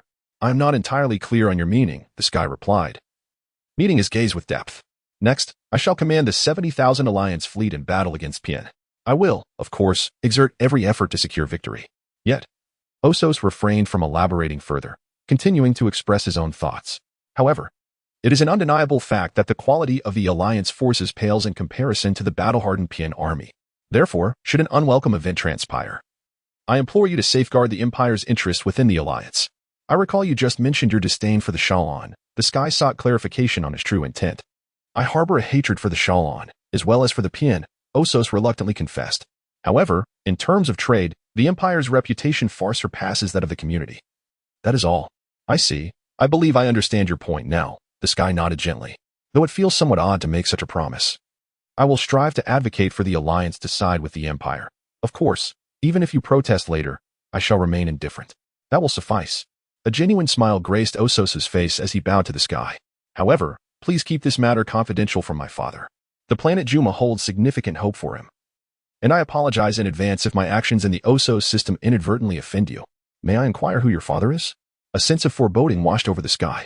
My father is the chairman of the Supreme Council of the Alliance. Witnessing the bewildered expression on the young Lord Heitland's face, a subtle smile emerged on Osos's resolute features as he bowed once more. Now, due to pressing military affairs, please allow me to take my leave. Wait. The Sky suddenly called out to him amid the silence, hesitating for a moment before arriving at a decision. The Pian fleet is led by a formidable general of the community named Gigi, known for his audacity in warfare, though lacking resilience. He rarely encounters a worthy opponent. It is advisable to avoid direct confrontation and instead prolong the engagement until his momentum wanes. Additionally, he likely has a deputy named Norn, who employs cunning tactics, often seeking victory in perilous situations. During wartime, remain vigilant and do not hastily exploit any weaknesses. Ignoring the expression of shock on Osos's face, the Sky waved his hand as if concluding the conversation and pressed the button on the communication terminal. That will be all, Commander. I wish you great success in battle. Though considerable time was spent determining the next course of action, the execution of the decision unfolded surprisingly smoothly, thanks to the large mobile repair station accompanying the formidable Alliance fleet. The Tsongan completed the overall resupply of the subfleet in just 12 hours, though this meant that an amount equivalent to half the remuneration for the escort mission left the subfleet's coffers with reluctance in the eyes of the Chief of Staff. I never expected military repair stations to also cater to civilian vessels. On the thunderous departure, Xiaoyin observed the comings and goings of merchant ships at the repair station with an incredulous expression. Indeed, this nation's commercial spirit is desperately overwhelming. The technical advisor responsible for liaising with them responded with a wry smile. However, from our fleet's perspective, this situation is quite advantageous. After all, completing the resupply for a subfleet at a civilian station is a considerable burden, and dispersing the fleet across various supply stations would be a logistical nightmare for our already understaffed management system. I rather hope such a nightmare comes to pass. At least it would present an opportunity for negotiation. The Sky gazed upward, muttering in a tone tinged with resentment. Of course, this was entirely due to differing perspectives, so the Chief of Staff's cold anticipation could not be blamed. What are you mumbling about, Sky? Xiaoyin redirected her attention to him, though her seemingly carefree gaze only deepened the gloom of the youth who had never before struggled with financial concerns. Nothing. It's not something you need to worry about. Your Highness, the Sky replied in a somewhat petulant tone, while Xiaoyin regarded him with a puzzled expression, just as she was about to press for further inquiry. The Sky's terminal bracelet suddenly chimed with a communication request. Another message from the Alliance channel? The Sky paused, glancing at Xiaoyin for confirmation before moving to a corner of the bridge to activate the communication in private mode. Oh, My dear nephew, long time no see. The voice that resonated was jarring, akin to a thick, viscous substance coating the auditory nerves. And the visage that materialized from the void was strikingly contrary to human aesthetic sensibilities, delivering a profound shock to the visual senses of Heightland's son. Ah, yes. It has been a while, Mr. Morris, the Sky responded slowly, his reaction slightly delayed as he processed the dual sensory overload. What brings you here, my dear nephew? I've heard that your fleet is preparing to head to the Osos system, is that correct? Morris's sticky tone sent a shiver down the Sky's spine. Why, yes. As he responded, he noticed a wave of excitement spreading across Morris's pudgy face. That is splendid news. In fact, I plan to travel to the Osos system as well, but due to the impending war, the shipping traffic from Venus has drastically diminished. And I am struggling to find a transport vessel. Might I be able to hitch a ride on your warship to the Osos system? You wish to? Board Thunder? The Sky's face froze in strong rejection. However, noting this, Morris's enthusiasm remained undeterred as he presented a condition that the Chief of Staff could not refuse. Of course, I shall compensate you accordingly. How about this? All expenses for Tsangyan until we reach the Osos system will be covered by the Alphean Merchant Guild. Would that be acceptable? Of course, I cannot give you an answer without consulting the Admiral first. With sheer will, the Sky managed to halt the hand that seemed to reach out from his throat. I will consult her now. Please hold for a moment. Hurriedly excusing himself, the Sky returned to the command center, yet he found himself at a loss for how to broach the subject with Shine. Indeed, after listening to the report of that banquet, His Highness expressed absolute and utter disdain towards the president of the Alphean Chamber of Commerce, even asserting that his very existence was a desecration of the natural order. In such circumstances, it was unfathomable for the noble daughter of the celestial stars to permit the individual to step aboard her cherished vessel. Did that president have any requests?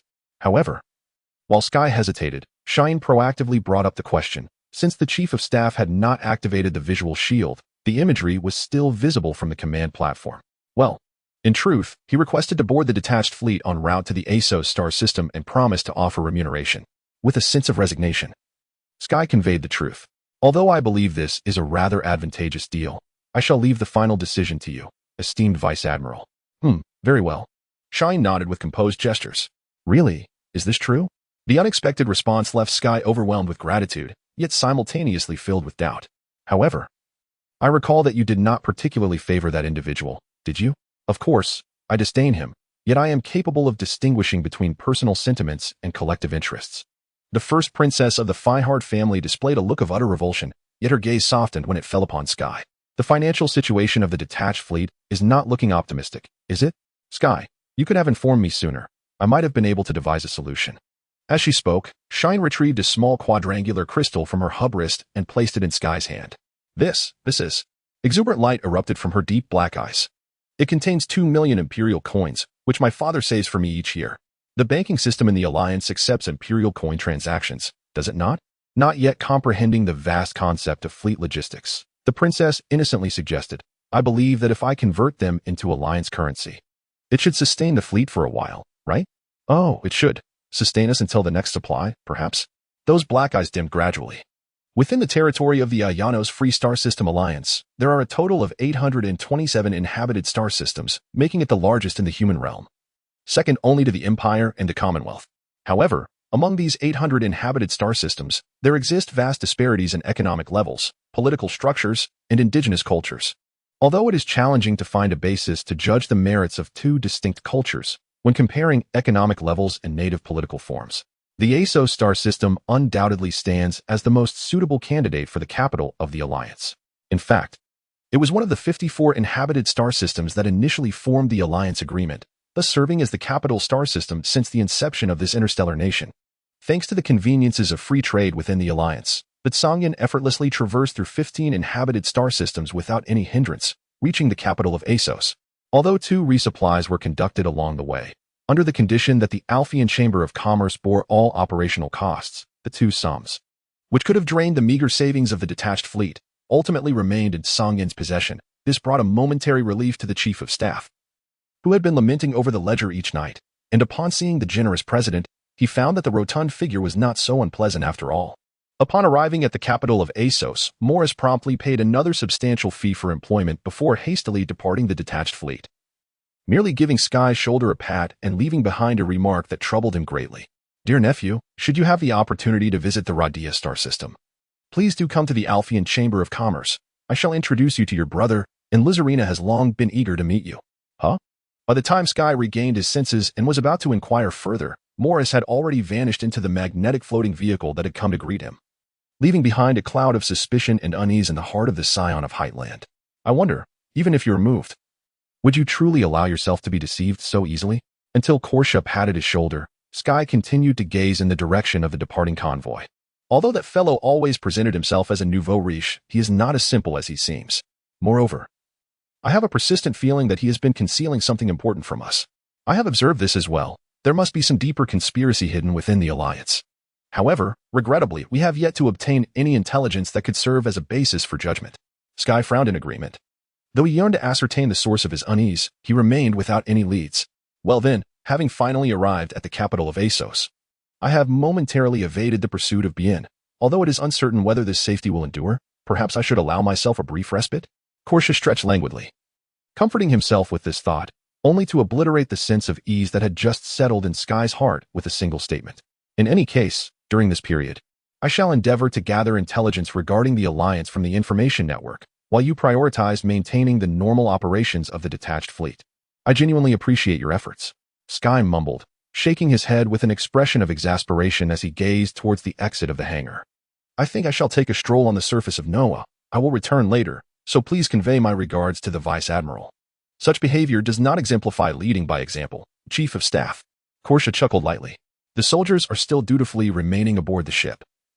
They yearn to descend to the terrestrial world far more than you do. Well, it cannot be helped. This is what one might call privilege. Sky shrugged without a shred of guilt, a slight smirk hinting at some unwholesome delight. Furthermore, only the Vice Admiral has the authority to permit them to disembark for rest. No matter how much I sympathize with their plight, I cannot exploit a privilege that does not belong to me. Do you intend to make me the villain? The unexpected voice from behind sent a shiver down Sky's spine. Reflexively, he turned to see a pair of cold, ice-blue eyes regarding him indifferently. Shine? Why? Sky took a moment to react, but then perfectly composed himself, shaking his head with a vague smile. That is not the case. I merely offered the opportunity to be the good person to your highness. If you agree to allow the soldiers to descend to the terrestrial world for rest, they will undoubtedly be profoundly grateful to you. Such transparent falsehoods need not be uttered, Sky. Beneath her slightly drooping azure bangs, her gaze remained as cold as ice. Yet beneath the icy surface, warmth surged. Regardless of the situation within the Empire, we are currently in a foreign land embroiled in conflict. If we were to permit the soldiers to descend for rest, their morale would undoubtedly dissipate. So you intend to confine the soldiers aboard the ship? Sky cast a reproachful glance at Shine. I did not realize you were such a cruel person, Shine. At least I have allowed them to move within the confines of the orbital station. The indifference of her beauty finally ignited with a crimson flame, and she angrily shrugged her shoulders. Moreover, Sky, do you plan to simply sweep what just transpired under the rug? The young Lord Haterland, oppressed by Princess Yanalavine, couldn't help but glance around for assistance, only to discover, with growing anger, that his friend Inuahogel had moved to a distant spot, admiring the rather unimpressive transport vessel with an expression of wonder, seemingly oblivious to his friend's plight. I understand, and I apologize, Xiaoyin. Sky lowered his shoulders and offered his apologies to the master of the most terrifying legends in the universe, his eyes, which had briefly glowed with a faint crimson light, returning to their original icy blue. I can't shake the feeling that you regard me with less respect than before. After all, I am your superior, Xiaoyin protested, pointing to the emblem on his chest that symbolized his status as a winged knight, her tone defiant. You should show me more respect. That is undoubtedly a misconception. I hold you in even higher esteem than His Majesty Alanza, Sky replied, his gaze shifting to the emblem on her delicate hand, only to be abruptly taken aback. For years prior, when they first met, Princess Fiendbird was just entering her growth phase, even in her fitted military attire. She appeared slender but lacked any discernible feminine charm. Sky himself was equally distant from the standards of maturity. However, time had quietly transformed the boy into a tall young man and the girl into a poised lady. Though Xia Yin's current uniform remained a deep black with azure trim, the silver staff on her waist accentuated her alluring silhouette. The emblem of the roaring dragon, etched on her uniform's left breast, now surged with a vibrant energy, contrasting with its previously static form from 4 years ago, perhaps due to differing aesthetic perceptions between the Xia Lan and Bian families. Xia Yin's demeanor may not have been as striking as that of Hong Yi, yet to Sky, both possessed an equally formidable presence. What differed was that the latter had long recognized this truth and engaged in real combat, while the former remained blissfully unaware of her allure, let alone wielding it. Your words lack sincerity, Sky. Xiaoyin gently shook her head, her cerulean hair wafting a subtle fragrance in the oxygen-rich air. Moreover, I doubt you hold much reverence for His Majesty. Your comparative standards are highly questionable, aren't they, Sky? It suddenly occurred to her that this Emperor Alanza might be the least conspicuous ruler in all novels, despite commanding a third of the human world. How unfortunate indeed. I'm listening. Sky struggled to withdraw his gaze from the enticing emblem, scratching his head as if at a loss for words. Eventually managing to stammer, but Xiaoyin, you truly seem to have matured. Why did I not notice this before? Do not underestimate me. Xiaoyin retorted with a determined expression, her tone tinged with dissatisfaction. Understanding the sentiments of soldiers is the most fundamental requirement of a commander. Although I belong to the people of the sky, I am still aware of their affection for the earth. Granting them a break at the orbital station is a natural compromise with reality. I shall not take pride in being appreciated for such a simple matter. That is indeed a valid point. Sky suddenly felt a wave of weariness wash over him, but refrained from expressing his concerns about the future. Well then, I intend to explore the surface of Noah to see if I can uncover anything useful. What about you, Xiaoyin? Are you planning to descend to the world below alone? Xiaoyin furrowed her brow at his words, hesitating for a few seconds before resolutely suggesting. Then I shall accompany you, Sky. After all, this is the capital of the Alliance. I should occasionally see the world beyond the Empire. You wish to join me? Sky exclaimed incredulously. But what about the fleet's affairs? If we both leave at the same time, won't it lead to chaos in command if an emergency arises? Isn't Korsha here? Since the last banquet, he has matured considerably, and the fleet's logistics have been managed impeccably during this time. Besides, our aides will assist him. Xiaoyin stated as she relayed the command through her hub ring. Moreover, I do not foresee any emergencies in the short term. We will return before evening, won't we? Though that may be true. Sky scratched his head in confusion, then donned a serious expression. But are you truly set on going to the world below dressed like this? Is there something wrong with my attire? Xiaoyin began to check for any disarray in her uniform. Well, if you are adamant about coming, I shan't oppose.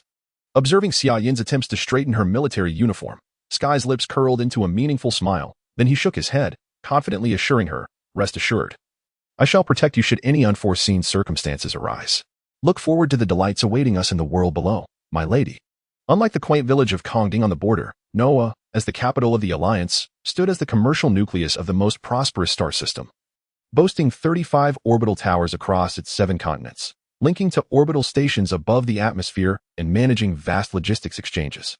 The orbital tower where the 2 scions of the Root families descended was situated in the heart of the 3rd continent, named Houston Tower, which loomed over the city center of the same name, continuously bestowing great wealth and occasional marvels upon its residents, due to trade between the Empire and the Alliance. The city of Houston, as a trade hub, had encountered Xiaolan people, interstellar traders, before. Had Xiaoyin not insisted on wearing her military uniform rather. Had she been aware of the ensuing complications, she likely would not find herself in such an awkward predicament now. You seem rather dissatisfied. In her view, his suddenly irritating smile brimmed with insincerity. Nevertheless, this noble lady endeavored to control her anger, her expression merely stiffening. It feels as though we have become some rare exhibit. In the midst of countless gazes, her elongated pointed ears involuntarily quivered. Was it truly so uncommon for a Xiaolan to be here? Not we, Xiaoyin. They are only looking at you. Sky's voice seemed to suppress a grand chuckle. While Xiaolan people are not particularly rare here, you must be the first Xiaolan winged knight to don the Sky military uniform in this place. The implications of this are profoundly significant, which explains the abundance of curious stares. You anticipated this would happen, didn't you? Xiaoyin glared at him. Please recall, my lady, I did warn you, Sky replied, spreading his hands in an innocently exaggerated manner. You should have been more specific. Had you done so, I would never have worn my military attire to the surface.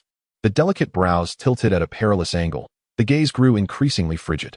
It is the responsibility of the chief of staff to point out the blind spots unnoticed by the commander. Thus, Hetland, the ethereal winged knight. This is entirely your dereliction of duty. Upon your return, I expect a reflection paper submitted to me. I can't shake the feeling that you have become increasingly domineering lately, Xiaoyin. The once joyful Hetland now regarded his superior with a gloomy expression. My compassion and forbearance are reserved solely for subordinates who adhere to the rules. Princess Yanalovine narrowed her eyes, concealing her momentary sense of relief beneath a frigid stare. Furthermore, for those who persistently challenge the authority of their superiors, such a punishment is rather lenient. Next time, a mere reflection paper will not suffice for your transgressions, Tian Kong. How truly grateful I am for your mercy. To avoid further entanglement in this perilous topic, Tian Kong began scanning the surroundings for something to divert attention. Soon discovering a throng of people gathered below. Strange, what could be drawing such a crowd? Through the glass curtain wall of the second floor, he noticed a multitude of individuals amassed at the entrance of the track tower, some brandishing banners emblazoned with slogans. It seems to be some sort of parade. No, perhaps they are there to welcome a certain individual from that vehicle? Xiaoyin also approached the edge of the glass wall. Shifting her gaze from the crowd to an approaching elongated maglev vehicle, her expression transforming into one of surprise upon noticing the dragon emblem etched on its roof. Tian Kong. That emblem does not belong to Prince Xiang. Ah, indeed, it is the insignia of the Lin Merchant Group. A bittersweet smile flickered on Tian Kong's face as he gazed up at the pristine azure sky beyond the glass wall, murmuring to himself. To encounter that individual here. Could it be fate's cruel jest? Are you not planning to meet him? Unable to fathom this distress, Xiaoyin innocently pressed on. Before doing so, I believe it would be prudent for you to change into something more ordinary. If we are to be under such scrutiny, it will be challenging to proceed with our plans. Tian Kong shrugged, casting aside the issue for the time being, then suggested to Xiaoyin. First, let us find a clothing store and select a less conspicuous outfit. There is a clothing store on the third floor of the hall. The voice that emerged from behind, startlingly close, made Tian Kong's hair stand on end. He instinctively sidestepped the distance before adopting a defensive stance to look back, only to reveal a face of astonishment. The envoy commander? What brings you here? The icy chill emanating from those azure eyes, coupled with an overwhelming aura of malice, left Tian Kong on high alert, drenched in sweat within his heavy clothing. Well, I had initially intended to execute the Ancestor's assassination order, but your orders take precedence. So I shall have to temporarily spare Mr. Lin. Always stepped forward with an air of composure. The malevolent aura that seemed to freeze the very air dissipating in an instant. She extended a hand toward Tian Kong, her tone gentle yet firm. So, Zikuan, do you intend to resist? Are you planning to instigate a conflict here? Tian Kong assumed a posture of cautious vigilance. He was acutely aware of the envoy commander's formidable strength, yet he did not believe escape was impossible. However, considering the individual he was determined to protect, he resolved to attempt persuading his formidable adversary to reconsider. While I am uncertain of your intentions in infiltrating the alliance, escalating matters here would undoubtedly provoke a thorough investigation by the alliance government, which would be quite troublesome for you. From my standpoint, engaging in this senseless battle would yield no benefit, so I believe it would be wise for us to stand down for now. That is not an option. Aoi approached him at a leisurely pace, her voice betraying no hint of hostility or tension. As the one directly responsible for your escape, I am obliged to bring you back to Bien, even if it necessitates employing somewhat forceful means. As if under some oppressive force. Tian Kong involuntarily retreated a few steps. Could it be that the ancestor, Moanai, has also arrived? Perhaps. Aoi slightly shook her head, then reached out her right hand, an invisible yet overwhelming power suddenly coalescing within her palm, its cutting edge slicing through the space within dozens of meters. I presume you will not surrender easily, and I do not have much time, so let us conclude this swiftly. To commence with full force. Tian Kong couldn't help but smile wryly. He had initially intended to buy some time, but witnessing the power released by the envoy commander, he realized that clinging to such navette would likely result in a swift conclusion to the forthcoming confrontation. Tian Kong, what should I do? Even Xiaoyin, devoid of martial knowledge, recognized the slight distortion in the space above Aoi's pale palm and immediately deduced that this was a foe she could not confront directly. Participating could only serve as a liability to her companion, thus she refrained from requesting assistance in battle, seeking an opportunity to retreat to safety. Though grateful for Xiaoyin's clear-headedness, Tian Kong lacked the luxury of expressing his appreciation. The immense pressure emanating from ahead firmly restricted his movements, and it was only growing stronger. Hiya. Just before being pushed to his limits, Tian Kong took a step forward, accompanied by the sound of shattering air. His figure vanished from the stream of time perceivable to human senses. This is. Aoi's expression shifted to one of astonishment in an instant. Yet her right palm unhesitatingly struck towards the left void. From where her right hand paused, a ripple of invisible energy emanated, and soon thereafter, two muffled groans echoed. Ugh. It was as if he had been abruptly ejected from the flow of time. Tian Kong suddenly materialized in the void, retreating nearly 10 meters in a rather disheveled manner, only managing to regain his footing moments before hitting the ground. Breathless after landing, he discovered that the left shoulder of his uniform had vanished, revealing a bruise-like wound on the exposed joint. Aoi merely swayed slightly before stabilizing herself, while her attire showed no signs of damage. A small fissure had appeared on her otherwise flawless visage. Crimson blood trickled down her snow-white skin, pooling into a warm droplet at her chin before cascading onto her pristine chest, part of it splattering like shattered jade, while the remainder flowed down her skin, resembling red wine carelessly spilled on smooth silk, tracing a bloody yet alluring curve upon her low-cut gown. "You have astonished me once more, Zikuin." Aoi traced the wound with a fingertip, gazing at the crimson mark as if reminiscing. "It has been quite some time since I last beheld my own blood. Even the instincts of a warrior have unknowingly degraded to such a degree.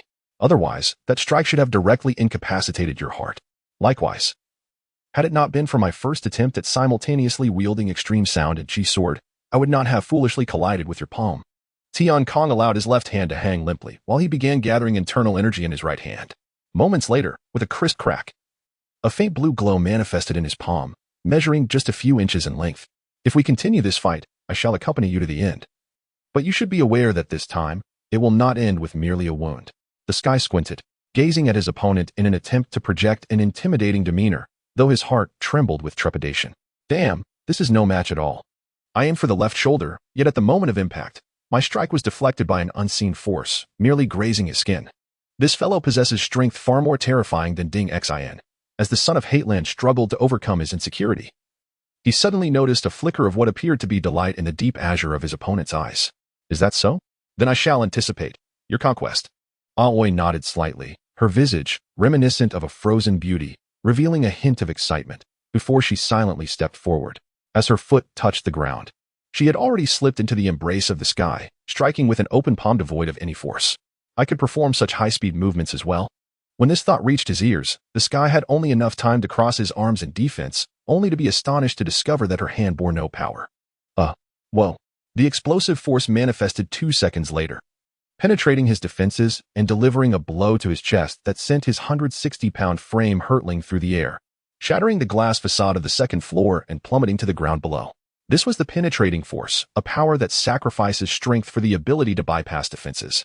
As the Sky attempted to adjust his position mid-air, he was suddenly graced by the soft, low whispers of the emissary, and in that instant, he turned to witness a spinning kick descending upon him from above, just as he thought he was about to evade. His battle-honed reflexes bypassed his mind and directed his hands into a defensive posture, yet this effort was again disregarded. This was piercing, a spinning kick infused with penetrating force, significantly more potent than a mere pushing palm. By the time the emissary's explanation reached his ears, the Sky had already been propelled towards the ground by the sudden burst of energy. Although he was fortunate to have a parked maglev vehicle to cushion most of the impact, enduring 2 successive strikes caused him to spit out a mouthful of blood. The impact had drawn the attention of the crowd below. Half sought to distance themselves from the shattered maglev, while the other half rushed towards the scene of the incident. Several police officers, stationed at the periphery to maintain order, arrived first at the magwell. If you weren't standing by from the very beginning with the intention of merely watching the spectacle unfold, I would not hesitate to express my heartfelt gratitude to you. The Sky bore a slightly hesitant expression. Almost there, indeed. At that moment, Xiaoyin stepped forward, as if to put an end to this fruitless conversation by placing herself between him and Qianxing. Had it not been for this gentleman's intervention, inflicting a certain degree of harm on the adversary, that woman would not have so easily conceded. Thus, in this regard, he indeed saved us. So you need not persist in your stubbornness. Look, it seems that Miss Xiaolan understands the situation better. Qianxing's face instantly brightened with a smile, while the Sky appeared to perceive a transparent tail wagging behind his friend. "Oh, noble lady, I am Nangong Qianxing, courtesy name Aaron. Although I currently have no family, I assure you, I am a responsible and earnest man, adhering to the customs of Kongding." Qianxing politely saluted Xiaoyin with clasped hands. However, given his tattered attire, it was difficult for anyone to think of him in any light other than comical, though he himself seemed oblivious to this fact. "May I have the honor of knowing your esteemed name?" "Ah, greetings, Mr. Qianxing." It was clear that Xiaoyin was struggling to suppress her amusement. Yet she still rendered a crisp military salute to Qianxing. "My name is Xiaoyin, Yanalaven Jean Famebird Ra Xiaoyin. Regarding the assistance I rendered earlier, I extend my utmost gratitude." "So it is Miss Xiaoyin, such an elegant name." Yanalaven. From the moment Qianxing fell momentarily into a daze, it was evident he possessed more knowledge of the stellar realm than the Sky had for years prior. "You seem to have successfully startled him, Xiaoyin."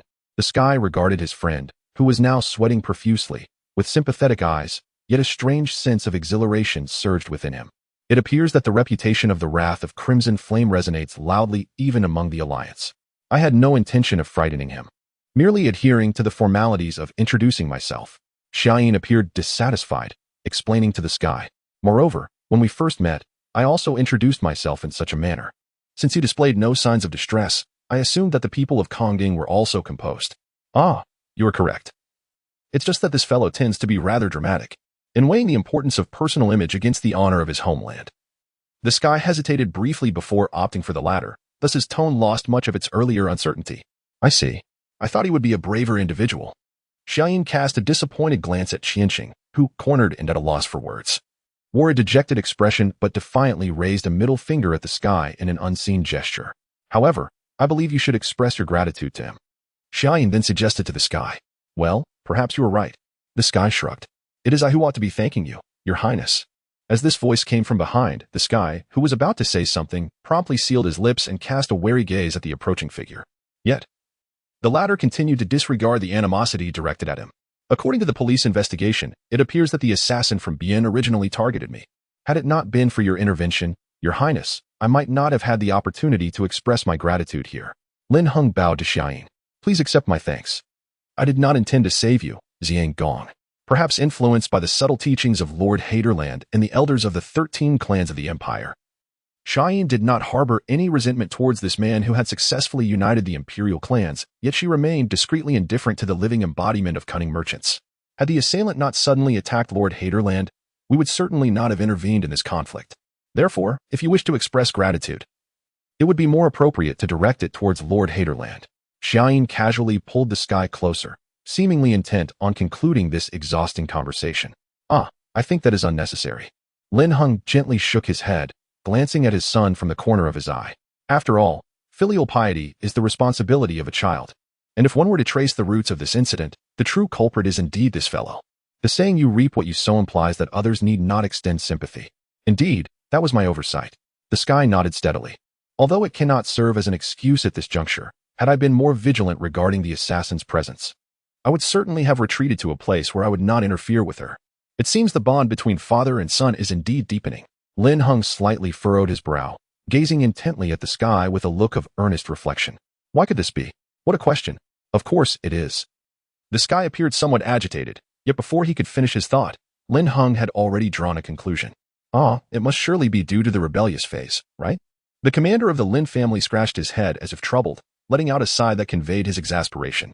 How vexing. If you continue to grow up like this, your personality may become increasingly distorted, and as the one who promised Yan to raise you into a fine young man, I would be left without the face to see her again. Oh, so you made such a promise to mother? The sky smirked. However, I believe this is not a matter worth worrying about, for you have not visited her in the past 7 years, even if this continues. I would not find it particularly strange. At least during your time studying in the imperial capital, I made it a point to return and accompany her every year. Lin Heng began to exhibit a proud demeanor. Moreover, you, who have not brought a single flower to mother in 4 entire years, have no position from which to criticize me. Who is to blame for this? The sky finally erupted, unable to contain his frustration, while Lin Heng seemed wholly unperturbed by this outburst, responding with a tone of feigned confusion. Was it not your own decision to go to the imperial capital? But, how infuriating. The sky gritted his teeth, visibly agitated. Speaking of which, son, as if suddenly recalling something, Lin Heng cast a reproachful glance at him. 2 years ago, I sent you a letter, yet it seems you have yet to reply? A letter? The sky appeared to be racking his brain, and after a moment, he seemed to realize, lightly striking his palms together. Now that you mention it, I do recall such an incident, but at that time, I was in the restroom. So I just happened to use it. You never cease to amaze me, son. Lin Heng stared at him in disbelief, his tone laced with concern. It was precisely because I anticipated such an occurrence that I wrote the letter on rigid fiber paper. I never imagined you would not have been injured, right? I regret to inform you that I only discovered its complete uselessness after opening it, so I casually discarded it for Wankai to chew on. The sky's voice carried a hint of defeat. Ah, what a pity. Lin Heng shrugged. However, since you received that letter and did not reply to refuse it, we have taken it as your tacit approval of the situation. Thus, even if you have grievances to air, it is now too late. What situation? At this moment, the sky's expression and tone were filled with wariness and refusal. Aliyah, did she not tell you anything? Lin Heng's bitter smile seemed to stem from genuine feelings. However, the sky responded in a somber tone, devoid of mockery. Indeed. I have been utterly unaware of what you have been saying from the very beginning. Wait, it couldn't be. Lin Heng suddenly displayed a look of terror, beads of sweat forming on his forehead as he inquired with a quavering voice. She hasn't informed the esteemed clans, has she? It appears that way the atmosphere grew increasingly tense.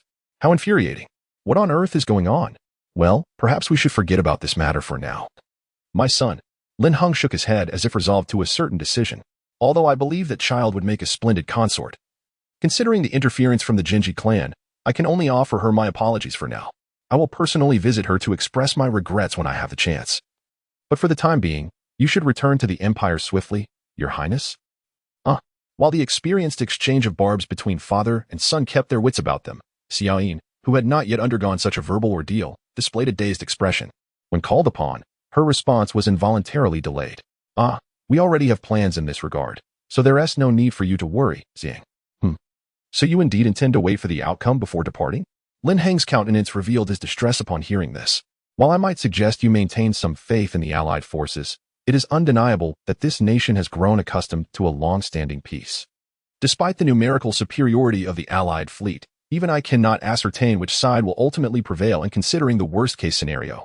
It would be exceedingly dangerous for you to remain here, Your Highness. Xiang, do you not intend to take any measures to avert such a dire situation? Xiaoyin gazed at him, confirming with a serious tone. The Kaiser family is already undertaking such efforts, Your Highness. Lin Heng gently evaded Xiaoyin's question. The intricacies of warfare are far better understood by them than by the Lin family, and given the historical discord between that family and ours, any unilateral action on my part would likely yield adverse effects on the outcome of the war. You aren't waiting to invest in the side that emerges victorious. Are you? The sky interjected coldly, and with this abrupt inquiry, the temperature in the room seemed to drop several degrees. While that is indeed an alluring proposition, Lin Heng pondered for a moment before breaking into a wry smile. However, should I truly proceed in such a manner, Ilea would undoubtedly tear me apart, my son. While I do cherish the tranquility and grace of Yaya, I am not yet prepared to meet her so soon. Can this statement be taken at face value? The sky scrutinized him, seeking further confirmation. I swear by the land of my birth. I spoke not a word of falsehood. Lin Heng placed his right hand upon his chest, uttering his vow with utmost sincerity. I see. It is indeed clear how much you yearn for your mother. The sky nodded steadily, while Lin Heng's expression shifted to one of alarm. The people of Shalon are remarkably devoted to love. I believe that once Ilea learns of your expectations, she will be touched and perhaps become even gentler. Ouch. The son of Headerland, reveling in his moment of joy, found himself abruptly kicked by the princess beside him, thrust into a precarious balance on one leg. Sky, do not divert the conversation into peculiar territories. Having quelled her restless subordinate with a thunderous reprimand, Xiaoyin turned to Lin Heng, her expression apologetic. I extend my apologies on behalf of my subordinate, Xiang, but I still do not intend to return to the Empire just yet, Xiang. As Lin Heng emerged from his astonished stupor after witnessing the earlier scene, his gaze towards Xiaoyin transformed into one of keen interest. I see. So this is why she did not divulge that matter to the clans? It is worth noting that, due to a peculiar sense of vigilance, the Headerland family has imposed strict information control regarding this heir contested by the Lin family. Thus Lin Heng remains oblivious to his elevated status as a grandfather, leading to such misunderstandings. It seems you are determined to stay here no matter what. Lin Heng sighed gently. The capital system is currently besieged by 30,000 allied fleets, so I doubt your forces can exert much influence here. Moreover, considering the complete hostility exhibited by the allied speaker towards those affiliated with the Lin family, the situation for Songyin does not appear promising, Your Highness. Is that so? Xiaoyin glanced at the chief of staff before entering a contemplative state. How about this? I have heard that your fleet is currently operating as mercenaries far from the Empire. Would you consider accepting a commission from the Lin Merchant Consortium? Lin Heng proposed. That would depend on the nature of the commission. Xiaoyin responded in a nonchalant tone. Indeed, there have been persistent sightings of the Pian pirates near the errant system, close to the Empire's borders. However, since the Pian army invaded the Alliance, the remaining pirate factions within the Alliance seem to have gathered in that system. In fact, over 800 Pian pirate ships have congregated there, and merchant vessels from the Lin Consortium have suffered numerous plundering incidents. At this point, Lin Heng suddenly chuckled bitterly. Although that foolish son of the Alfian family is currently leading his private fleet to hunt down those pirates, I truly do not believe he can catch those cunning creatures if the Pian pirates continue to congregate. It will pose a direct threat to the safety of the Alliance's heartland. Therefore, can we entrust Songyin with the task of subduing them? Of course. I will ensure adequate compensation is provided. Very well, I accept your commission, Xiang. After a moment of contemplation, Xiaoyin nodded. As for the compensation, please negotiate directly with my fleet's chief of staff. This will surely aid in honing his negotiation skills. Both father and son were momentarily taken aback.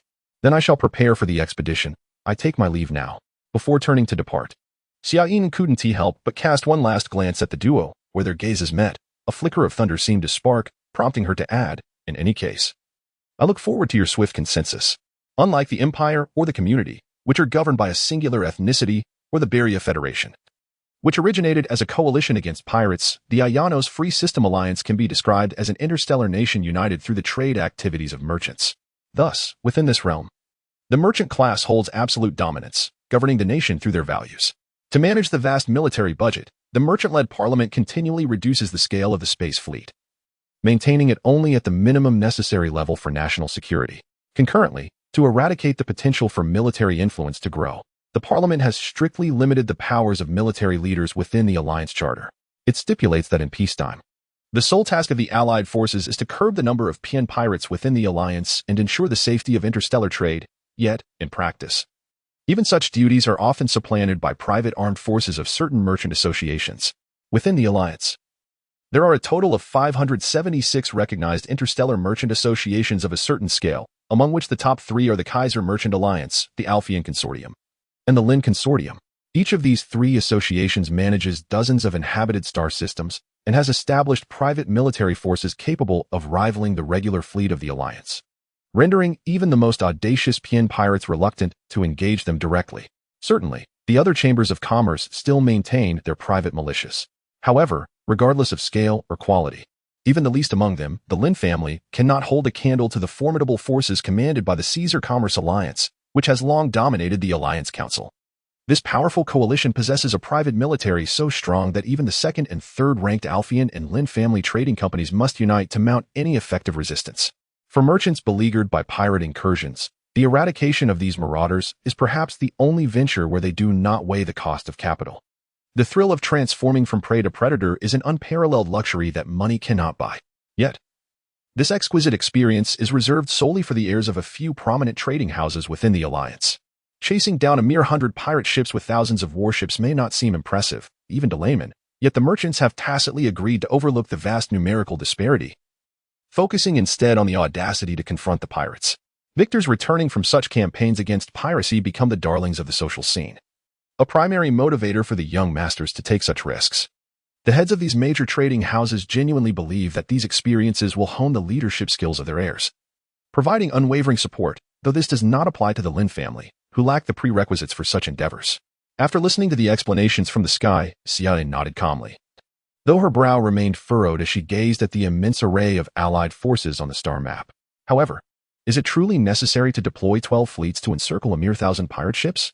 If it were up to me, I could annihilate them with just the Tsongyin alone. Given the typical combat ratios, this young master of the Alphean Trading Company seems rather modest. The sky could not help but smile wryly. If they have the luxury to mobilize thousands of warships against a few hundred pirates, why not redirect that force against the Payan fleet? Xiaoyin began to cross her arms, casting a scrutinizing expression at the allied forces displayed on the projection. Are they so confident in their victory? Or are they completely oblivious to the terror posed by the Payan fleet? Even if you lament, Sky scratched his head, seemingly perplexed. I did not mean to complain. I merely feel a tinge of regret that the Tsongyin may not have a chance to make its entrance. Xiaoyin gently shook her head, then turned to observe the star map, where the red dot representing the pirate fleet was visibly shrinking under the relentless assault of the Alphean fleet. After all, we received a substantial contract fee from Duke Xiang, yet have failed to down a single pirate vessel, which is quite unacceptable. Xiaoyin tapped her fingers against the metallic surface of the command platform, producing a crisp but slightly irritable sound. If we could reposition the Tsongyin, perhaps it might still manage one last offensive. I believe we have fulfilled our share of the contractual obligations, Xiaoyin. Sky placed a reassuring hand on her shoulder, as if to soothe her. So, you might consider relaxing your shoulders a bit. Is that so? She turned back with a hint of confusion on her beautiful face, but her crystalline blue eyes conveyed a warm understanding. Xiaoyin naturally accepted his comfort. Of course, if the Tsongyin had not performed so admirably, the pirate fleet would not have stumbled into the trap laid by the trading company. Yet, reflecting on how the trading fleet was repeatedly toyed with by the pirate fleet prior to the arrival of the Tsongyin left Sky feeling somewhat exasperated. Nevertheless, it is remarkable that a mere 1,000 pirates could manipulate 12 fleets to the brink of collapse. That young master Yulamu is, in some respects, a rare figure indeed. Quite the opposite, isn't it? Xiaoyin shifted her gaze to the man beside her, a faint smile gracing her lips. If you were in command of the same forces and were free to act, I am certain the Payan fleet's incursion into the alliance would come to naught, wouldn't it? Suddenly, Sky sensed an inexplicable expectation in her gaze. A foreboding feeling washed over him, prompting an involuntary shiver as he began to feign ignorance. I say, Xiaoyin, you wouldn't be suggesting that I go and kidnap that young master to coerce him into surrendering command of his fleet, would you? I certainly do not harbor such expectations, Xiaoyin replied, her brow slightly furrowed. I merely recall that in the alliance, you share a similar status with him. And it seems the Lin family's private fleet might even be stronger than that of the Alphian Trading Company. If you were to negotiate, Duke Xiang might agree to deploy the Lin fleet against the encroaching coalition. Should you lead that fleet, I would wholeheartedly assist you. And coupled with the support of the alliance's regular forces, we could surely vanquish the Payan fleet in the Venus system. Oh, I see. Sky nodded thoughtfully. Perhaps you were correct, but it seems we may be a bit late.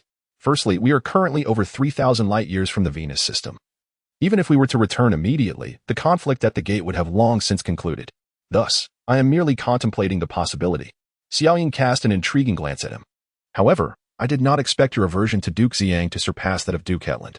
Well, for the Empire, such a situation may indeed be more reassuring. It appears you have become quite perceptive, Xiaoyin. Sky gazed at her for a while, as if making a decision. He shrugged his shoulders. Very well, although I am reluctant to rely on that individual, if you strongly desire it, I may be willing to give it a try. What do you think? No need for that. Xiaoyin firmly shook her head, redirecting her gaze to the projection. The conflict here seems to be drawing to a close. We should prepare for a retreat, Sky. Then, please indicate the subsequent actions for the fleets. Sky respectfully presented the question to her. Aware of this, Xiaoyin could only respond despite her dissatisfaction. In any case, let the Tsang Yin dock at the nearest inhabited system. There we may glean information regarding the war at the Venus Gate. If the Alliance fleet emerges victorious, that would be most splendid. But if the outcome does not align with our expectations, it would be prudent for the Tsang Yin to withdraw back to the Empire before the situation deteriorates further. Do you not wish to attempt the audacious feat of challenging several organized fleets with but a single squadron, Xiaoyin? Opportunities like this do not arise for everyone. Perhaps it was the remnant sharpness of his tongue from days spent sparring with old friends, Sky's what had recently been rekindled. I am suddenly quite curious as to what kind of commander you perceive me to be. Xiaoyin replied with a cold glare. Reckless? Unwise? Impulsive? Or a mere amalgamation of all three? Though he regretted his words immediately after speaking, Sky pressed on with the act. Please do not belittle yourself like that, Your Highness. The son of Hetland seemed to lower his head in apparent trepidation, offering her words of comfort in a sincere tone. In my eyes, you have always been the epitome of courage and action. How could such crude terms as reckless or impetuous ever be applied to you? I believe the essence of both expressions is fundamentally the same. Xiaoyin crossed her arms defiantly, glaring at him with eyes that seemed to ignite with a crimson flame. Is it truly such a delight to toy with me? Well, I just feel. The Sky blinked, about to speak, when a report from Captain Isaiah of the Thunder Fleet interrupted the conversation between the Chief of Staff and the Vice Admiral, averting a descent into triviality. Your Excellency, a Coalition liaison craft is requesting permission to land. Aboard is the commander of the Coalition merchant fleet. Shall we grant him permission to disembark? Is that Mr. Yulam? Xiaoyin immediately shifted her focus. However, has the battle over there yet concluded? Perhaps he is simply eager to take credit, as the end of that conflict is merely a matter of minutes. Unless a miracle occurs, no further developments are anticipated. The Sky shrugged. That is a valid point. Xiaoyin nodded and rose from her command seat, although I am not particularly inclined to do so. In order to prevent the Coalition from perceiving the Source Clan as arrogant and lacking in decorum, let us proceed to the landing pad to greet this young master. It is quite an uninviting task. The Sky sighed and followed Xiaoyin. Descending slowly onto the landing pad was a vessel significantly larger than the typical liaison craft. Adorned with precious metals throughout its structure, the ship exuded a garish splendor, yet simultaneously obliterated any trace of the elegance it might have possessed. To describe it in the terms of a military strategist, it resembled a grotesquely tasteful jewelry box. The first to emerge from this ostentatious box were 12 youthful and graceful maidens. The girls filed out in 2 rows, standing silently along the corridor with their heads bowed, but the Sky speculated that a garish red carpet would soon unfurl before them. It seemed at least that the young master possessed some measure of restraint, if he were to dare lay such a tasteless luxury upon this flagship. The princess, feeling her dignity affronted, would not merely furrow her brow. What a grand display! The Sky could not help but click his tongue. Yet upon witnessing the silhouette of the last individual to descend from the liaison craft, He instantly shifted his inquisitive gaze to his technical advisor beside him. Korsha, does the Ainuhojar family have any collateral branches within the coalition? No. As far as I know, there are none. Korsha appeared somewhat perplexed. But why does this fellow resemble an Ainuhojar who has yet to awaken his gender traits? The sky regarded the young master, whose beauty and fragility were harmoniously blended to an exquisite degree, as he approached with an air of confidence, suddenly overwhelmed by an urge to deliver a sound thrashing.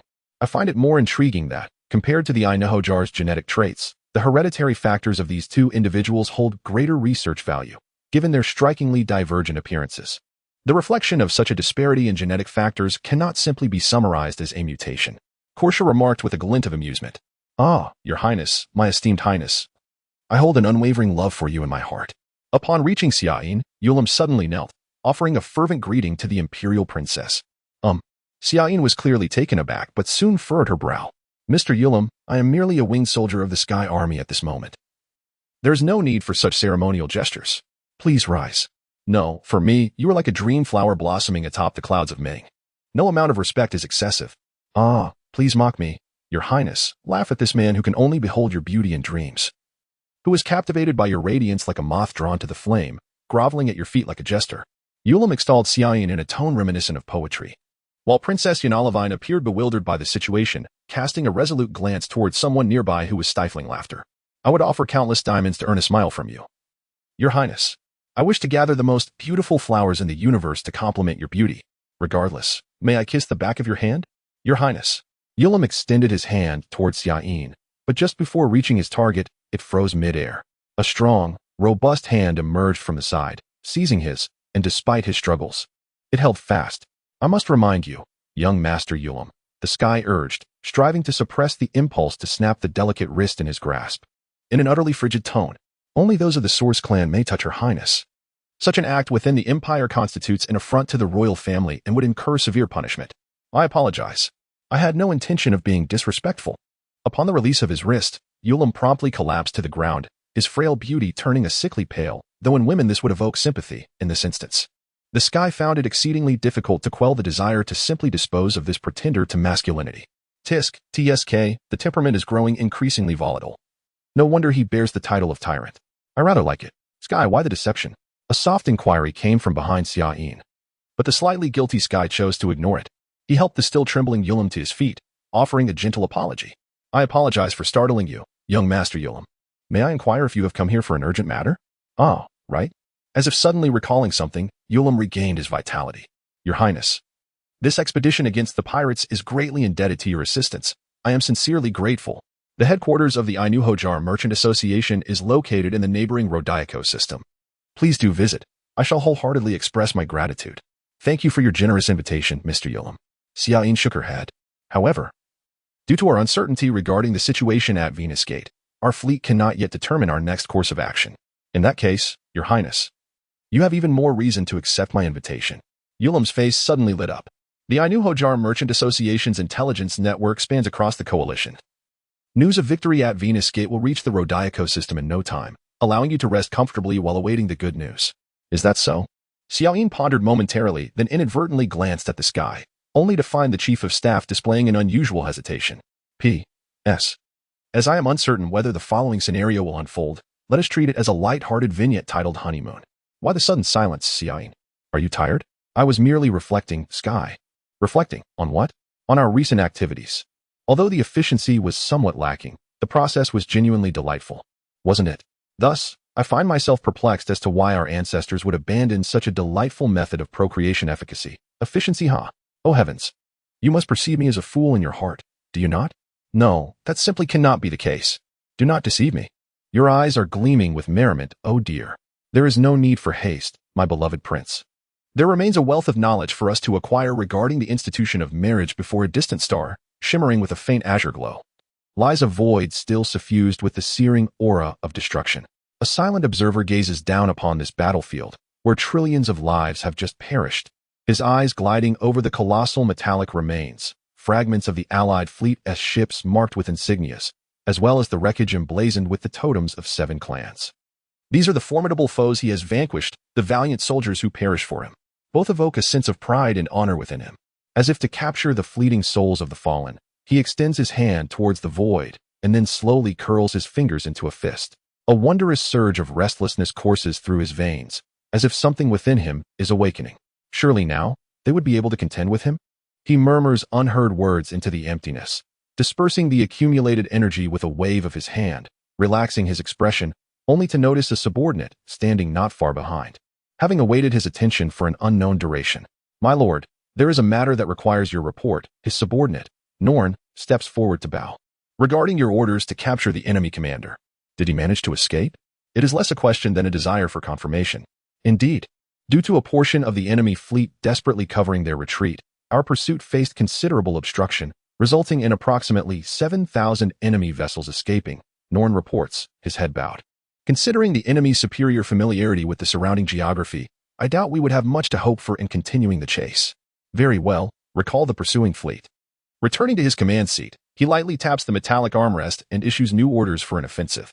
"Send any severely damaged and incapacitated ships directly to the Allied capital. As for further reorganization, it can be completed during the march. Our priority is to ensure the fleet reaches the ASO system as swiftly as possible." "Understood." Norn salutes again but does not immediately withdraw. "Is there anything else?" Sensing his subordinate's hesitance, he shifts his gaze. "No, I merely observe that you seem rather pleased." "My lord." Norn expresses his curiosity. Yet, it appears that his joy stems not solely from victory. Could it be that engaging in battle with the enemy brings him such delight? "Norn, had your lineage been pure rather than mixed, you would undoubtedly comprehend this joy." He reveals a proud expression. Engaging a worthy adversary, channeling the full force of one's being to overwhelmingly triumph, is in itself an affirmation of one's strength. Formidable foes, indeed. Norn's expression suggests he shares this sentiment, and he proceeds to provide supporting evidence. "Yet to me, that Allied fleet appeared entirely inexperienced in warfare. They faltered under our initial assault, and throughout the ensuing battle, we maintained the upper hand. From this perspective, it seems unreasonable to label them as formidable foes. True, we held the advantage for a considerable duration, yet we never fully breached the enemy's defenses. Instead, they ultimately broke through our encirclement, did they not? Moreover, the command of that fledgling fleet, entirely inexperienced in war, has managed to withstand our onslaught for so long. Should they not be considered formidable?" He maintains his stance, waving his hand with a confident smile. Although this victory came with relative ease, largely due to the prowess of Red Blade, I am certain that even if he challenges us with equal strength next time, victory will still be ours. I sincerely hope he remains subdued henceforth. Norn furrows his brow, seemingly troubled. After all, this fleet bears the responsibility of conquering the Free Star Alliance. And the battle at Gates of Venus has already cost nearly 20% of its manpower. Should such conflict arise again, implementing the second phase of Wolfpack tactics would become untenable. What a pity, Norn. That exhilaration of awakening ancient bloodlines and the sense of fulfillment. Your cold, detached mind shall never experience it, shall it? He pats Norn's shoulder, encouraging his confidant. "How about it? Would you care to spar with me next time? Perhaps it could awaken the half-bien blood within you?" "No. I'm quite content with my current self." Norn declines solemnly. After all, every organization requires a safety valve, and the Red Blade is undoubtedly more dangerous than other fleets. If even his subordinate were to become inflamed alongside him, who would serve as the voice of reason when the fleet spirals out of control? Your reasoning is sound. Yet your disposition is rather dull. He nods, feigning disappointment. "By the way, what prompted me to rescue you from my father's hands in the first place? Had I known you held such peculiar expectations of me, I would not have extended my hand to you." Norn replies with a faint smile before reverting to his usual composed demeanor. "Then I shall convey your orders." Norn bows respectfully, then turns to depart. Before the gateway to the ASOS system, a transport ship enveloped in precious metals glistens magnificently, concealed within the shadows of a nearby planet. Gazing upon the relentless tide of crimson pouring forth from the void, a corpulent figure trembles uncontrollably. Have we indeed failed, Raymond's son? His expansive visage pales with fear, though his small eyes blaze with a fanatical intensity. Sweat drips from his bald forehead, pooling upon the luxurious hand-woven tapestry beneath him. It must be done, if not now. I shall never have another chance. And should I refrain, others will undoubtedly seize the opportunity, rather than allow these individuals to erode Elfina's legacy. It would be best if I were to take matters into my own hands. His left hand, clenched into a fist from overwhelming tension, trembles, while his right clutches a chain resting against his chest. The owner of these hands closes his eyes, as if making a resolute decision. "Raymond, await. Soon. I shall ensure you experience the anguish of losing a beloved, and I will bring ruin to the Free Star Alliance you cherish." As the headquarters of the Alphean Trading Company, the Rod-Ak system nearly rivals the capital of the Alliance, the ASOS system, in terms of opulence. The Grand Headquarters Palace, perpetually expanded under the whims of its successive masters, surpasses even the Alliance's central government offices in ASOS, becoming the most extravagant locale among the 800 states of the Alliance. Upon entering this palace, built upon an island spanning tens of thousands of hectares, even the heavens seem to marvel at the Alphean family's splendor. However, Xiaoyin appears unfazed, living among the infinite stars. This palace offers no more delight than a starship racing through the cosmos. While being hosted by Urim, Xiaoyin finally acquiesces to allow the soldiers of the Tsanyan faction to descend to the terrestrial realm, granting them a 36-hour leave, with only half of the crew remaining aboard the docked warships in outer space. Thus, the palace suddenly accommodates an additional 40,000 guests, yet shows no signs of being overwhelmed. Certainly, the soldiers cannot expect the same treatment as the scions of the root clans, yet the Alphean family's hospitality remains commendable. On the first day, the princess, still unaccustomed to the terrestrial environment, spent her time in a state of anxious anticipation, while Cordia became engrossed in the marvelous ecosystem of the planetary surface. Kripas, from the very beginning, reveled in the myriad of novel entertainments provided by the Alphen family.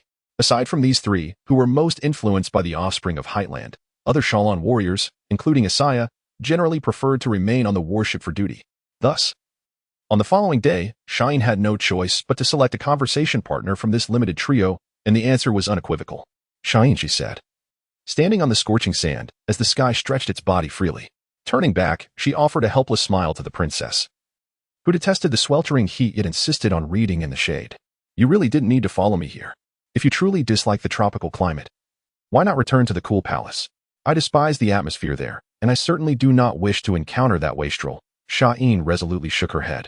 "Well, since the first batch of soldiers' leave is nearly over, why not take the next shuttle back to Thunder?" The sky suggested once more. "I will remain here, and should there be any news, I will contact you immediately." "Sky, do you truly wish for me to leave?" Xiaoyin interrupted with a tone of dissatisfaction. "I am merely concerned for you, Xiaoyin." The sky furrowed its brow slightly, feeling that its good intentions were being misunderstood. "Such hot weather must be quite intolerable for the Shalon people, and you were dressed as if you were on the warship. You have been sweating profusely since earlier. If this continues, you might suffer from heat stroke. Do not worry. Even the people of the sky are not so fragile as to collapse under the sun's rays." Xiaoyin explained, putting down her book and turning to the sky as if to offer an apology. "Moreover, I adequately hydrated before coming out, so I should be fine. At least could you change out of that uniform a little?" The sky implored, its tone tinged with exasperation. "Just looking at you makes me feel as though I might faint. This uniform isn't really that hot." Xiaoyin appeared somewhat puzzled. "But perhaps you have a point. What should I change into that would be better?" How about something similar to those swimsuits the soldiers wear?" The moment the words left the sky's mouth, it suddenly heard the sound of a horn blown by demons in its ear.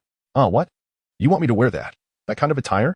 In terms of clothing, the Shalon people are quite conservative. Historically, such customs emerged from the practicalities of their wandering era in space. After all, in the face of potential crises in the cosmos, clothing that protects most of the body undoubtedly offers a higher chance of survival than garments that expose unnecessary areas. This mindset has persisted into their current vast empire. As the first princess of the Fiendbird dynasty, Xiaoyin possesses numerous exquisite garments that would leave most denizens of the surface world in awe. However, among those myriad styles, not a single one reveals skin below the neck or above the calves. Thus, the seemingly eager gaze of the son of Heightland becomes an unusually heavy burden for her. Initially intending to refuse outright, Xiaoyin hesitated as she recalled the scene of the male and female soldiers playfully interacting the day before. "Sky, the men of the surface world, surely they wish to see, women exposing most of their skin, right?" A blush crept down to the tips of her pointed ears as she posed the question. Do you feel the same way?" "Well, I cannot deny that."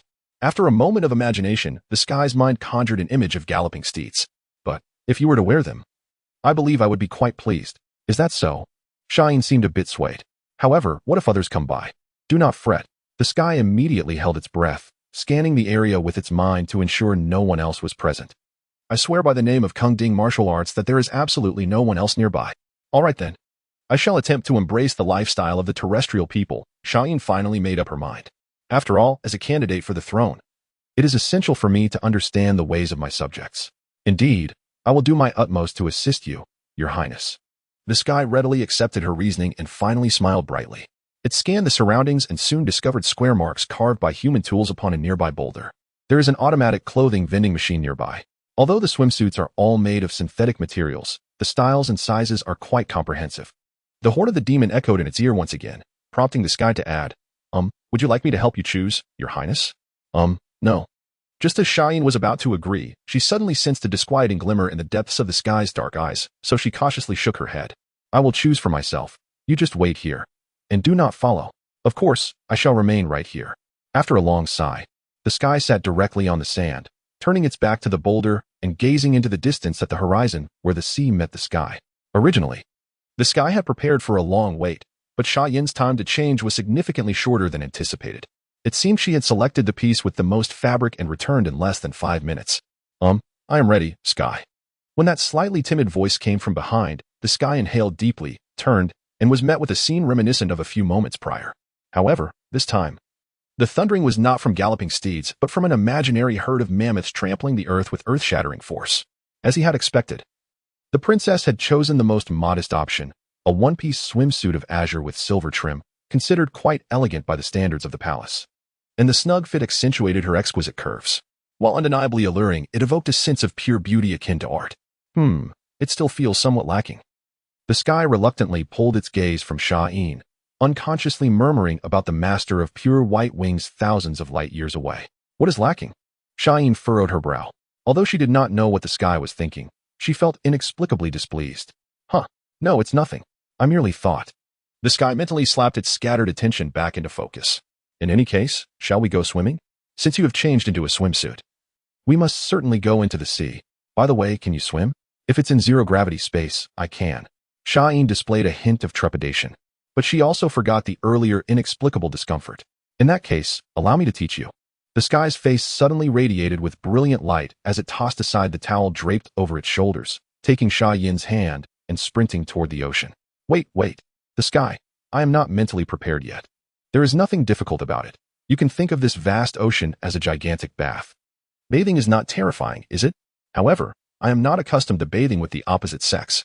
The sky. Why did you suddenly collapse? Is that blood?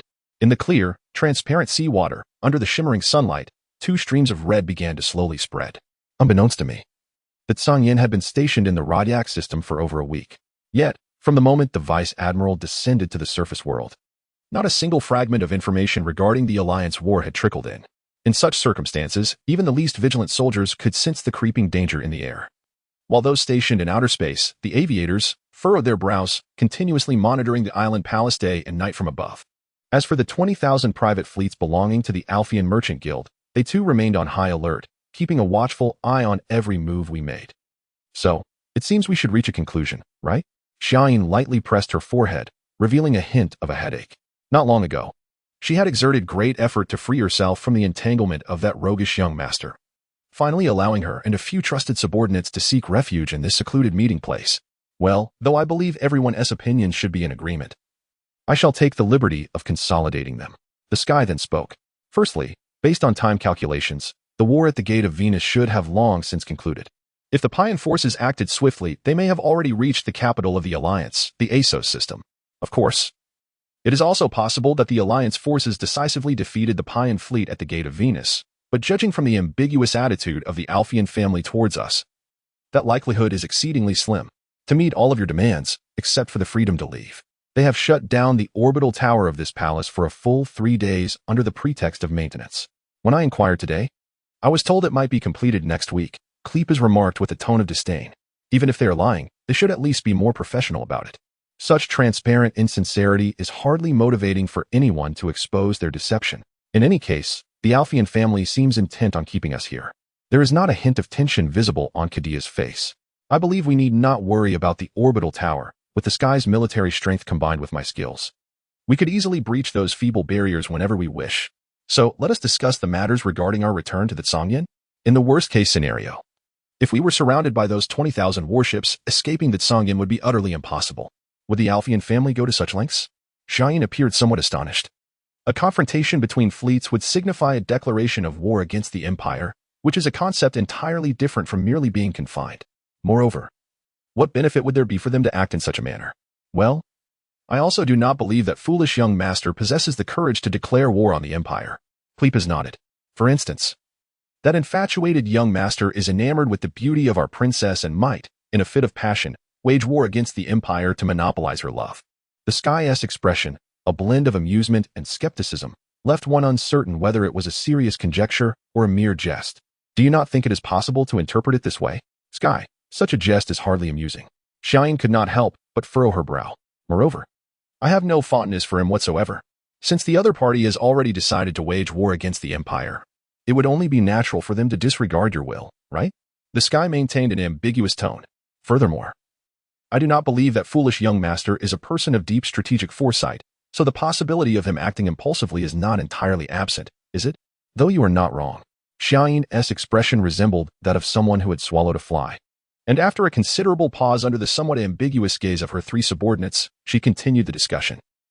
If that were the case, how do you plan to handle it? The Sky inquired.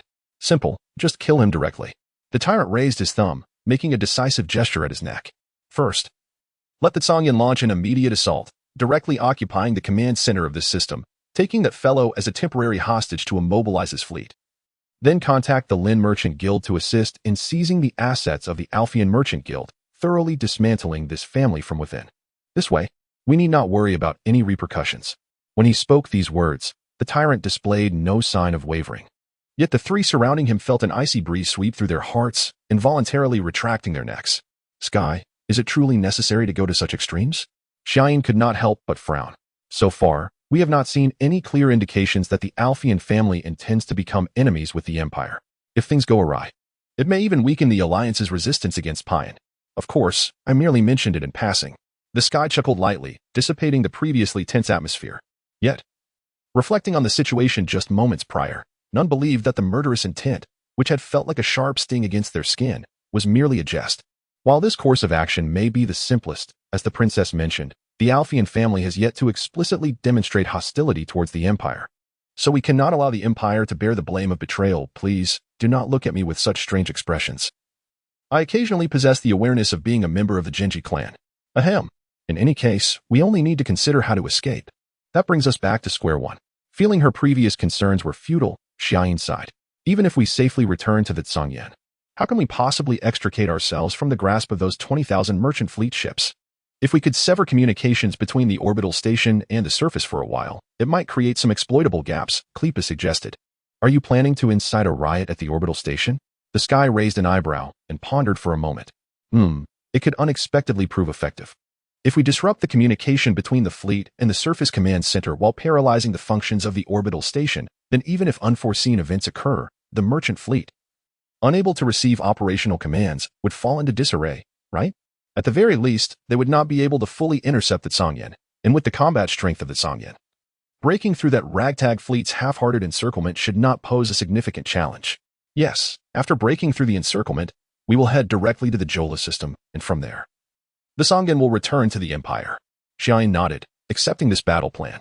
Although it is regrettable to have to return without achieving any results, given the current circumstances. We are indeed too powerless. Excuse me. The son of Ainuho raised his hand suddenly, confirming in a somewhat perplexed tone. From the sound of your conversation, it seems you have already determined the executor of the operation, but I have yet to express my opinion. Kadia, you do not mean to tell us that you were unable to sever communications between the surface and the orbital station, do you? The Sky retorted with a rather curious tone. Even without using provocation, these matters are trivial for the Hand of Nightmare. Kadia sighed lightly, displaying a look of resignation. Very well, I understand. When shall we return to the Tsongyan? I will set the time for obstacles to 30 minutes after we commence the operation. Is that acceptable? Certainly. Here is the revised and refined translation. The Sky nodded slightly before turning its gaze towards Xiaoyin. Your Highness, delay may lead to unforeseen changes. I believe it is prudent for us to take action tonight. Is that agreeable? At the heart of the Alphean family's grand palace, a towering orbital spire connected directly to outer space stood as an economical substitute for the energy-consuming interspace landing vessels, bearing the immense logistical demands of the palace while also serving as the communications hub. In the subterranean levels of the spire, beyond the heavy foundations anchoring the structure, lay numerous spaces of ambiguous purpose. At this moment, Yulamu, the heir of the Alphean Trading Company, stood before a communication terminal on the underground first level, repeatedly confirming a matter on the screen. We must capture that young lord from Heightland at any cost. Is that truly the directive from father? Yulamu's expression betrayed evident trepidation, his face paling to an unhealthy hue. Indeed, the master had commanded that they must capture the Heightland young lord at any cost, even if it meant annihilating that fleet. The elderly butler on the screen bowed respectfully, yet his tone was as cold as ice. But does this not mean war with the Empire? Yulama trembled slightly, unable to suppress a shiver. The old servant seemed oblivious, merely acknowledging that the master had indeed given such orders, bestowing the command of the trading fleet upon the young master for that very purpose. The old butler shook his head with an air of indifference. However, even with the support of 20,000 trading ships, capturing the Heightland young lord would be no easy feat. Known as the Tyrant, it was said he had slaughtered tens of thousands of Pin devils, so without careful planning and ambush, our side would likely suffer tremendous losses. That fellow has indeed slaughtered tens of thousands of Pins? Recalling the overwhelming fear he felt when gripped by that figure's wrist, and the several close encounters he had experienced with such a terrifying individual, Yulamu suddenly felt his legs weaken, collapsing into a chair. Young master? Let it be so. Seemingly jolted by the butler's voice, Yulamu sprang up from the chair, rushing to command a series of orders at the screen.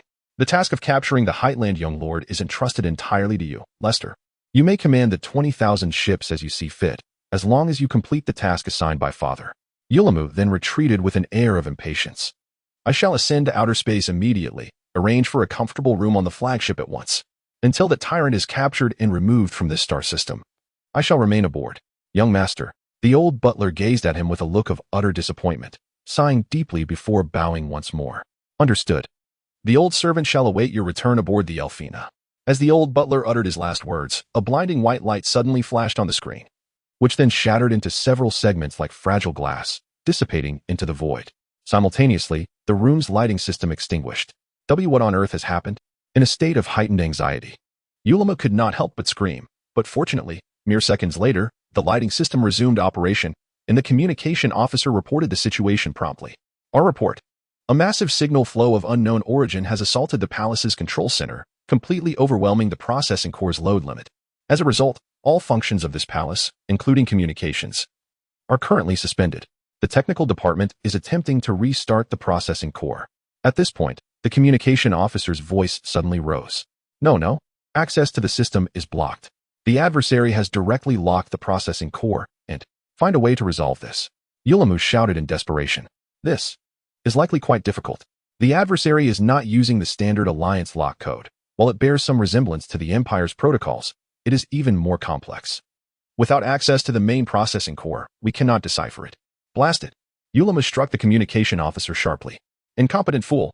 I truly wonder what father was thinking when he employed you. Tell him to dismiss you at once. Never mind, the lift is still operational. Is it not? Quickly escort me to the lift. I must seek refuge aboard the Elfina, in the void beyond the planet's atmosphere. An orderly fleet composed of 1,000 warships floated silently. These ships belonged to the elite celestial army, the assault fleet Sangyan, all equipped with the Empire's most advanced armaments, the highest grade of lethal weaponry in the human realm. After enduring a week of repairs, both the warships and their crews had returned to peak combat readiness, awaiting the commander's imminent orders for war, with their target now within reach. At the forefront of the formation was a warship with a ferocious appearance. Its hull, irreparably damaged, bore numerous deep scars, including a flattened, oval wound in its midsection. Typically, a warship in such disrepair would either undergo extensive refurbishment or be deemed unfit for service. Yet the vessel known as the Thunder still exuded a fierce vitality and commanded the collective awe of its accompanying ships as the spiritual core of Sangyan.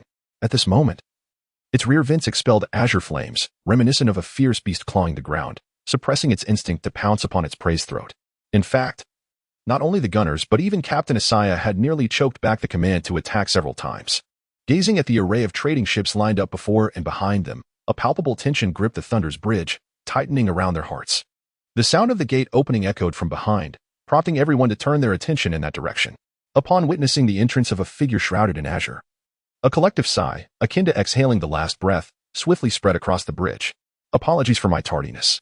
With brisk yet steady steps, Xiaoyan ascended to the command platform. Following closely behind her was the familiar black-haired youth known to the aides. After a brief pause on the young man, the collective gaze of the crew shifted to the figure he bore upon his shoulder. Indeed, although we encountered some unforeseen circumstances, I have ultimately brought everyone a substantial gift. The sky gently set down the figure slung across his shoulder and lightly patted the pale, bloodless face. Young Master Yulamu, you may awaken now. Upon regaining consciousness and meeting those deep, night-like black eyes, Yulamu immediately screamed in terror. "No, please don't kill me. I will do anything you ask. No matter the cost, so please, just don't kill me." "Haha. Esteemed young Master Yulamu, I apologize for imposing upon you as a guest aboard the Thunder. Rest assured, as long as you and your subordinates cooperate with us, I believe all matters will conclude satisfactorily." The smile on the Sky's face resembled that of one selecting livestock for slaughter, sending a shiver down Yulamu's spine. When did the Celestial Army descend to piracy? Isaiah, seemingly unable to bear the sight, gently shook his head before turning his gaze towards Xiaoyin. "My lady, could you kindly clarify? We find ourselves surrounded by the enemy without having made adequate preparations. I trust it is acceptable to refer to them as such now, while we shall soon assume defensive positions. As you can see, we have already been cut off from all avenues of retreat. An unexpected incident occurred. As we entered the orbit, we fortuitously encountered this individual, inadvertently revealing our position. Without hesitation, we captured him. I believe the merchant fleet must have been alerted by our actions. I apologize for my oversight." Xiaoyin slightly lowered her head, but quickly raised it again. "However, let us address the responsibilities of these matters at a later time. For now, our priority should be to devise a way to extricate ourselves." Indeed, Isaiah, appearing somewhat weary, relaxed his shoulders and turned to observe the star map on the screen. "Yet, even with your return, it seems that escaping the Tsunyan will not be an easy task. Although I am unaware of who is commanding, the encirclement they have established is exceedingly tight. Should we act rashly, we would likely face a significant setback, wouldn't we? In any case, let's first attempt to contact the opposing commander. If possible, it would be preferable to avoid resorting to warfare."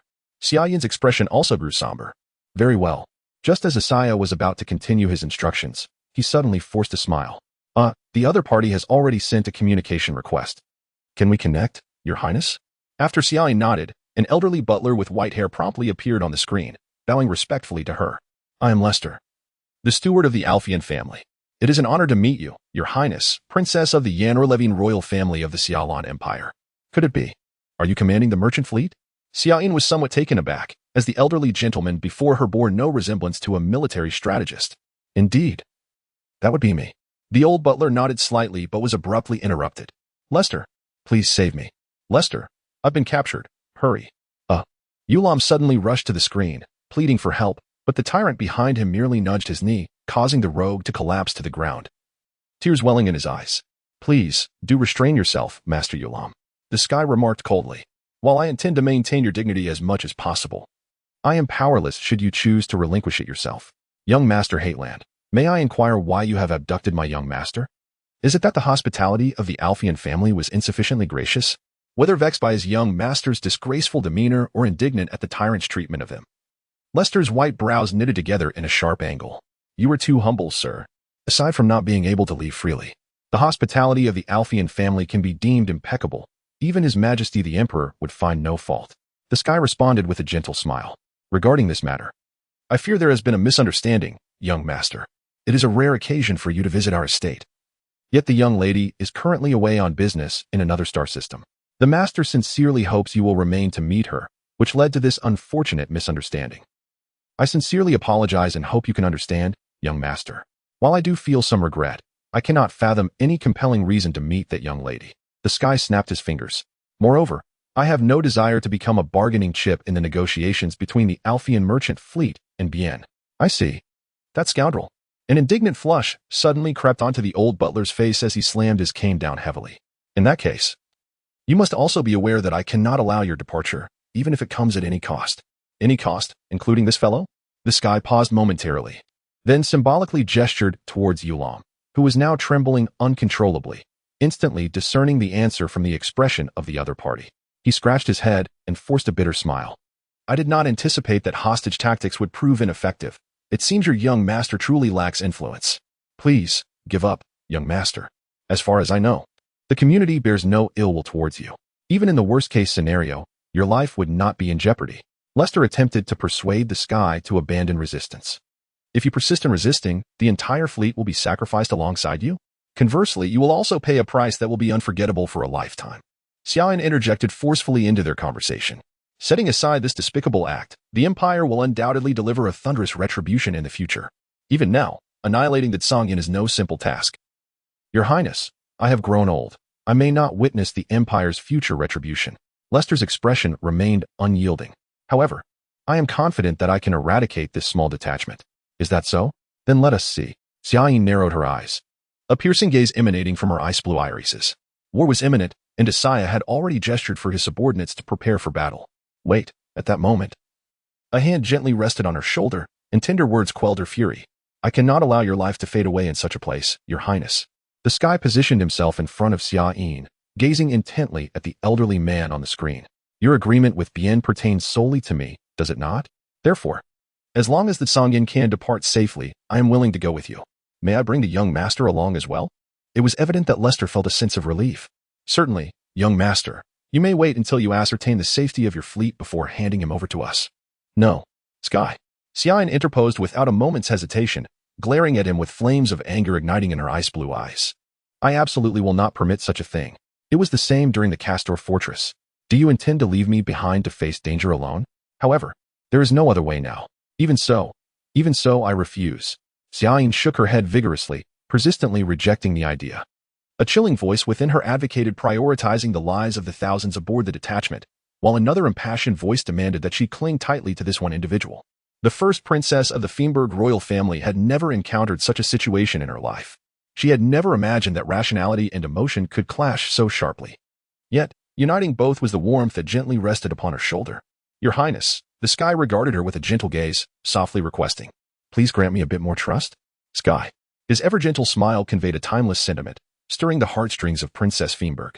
She suddenly recalled a ceremony of exchanging vows. Though such acts were typically reserved for lovers, she found it astonishingly natural to implement it at this moment. Summer. The Sky appeared momentarily stunned, gazing at the one with crimson eyes, though it was merely a fleeting warmth brushing against his lips. The resounding pulse from his heart deprived him of the ability to think for a considerable time thereafter. This is the ritual of exchanging vows. Sky, we hereby pledge. Her dust-colored eyes locked onto his, brimming with trust and concern. No matter what transpires, you must return safely. As the political hub of the Ayanos Free Star Alliance, in the apex of its vast interstellar trade network, the capital of Asos had now lost the bustling scene of ships coming and going from just days prior. A fleet adorned in iron-blooded colors firmly sealed off the three gateways of this star system, sinking any who dared to approach without warning. As for those menacing warships that incessantly roamed the void between the stars, they bear the same totem as the sanguine vessels.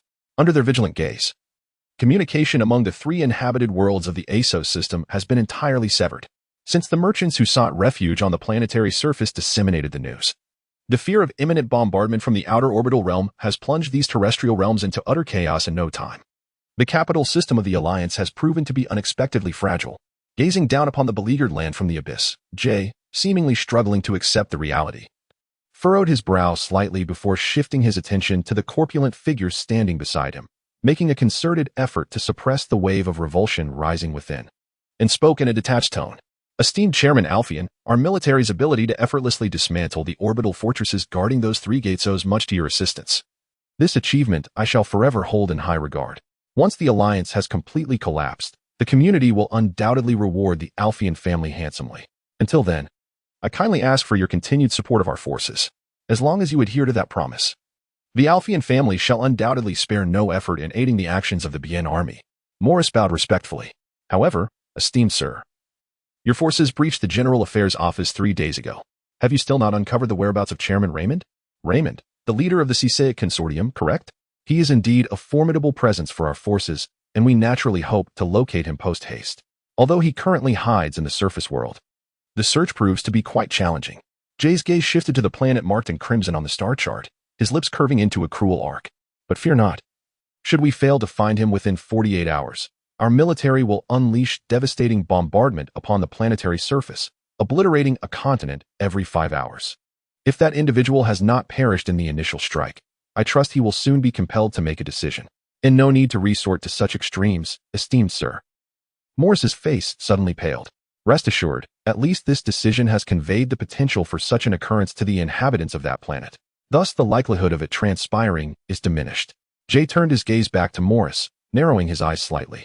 By the way, esteemed chairman, regarding your commitment to assist our military in dismantling that Imperial fleet and capturing the tyrant among them, how is that progressing? The tyrant should be en route to this location by now. Morris fidgeted nervously with his fingers, the friction of his rings producing a slightly jarring noise. However, the strength of that Imperial fleet was unexpectedly formidable. Although our merchant fleet inflicted considerable damage, they successfully broke through the encirclement and have seemingly retreated back into Imperial territory. I sincerely apologize, esteemed sir. Did that fleet manage to escape? Jay fixed him with an emotionless stare, then shook his head. No, Chairman. You need not feel disquieted. The mere fact that we can capture that tyrant has already exceeded our expectations. It appears that choosing the Alphean Consortium as a partner was indeed a sagacious decision. Why you flatter me? Morris's expression grew notably complex. Now, I entrust the task of persuading other neutral merchant factions to assist our military to you. Can I count on your efforts? Jay continued in a measured tone. In any case, to entirely conquer the vast territories of the Alliance, it is somewhat challenging to rely solely on our military operations. Thus, we hope they will dispatch fleets to aid us as much as possible. Of course, as compensation, they shall receive corresponding rights over the territories of the dismantled Alliance. Very well, I shall endeavor to persuade them. Morris nodded and turned to depart. If there's nothing further, esteemed sir, I shall take my leave. Please wait, Chairman. As if recalling something, Jay suddenly furrowed his brow and called out to the departing Morris. Speaking of which, I must confirm. What method are you employing to escort that tyrant? The escort method. Morris appeared somewhat perplexed. Naturally, we are utilizing a transport vessel. Just a single transport vessel? Jay abruptly rose from his seat. Was there no escort vessel arranged? Most of our forces have been dispatched to pursue that Imperial fleet. So we do not have spare ships. Morris appeared increasingly uneasy, yet he maintained a facade of calmness. But please do not worry, esteemed sir. The prison cell aboard that transport vessel is specially designed. Not even a laser knife could breach it. Moreover, we are aware of the tyrant's martial prowess. Hence we have arranged a detachment of hundreds of seasoned mercenary warriors for protection. It seems you have completely misunderstood my warning, esteemed sir. Jay's icy gaze bore into him.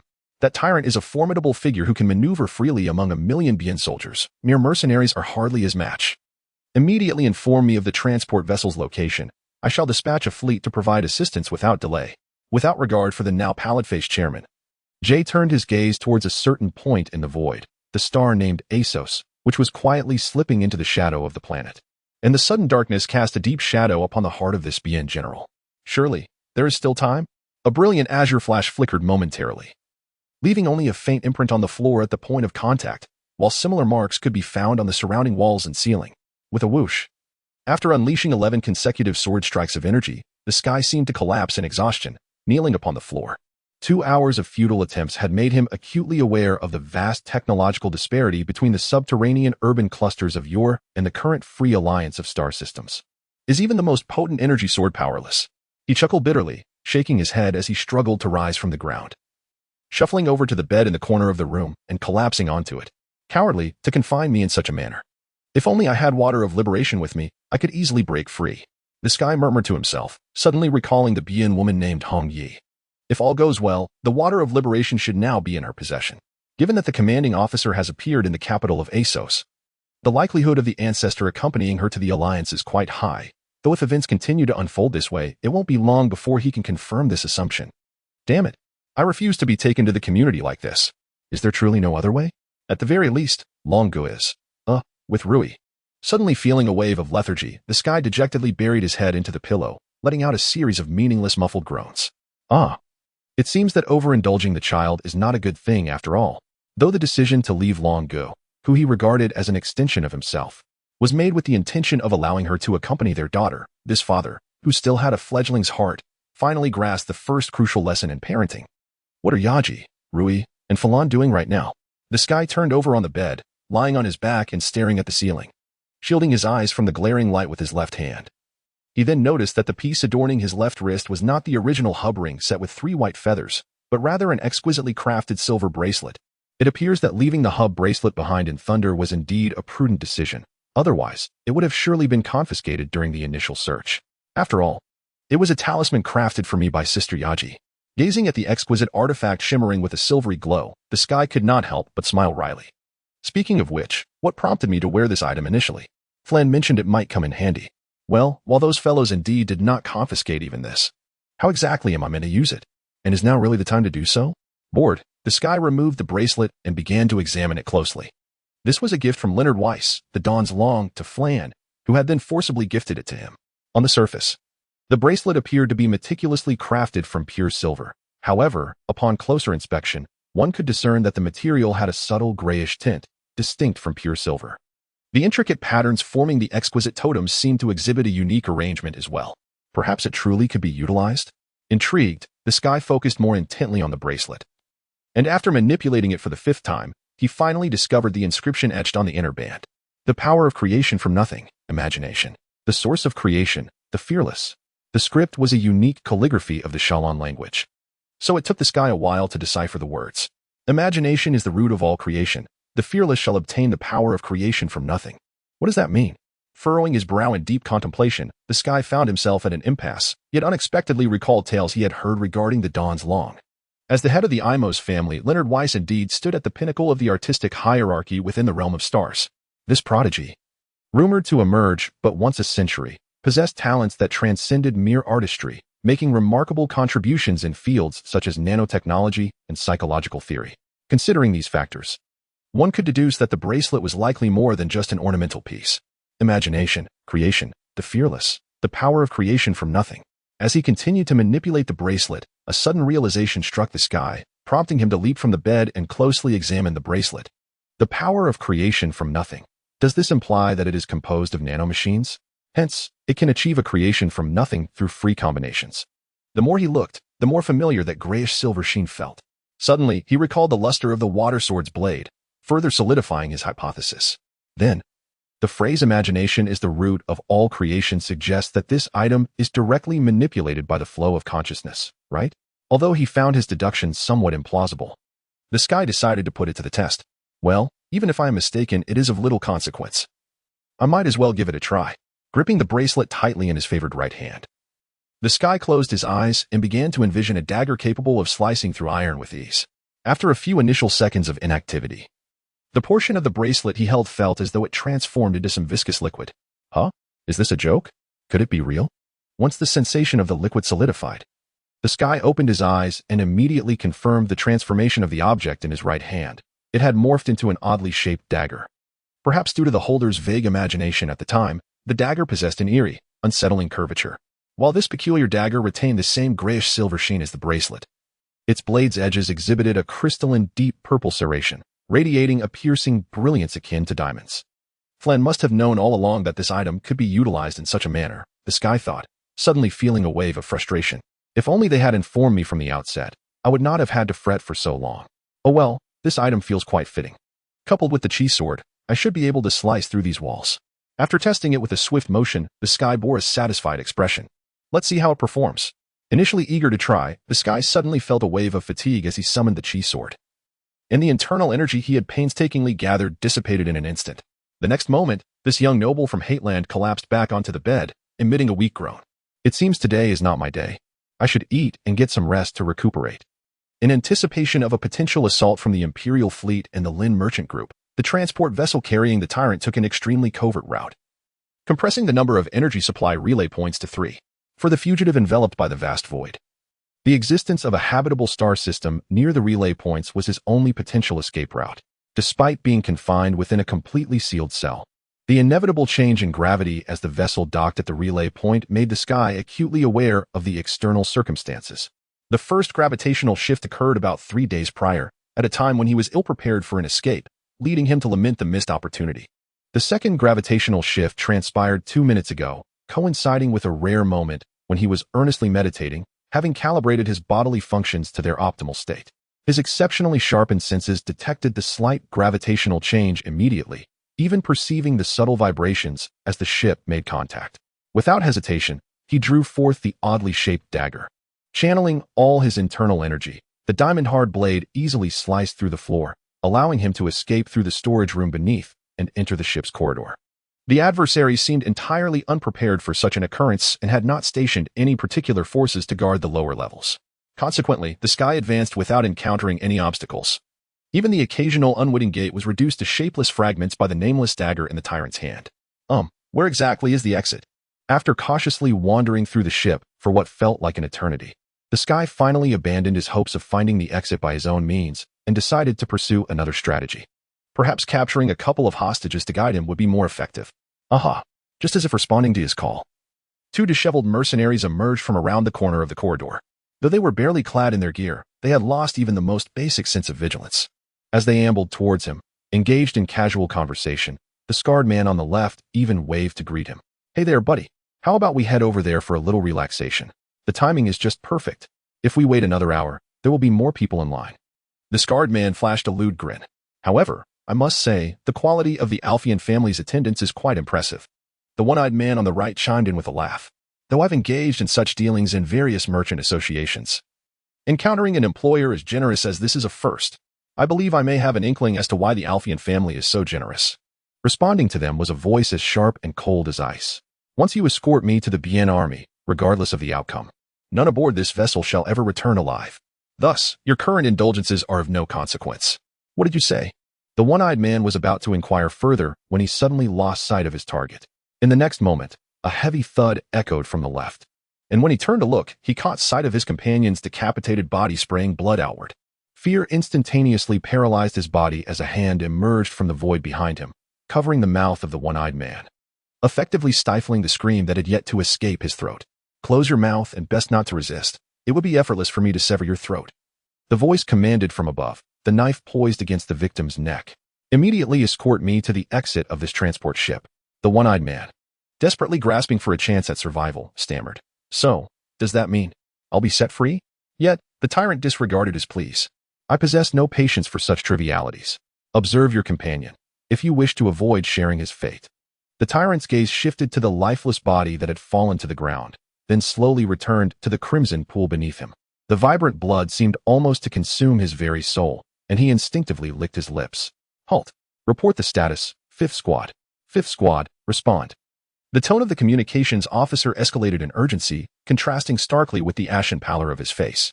Mere moments later, this pallor spread to the faces of the armed mercenaries surrounding him. An overwhelming dread seized their hearts, and the only sound echoing in the spacious hall was the increasingly thunderous rhythm of their own heartbeats. "No, this cannot be. We're unable to connect," the communications officer proclaimed despairingly minutes later. "Damn it. Continue to attempt contact. Do not cease until you establish a line." The mercenary captain kicked the communications officer aside, his voice laced with uncontainable frustration. "This is impossible. The fifth squad comprises 50 heavily armored warriors. How could they be annihilated in mere minutes? What kind of monster are we escorting? Damn Alfian." Connection established. The communications officer, blood streaming down half his face, reported with an ecstatic tone. "Open the line." Resurfacing from the depths of terror to the surface of relief, the mercenary captain's expression relaxed as he snatched the terminal from the communications officer's hands, urgently calling out, "Hello, Fifth Squad. Have you dealt with that creature? My name is Tyrant." A deep voice emanated from the communication terminal, akin to a ravenous beast sharpening its fangs, as the palpable fear swept through the crowd like ice-cold blades along their spines. Several mercenaries trembled violently, dropping their weapons in sheer fright. "Wait there. I shall come to claim your lives soon." At this moment, even the mercenary captain could not suppress the tremor in his wrist, causing the terminal to clatter to the ground. After a prolonged moment of shock, he instinctively bent down to retrieve the device, only to freeze in place as he caught sight of. The same low voice resonated, seemingly imbued with a tremulous delight, echoing from two separate sources, one from the terminal within reach, the other from straight ahead in the ship's corridor. The mercenary captain hesitantly lifted his gaze, only to immediately avert his eyes in horror, discovering that his trembling knees had caused him to stumble. The blood-soaked monster, clutching a half-dismembered body in its left hand, was slowly approaching, leaving a trail of vivid red footprints in its wake, with bits of flesh and entrails tumbling from the corpse, writhing in the blood. Despite its appearance not being particularly imposing indeed, it was smaller than the lifeless mass it bore. This creature effortlessly hoisted the body with its left hand. Meanwhile, its right hand had transformed into razor-sharp talons, blood dripping from their pointed tips.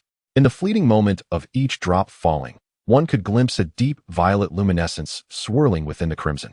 "There are quite a few of you. This shall be a delightful slaughter." With a casual flick of its left hand, the monster hurled the corpse and the communication terminal against the adjacent wall. The fragmented remains splattered back, and amidst the storm of blood, a twisted smile crept upon its lips, hinting at an overwhelming sense of satisfaction.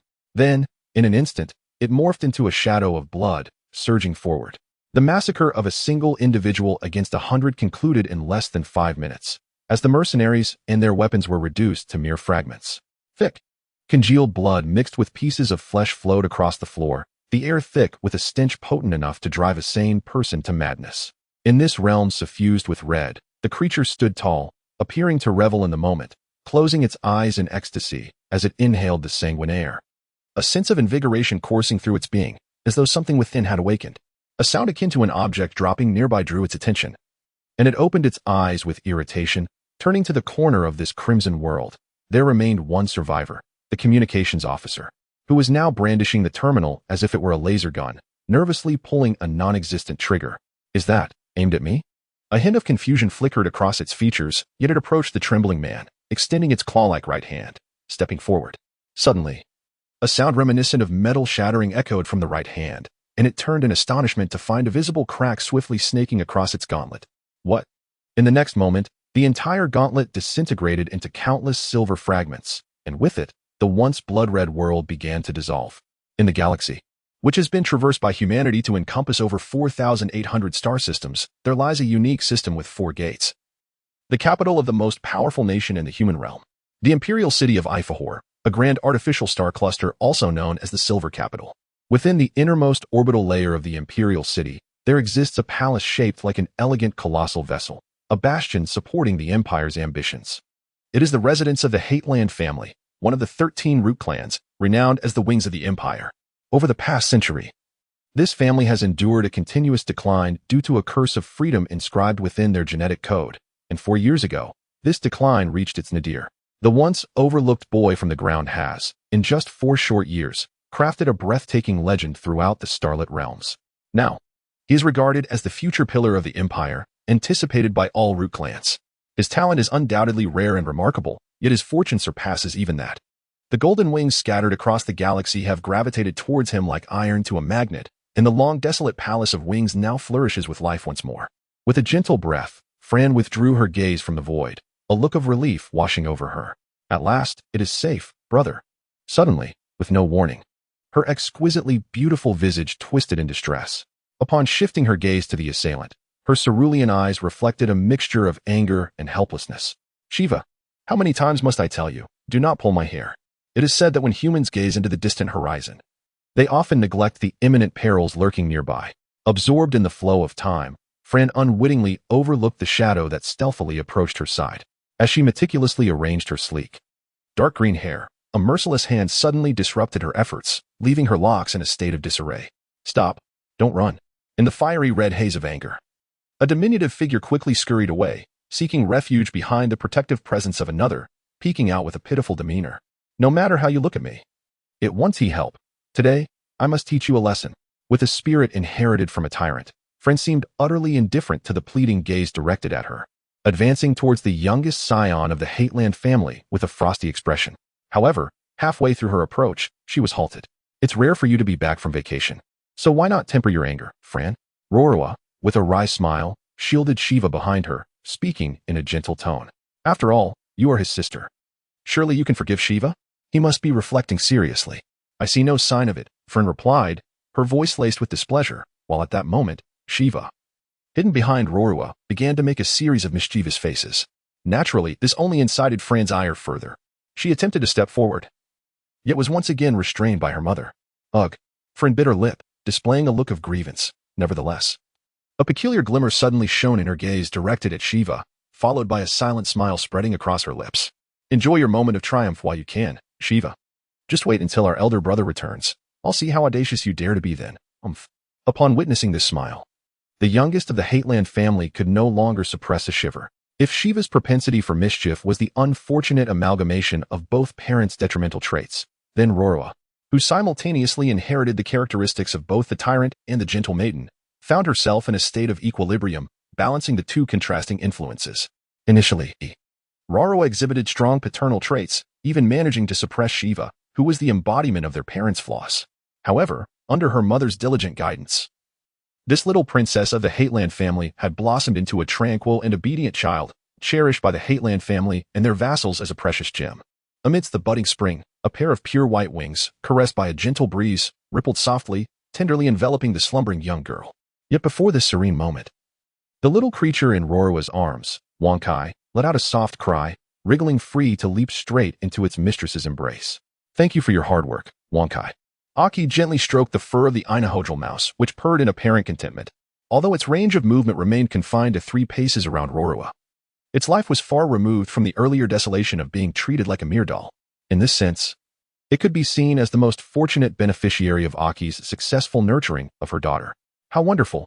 You have no worries at all, Aki mused, tenderly caressing Wankai, letting out a soft sigh.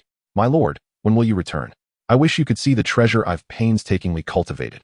Returning her gaze from her sleeping daughter, Aki placed Wankai gently on the grass, encouraging it to frolic on its own, before shifting her attention to the book beside her, revealing a hint of hesitation. Well, the affairs of the palace are running smoothly. The banquet for the young lady is all arranged, and there is still an hour until the prayer. So, just a quick look should be fine, right? With a timid hand, Aki reached for the book, her pointed ears twitching slightly, a flush creeping onto her cheeks. However, with a resolute expression, she began to read, gradually immersing herself in the text. Until 20 minutes later, a hand gently tapped her shoulder, jolting Aki awake from the world within the pages. Ah, are Lakashis? Aki exclaimed reflexively, hastily hiding the book behind her back. However, her overly conspicuous actions only caused the emblem director to raise an eyebrow in curiosity. Aki, what are you hiding behind your back? Observing her friend's rare display of fluster, Lakashis felt a surge of curiosity to uncover the truth. It's nothing, just a book. Really, just a book, Aki stammered, her anxiety escalating as she instinctively stepped back. In her distraction, she forgot about the white feather in Rora's grasp, causing her to lose balance and tumble to the ground, sending the book sliding across the grass. This is plant fiber paper? From the world below? Aki, when did you become interested in the culture of the terrestrial folk?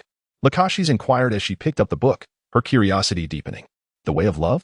Lakashis read the title aloud, her expression shifting to one of mild exasperation. Aki, why would you suddenly want to read something like this? This is because, it's just a whim.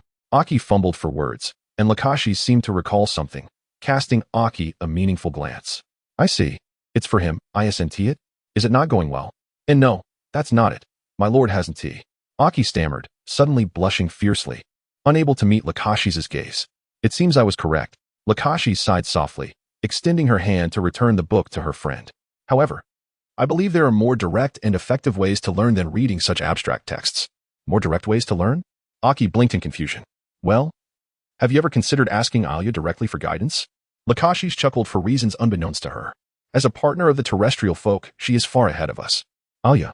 After pondering for a moment, Aki grasped her friend's implication but promptly shook her head in refusal. I couldn't possibly ask her about that. Is that so? Suit yourself. Lakashis tilted her head, observing Aki. But I must go to confirm something important with her. Do you know where she is? She should be in the tea garden. Since the war with the community began, the teacher has been incredibly busy. So she entrusted the care of the tea garden to Alia, and it seems she is quite content with it. Understood, then I shall head there first. Lakashis nodded, preparing to depart. Wait, Lakashis, I'll go with you, Aki said, lifting her slumbering daughter in her arms and quickly catching up to Lakashis as they walked side by side. By the way, what is it that you need to confirm with Alia? Is it an emblematic matter? Lakashis hesitated slightly. Well, one could say that, she replied. The Advisory Council's agents stationed within the Alliance have come across a curious piece of intelligence and requested the Emblematic Institute to investigate. Although such tasks typically do not fall under the Emblematic Institute's purview. Given that both parties are indispensable figures for the Empire and the matter itself is not of a grave nature, I decided it would be prudent to confirm it personally with her. Could you elaborate a bit more? Aki asked, her expression one of confusion. In summary, among the three major powers governing the Free Star Alliance, the second and third factions have intentions of forming a marriage alliance. However, it seems that this is entangled with the imperial lineage, prompting me to verify the matter. A dangerous glimmer began to flicker in those alluring crimson eyes. If this were indeed the case, the Emblem Council would likely intervene in this union. The Alliance's marriage. Is it related to the imperial lineage? It appeared that Yaki still did not comprehend the situation, causing Lakashis to sigh and continue with her explanation. The second faction is known as the Alphian Commerce, while the third faction is called the Lin Clan Trade. Do you understand now? Yaki suddenly halted, her eyes wide with astonishment. Are you saying that Alia has taken the young master into consideration? Given her personality, it is highly probable, and she may have kept it hidden from us. Lakishi sighed again, noticing that her friend appeared to be in a state of bewilderment, prompting her to gently pat Yaki's shoulder with concern. Yaki, Lakishi softly requested, gazing into those golden eyes, please give Ruai a hug for me. In the heart of the Winged Palace, in a small garden that had endured numerous calamities, A fresh aroma of new tea wafted through the air. Ilea, having concluded her day's labor, sat in a newly constructed gazebo clad in her work attire, beginning to relish a moment of tranquility. She was probably at odds with Friend again, but with Ruayi around, I need not worry. Ilea stretched lazily before resting her head upon the stone table, a contented expression gracing her features. Indeed, taking some time to relax like this is quite delightful. Just then, a chilling voice emerged from behind her, causing her to shudder involuntarily. Turning to look, she was met with the sight of the owner of those blood-red eyes, who regarded her with a semblance of a smile. Not far behind stood Yaki, cradling a child quietly, her pure white wings fluttering anxiously. Lakishis and Yaki. What brings you here? Sensing the imminent danger looming nearby, Ilea abandoned her inquiries and donned a courteous smile, intending to deflect the situation. Well, it's rare for the three of us to gather. Come, sit down, and I shall brew some tea for you. Ah, thank you. Lakishis chuckled lightly as she and Yaki took their seats at the stone table, while Ilea, feeling a sense of relief, promptly began preparing tea for her two enigmatic friends. Speaking of which, the name Rustina. Lakishis observed the teapot that had suddenly slipped from her friend's grasp before confirming with a leisurely tone.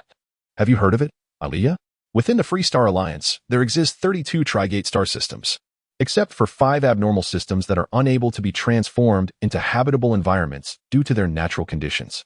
The remaining 27 Trigate systems have become pivotal nodes within the Alliance's vast trade network due to their exceptional qualities. The Alphian commerce governs 8 of these Trigate systems, ranking second only to the Kaysak Trading Union in number, yet the prosperity of these 8 systems, as a source of half of Alphian's income, surpasses that of the latter. The Walanzua system is one of these 8 Trigate systems, situated on the periphery of Alphian's influence. While it serves as an excellent site for monopolizing substantial trade profits during peacetime, it also stands as the most likely battleground should the Alphian commerce choose to resist the advancing Bien army, especially now that they have already invaded the capital of Assos. Upon learning that even the capital had faced Bien incursions, Rustina, who was patrolling the southern region, was taken aback and decided to add Walanzuo to her inspection route as a final stop. Naturally, this decision met with unanimous opposition from her subordinates, Lon and Ashin. Yet she ultimately prevailed with an unusually firm stance.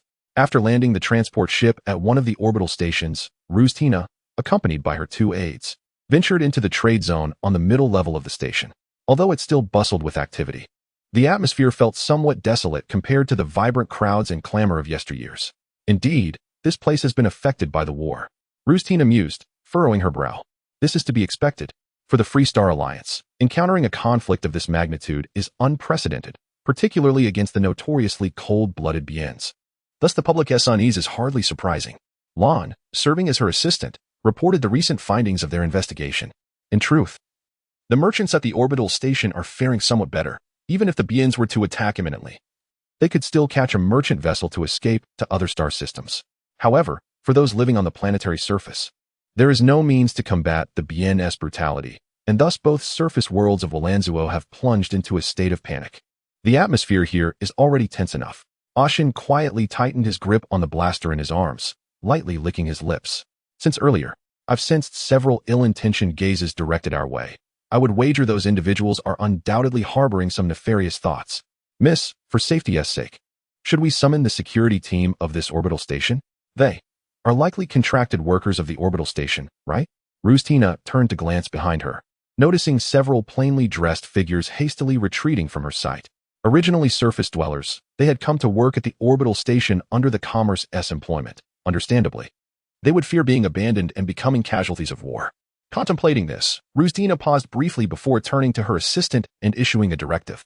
Lon, let us temporarily suspend the contracts of the workers at the 7 orbital stations in Walanzuo and arrange for ships to expedite their return to the surface world. Miss, are you serious? Lon furrowed her brow at the statement. Setting aside the substantial costs of repatriating nearly 100,000 workers once they depart, all functions of the orbital station will come to a standstill, resulting in losses that would amount to. I estimate the long-term chairman would never agree to this. Regarding the repatriation costs, I believe we can negotiate with the workers, stipulating that the Alphian commerce will rehire them post-war, with the current repatriation fees deducted from their future wages monthly. Rustina replied with a light laugh. Of course, if you can persuade them, we could even add some interest. Miss, who do you think I'm doing this for? Lon exclaimed, seeming aggrieved as she shrugged her shoulders. Such a humorless woman. I was merely jesting, Rustina remarked. Ashen let out a seemingly heavy sigh, then, disregarding his companion's intense gaze, focused his attention back on Rustina. However, miss, even if we send them back to the surface world, it won't change the chaotic situation there, will it? While it may be safer than the orbital station, those BN pirates have never hesitated to bombard the planetary surface. In that case, I believe it should pose no issue, Rustina replied with a gentle sigh. Unlike the past when piracy was merely an act of plunder, the recent invasion by the Pyrran army aims to conquer the entire Free Stellar Alliance. Therefore, prior to fully dominating the outer space, they are unlikely to divert their attention to the planetary surface, rendering it relatively safe for the time being. Moreover, I have learned from Uncle Lin that the Shallan Empire is fully prepared to support the Alliance in repelling the Pyrran forces. Thus, it is possible that the Pyrran army may not even have the opportunity to wreak havoc on the surface world. At this point, Lathrina's expression relaxed slightly. Although the Alphean commerce cannot interfere with the planetary government strategies, it can certainly convey the current situation to them, which should help mitigate the chaos on the surface to some extent. Indeed, as a trading partner, that nation possesses considerable credibility, provided the Alliance offers a reasonable reward. There should be no concern about the risk of being taken advantage of amid the turmoil. Ashen nodded in agreement, but soon a look of distaste crossed his face. However, if that individual leads the efforts, it would be an entirely different matter, even if the Pyrran army is ultimately defeated. The Lin family's commerce would undoubtedly monopolize the greatest benefits. I would wager on my grandfather's name. What a disheartening wager indeed, Lon interjected coldly, then turned to Lathrina for guidance. However, miss, how shall we address the loss of billions in trade that day? I will personally explain the situation to my father. I am certain he will understand the position of those employed. Well, if he refuses to forgive me regardless. Lathrina hesitated for a moment before resolutely stating, I shall compensate for these losses with the income from the Mufa commerce. The Mufa commerce. Is that not the dowry left to you by your mother? Lan's brow furrowed even tighter. In that case, won't your position become precarious when you meet your fiancé? Thank you for your concern, Lon. Lathrina chuckled lightly. However, while it may not compare to the Lin family's commerce, the Mufa commerce is indeed among the top 10 economic entities in the Alliance. So such an expenditure will not undermine its foundation. With a bit of time, it can be swiftly replenished. Moreover, at this point, a faint blush graced Lathrina's cheeks. I believe that gentleman is not of a miserly disposition. That is true.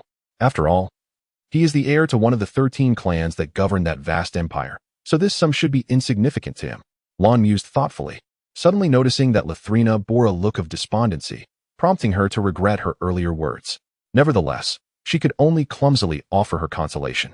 Miss, that was not my intent. In truth, aside from the Mufa commerce's dowry, you are an exceptionally remarkable woman. I am certain your fiancé will come to cherish you, and besides, even Lady Ilea has recognized your worth, has she not? So there is absolutely no cause for concern. Yes, I too believe in that gentleman. Yet, despite her words, Lathrina's smile appeared somewhat feeble, and Lon felt increasingly anxious. For the women of Mufa, arranged marriages by their parents are a matter of course, and being a virtuous wife and mother is the sole expectation of society. Although Lon, being a Mufa woman herself, did not intend to deny such customs, she still hoped to see Lathrina attain happiness. Thus, with this thought in mind, she discreetly investigated her fiancé's background without Lathrina's knowledge. Although information regarding the founding clan, particularly that of the young Lord Heightland, was exceptionally well guarded by the Empire, Lon was nonetheless able to draw highly satisfactory conclusions based on the widely circulated legends within the Starry Realm. However, before she could report her findings, Lathrina, who longed for the affection of that individual, found herself ensnared in a complex web of melancholy. Upon understanding the source of her unease, Lon abandoned the idea of informing her, even beginning to pray that the yet unmet fiancé would be as ordinary as possible. Miss, it appears something is unfolding over there. Should we go take a look? Ashen's voice interrupted the intricate thoughts of the two women. Lathrina lifted her gaze towards the direction he pointed. Before a mobile restaurant, several attendants were assaulting a ragged-looking homeless man. Ashen, can you stop them? Lathrina frowned slightly and commanded. Certainly. The commanded one licked his lips and proceeded toward the scene. Although Lon briefly appeared as if she wanted to speak, she ultimately could only shake her head in sympathy at the plight of the unfortunate individual who had been caught in the sudden burst of destructive energy that swept over him. Well then, could you enlighten me as to what exactly is transpiring? With an air of menace, the Alphean commerce's mercenary cast a threatening smile at the attendants. And no. Nothing. Absolutely nothing. The attendants replied tremulously, struggling to rise from the ground. Yet the first to stand was the homeless man, who seemed to have been the target of the earlier beating. I intended to dine here, but I was discovered to have no means to pay, that is all. He stated in a flat tone, as if recounting something completely unrelated to himself.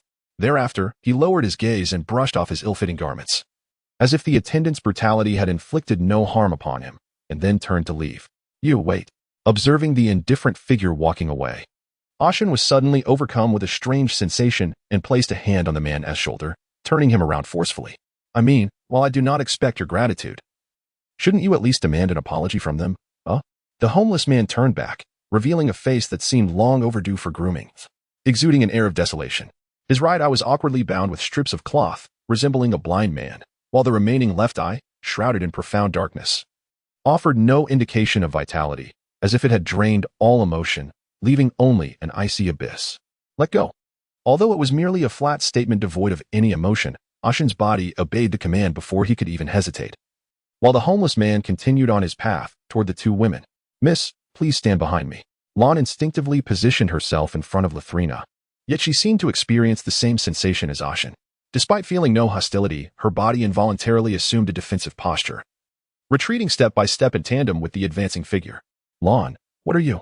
Unable to comprehend her companion's actions, Lathrina questioned in confusion as she too was forced to retreat, yet Lon, entirely on guard, had no time to respond. Instead, she drew a finely crafted beam gun from her pocket, aiming it at the man, and commanded sternly, do not approach. Otherwise, however, her threat proved ineffective. In fact, even before she raised her weapon, the homeless man had already begun to lean forward, and as she uttered the warnings, he had already collapsed onto the ground with a muted thud.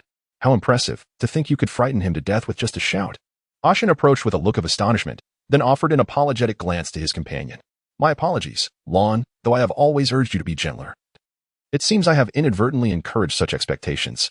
Miss, that man is very dangerous. Lan's focus remained fixed on Lathrina, who had acted impulsively. Thus she failed to hear Ashen's words, or else their conversation might have escalated into a heated exchange. Do not worry, Lon. Lathrina crouched beside the vagrant, meticulously examining his condition, and then a look of relief washed over her face. It appeared that this gentleman had merely succumbed to hunger, rather than being frightened by you. I'm not worried, Lon replied in a sullen tone. Ashen, could you assist in bringing this gentleman back to the transport ship? Lathrina stood up and turned to her bodyguard mercenary with a plea. I wish to help him. Surrounding them was an infinite void, devoid of sound, with not even a whisper of wind, only a vivid crimson hue, and shadows swaying in silence. Occasionally, blinding objects circled around, yet they exuded no warmth. And thus, they continued to descend languorously, until they sank into the still waters of the Crimson Sea, the duration of time unknown. The sky slowly opened its left eye, exerting effort to turn its neck and survey the surroundings. It seemed as if he was submerged in a vessel akin to a regeneration pod. Although the outer wall of the container was transparent, a murky liquid of a pale golden hue obscured his view, barely allowing him to glimpse the cramped space beyond. Within this confines, it appeared that no one else was present. I must have fainted from hunger. As his mind gradually emerged from slumber, the sky began to recall the events leading up to his loss of consciousness, managing a faint smile. At that moment, he had merely wished to escape the ship as swiftly as possible, neglecting to bring even a small amount of money. Encountering such a predicament was only to be expected. I wonder who aided me. The sky raised his left hand and pressed it against the outer wall of the container. It contracted automatically, allowing him to rise from within. Before departing, he attempted to lick the residual pale golden liquid from his arm, a subtle smile gracing his lips.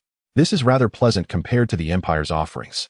Though the restorative fluid bore no scent to stimulate human olfactory senses, after attempting to walk a few paces, he discovered the lingering stickiness was equally uncomfortable. He then noticed the alteration in his attire. The work uniform he had hastily donned was replaced with a set of pajamas, intended to be loose and comfortable. It now felt quite displeasing against the saturated restorative fluid. Gazing around, he spotted what appeared to be a standing shower in the left corner of the room and approached it, washing away the remnants of the restorative fluid with the suit still on. However, the shower itself seemed devoid of a convenient drying mechanism, instead replaced by a more expensive dressing room nearby. What an extravagant indulgence. The sky hesitated momentarily, yet his hands continued their actions without a hint of doubt. He selected a more modest uniform for himself, but as he changed his trousers and prepared to don the shirt, he suddenly caught sight of his reflection in the adjacent mirror, taken aback. Whether due to the genetic compulsion spoken of by Korsha or the side effects of the Alliance's regeneration pod, his once neatly cropped hair now cascaded down to his waist. and his facial hair appeared as though it had not been tended to for months, though it was equally possible he had truly slept for an extended duration. However, he had never heard of any seriously injured individuals requiring more than 2 weeks in a regeneration pod. And he certainly wouldn't be the first to set such a record for merely being malnourished. It feels rather difficult to accept. The Sky observed his image in the mirror with a degree of confusion, though he appeared to have suddenly aged a decade. He felt no wisdom of the elderly nor the vigor of youth. To put it simply, he looked akin to a destitute street performer as described in books. Well, from the perspective of concealing my identity, this appearance might serve some purpose? The Sky chuckled wryly, then reached up to touch his perpetually closed right eye. Externally, they showed no signs of injury. However, he had lost all control over this organ. No matter how he commanded, it persistently refused to heed his body's requests, which was why he had no choice but to cover it with an eye patch. Once dressed, the Sky attempted to move his body and exited the dressing room.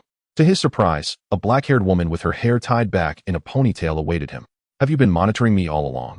The Sky regarded her with a wary, indifferent gaze, while her dark eyes sparkled with vitality in response. "Your attitude is rather unpleasant, stranger. We are, after all, your benefactors. Is it necessary to surveil those whom you have rescued?" It was merely the awakening time set for the regeneration pod. "Is that so? My apologies." The Sky bowed his head in apology to the black-haired woman, yet his tone remained as indifferent as before. "Your apology lacks any semblance of sincerity." Lon frowned slightly, sensing his insincerity, but soon shifted her focus to his perpetually closed right eye. "Your right eye appears uninjured. Why do you keep it closed?" "That is due to certain physiological reasons." The Sky clearly indicated his refusal to answer. "Oh, very well. If you are now capable of walking, then follow me." Under the emotionless gaze of her dark left eye, Lon finally relaxed her shoulders, relinquishing her curiosity. "In any case, this looks rather peculiar. Follow me. I will find you an eye patch. Furthermore, should you have any requests, feel free to voice them. Given that you are wearing a merchant's uniform, I will do my utmost to assist you." "Merchant? The Alphian Merchant Guild?" The Sky raised an eyebrow. "Yes, you may consider it as such." Lon seemed unwilling to clarify further, turning to open the door and stepping ahead. The Sky hesitated for a moment before following, but still sought clarification on certain matters. "Then, where exactly are we?" "Of course, we are still aboard the space station." As Lon continued walking without looking back, she added, "We have lingered here for a full 2 days, although not entirely due to your presence. It is rather fortunate that you provided an excuse for the lady to remain in such a perilous front line during these tumultuous times, having accumulated considerable grievances." Lon vented her frustrations, but fell into an awkward silence afterward, pausing to apologize. "I'm sorry. You bear no responsibility.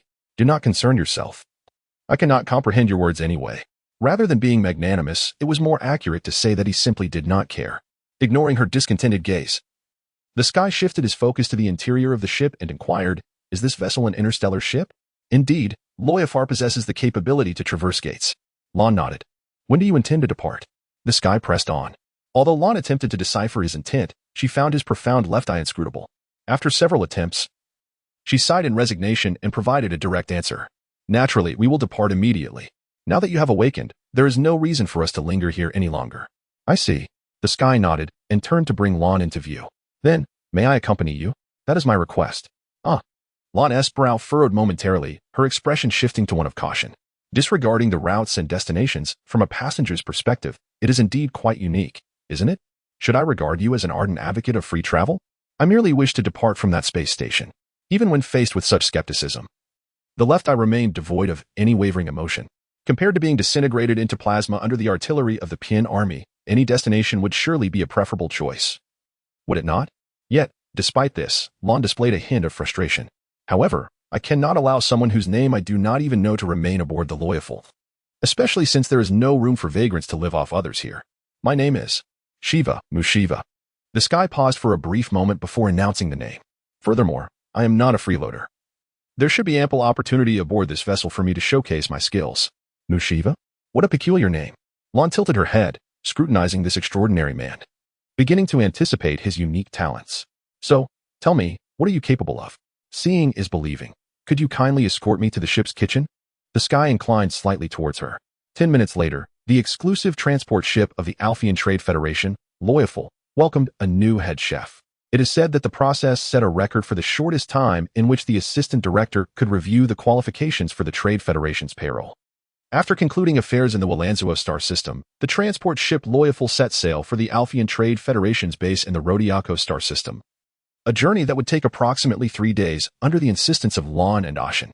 However, for the Sky, who once independently supported half the fame of the White Crane Tower during the time in the Kanding lands, conquering the appetites of the crew aboard this transport ship required less than a day. For those who had long been accustomed to the monotonous meals provided by the automatic conditioning machines, the colorful and aromatic Kanding cuisine proved to be irresistibly enticing. In fact, even the other 3 chefs, originally part of the culinary team, could not resist joining the ranks of eager diners. And the sales figures exceeding the usual by over 50% prompted these elite chefs from other star systems to willingly serve as assistants under the new head chef. By the second day, the Sky found it necessary to significantly reduce his operating hours to carve out a moment of respite, although he faced protests from several individuals. Including the assistant director, threats of salary reductions held no real sway over him. Thus, the Sky indulged in leisure for the entire afternoon and returned to the dining hall quite late. By this time, dinner had concluded, and the subordinate chefs had already retreated early to their quarters due to fatigue. In the restaurant, which accommodated 100 guests, only a few automatic cleaning machines remained, their low hum echoing throughout the hall, rendering the surroundings eerily silent. I never anticipated such tranquility could exist here. The Sky chuckled wryly, casually selecting a seat, reclining in a rather relaxed posture, and began to analyze the myriad pieces of information he had gathered throughout the afternoon. Although I remain unclear about the methods employed by the Pian army to breach the Alliance's orbital fortress, the fall of the capital Asos is undoubtedly a confirmed fact. This suggests that the resistance of the Alliance's conventional military forces has also come to an end, marking the conclusion of the first phase of the war with the complete victory of the Pian army. A sudden wave of helplessness washed over the Sky. Even if he could grasp the movements of the Pian army, he remained powerless to effect any change in the absence of operational capability. Next, the war should transition into its second phase.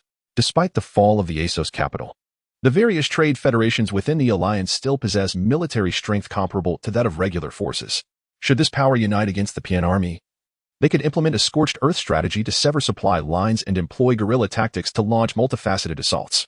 After enduring several group battles, the Pian army should find itself unable to divide its forces to respond. Thus, even in the absence of imperial reinforcements, it would merely be a matter of time before the Pian army is exhausted. The Sky could not help but smile wryly at this thought. If the Empire were involved, there might be a possibility, but for the ideologically fragmented alliance, contemplating the execution of such tactics seemed like a fool's errand. The Pian army must have recognized such a crisis and prepared accordingly. The community lacks the capacity to deploy additional fleets from any interstellar nation. Thus their manpower can only be supplemented from within the alliance. To conquer the overall advantageous alliance trade federations with relatively inferior forces, the most effective method would be to sow division within, enticing a portion of the federations to their side. If both coercive force and enticing benefits are wielded effectively, an allied faction can soon be organized within the enemy, thereby alleviating the issue of insufficient manpower while significantly curtailing the space for scorched earth and guerrilla warfare. Those fellows have likely been biding their time since the Asos capital incident to carry out such schemes. The Sky clasped his hands behind his head, casting a detached gaze towards the emblem of the Alphean Trade Federation suspended at the front of the dining hall. The first to surrender was probably the Alphean Trade Federation, right? After all, if they hadn't initially intended to trade with the Pian, they would not have reacted so swiftly to capture me. This complicates matters. With the influence of the Alphean Trade Federation, a significant number of federations will likely defect to the Pian army, while the Kaisak family, as a counterforce, has already suffered considerable losses in this war. Although the Lin family federation will likely stand firm alongside imperial interests, they too will have to navigate the tides of change. With this thought, the Sky let out a soft sigh. Does a nation as devoid of cohesion as the Free Star Alliance truly hold any value? If it is destined for destruction, might it not be better to fall into the hands of the Empire? Resolving this in his mind, the Sky began to contemplate this direction. Therefore, it would be prudent for me to return to the Empire as quickly as possible. First, I shall take the ship to the Rodiako star system, then seek an opportunity to blend in with an Imperial trade vessel, which should not prove difficult. If I can inform the 13 Council of the current state of the Alliance, surely the Empire will swiftly make a decisive move. Once the Sky Army is free from the constraints of their contract, coupled with the assistance of the Lin Family Federation, the Pian Army, lacking in manpower, and the relatively weaker Alliance forces will stand no chance. As the Sky was deeply engrossed in his troubling thoughts, a sudden unsettling rumble emanated from his stomach. causing him to pause for a moment before recalling that he had yet to eat lunch. Come to think of it, he had been so flustered preparing meals for others that he had forgotten his own portion. With a wry smile, the Sky approached the cooking station, briefly checking the remaining ingredients in the storage cabinet before deciding to whip up a simple fried rice dish. Lighting the stove, heating the pan, and stirring. As he concentrated on his culinary endeavors, he failed to notice a slender figure clad in flowing garments appear at the entrance of the dining hall. It was not until he returned to his seat, eagerly carrying the fried rice and revealing a satisfied expression after filling his belly, that he heard the gentle footsteps behind him. Turning around, he could not help but display a slightly dazed expression. Standing not far behind him was a woman of similar age to Lon. She possessed waist-length hair that shimmered with a golden hue, intricately braided into a thick braid draped over her left shoulder. Her eyes were a vibrant green, reminiscent of a spring lake gently rippling in the breeze. Tranquil, yet full of life. Though she might not possess the unparalleled beauty bestowed by genetic blessings like Yaqui or Xiayin by the standards of the local populace, she was undoubtedly a stunning beauty. The Sky slightly adjusted his perspective and noticed that this woman was adorned in a similarly rare ethnic attire. Though the pure white gauze attire certainly exudes exquisite elegance, when paired with other embellishments, it envelopes the wearer tightly, leaving only the wrists and the area above the neck exposed, perhaps even more conservatively than the garments of the Summerlanders. It is likely due to this ensemble that Sky finds it difficult to discern any sensuality emanating from the woman. Instead, a sense of dignified tranquility gradually settles within him. Amidst the pleasing sight, his mood also calms considerably. "Hello, chef," Lucerina said, gracefully lifting the hem of her skirt in a courteous gesture, though her voice conveyed a hint of nervousness. "Miss Lucerina?" Sky instantly recognized this woman and his own identity, promptly rising from his seat to bow respectfully in her direction. "Your presence is an honor. May I inquire if there is any way I can be of service to you?" Yes." Though Lucerina initially displayed a fleeting expression of hesitation, she soon fixed him with a determined gaze. "I would like to entrust you with a request. Though it is important to note that the cosmos lacks a definitive north or south, humans utilize a planar star map to illustrate the spatial relationships among various star systems. Thus, the terms north and south in the text refer to positions on this two-dimensional map. What can I do for you, miss?" Sky inquired, surprised yet quick to respond without any sign of delay. I would like you to listen to my words." Lucerina closed her eyes as if to concentrate, then spoke in a somewhat halting dialect of the Kanding language. "Can you understand my words?" Kanding language? Sky could no longer contain his astonishment. Aside from their conversation in the capital of Asos before his capture, this was the second time in 4 years he had encountered the language of his homeland. "Thank goodness. I almost committed a faux pas." Lucerina sighed in relief, gently placing her right hand on her chest. "When I tasted your culinary creations yesterday, I was curious. Chef, you are indeed from Kanding. I took the liberty of testing you, as I have a keen interest in Kanding culture and wish to engage in conversation." "An interest in Kanding culture?" Sky paused, then furrowed his brow. "Why?" The Chengzhou star system remains relatively obscure among the Alliance's myriad principalities. I did not see any lucrative opportunities there that would attract a substantial figure from the Alphean Trading Company. Sky suddenly noticed a look of bewilderment on Lucerina's face, realizing that he had unconsciously begun conversing with her in Kanding. He awkwardly scratched his head in apology. My apologies. It has been so long since I heard the language of my homeland that I couldn't help myself. It's quite all right." Lucerina gently shook her head, though a sense of disappointment clouded her expression.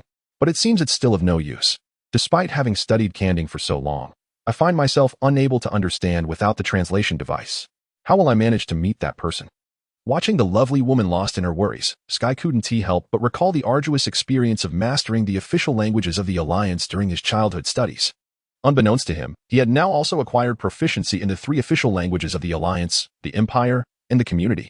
If he had considered it a miracle in his past, it would have seemed utterly unimaginable. "Are you learning Kanding?" Sky felt a flicker of interest, though somewhat awkward. He could still comprehend her words. "Who taught you?" That would be. I taught myself." Lucerina smiled faintly. "I have visited Kanding Planet 4 times, but each time I relied solely on a translation device for communication, which felt rather impolite. So, I wanted to learn at least some basic phrases before the upcoming memorial service." "A memorial service?" Sky raised an eyebrow. "Do you have family buried there?" Well, while they aren't technically family yet." Lucerina's cheeks flushed slightly. "However, out of respect, I should pay my respects to that esteemed individual." "That sounds rather complicated." Sky shrugged, choosing not to pursue the matter further. "Well, it doesn't concern me anyway. If you find the time, I wouldn't mind being your conversational partner for practicing Kanding." "Really? Can I trouble you for that?" A radiant smile blossomed on her serene visage. However, it is merely conversation. It's no trouble at all. Besides, I have not had the opportunity to use my native language for quite some time. So I am grateful for such an occasion. At this point, Sky paused before adding, though, judging by the current operations of the restaurant, my available time might be quite limited. That is true.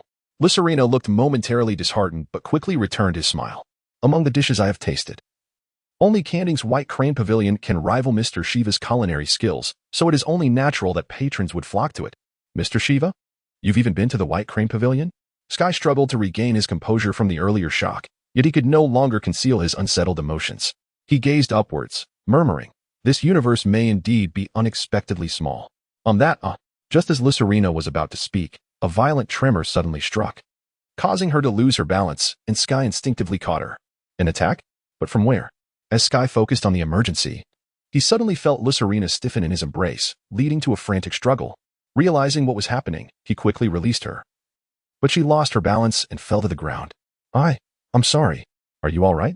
Sky rushed forward to help her up. But a sharp command halted him in his tracks. Please, do not come any closer.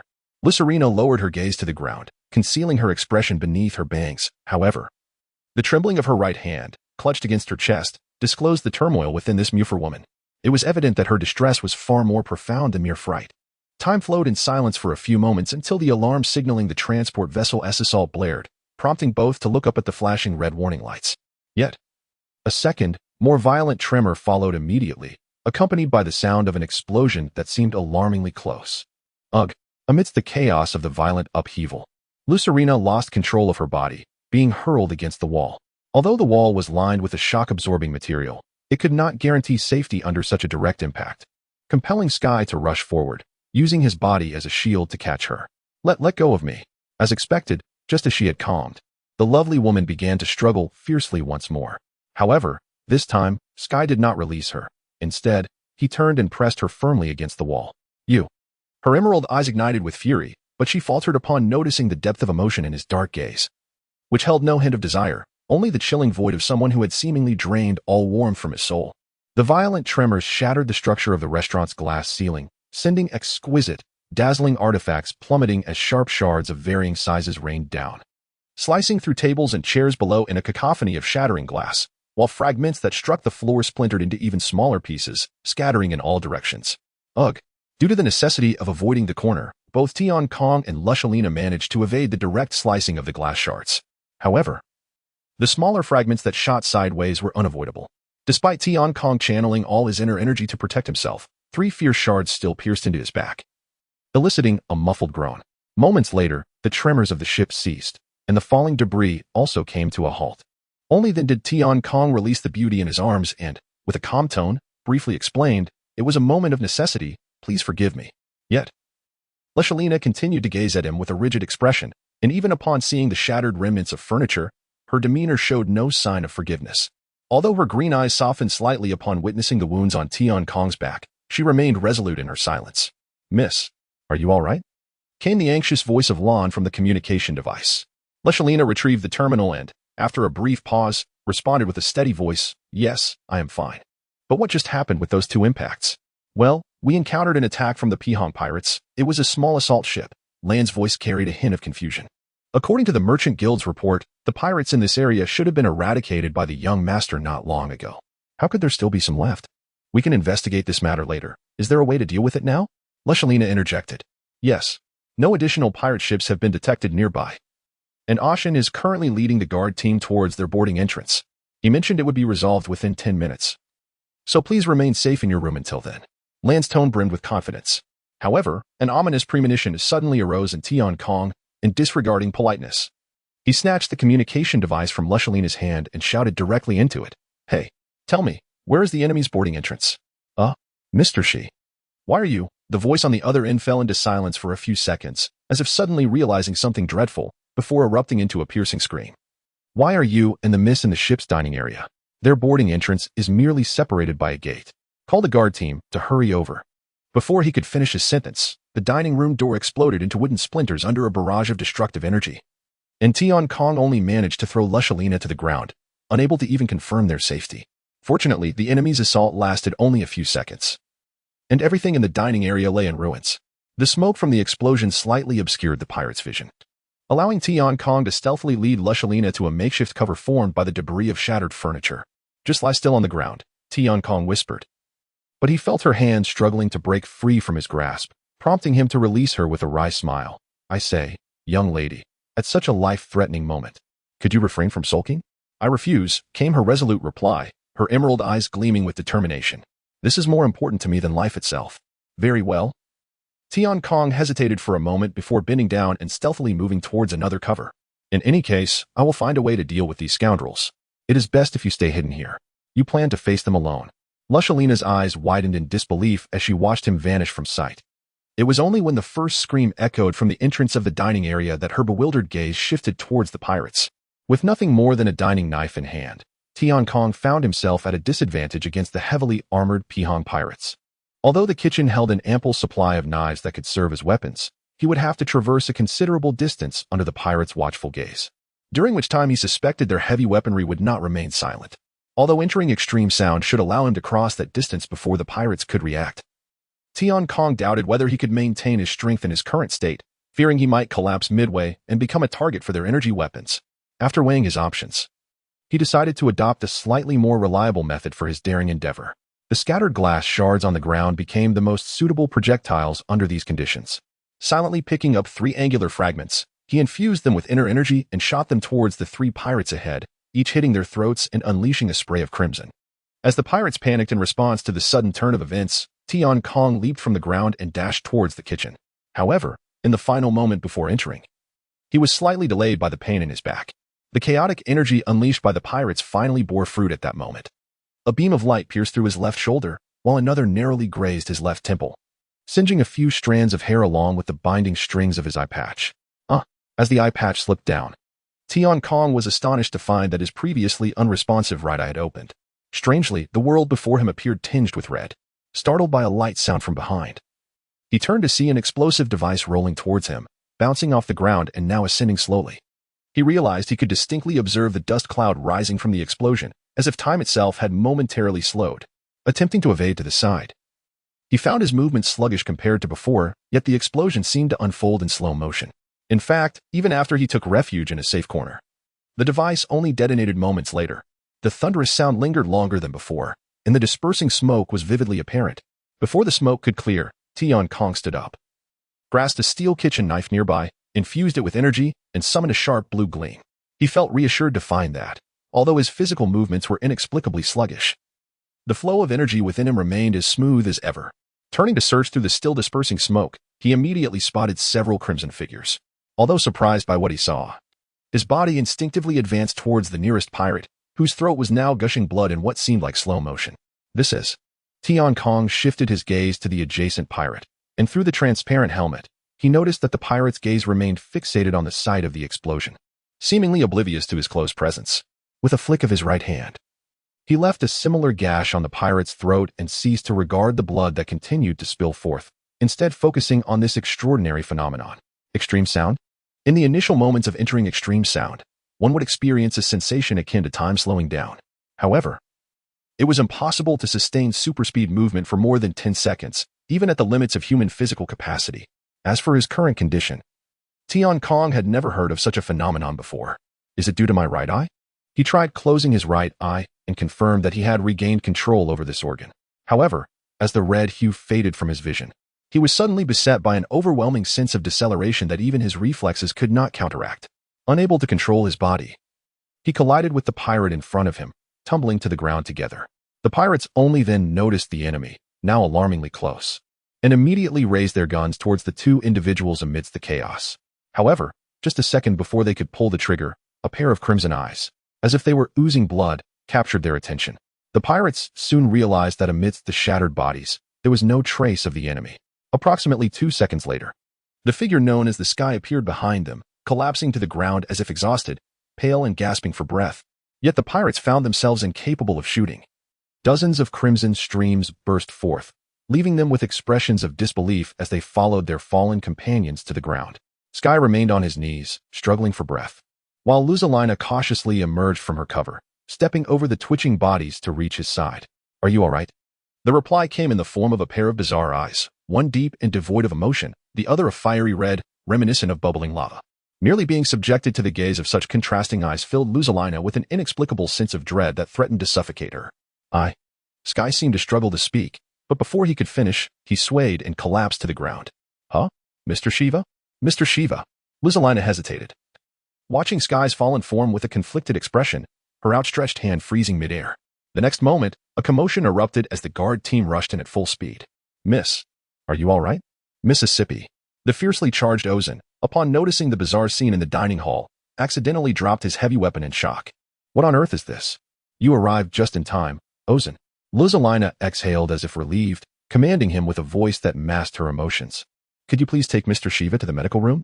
Days prior, in the Rodak star system of the Alphean Merchants Association headquarters, a transport vessel was cautiously dragged towards the docking bay by 3 patrol ships. From the outside, the transport vessel showed no signs of damage, and its power systems operated normally, capable of being piloted directly into the docking station without assistance. However, among the investigation teams secretly dispatched by the Alphean Merchants Association, no one was willing to pilot the transport vessel, regardless of the offered compensation. In fact, even the team members who initially steeled themselves to enter barely lasted 10 minutes before stumbling out. More than half of them were left pale, crouching, and retching on the ground. Consequently, the investigation team hastily concluded that all personnel aboard had perished, and they wasted considerable energy and labor dragging the vessel back from the Walanzuo system. The fragmented and mangled corpses inside were preserved intact after being filled with nitrogen, as it was likely challenging to find anyone willing to clean up the scene of carnage. Thus, once the transport vessel underwent inspection by the Merchants Association, it faced a high probability of being destroyed along with the bodies on board. Upon docking, the transport vessel was secured at a gangway laid with a vibrant red carpet. Subsequently, the nitrogen was swiftly evacuated and replaced with normal atmospheric conditions, restoring the internal temperature to a standard state. Young master, are you truly planning to enter? The elderly butler insisted once more, attempting to dissuade Yulam. You are quite bothersome, Lester. Yulam waved his hand dismissively, as if shooing away a nuisance. The communication vessel had been operating under low temperature and high nitrogen conditions for 3 days, no matter how formidable the tyrant was. It was improbable he could still be alive. What else could pose a threat to me besides that monster? However, the environment inside. Lester remained furrowed in concern. Do you have any idea who I am? Yulam began to exude an air of defiance. I am the one who commanded the fleet to send over 30,000 Payan pirates to their doom.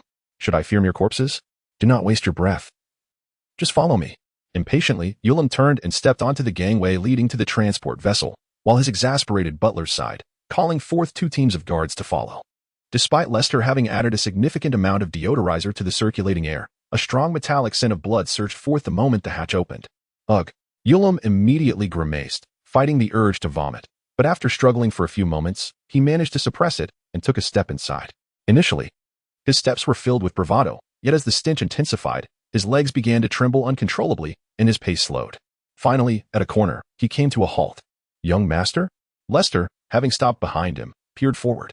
To their dismay, the narrow corridor of the vessel was littered with dozens of bodies.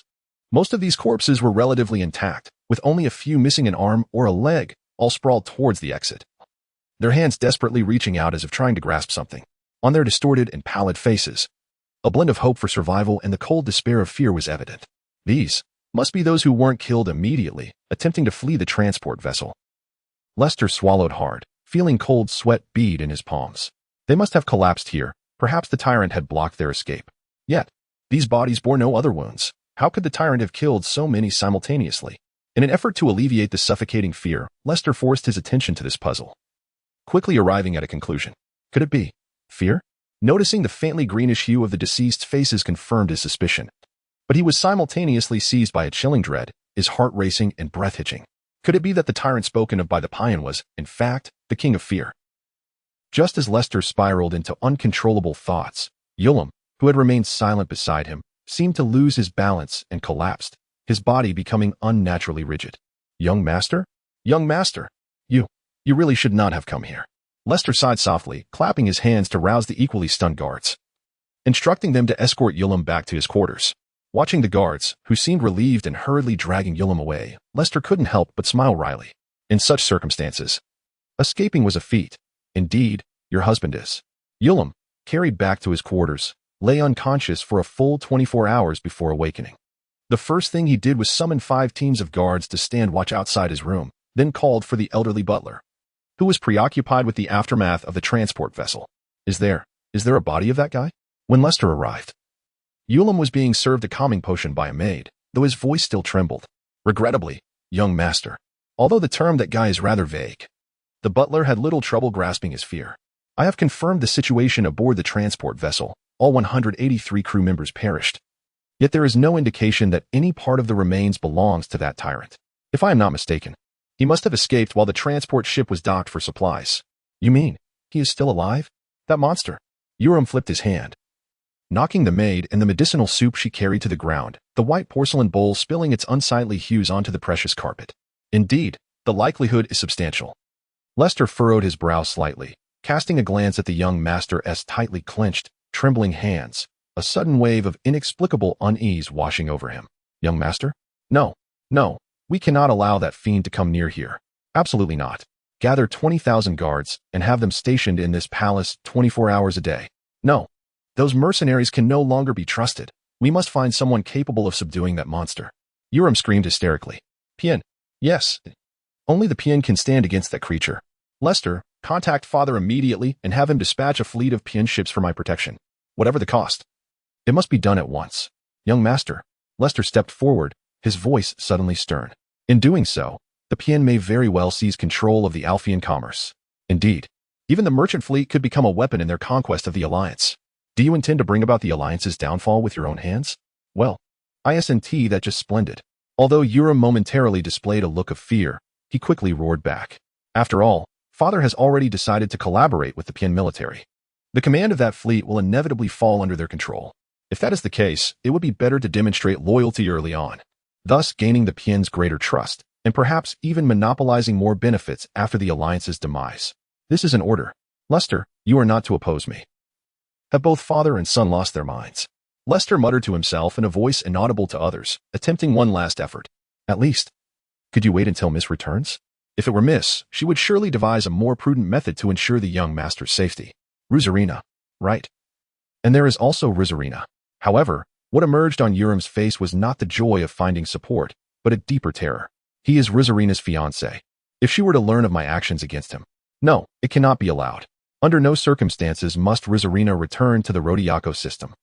After the sky vanquished the pirates' vanguard ground troops, Ashen promptly commanded the guards to annihilate the remaining pirates. However, during this process, the transport ship Lofel sustained moderate damage, necessitating a slight alteration in its course to dock at an orbital station in a neighboring system for repairs. In the leisure salon of the transport ship, Ruzarina held a trade document in her hand, though her absent-minded fiddling with the pin indicated her mind was evidently elsewhere. Occasionally closing her eyes in contemplation and furrowing her brows, she was only freed from her troubled thoughts when she heard familiar footsteps behind her. Mississippi. Rand stopped beside her, reporting in a tone that was far from relaxed. The preliminary inspection has been completed. To fully repair the Lofel will take approximately 32 hours. So long? Ruzarina paused for a moment, then decisively replied a few seconds later. Inform them that a complete repair is unnecessary. But the Lofel must be restored to a navigable state within 6 hours. Miss, is such haste truly necessary? Rand's voice seemed to express disapproval. Every second counts. I must return to the Rodiaco headquarters as swiftly as possible. I have a nagging feeling that something irreparable will occur if I delay. Ruzarina slightly wrinkled her brow. Ever since that inexplicable pirate attack, an inexpressible sense of foreboding had loomed over her like dark clouds. Perhaps I am merely being overly suspicious. But it is best to proceed this way for now. As for the remaining repairs, they can wait until we return to the Rodiaco headquarters. In fact, I believe this is not simply the Miss' paranoia. Rand sighed softly, then handed over another report concealed behind her. This is Ashen's analysis of the recent pirate incursion, which reveals numerous points of suspicion. Ruzarina took the report, hesitated briefly, then began to peruse it, while Rand continued to explain. The assailants appeared to have intimate knowledge of our ship's route, allowing them to ambush us precisely at the reconnaissance blind spot. Moreover, only one ground assault ship came to attack, which is rather incredible considering the past operational patterns of the Pien pirates. As for the pirates who boarded the ship, they seemed more focused on slaughter than looting. They wielded only heavy weaponry with no melee arms, which is wholly inconsistent with the typical conduct of the Pien. At this point, Rand couldn't help but chuckle. In fact, Even Ashin had to admit that had it not been for our head chef's intervention in eliminating most of the enemies, our forces would have suffered tremendous casualties even if we eventually managed to vanquish these unknown pirates. Indeed, Mr. Shiva is quite formidable. When the pirates attacked, he stepped forward to protect me. I must express my gratitude. Rizarina managed a feeble smile. Then her expression grew somber. Ran, it's fine. Please share your conclusions. Mississippi Ran appeared somewhat surprised, but soon displayed a resolute expression. I believe the most suspicious matter is that the young master recently reported that the pirates in that area had been completely eradicated. In truth, had it not been for this report, we would not have chosen to traverse that remote system to save time. Rand, I believe I understand what you are implying. Ruzarina closed her eyes as if to steady herself, and after a moment, reopened them. Her emerald gaze shining with a pure clarity devoid of any ambiguity. My father and brother are the only kin I share blood with in this world, and my brother, who carries half of my mother's blood, would not commit such an act. Therefore, let us regard this as a stray Pian pirate ship that inadvertently escaped our notice. But, if that is indeed the case, then Miss must return. Ran attempted to persuade Rizarina to reconsider, but she remained steadfast. With the Pian military having seized the capital of Assos, the three major merchant associations will become the backbone of resistance against them. At such a critical juncture, the Alfian family cannot afford any instability. Rest assured, when we return to the Rodiaco headquarters, I will have a thorough discussion with my brother. Miss, where are you going? Unable to suppress a sigh, Rand confirmed as Rizarina rose. I'm going to visit Mr. Shiva. He should have awakened by now. In the medical room of the transport ship Loful, the Sky stared blankly at the eye patch in his hand. Though he had finally regained control over his right eye, he no longer dared to open it. The moment that eerie red hue infiltrated his vision, his body would involuntarily enter a perilous state of superacceleration. According to the instrument's readings at that moment, his heart rate exceeded 400 beats per minute. For an ordinary person, such a condition would lead to immediate death from ruptured blood vessels. Yet, even with a body continuously honed through training, he could not endure for long under such circumstances.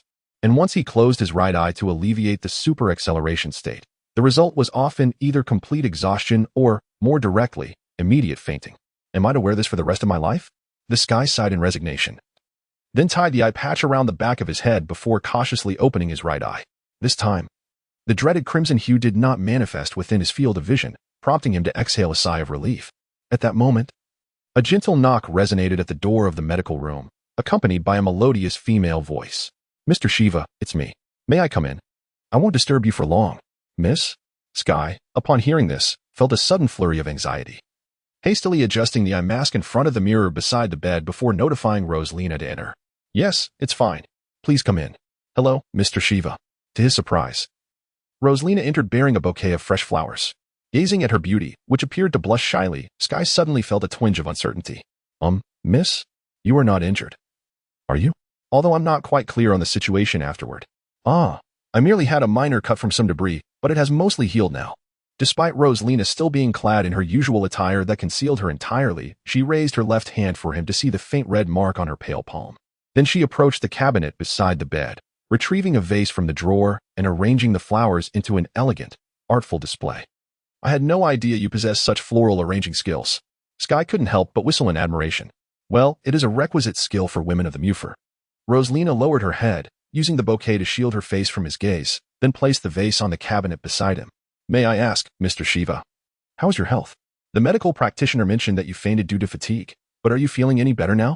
Of course, I could withstand another battle even now. Initially concerned that their previous encounters might create an awkward distance, Sky now felt a sense of relief, yet curiosity soon surfaced. Do you not have any questions for me? Such as about my identity? Well, I trust that you were born in the land of Kongding. Rosalina spoke softly, then took 2 steps back and bowed her head to him. Moreover, despite my rude treatment, you risked your life to save me. Here, I must apologize and express my gratitude. No, there's no need for that. I merely did what I wished to do. Sky's mood relaxed completely, prompting him to jest with Rosalina. However, I had thought you were a more proud person, Mississippi. I possess no unnecessary pride, Rosalina replied in a gentle tone, producing a card from her sleeve and placing it on the cabinet where the vase rested. Additionally, this is your reward for protecting me. Please accept it. Sky's previously smiling expression instantly darkened. A reward, is it? He furrowed his brow, looking at Rosalina, whose gaze lingered on the bouquet, standing still as if waiting for him to take the card. Are we really resorting to monetary compensation in the end? What, then, were all those polite exchanges for? The thought ignited a sudden flame of indignation within Sky, causing his tone to grow noticeably stiff. I have stated that I simply did what I wanted to do. I did not fight specifically for you, Mississippi. Therefore, I shall decline this reward. However, in light of the outcome, you did indeed protect me and sustained injuries in the process, thus I have an obligation to compensate you adequately. Should you have other requests, feel free to express them, and I will do my utmost to fulfill them, within reason. Rosalina remained steadfast in her position. So, please accept this reward? I see. In your view, can everything be measured by money? Disappointment washed over Sky, prompting a sardonic smile. No wonder you are the daughter of the Alphen family, a figure controlling a significant portion of interstellar trade. Initially, I thought you were somewhat different from those merchants, but it appears I was mistaken. Do you not intend to accept it? Rosalina sighed as she picked up the card from the cabinet. Apologies, but I have no intention of selling my principles. Nor do I wish to profit from this. Sky shrugged dismissively. Let it be so. I will retain my ideals, and you shall keep your money. Neither of us will suffer a loss of something significant, will we? Rosalina instinctively clutched the card tightly, biting her lip, her complexion pale with sorrow. And the sparkle in her emerald eyes dimmed momentarily, presenting a pitiful sight. Sky began to reflect on whether he had perhaps spoken too harshly. It is not as such. Rosalina seemed to struggle to articulate this sentiment, falling silent for a considerable time. For women of Mufer, after marriage, one cannot engage with men other than their husbands. Although I am not yet married, I already have someone I wish to remain chaste for. Hence, I was so unreasonable in rejecting Mr. Shiva's assistance, yet, my heart wavered as a result. Rosalina's gaze remained fixed on the bouquet as she spoke in a soft tone. Long ago, I decided that until I met my destined partner, I would keep both my body and heart in the purest state, loving him with my entirety and being loved in return. Thus, such wavering is strictly forbidden. Is that so? Sky scratched his head, unsure of how to respond, while a bitter smile emerged. I apologize. I was completely unaware. I spoke too rashly. No, Mr. Shiva, you are correct. I am indeed a despicable merchant. Rosalina brought the card into her line of sight. This reward, though ostensibly a repayment for your rescue, is, in truth, for my own sake. To allow me to accept what has transpired without guilt, to prevent my heart from continuing to waver. Holding one end of the card with both hands, Rosalina once again presented it to Sky. Mr. Shiva, could I trouble you to accept it? This is quite the dilemma. If I accept this reward, would I not have to remain with the Alphen Chamber of Commerce for a while longer? Sky regarded the card with a puzzled expression. No, that is not my intention. Yes, of course, the Alphen Chamber of Commerce greatly requires your strength, and I look forward to continuing to receive your assistance in the future. But I have no desire to bind Mr. Shiva in any way. Rosalina hastily clarified, but Sky had already taken the card from her hand. Well, it matters not.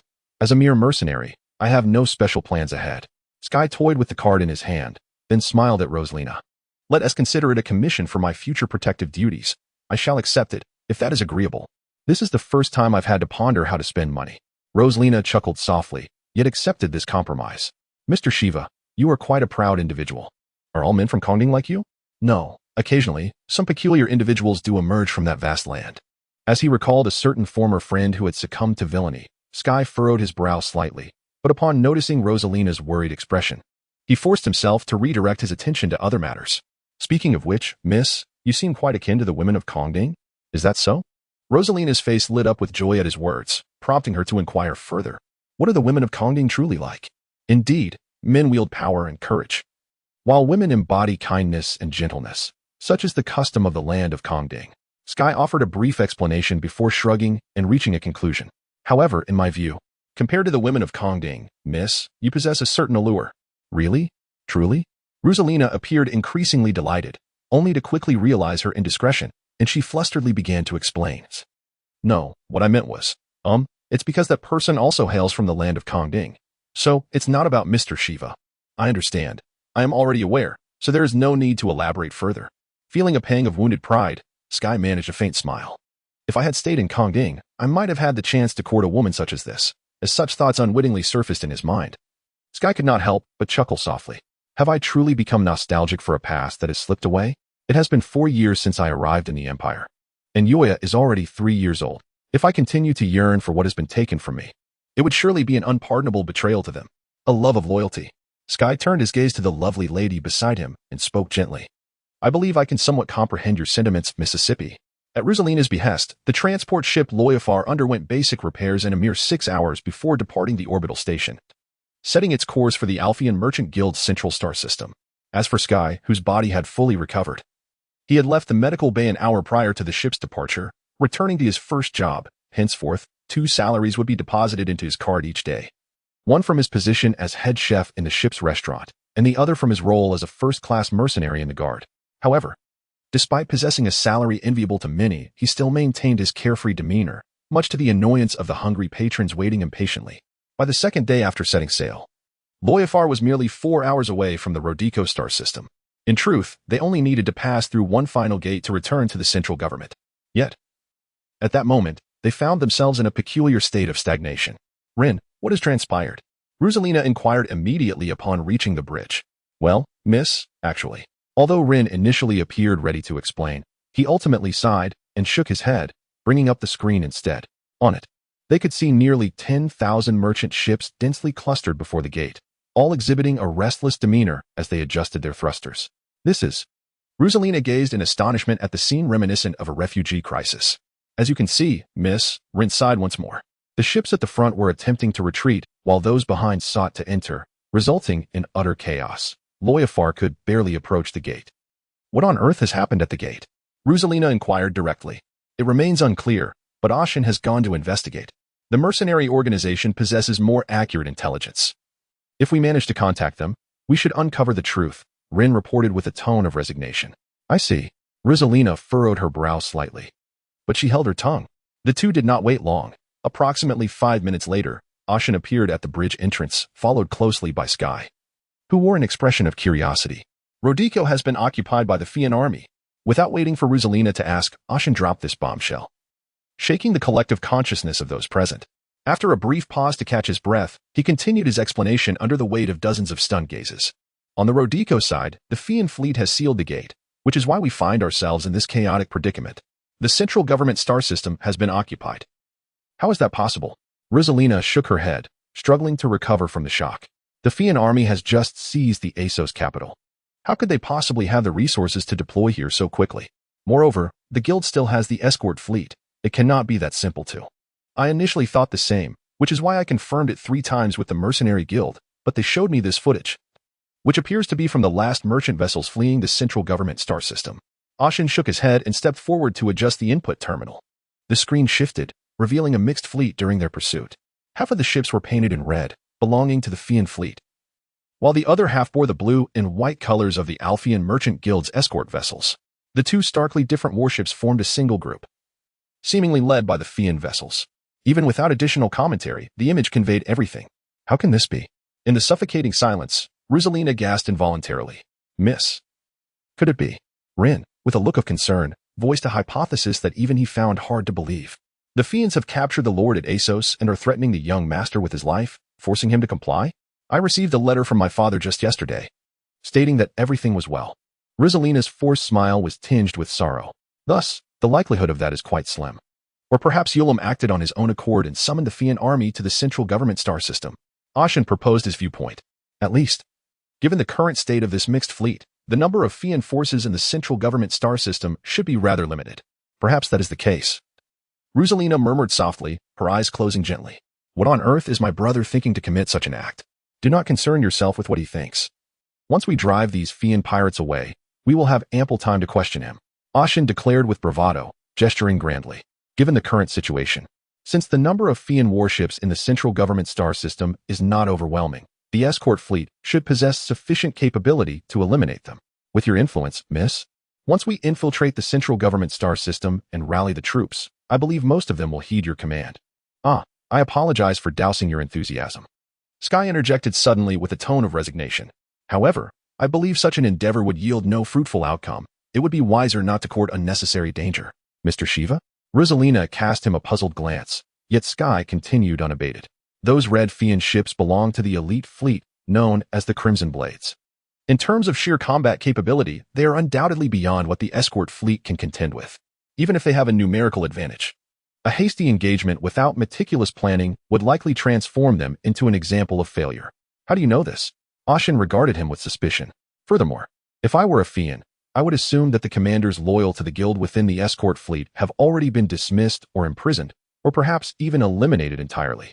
Sky continued, disregarding Ashen's skepticism.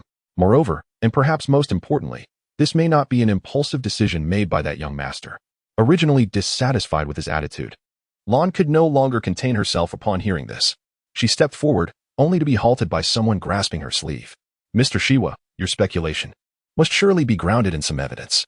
Lizarina gazed at the sky, her complexion still pale, yet her eyes reflected unwavering determination. Could you please share with me everything you know? Do you truly wish to hear it? Initially, he believed this young lady would be left bewildered for a time, but to his surprise, she exhibited remarkable strength, causing the sky to hesitate. There is not a single good thing amongst it, you know? Indeed. Lizarina resolutely closed her eyes as if steeling herself, then opened them again. Looking directly at him, please tell me. Several weeks ago, an Imperial fleet assisted the Alphian Consortium in subduing pirates, which you must be aware of. The sky first confirmed this fact. Following that, the Imperial fleet was invited to the Radak system, where they enjoyed a week of respite. Yes, but I received reports stating that this Imperial fleet, overwhelmed with official duties, bid farewell to my brother and returned to the Empire. Lizarina replied softly. It would be more accurate to say they fled back to the Empire. The sky chuckled coldly and continued with a blend of truth and jest. In fact, just as this fleet was preparing to set sail for home, the escort fleet of the Alphian Consortium suddenly attacked. Although they managed to break through the encirclement, they suffered considerable losses. Is this true? Lizarina immediately displayed signs of intense agitation. This is impossible. My brother would have no reason to act in such a manner, especially to declare war on the Empire. Well, that young master indeed lacks the courage to declare war on the Empire, but your father seems rather audacious. The sky nodded, deepening his jest. The commander of that Imperial fleet was the Princess of Shalon. Your father likely intended to use her as a bargaining chip to extract substantial rewards from the Piang army. Truly befitting the foremost merchant clan of the Alliance, such grand dealings are indeed impressive. Enough. Lan could no longer restrain herself and interrupted him. Are you mocking us? No, that was not my intent. The sky feigned surprise and then lowered his head towards Lizarina. I apologize, my lady. You have also been kept in the dark by your father. Please forgive my indiscretion. If this continues, this transport vessel will undoubtedly crash into a trap. So I felt compelled to reveal the truth. I merely hope you will exercise greater caution in your future actions. Yes, yes. Even the most resilient thread has its limits. Lizarina responded, albeit her body swayed as if weakened, prompting Lan to step forward and support her. My lady. At Lan's anxious call, Lizarina managed a bitter smile. I apologize, Lan. Could you assist me back to my room? I believe I need a moment to rest. Just a moment. You, without a doubt, are no ordinary mercenary. Observing the two women vanish at the entrance of the bridge, Ashen turned to the sky. His gaze filled with suspicion and vigilance. Speak honestly. Who exactly are you? Me? With a hint of regret in his eyes, the sky smiled at Ashen. In truth, I am one of the executors of the Lin Merchant Group. Do you believe me? P.S. Lizarina is, in fact, a wise and kind-hearted woman, capable of discerning the darkness of the world while simultaneously believing in the light of the human heart. Thus, she chose to return to her brother's residence after the suspicious pirate attack. In the year 428 of the Empire, corresponding to the Alliance year 345 in November, the capital of the Ayanos Free System Alliance, the ASOS system fell. In the same month, under the auspices of the Alphian Consortium, a total of 183 Southern Merchant Associations secretly signed a cooperation agreement with the Piang Army. The community promised to grant these 183 merchant associations exclusive trading rights over all territories controlled by Piang in exchange for dominance over 276 star systems in the southern region and command over a fleet of 50,000 escort ships belonging to the Southern Merchant Associations. In fact, among the Southern Merchant Associations, there were those that resolutely refused to aid the invaders. However, in the face of the overwhelming strength of the Piang army, their resistance lasted only as long as the journey to the capital of ASOS. After successfully splitting the alliance in two, the Piang army swiftly escalated their offensive into the second phase of their campaign, known as the Wolf Pack Operation. Nearly 8,000 heavily damaged warships remained in the capital of ASOS for slow repairs, while the remaining 20,000 Piang warships, alongside 50,000 newly acquired alliance warships, were scattered to launch a carpet bombing against the central states that had yet to show signs of submission. Although, in terms of combat power, the escort fleets of the central and southern states were nearly equal, the Piang army, acting as the vanguard of the war, possessed strength far superior to theirs. Thus the scales of victory never tilted in favor of the central states. Moreover, the Piang fleet, serving as a disciplinary force, employed ruthless methods to swiftly eliminate the inertia that had accumulated within the alliance fleet over a century, while simultaneously bestowing significant rewards upon those who distinguish themselves in battle. Fear and self-interest governed this disjointed southern fleet, which gradually unified during the continuous warfare against the Central States. Throughout the 3-month conflict, the Central States saw no surrender. Rather, the Piang and Southern Coalition forces rejected any form of capitulation. For the Southern merchants who had swiftly concluded transactions with the community, the fewer entities monopolizing trade interests in the future, the better. The commander of the coalition, G, had other considerations and did not restrain the coalition's arbitrary actions. Thus, the Central States were engulfed in flames of war fueled by greed and malice. Of the 217 merchant associations, 175 severed their blood ties. After the coalition plundered their capital planets, they indiscriminately bombarded the planetary surfaces from outer orbital paths. Nearly 200 highly developed human societies were instantaneously thrust back to a primitive state. When the main force of the Scarlet Blade converged at a certain pivotal star system, the Southern Fleet, which had fought alongside the Piang army for over 2 months, transformed from its previous disarray into a semblance of military order. However, the most significant change lay in the profound desire for destruction and bloodshed ingrained in this fleet's consciousness after countless slaughters, mirroring that of the Piang army.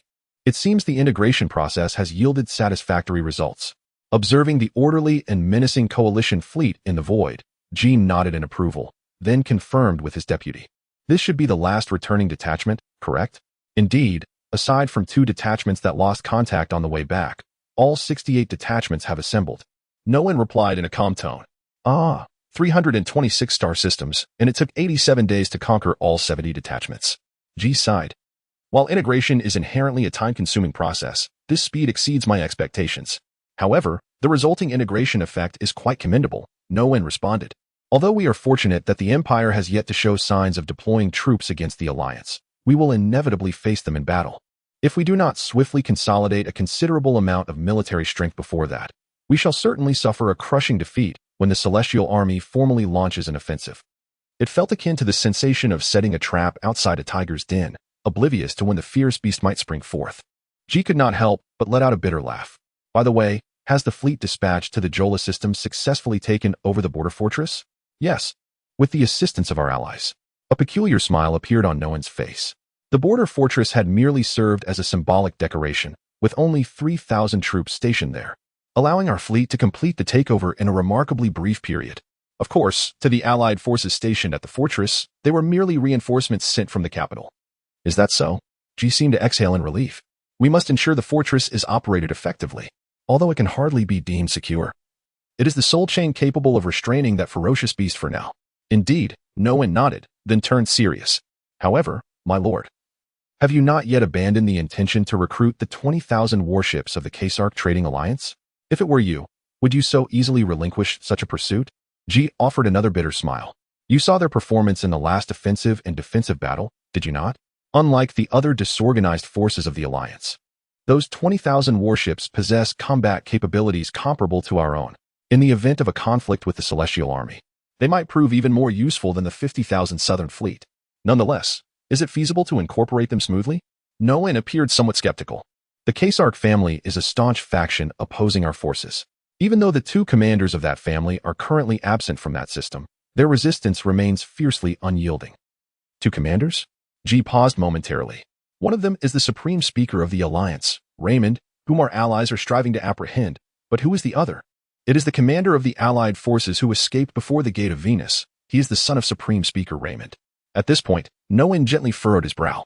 Moreover, although we currently lack conclusive intelligence, I suspect that our 2 missing fleets are likely connected to him. Is that so? G contemplated briefly before dismissing the concern with a wave of his hand. Regardless, we currently lack the capacity to search for that remnant force. This is the headquarters of the Kasark Trading Alliance and the last bastion of the Central States. If he does not intend to witness his homeland's destruction, he should make some moves in the near future, and we will deal with him then. At this juncture, G seemed to recall something suddenly and turned to confirm with his deputy. Speaking of which, what of the Lin Trading Company in the north? Although the founder issued a kill order against its commander, it only applies within the confines of the community. Once we have eradicated the Central States, might it be possible to persuade them, along with the northern states, to join us? Although the annihilation of the Central States is inevitable, I still hope to preserve the southern and northern states intact. I think that might be quite challenging, wouldn't you agree? There was a rare hint of confusion in Noan's tone. while it is uncertain whether this information is accurate. It seems the commander of the Lin Trading Company has marital ties to the imperial nobility and his offspring. At this point, Noan paused, taking a deep breath as if to calm his emotions. It is indeed that tyrant. Ji's brows knitted tightly together, and after a few seconds of hesitation, he confirmed with no end in disbelief. You mean to say he is the father of the tyrant? Yes. Noan appeared equally troubled. In fact, if we were to deduce from the intelligence department's records regarding the tyrant, we could arrive at such a conclusion. What is the strength of the Lin Trading Company? What is their stance towards our forces? Ji immediately followed up with inquiries. The Lin Trading Company. Information regarding it is shrouded in obscurity. Our intelligence agency has been rendered ineffective, and even the Alphian Trading Company, which had collaborated with them for an extended period, could not provide any concrete intelligence. Noan cautiously weighed his words. As for their stance towards our forces, it can be described as, well, rather peculiar. I suppose? In the now ruined Central States, a transport ship adorned in dark hues drifted through the void. A vast light sail unfurled from its rear, as high-speed particles from the star collided against it, creating an extraordinary luminescence. With the stellar winds propelling it, the merchant vessel advanced at a slow yet steady pace. This truly is an environmentally friendly mode of travel. The sky leaned against the railing of the ship's corridor, gazing through the porthole with a resigned expression towards the glowing sail at the ship's rear. Although the shimmering magnetic barrier radiating rainbow hues appeared quite magnificent. After being forced to observe it for over a month, this child of Kongding had long since lost the initial sense of wonder regarding the vastness of the universe. Undoubtedly, the transport ship, Loyafar, was currently in a dire state of fuel shortage. Although the small photovoltaic conversion device carried on board managed to supply enough energy to sustain the life systems, it could no longer bear the immense consumption required for the propulsion engines, thus forcing the ship to advance in this inefficient manner. Of course, the speed of travel was exceptionally slow. However, the use of the light sail also yielded unexpected advantages, as it could evade detection by the PN military surveillance systems without the thermal radiation emitted by propulsion jets. Although the propulsion engines had to be activated when passing through gates, this method allowed the transport ship to traverse 6 inhabited star systems without drawing any attention. What a cunning strategy, the PN military. The sky spat out words tinged with apparent resentment. Following the plundering by the coalition fleet, the orbital stations in the central states that could serve as fuel supplies were essentially annihilated. And even the orbital factories producing antimatter fuel remained tightly under the control of the PN military, making it impossible to approach them. Even if the light sail propulsion method minimized fuel consumption, the remaining fuel could only support passage through 2 more gates at most. Should they fail to locate a supply source by then, the transport ship would likely have to make an emergency landing on the surface of some inhabited planet, awaiting the conclusion of this protracted war. However, prior to that, the ship's food supplies would likely be exhausted first, prompting a wry smile from the sky as he recalled his responsibilities. The transport ship had now issued a travel ban, with non-duty personnel required to remain in their quarters, refraining from unnecessary activities that would expend excess energy, and even their daily meals had been reduced by 1. Although the sky, serving as the chief cook, utilized his culinary skills to the utmost to compensate for the dwindling food supplies and to mitigate the crew's dissatisfaction to some extent, there remain limits.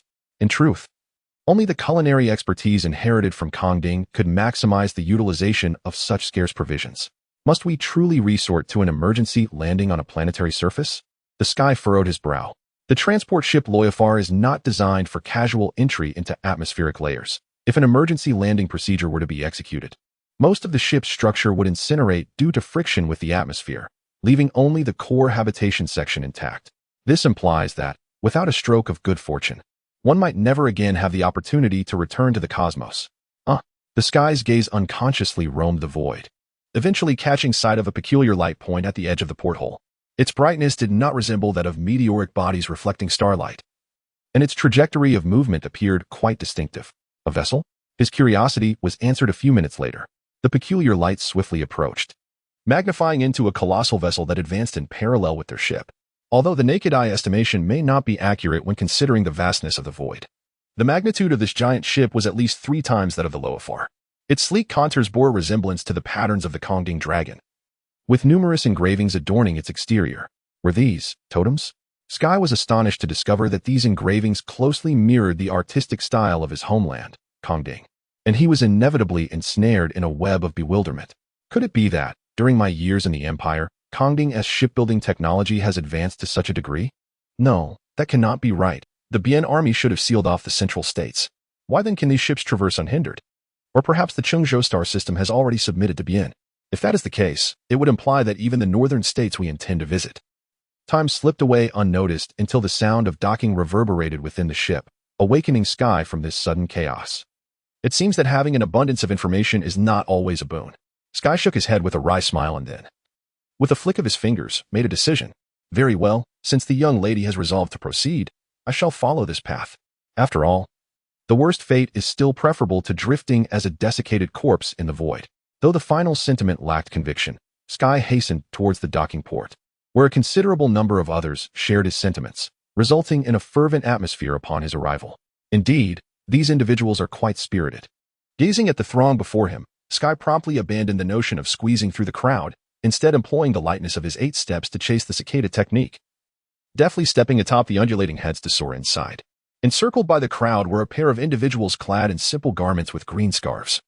Their attire reminiscent of the aesthetic of Kongding, causing Sky to pause in astonishment. At that moment, the scholar-like man turned his gaze towards him, revealing a profoundly shocked expression as he beheld Sky's acrobatics through the throng. Oxen, what on earth has transpired? Sky inquired directly, landing beside the captain of the guard who was diligently maintaining order. Ah, it's you, Shiva. Oxen regarded him with a look of familiarity, his voice brimming with uncontainable joy. To put it simply, we have encountered benefactors. They introduced themselves as pilgrims from the ancient Han Republic star system. And upon learning of our predicament, they voluntarily offered us fuel and provisions, entirely free of charge. It is astonishing to think that such kind-hearted souls exist in the cosmos. I had never even contemplated such a possibility. Ancient Han, the Republic star system? Sky hesitated to utter this familiar, yet foreign name. Though he had learned of this major power governing the galaxy during his foundational education in Kongding, he remained utterly ignorant of the specifics of this interstellar nation until now. The ancient Han people rarely ventured beyond their borders and maintained stringent entry regulations for foreigners, leading to their presence being overshadowed by the other 4 interstellar nations, despite being one of the 5 major powers of the human world. However, those fortunate enough to enter the ancient Han Republic spoke of it as a tranquil and harmonious paradise. Furthermore, although the ancient Han Republic has never resorted to military aggression, neither the Xiaolon Empire nor the Bien community have ever considered the possibility of enmity with this nation. In fact, all forces, great and small, that once sought to invade it have long since been relegated to mere footnotes in its vast history. 300 years ago, the Barya Federation was established to combat Bien pirates, initially advocating for military expansion and possessing strength surpassing that of the Bien community. However, after annexing 5 interstellar nations, it set its sights on this consistently silent neighbor, only to suffer the complete annihilation of its invasion fleet and the loss of its northern territories. Even facing the ancient Han fleet advancing towards its capital star system, although the ancient Han had no intention of obliterating the Barya Federation and merely absorbed the northern 50 counties that formed its foundation for aggression, the opportunistic Bien community seized the moment to deploy forces, leading to the rapid subjugation of the severely weakened Barya Federation, thus steering history in a dramatically different direction. My dear fellow, I am Chu Liang. Just as Sky endeavored to recollect, the scholar-like man approached him, performing a graceful bow reminiscent of ancient customs, before earnestly inquiring, "May I ask your esteemed name?" Upon learning of the status of the Kongding planet conveyed by the Sky, the ancient Han pilgrims became increasingly magnanimous. The resources aboard the transport ship, which had been in a state of emergency, returned to levels of surplus after 5 hours of continuous transfer operations. In truth, had it not been for Lizarina's resolute command to halt the efforts, Ashen and his companions might have continued until the ship's internal space itself was in a state of crisis. Sufficiently provisioned, Loyal, at the suggestion of the wind, organized a banquet to reward everyone for their recent hardships and patience. Naturally, the ancient Han pilgrims were also invited as distinguished guests, while the Sky took on the role of chef, attending to the appetites of 200 individuals, remaining occupied until halfway through the feast. The rest is up to you. The Sky, summoning the last of its strength, entrusted the spatula, a symbol of the head chef's authority, to a subordinate chef and, with faltering steps, made its way to the banquet hall temporarily transformed from the ship's dining area. No, this is unbearable. I had never anticipated that cooking could be such an arduous task, the Sky lamented, realizing that as a direct disciple of the Baya Tower, it was indeed its first time undertaking responsibility for meals for over 100 people. Although the flavors did not deviate significantly from the usual standards, the physical toll was extraordinarily taxing. How frustrating. No wonder Rupert's skills are so extraordinarily developed. This is even more exhausting than battling that commanding officer. While the sky grumbled, it entered the banquet hall, only to sorrowfully discover that the options for energy replenishment were exceedingly limited. How could this be? I had just prepared the endless splendor, yet there remains. The sky stared vacantly at the large platter spanning half the table. This meticulous creation, which had consumed hours of effort, had vanished in mere minutes, and the sky blinked, clearly seeing its own face, filled with indignation, mirrored in the gleaming platter. Before releasing a cry of despair, "Ah, you heartless fiends! You left me not even a drop of soup." The dark, ferocious eyes scanned the room, and the guests who met its gaze averted their eyes in guilt, with a surge of murderous intent creating a vacant space of 2 meters around it. The sky slowly approached the central table, only to be pleasantly surprised to find a steamer of fragrant buns, still pristine in appearance, concealed beneath floral decorations. Quickly, it took a step forward. "Ah, so you are here." The sudden call from the wind caused the sky to shudder, spurred by an inexplicable sense of foreboding. It resolutely ignored the presence of the voice's owner and quickened its pace. At the very least, I must secure a bun, with a determination akin to burning bridges. The sky approached the target with nearly blinding speed, extending its hand in anticipation. However, it had grossly underestimated its own culinary allure, as well as the insatiable hunger that could be ignited within humanity. Without warning, the table jolted violently. While other items only swayed slightly, the steamer of buns soared high, cascading downwards in a shower of delicacies. With no time to react, the sky could only watch in wide-eyed horror as the bun, its rightful possession, traced a graceful arc through the air before landing on another's plate, and in the next instant, was transferred to the mouth of the plate's holder. In that moment, despair and fury overwhelmed it, leaving no tears to shed. The group of thieves clearly regarded the casually dressed sky as just another ordinary crew member, casting a self-satisfied glance before dispersing into the chaotic crowd. The sky's outstretched finger hung suspended for several seconds before trembling in frustration. "I can't." The unexpressed fury simmered within, ultimately erupting as the tyrant's hand slammed down upon the corner of the heavy wooden table with a resounding crack. "Please forgive them, Brother Mill." A voice from behind, tinged with a bittersweet smile, belonged to Chuliang, who approached. "They have been rather rude, having not had authentic home-cooked meals for a long time." With this, Chuliang offered a bow. "Allow me to apologize on their behalf." "It's all right, I suppose." The sky shook its head, somewhat stiffly, and decided not to dwell on the vexing topic any longer. "Speaking of which, how long has it been since you returned to the ancient Han Republic?" It has been nearly 3 years, I believe," Chuliang replied thoughtfully. "However, thanks to Brother Mu, we have finally completed the pilgrimage. So we should be returning to the ancient Han shortly." "Thanks to me. Is this related to Kongming?" The sky scratched its head. "Could you elaborate further? About the pilgrimage and the ancient Han?" "Of course, even if you did not inquire, I would share this with you." Chuliang nodded. "Our pilgrimage aims to seek out fragments of the source culture." "Fragments of the source culture?" The term was unfamiliar to the sky, which appeared puzzled. "Indeed." Chuliang nodded. "Unlike the diverse cultural coexistence found in the Summerland Empire or the Free Star Alliance, within our nation, there exists but a singular culture." "No, that may not be entirely accurate.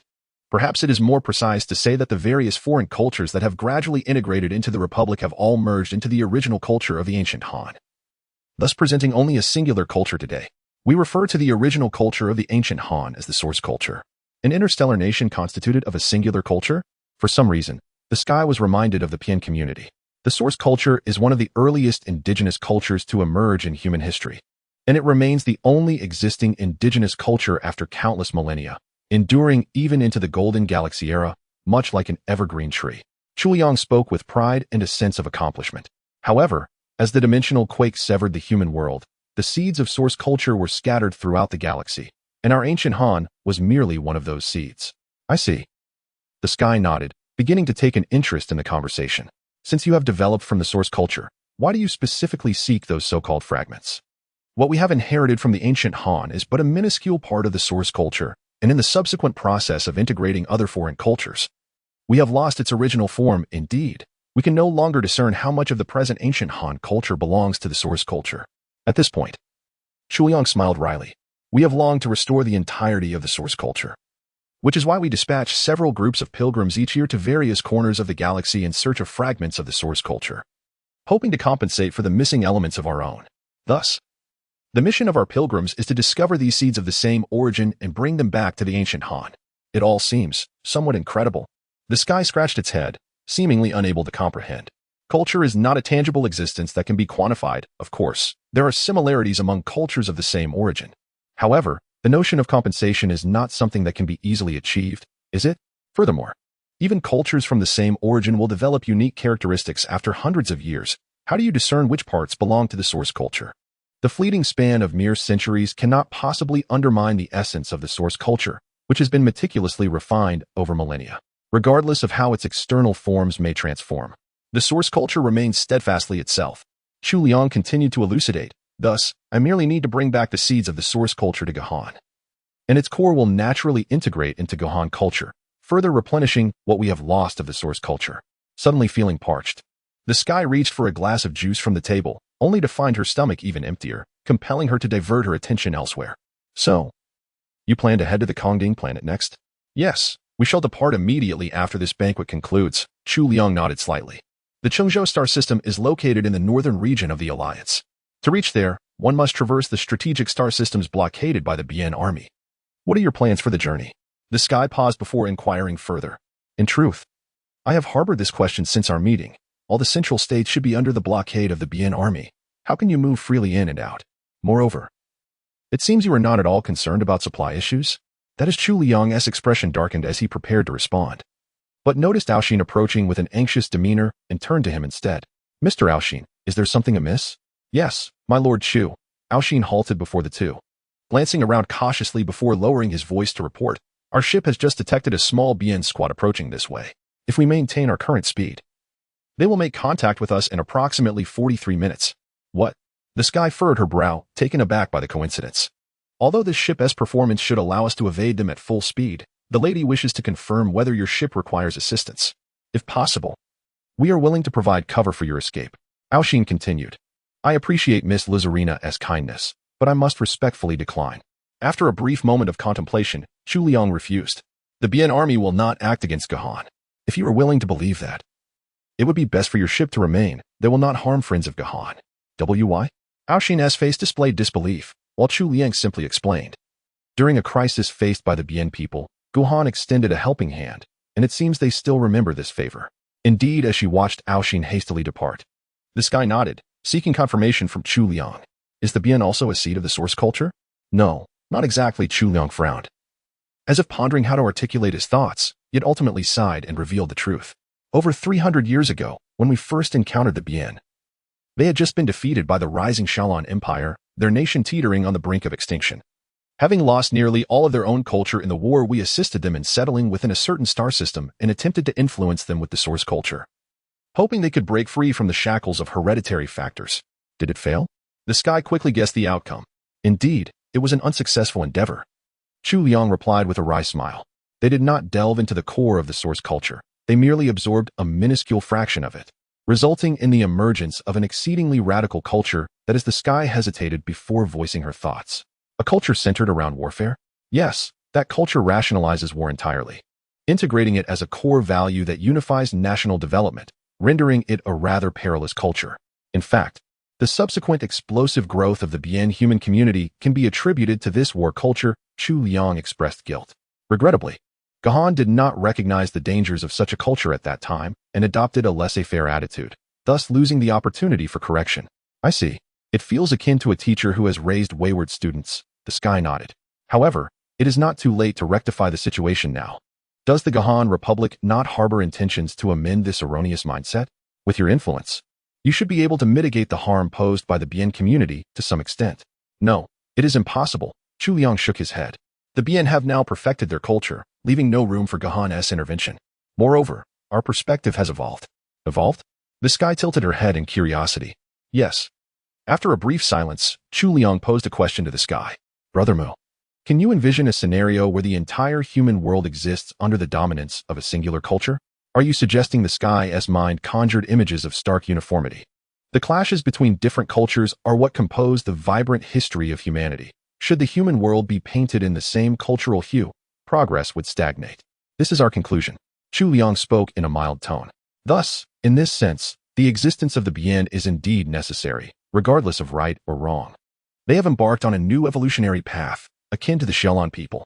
I have never considered that war could be viewed in such a light. The Sky expressed a look of profound realization. The cultures I have encountered, be it Xiaolon, Bian, or even the Alliance, all advocate for unifying the human world under a singular nation, making this perspective somewhat challenging to accept, Brother Mu. Have you forgotten the Kongding culture of your homeland? Such an inclusive and composed essence is the core of the source culture. Chu Liang chuckled lightly. Of course. This is merely our unilateral opinion. We do not intend to impose it upon anyone. Could it be that this is the reason the Gahan Republic has never waged war? The Sky continued to inquire. Are you planning to remain as observers of history without intervening? No, we do not intend to do so. Furthermore, the existence of the Gahan Republic is inherently a part of history, Chu Liang replied in a subdued voice.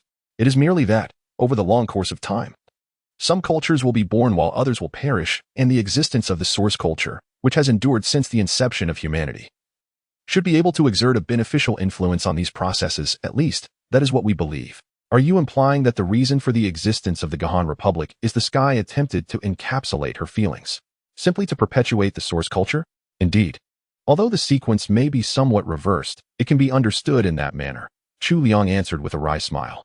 Naturally, there are more pragmatic reasons for Gahan's non-intervention in external affairs at this juncture. Chu Liang unexpectedly switched to Gahan language, specifically Kongding dialect, and spoke to the Sky. In fact, merely mitigating the lingering effects of the dimensional shock has consumed a significant portion of Gahan's national strength. So even if we had intentions to propagate the source culture, we lack the capacity to implement the effects of the dimensional shock? The Sky was momentarily taken aback. Then similarly inquired in Kongding dialect. Has the turbulence of time and space subsided after hundreds of years? What are these so-called effects, Brother Mu? You are unaware, Chu Liang chuckled softly, placing a hand on his shoulder, and continued speaking in Gahan language, conveying a profoundly meaningful statement. In the current realm of humanity, there exists an inherent fragility. Amidst the sparse flow of particles in the void, 5 PN warships traced arcs of varying lengths, akin to a pack of wolves that had discovered prey, exultantly charging towards 2 unidentified vessels ahead. Leading the charge was a red-painted PN assault ship. Now having completed the loading of its antimatter round into the magnetic railgun, the armor at the prow slowly parted, revealing a dark, sharp fang within. At such close range, even the defensive magnetic field of a frigate would suffer severe damage. For the 2 civilian vessels ahead, it would undoubtedly be a fatal blow. However, the moment the PN warship locked onto the 2 civilian ships, it abruptly halted, the immense reverse thrust causing the alloy hull to emit a pained groan. In the next moment, the other 4 PN warships mirrored this action. Just a second ago, the PNs had been akin to ferocious wolves. Now, they stood in a perfectly aligned row, resembling the most devout of worshippers, bowing respectfully as they watched the 2 civilian vessels depart. Miss Lucerina, are you truly unwilling to join us? Chu Liang asked Lucerina one last time. Since we are all bound for the northern states, I believe it would be prudent to travel together. Moreover, given the ongoing turmoil in the central states, this would provide greater safety. Once again, I appreciate your generous offer, Mr. Chu, Lucerina replied with a gentle bow. Although our ultimate destination is indeed the northern states, there is something I must attend to beforehand, and for that reason, I must apologize for declining your kindness. Is that so? Chu Liang chuckled wryly, turning his gaze to the Sky beside him. Then, Brother Mu, it seems we must part ways here. By the way, I noticed your skills are quite impressive. Do you happen to possess a suitable weapon? Huh? No, my weapon has been lost. The Sky looked at him with a hint of confusion. In that case, I would like to bestow upon you a name sword, Brother Mu. Please accept it. Chu Liang turned and retrieved a long object wrapped in blue cloth from his wife, tearing off the covering and presenting it to the Sky with both hands. This sword is called Han Hai, representing the vastness of the ocean, and is one of the 5 swords forged by the esteemed ancient craftsman, Yu Sui. I received it from my father, and now I pass it on to you, hoping it will not disappoint in its sharpness born of 1,000 tempers. Then, I must express my gratitude to you, Brother Chu. The Sky responded promptly, clasping his fists in a salute, and then accepted the sword named Han Hai with both hands, beginning to examine it closely. It was an imposing blade, measuring 5 feet in length and 1 foot in width, resting within a dark red scabbard that seemed almost wood-like. The sword's form was ancient and robust, with a hilt wrapped in brown soft leather, providing a remarkably comfortable grip. Yet, there emanated a peculiar pulsating sensation, almost as if it had a heartbeat. Taking a deep breath, the Sky drew Han Hai. At the instant the deep azure blade light burst forth, he inexplicably felt as though the very fabric of reality had been cleaved. The Sky shook his head, refocusing his attention. He noticed that the sword's broad blade shimmered a solid azure, with only the edge exhibiting a slightly brighter hue. The previous flash resembling a tear in space had indeed emanated from this very point. Does the great craftsman lack skill? For reasons unknown, This thought suddenly surfaced in the Sky's mind, prompting him to swing the sword several times. Compared to the finely honed technology of the Xiaolon, the ancient Hahai felt considerably heavier, yet he found himself enamored with this remarkably stable sensation, unable to resist swinging it once more. However, this time, a trail of azure light lingered in the air where Hanhai had passed, remaining suspended for an extended moment. Witnessing this extraordinary phenomenon, Chu Liang's expression transformed into one of astonishment, leaving him momentarily stunned and missing the opportunity to prevent the other's reckless action. The Sky reached out to touch the azure light, but upon contact, an alarming sensation surged through him, causing him to instinctively withdraw his left hand, leaving a cut on his finger. Turning to Hanhai, he discovered that a similar blood hue flowed along its bright azure edge. "Congratulations, Brother Mu," Chu Liang exclaimed with delight, clasping his hands together in salute. "The name sword possesses a spirit. It appears Hanhai has chosen you as its master. Brother Chu, are you truly giving this to me?" The Sky, captivated by the sword in hand, felt a pang of anxiety. Such a precious artifact, it seemed almost unworthy of his possession. It is only natural for a hero to receive a fine sword. Brother Mu need not feel uneasy. Chu Liang waved his hand lightly. "Moreover, it would be better for it to serve you than to gather dust in my possession. Hanhai has chosen you, and it is most fitting for it to be in your hands. Then, I shall graciously accept it." The Sky bowed with the sword in hand, ceasing to decline further. "Well then, my friends, may our paths cross again." Chu Liang offered a casual farewell, taking his wife and departing gracefully. After bidding farewell to the ancient Han pilgrims, the transport vessel Liafel journeyed towards the Cheetah star system in the central states of the Alliance. Amidst the raging war that swept through the central states, this was one of the only two star systems untouched by the Pian forces. Although it belonged to the Caesar family, boasting a more stable defense than other factions, the true force that repelled the invading Pian army lay elsewhere.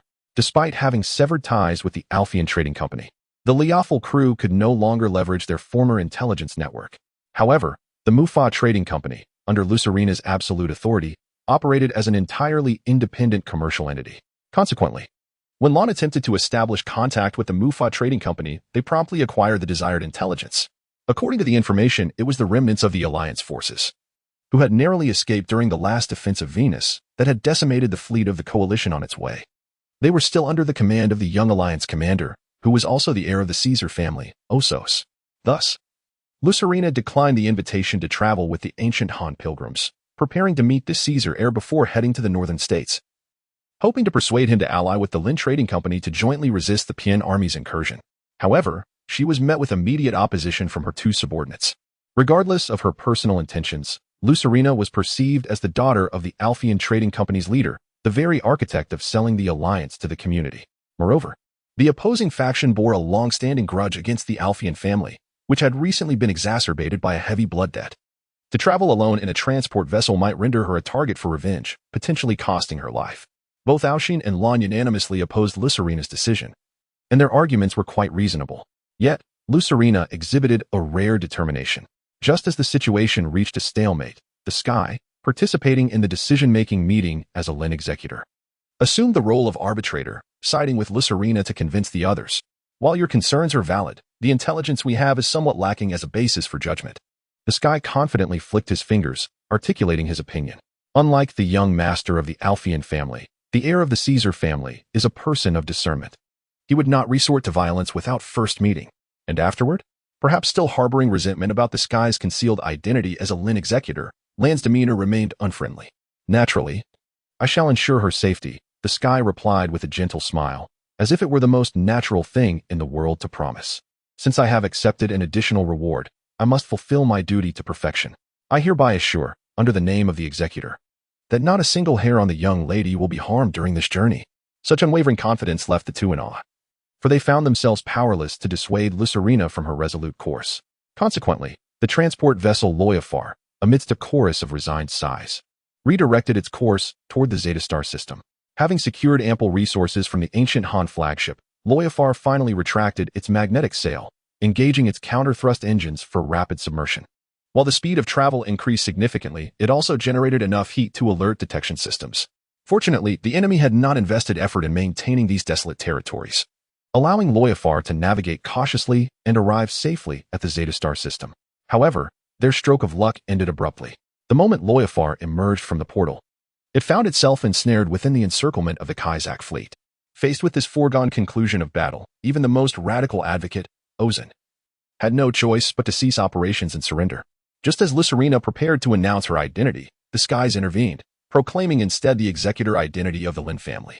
Upon confirming the insignia presented, the expression of the Kazakh fleet commander softened considerably for reasons unknown, commanding the escort vessels to guide Loyafar into port and promising to relay the young master's request for an audience without delay. Truly, this was an unexpectedly smooth progression. Lon observed the skies with a piercing gaze, though his words were directed at the mercenary opposite him. It seems that prior to the invasion by the Bien army, the Lin family was meant to unite with the Alfian family against the Kazakh family, yet why do I feel that is not the case at all? To be honest, I share that sentiment. Ozan stroked his chin, appearing contemplative. Ahem. In truth, before the Bien invasion, the relationship between the Lin family and the Kazakh family was as dire as you have been led to believe. In order to uphold the role of executor, the sky struggled to continue explaining. However, when the Kazakh family faced defeat at the gates of Venus, we extended a helping hand to this remnant force, and even now, we continue to covertly support their resistance efforts. The skies endeavored to place themselves in the position of the Lin family consortium president, and astonishingly, they deduced an unknown reality with remarkable accuracy, adding a feeling of supplementary insight. In truth, while the Lin family and the Kazakh family have always been adversaries, there exists no inherent animosity between them. As mutually acknowledged rivals, a sudden reconciliation, well, it wouldn't be too difficult. Oh, mutual acknowledgement of rivalry, indeed. Lan's gaze remained sharp, yet Ozan accepted this rationale. I see, much like the camaraderie that emerges between men through brawls. Speaking of which, the Lin family and the Kazakh family do share some similarities, if it were the Alfian family. Why are you stepping on me? Oh, are your eyes blind? Lon forcibly turned Ozan's head away from Lyserina, who at that moment displayed a bittersweet expression. My lady, that was not my intention.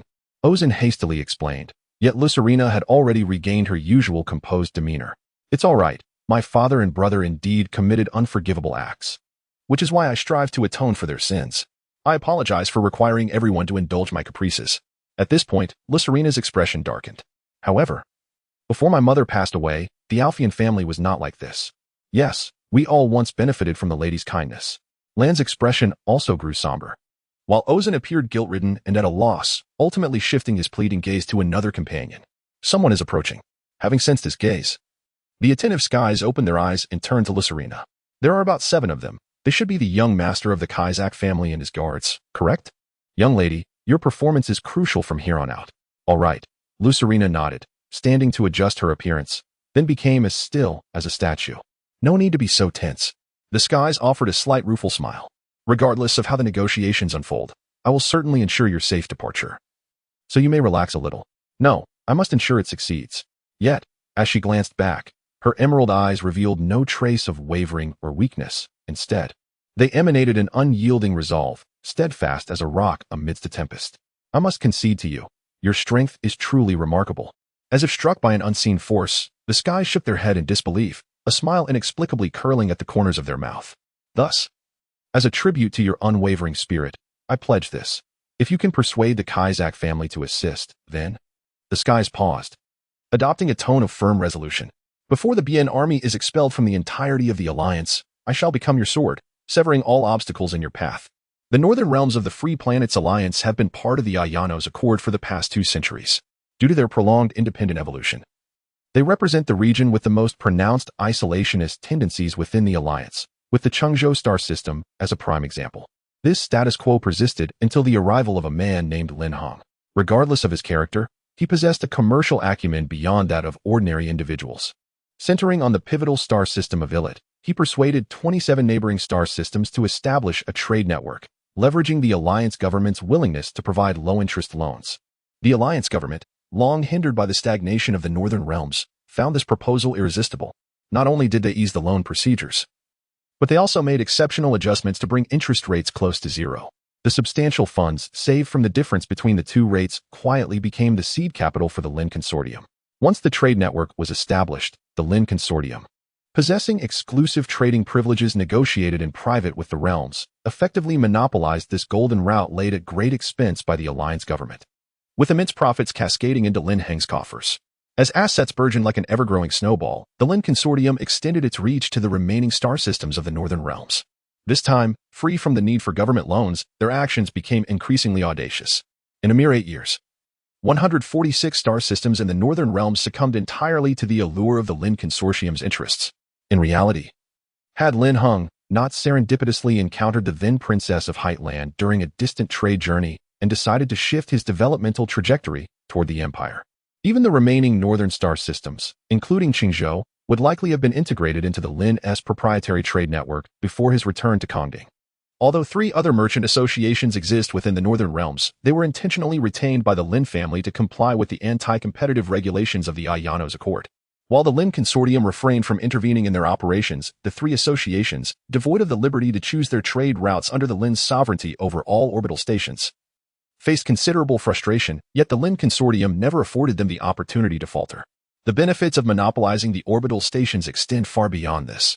At that time, the Caesar family, which almost dominated half of the Allied states, overshadowed the Lin family in both power and prestige. However, due to an inability to secure adequate supplies, several dispatched expeditionary trade missions met with disastrous failures, unable to advance even a step into the northern states.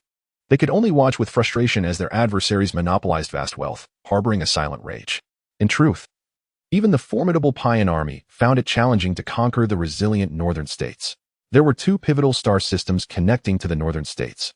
One served as the last bastion of the Caesar family, gathering an elite fleet of 20,000 ships alongside a super-heavy orbital fortress. Even with the overwhelming strength of the Payan coalition, a frontal assault would exact a toll significant enough to cause hesitation in its commander. The other star system leading to the northern states was under the control of the Lin Trade Consortium, initially intending to bypass this area to flank the Caesar family. The Payan fleet soon encountered a more formidable figure, Lin Heng, who not only obliterated all orbital stations but even sent an antimatter factory hurtling into a star. The most maddening aspect for the coalition was that this factory vanished just as they were preparing to seize it. Watching the precious fuel source disappear into the stellar brilliance left the coalition gasping for breath in disbelief. For the Payan army, which had traversed the Federation to engage the alliance, relying on domestic support was out of the question. All supplies had to be sourced locally. Thus, Lin Heng's strategy of undermining their resources struck at the very heart of the Payan army's vulnerabilities. While the southern and part of the central states could still provide material for the war effort, the severely damaged transportation network in the central states severely restricted the flow of supplies. Consequently, without local support, the Payan army's supply lines inevitably extended into the Northern Alliance. Furthermore, the enigmatic Lin fleet remained a looming presence. Since their invasion of the Alliance, the Payan army had never before experienced such profound feelings of defeat. And the architect of their troubles was, at that very moment, enjoying a leisurely drink in a private box on the second floor of a Kongding restaurant, hundreds of light years away, while watching a play unfold below. Indeed, one must find moments of leisure amidst the busyness of life. Lin Heng casually tossed a peanut into his mouth, leaning back in his leisurely chair, swaying gently as he savored his drink. "Darling, you seem rather relaxed." Just as he swayed for the 8th time, a familiar female voice suddenly pierced through, laced with a tone that hinted at the smoldering fury of its owner. Lin Heng couldn't help but spit his drink out through his nose. "Hey, Aliyah." He stood in stunned silence for several seconds before finally uttering, "What are you doing here? Is there anything inappropriate about my being here?" Aliyah tilted her head to regard her husband, her expression as composed as ever, yet her words carried an unusual edge. "If I'm interrupting your leisure, I can leave right now." "No, that is not the case." Lin Heng quickly stood and grasped his wife's arm as she turned to leave. "I'm just a bit surprised. Because didn't you say last time that you planned to relax in the imperial capital for 2 or 3 years? So?" Aliyah's arms crossed over her chest, her cerulean eyes piercing him with a sharp gaze. "No, Lin Heng chuckled bitterly, feeling somewhat helpless as he turned in circles before returning to the sofa. "You know, Aliyah, since that little, harmless joke last time, I have been designated as a subject of close surveillance by the Imperial Heraldry Institute.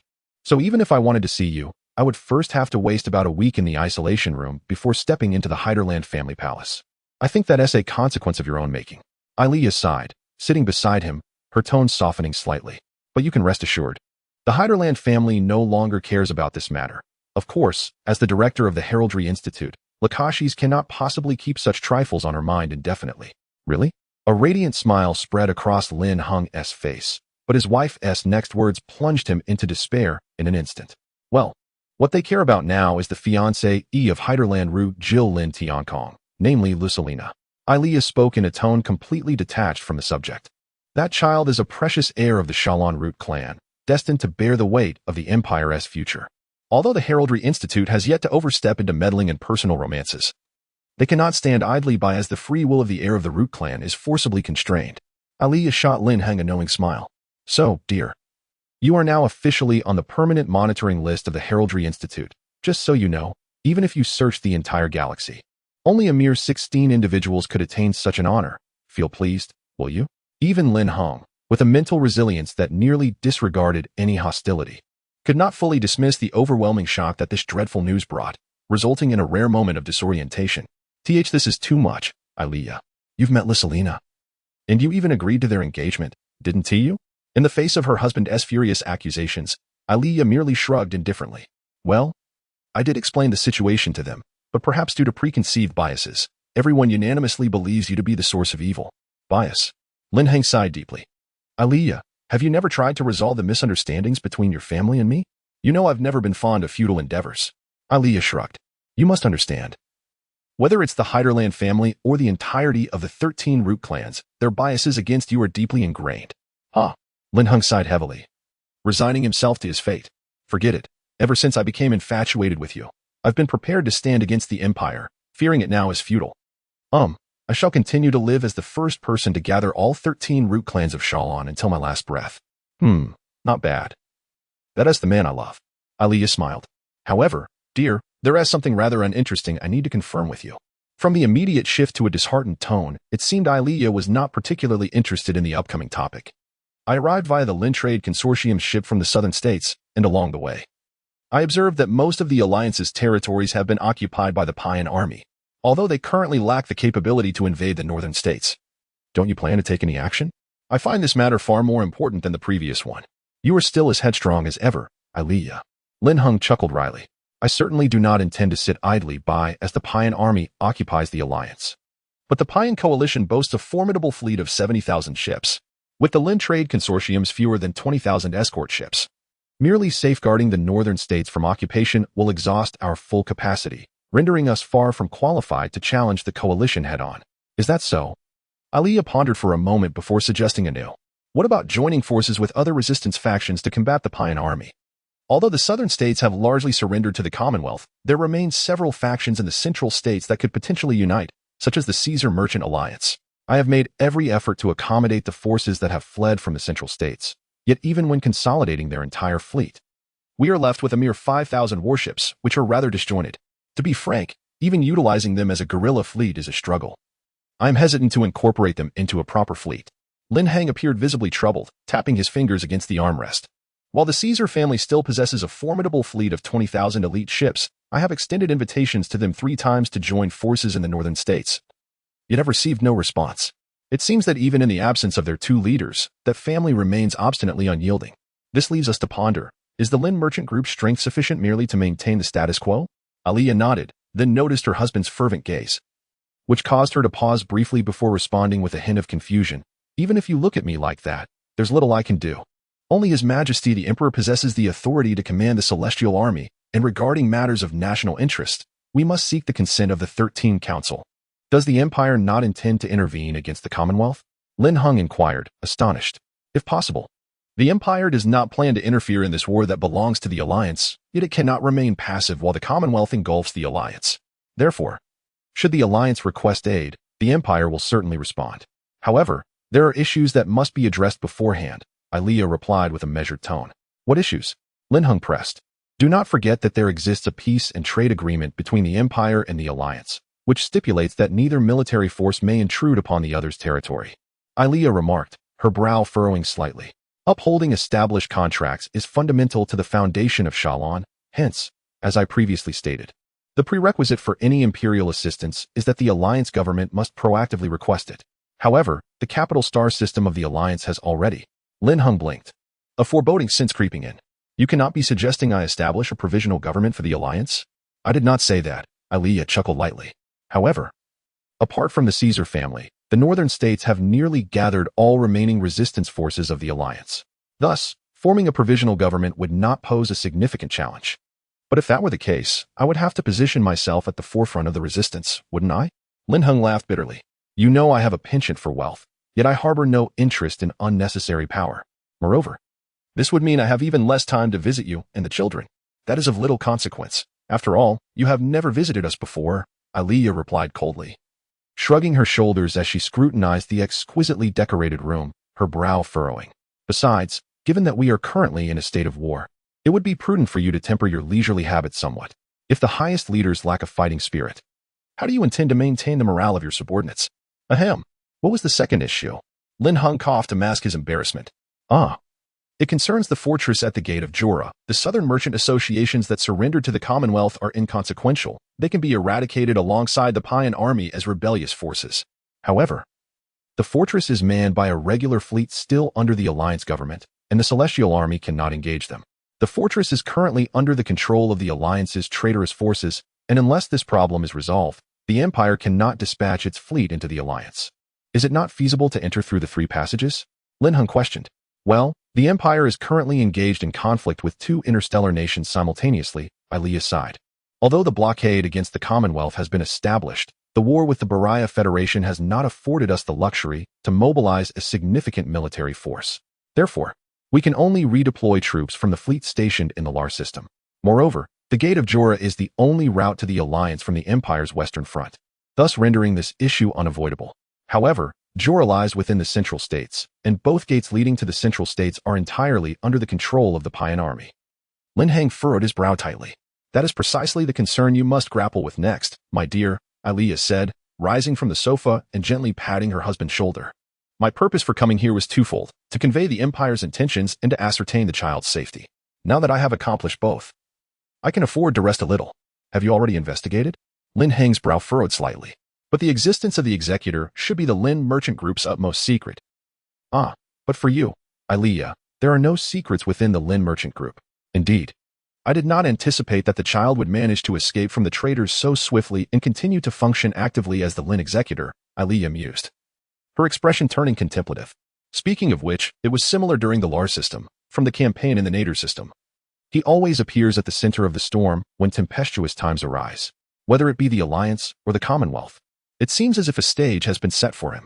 Even the Empire, at this moment, likely has no means to restrain the child. This is what is referred to as Konding's fate, is it not? Lin Hung remarked with a self-satisfied expression. Fate, you say? Aliyah turned to her husband, her expression suddenly imbued with significance. Perhaps that is indeed the case. After all, from a genetic standpoint, the child's birth is a miracle of 1 in a million. Is it not? Lin Hang's expression turned anxious and guilty. Aliyah, are you implying? I had intended to return to the Empire as planned. But I have changed my mind, Aliyah said, a mysterious smile gracing her lips as she turned towards the door. For the time being, I shall remain with the Lin family. I wish to witness firsthand how far that child can go. In a small orbital fortress on the fringes of the Zeta system, the heirs of the two major factions within the Alliance gazed in silence at the warships suspended in the void. Though there were 7,000 vessels before them, their condition was far from satisfactory.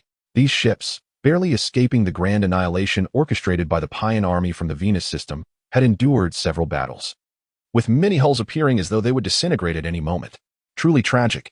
I cannot believe you have fought to this day in such a state, Sky remarked, pulling back his gaze from the screen, his tone filled with admiration yet tinged with concern.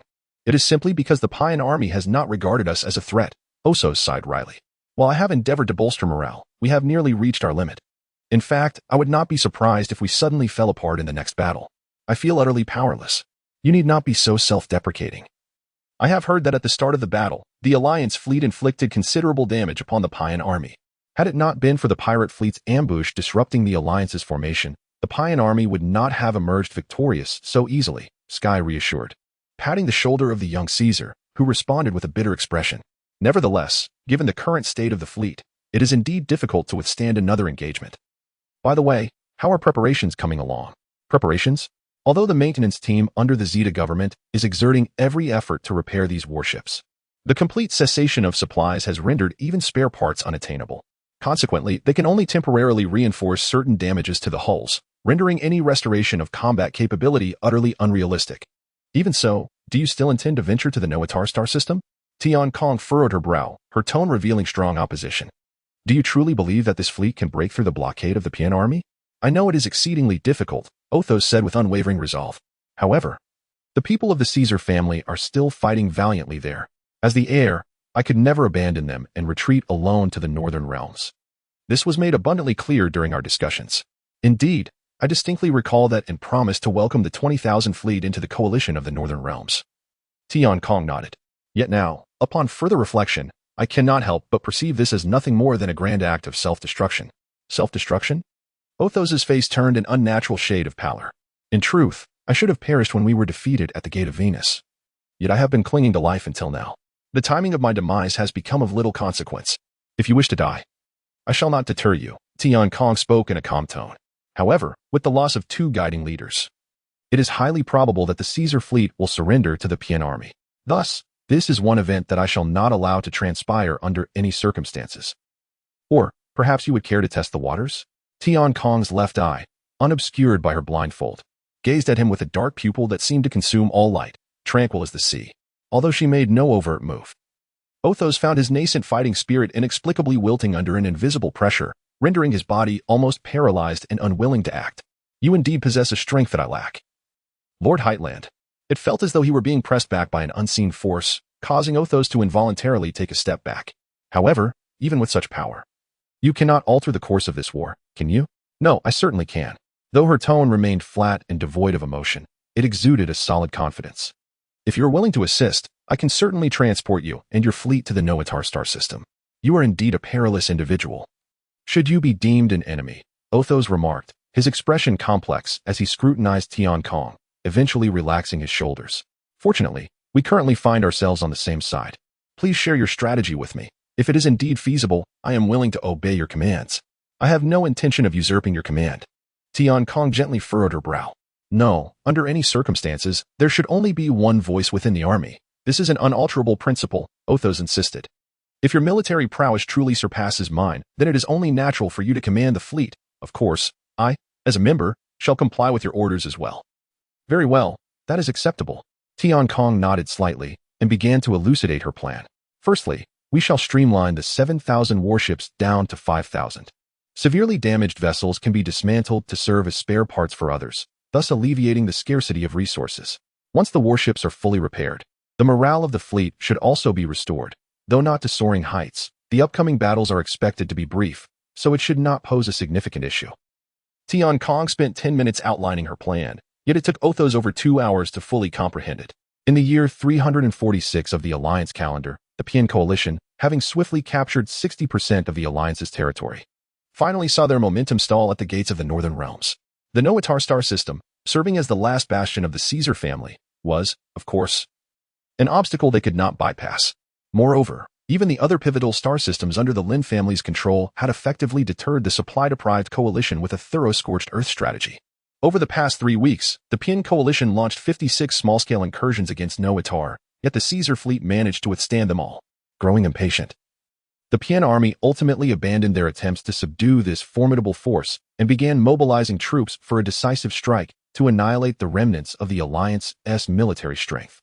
However, at this juncture, urgent messages began to pour in from the central realms. Unknown forces were attacking the antimatter factories under Pian control, leading to a rapid decline in their numbers.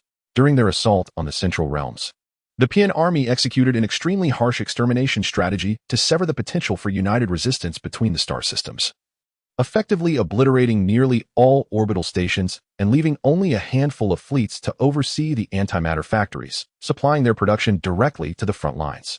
In fact, this tactic proved remarkably effective. With the transportation network in ruins, the central realms could not organize effective resistance and rapidly succumbed to the fervent advance of the coalition, with their affiliated vessels being utterly destroyed. Ultimately, apart from the transport vessels belonging to the Pian coalition, there were scarcely any other ships in the central realms. Had this operation been executed flawlessly, the Pian army's dominion over the central realms would have been as solid as iron. Yet the remnants of the alliance that escaped from the Gate of Venus became the only potential chink in this formidable armor. The Pian army's decision to slow their advance against the Noatar star system was also to lure out this latent threat for annihilation. In reality, the trajectory of the war had been progressing precisely as no one had planned. Should Othos truly lead the alliance fleet to support the Noatar star system, the moment they emerged from the gate, the Red Blade, which had been lying in wait, would swiftly obliterate them, leaving the Pian coalition unburdened from threats and forcing the northern realms to withstand the full force of the Pian army's avalanche-like assault. Even the unfathomable Lin trading group would likely be powerless to intervene. However, the tyrant who gained command of the Alliance fleet refused to proceed according to the Pian army's design, even going so far as to draw them into his own rhythm. Streamlining and reconstituting the 5,000 Alliance warships, they split into 2 battalions and launched a surprise attack on the antimatter factories controlled by the Pian army, reenacting the same scenes that the Pian army had staged in the Central Realms a month prior. As the Pian army had only deployed a minimal number of fleets to guard the realms, they were utterly incapable of resisting the Alliance fleet's overwhelming offensive. The crucial antimatter factories were thoroughly destroyed, and the accumulated logistical supplies became a lifeline for the Alliance fleet. With no lingering concerns, the Alliance fleet surged through the star systems at breakneck speed, dispatching the weaker enemy forces that stood in their path one by one. Occasionally encountering enemy forces of a flotilla scale, they would evade confrontation, destroy the antimatter factories, and then swiftly retreat. In this manner, within just a week, 2 of the 3 supply lines leading to the southern realms had fallen into complete paralysis. Upon receiving reports of the supply lines in distress, G was grappling with how to counter the scorched earth tactics implemented by the Lin trading group. When he learned that the enemy had likewise adopted the same tactics in their rear, this battle-hardened star of the Pian army was momentarily taken aback. While no one beside him seemed to hear a rare, vile curse escape his superior's lips, although G immediately dispatched a highly mobile fleet to urgently reinforce the central corridor. The Alliance fleet had seemingly vanished as if absorbed into a black hole, evading detection regardless of how thoroughly they searched. To safeguard this sole supply line, the Pian Alliance was compelled to deploy 12 subfleets along the logistics route, consequently delaying the timing of the full-scale assault on the Noah Tau star system by several days. During this interlude, supply ships belonging to the Southern Commerce Guild gradually arrived at the Alliance's battle formations through the 2 logistical channels. They were fortunate to have evaded the 2 enemy fleets, yet their numbers were exceedingly scarce, and thus the Pian forces, focused entirely on maintaining the central supply line, paid them little heed. It was not until one supply ship from the Alphean Commerce Guild quietly infiltrated the Noah Tau gate on its return journey that the Pian forces realized the grave error they had unwittingly committed. Osos has safely made his way into the gate. Upon receiving the report, the commander Sky finally relaxed after days of tension. There exists no strategy that is infallibly successful. Even plans crafted at the zenith of human ingenuity may falter due to the whims of fate. However, it appeared that this time, the fickle goddess of misfortune had chosen not to intervene. Thankfully, it had not all been in vain. Sky sighed in relief, not as a mere act, but genuinely concerned for the safety of General Osos. Noticing this, the commanders of the Alliance cast aside their final doubts and bowed in utmost respect to the one who had led them through perilous challenges. The union of the Kesark family and the Lin family would enable the northern states to militarily resist the Pian Alliance, even if they could not triumph over the Pian forces. The astute wisdom of the Lin family combined with the formidable strength of the Kesark family would ensure that the Pian Alliance could not easily dismantle this coalition in the near term. Therefore, regardless of how the war might evolve, the Pian forces' rapid occupation of the Alliance was now rendered impossible. It was time to execute the second phase of the plan. Sky gazed upward at the constellation of twinkling stars, pondering briefly before declaring, "All ships, weigh anchor and set sail." "Aye," responded the commanders of the Alliance in unison, their voices resonating with newfound vigor. It appeared that a string of continuous victories served as the finest tonic for morale. Reflecting on his time as commander of the strong land forces, Sky could not suppress a smile, though the corners of his mouth soon twisted into a bittersweet curve. It was about time to pay a visit to the young lady, wasn't it? Since this fleet still adhered to the organizational structure of the Alliance, Rutherina, devoid of a military rank, bore the ambiguous title of a guest assistant, yet in reality, she managed nearly all the fleet's affairs through her exceptional administrative skills.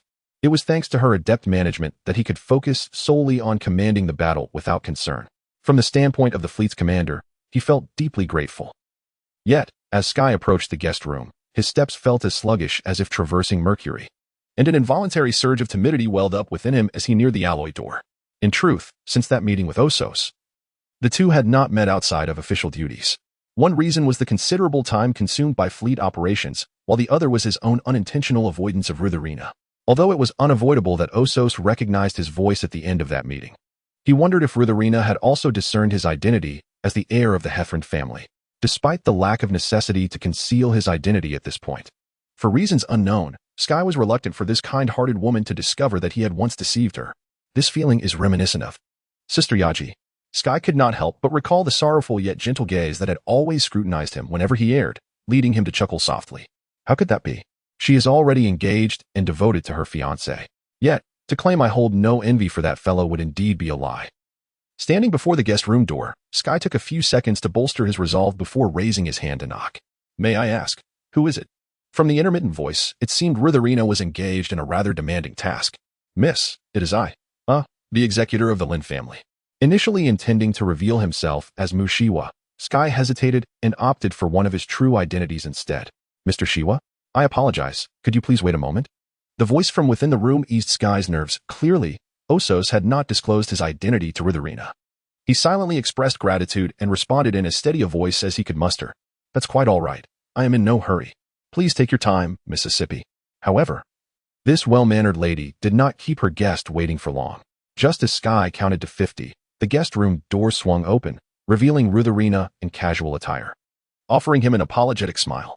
Thank you for your patience, Mr. Shiwa. Please, come in. Then I shall intrude. Sky hesitated briefly before stepping into the guest room. Since this warship had once served as the flagship of the Alliance fleet, it was equipped not only with various military facilities to enhance command capabilities, but also with ample amenities for senior staff. The guest room Rutherina occupied had originally been prepared for potential visits from high-ranking Alliance officials, featuring a living room and bedroom, as well as a separate study directly connected to the flagship's core operations, where Rutherina diligently spent 6 hours each day managing the bulk of the fleet's affairs, with assistance from Lon for the remaining tasks. Following Rutherina into the living room, Sky settled onto a soft fawn leather sofa, contemplating how to broach the conversation when Rutherina interjected. Mr. Shiwa, do you enjoy tea? Oh, certainly. Sky replied, a second late in his realization. Then please wait a moment. I happen to have some special tea. With a smile, Rutherina turned to a modest preparation counter in the corner of the living room, retrieving a set of fine porcelain teaware and a silver tea canister. With graceful movements, she measured tea leaves into the pot, added boiling water, and after a brief wait, placed the tea tray on a mobile stand and pushed it toward him. Rutherina's delicate and cautious pouring of the tea resembled a gentle stream flowing through a mountain gorge, and simply watching her was profoundly enchanting. Sky found himself entranced by this harmonious atmosphere. It was only when the fragrant steam wafted into his view that he snapped back to reality, extending his hand to receive the cup, only for Rutherina to deftly avoid his grasp, placing the delicate celadone cup directly on the coffee table, seemingly determined to prevent any recurrence of their previous encounter. Thank you. Sky managed a wry smile as he lifted the celadone cup, only to realize that the aroma wafting from it was astonishingly familiar, prompting him to take a small sip and display an expression of delightful surprise. This is jasmine green tea from Kongding? Indeed, it is the jasmine green tea special to Kongding, Rutherina replied, her face lighting up with a joyful smile. Though this tea is not commercially available, Uncle Lin gives me some each year. I thought, being from Kongding as well, Mr. Shiwa might appreciate the taste of home. So I brought it out. Uncle Lin? Sky's face reflected a bewildered expression. Could it be that Lin from the Lin family commerce? Yes, precisely, Lin Hung, Uncle Lin Ziang. Lusarina gazed at him with a look of confusion. Was Mr. Shiva, the executor, unaware of the close relationship between the Alphean Chamber of Commerce and the Lin Chamber of Commerce? No, of course, I am aware, Sky mumbled, lowering his head before casually changing the subject. By the way, it seemed like you were engaged in something when I arrived, my lady. I hope I did not interrupt you? I was merely attending to my hair, but it is all done now, so it is no bother. Lusarina gently twirled the exquisitely woven golden braid with her fingers, her emerald eyes shimmering with soft emotions. Though the object of her affection was not the man seated across from her. I just noticed that you seem to have maintained this hairstyle for quite some time, Sky remarked, blinking. To be honest, while it looks lovely, I believe there are styles that would suit you even better. Thank you. But I prefer it this way. Lusarina declined Sky's suggestion with a cautious smile. It is a custom of the Mufa planet, and it is my own personal discipline. Although it does take a considerable amount of time each day, it allows me to protect my heart from wavering. Is this for your fiancé? Observing her calm smile, Sky felt a surge of complex emotions. Speaking of which, you have never met him, have you? I truly cannot comprehend how one can hold such love for someone never encountered. Indeed, my husband and I have yet to meet, Lusarina said, shifting her gaze to the jade ring on her left hand's ring finger. But from the moment I donned this ring, I resolved to love him. No matter how long it takes. Even if your fiancé is a nefarious scoundrel? Under the influence of a peculiar sentiment, Sky added, my husband is the master of courage and strength, possessing a gentle and expansive heart. He is not the villain you speak of. Lusarina slightly furrowed her brow but managed to keep her displeasure from surfacing in her words. although I have never seen my husband's face. Uncle Lin and Aunt Ilea have shared much about him, so I can feel. Uffed. Sky, feigning nonchalance while sipping tea to mask his embarrassment, suddenly sprayed tea and leaves everywhere. For a considerable time, he wore a dazed expression under Lusarina's astonished gaze. That fellow. Upon regaining his composure, Sky turned to Lusarina. His once dark and enigmatic left eye now ablaze with fervent light. What is your fiancé's name? Lin Sky. Lusarina, seemingly overwhelmed by his intensity, inadvertently revealed. Then, with a sharp crack, the exquisite celadone cup in Sky's hand was crushed into fragments by a sudden, violent grip, yet the owner remained oblivious. That scoundrel. He dares to act on his own accord again. Sky's clenched fist trembled uncontrollably, a surge of inexplicable agitation rising within him, as if he could hear the low growl of a fierce beast awakening from the depths of his consciousness. However, upon meeting those emerald eyes, the nearly explosive emotion inexplicably deflated. Mr. Shiva? Lusarina regarded him with a worried expression. Do you know my husband? And you seemed quite angry just now. Could it be that you have a grudge against him? No, quite the opposite. I consider him as close as a brother. Although he did not feel he was lying, Sky found himself unable to meet her verdant gaze. My anger is directed entirely at another individual, and, well, it has nothing to do with you. Sky attempted to speak his name in an intimate tone, feeling a rather absurd sensation arise in his heart. Yet Lusarina found solace in this and returned a shy smile. I had no idea. I have been quite rude all along. Suddenly noticing Sky's disheveled appearance from the tea splatter, Lusarina hurriedly began to clean up the shattered celadone pieces on the tea table. No, I apologize. I must take my leave. Seizing the opportunity, Sky stood, bowed to Lusarina, and dashed out of his fiancée's room. P.S. I suddenly feel that perhaps I should have crafted Xiaoyan as a strong, dominant character from the beginning. However, it seems that Lachesis is also quite suited to take center stage in this narrative. Let us see how it plays out. Since earlier, you have been silent. What are you pondering? I just suddenly realized. If Lachesis were to become pregnant, it would likely impact the work of the Emblem Institute, right? Probably. Since I have already taken maternity leave once, if she truly were to conceive, I would have to resign from the position of director of the Emblem Institute. Isn't that rather unfortunate? Indeed, it seems prudent to start practicing contraception from now on. Do not concern yourself with such matters. If it is your child, I would take great pride in it. The Alliance fleet, which had thrown the supply lines of the Bien Alliance's central states into chaos, swiftly traversed between star systems, employing erratic routes to shake off all pursuing coalition ships, and subsequently leaped into the southern states of the Alliance. With the majority of Bien Alliance's forces concentrated in the central states, only 8,000 damaged Bien ships remained stationed at the capital of Asos, alongside a handful of remaining escort ships from the southern chambers. Although they totaled around 20,000, they operated under entirely different command structures, rendering them incapable of confronting an enemy whose morale and ship conditions were at their peak. This fleet operated near the Nexus star systems leading to the central states, immediately surrounding and annihilating any transport ships belonging to the southern chambers upon detection, before vanishing without a trace as the coalition's fleet arrived. With Lusarina's intimate knowledge of southern geography, Sky deftly toyed with the coalition fleet, persistently disrupting the supply sources of the Bien Alliance. Subsequently, under the Bien military's firm demands, the southern chambers increased the number of escort ships, yet all fell victim to Sky's tactical prowess. Although occasionally a ship might slip through the coalition's interception, even if it managed to reach the distant front lines of the coalition, it was but a drop in the bucket compared to the massive consumption of a 70,000-strong fleet. In such circumstances, the war supplies of the Bien Alliance rapidly dwindled, akin to a beach exposed by a receding tide, leaving them trapped at the threshold leading to the northern states. Meanwhile, the influential Caesar family in the central states and the Lin family controlling the northern states had united, establishing a temporary alliance government in the Illit star system of the Lin family. Simultaneously, the 20,000 elite ships belonging to the Caesar family advanced into the northern states, demolishing all orbital stations and resource factories in the Noah Tau star system before their retreat. Therefore, while the Bien Alliance effortlessly opened the path to the northern states, they remained powerless to set foot in that vast star domain. Incredibly, it was the mere remnants of the Alliance fleet, numbering less than 5,000, that ensnared the 70,000-strong coalition fleet in such a predicament. In tactical terms, a battle of 5,000 against 70,000 should result in mere moments of encirclement and annihilation. Right? Even the most brilliant tactician could only extend the duration of the defeat to 3 moments at most. However, Sky possessed a perspective that transcended tactical limitations, encompassing the entirety of the battlefield in his considerations.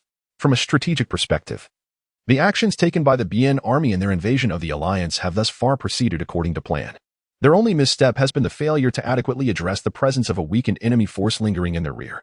Yet, this oversight was astutely perceived by the Sky, which capitalized on it to the fullest, ultimately leading to the collapse of the Bien army's overall strategy.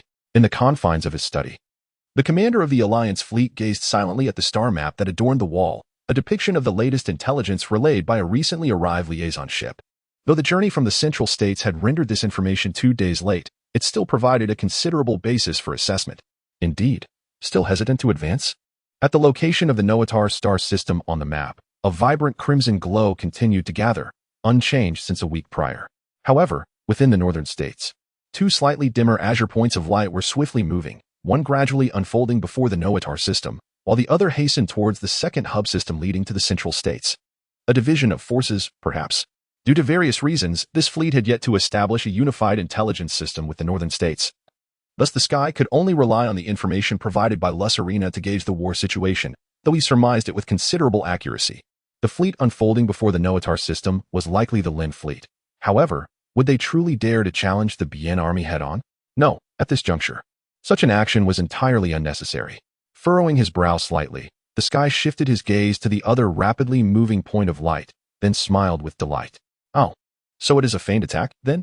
Indeed. The choice for the Caesar fleet to strike towards the Central States is the most prudent. Thus, the purpose of this fleet is. His eyes roamed the star map before finally settling on a system marked in ambiguous yellow, the Jola system on the central border of the Alliance, which served as a gateway to the Empire. Is the Empire also preparing to mobilize? The Sky was taken aback by his own thoughts, yet he quickly nodded in understanding. Indeed, while the Lin forces have seen a significant increase in combat capability, they remain far from being able to vanquish the Bien coalition. To defeat them before the Bien army fully asserts control over the southern states, the Celestial army must serve as the primary offensive force. Should I also intervene? Tempted, the Sky's gaze lingered on the Jola system, but after a few moments, he shook his head, relinquishing this impulsive course of action. Never mind.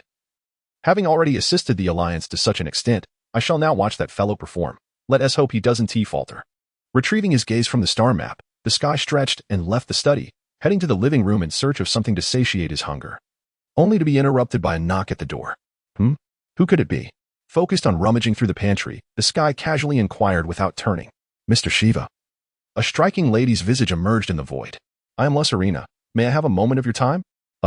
The Sky halted his actions, though his expression grew rather complex as he glanced toward the door.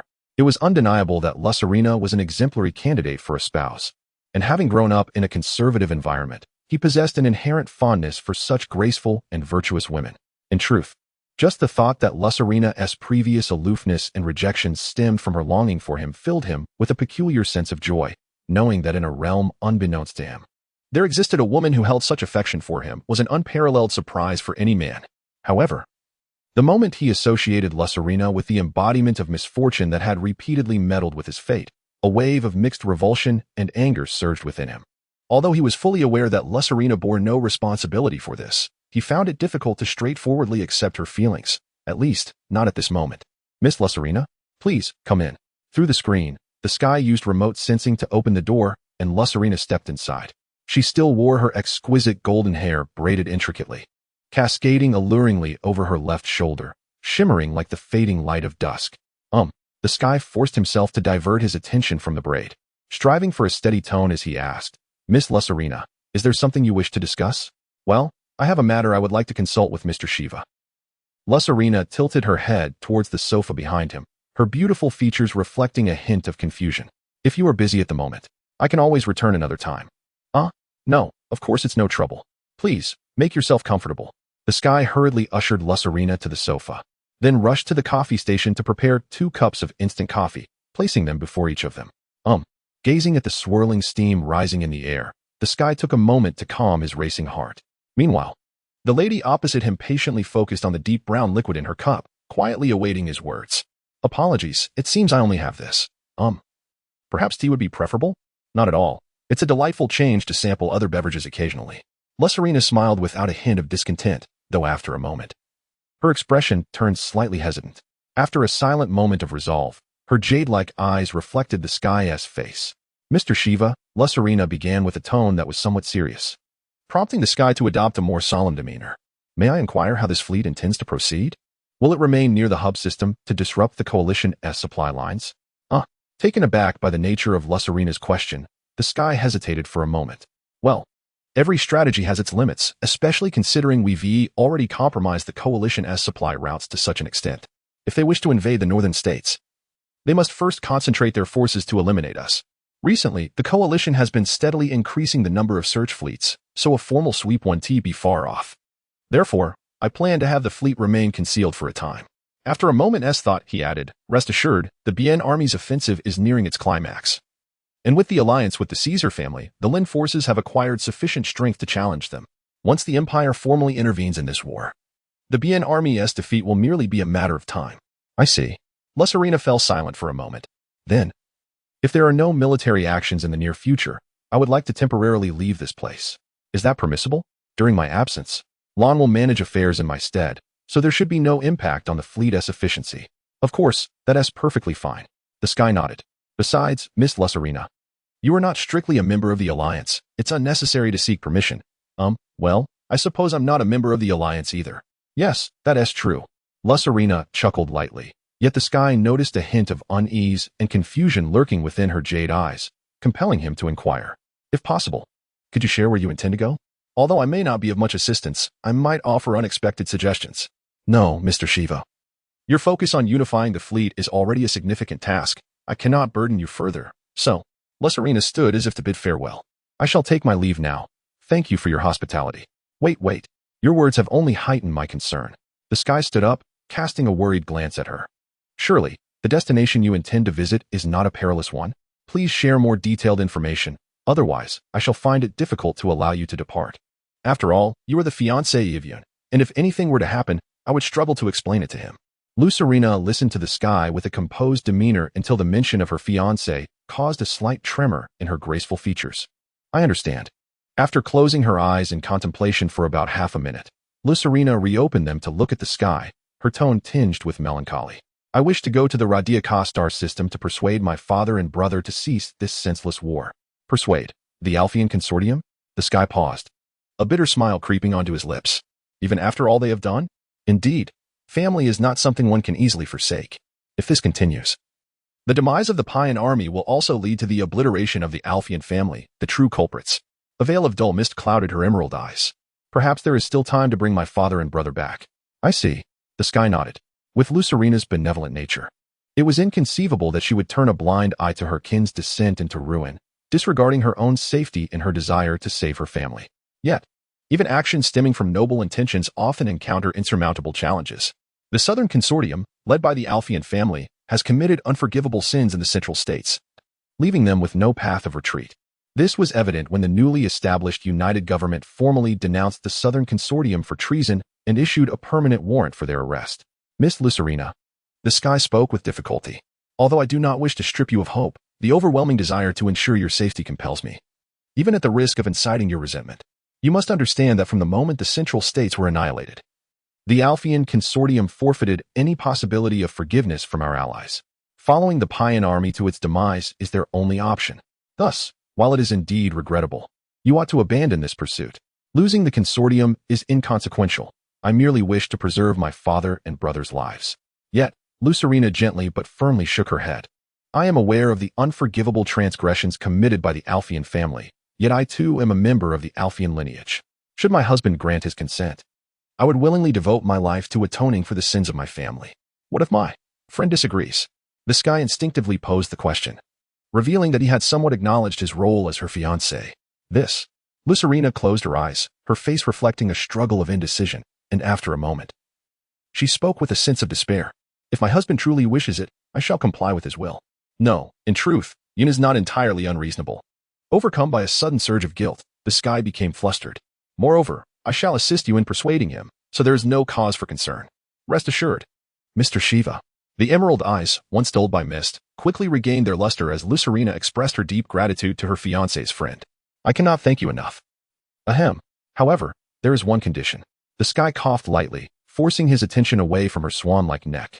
In exchange for my efforts to persuade Yun, you must take me along to the Radiaka star system. But what about the fleet's affairs? There will not be any military operations for the time being. Even with just those fellows, they can manage covert operations quite well.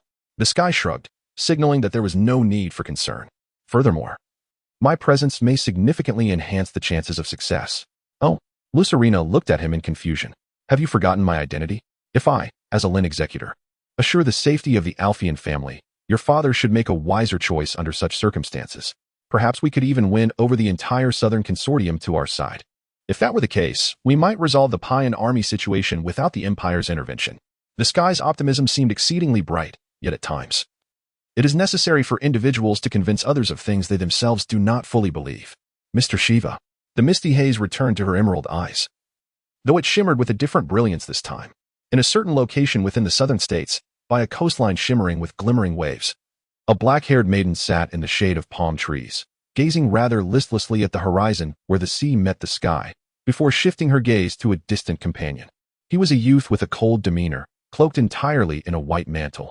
Despite the blazing sun overhead, not a bead of sweat adorned his brow. Is there something you wish to discuss? Moo. As if sensing the maiden's gaze, the youth responded in a subdued tone. Why have you followed me? The maiden frowned, clearly displeased. Isn't the Sui clan preparing for the next campaign?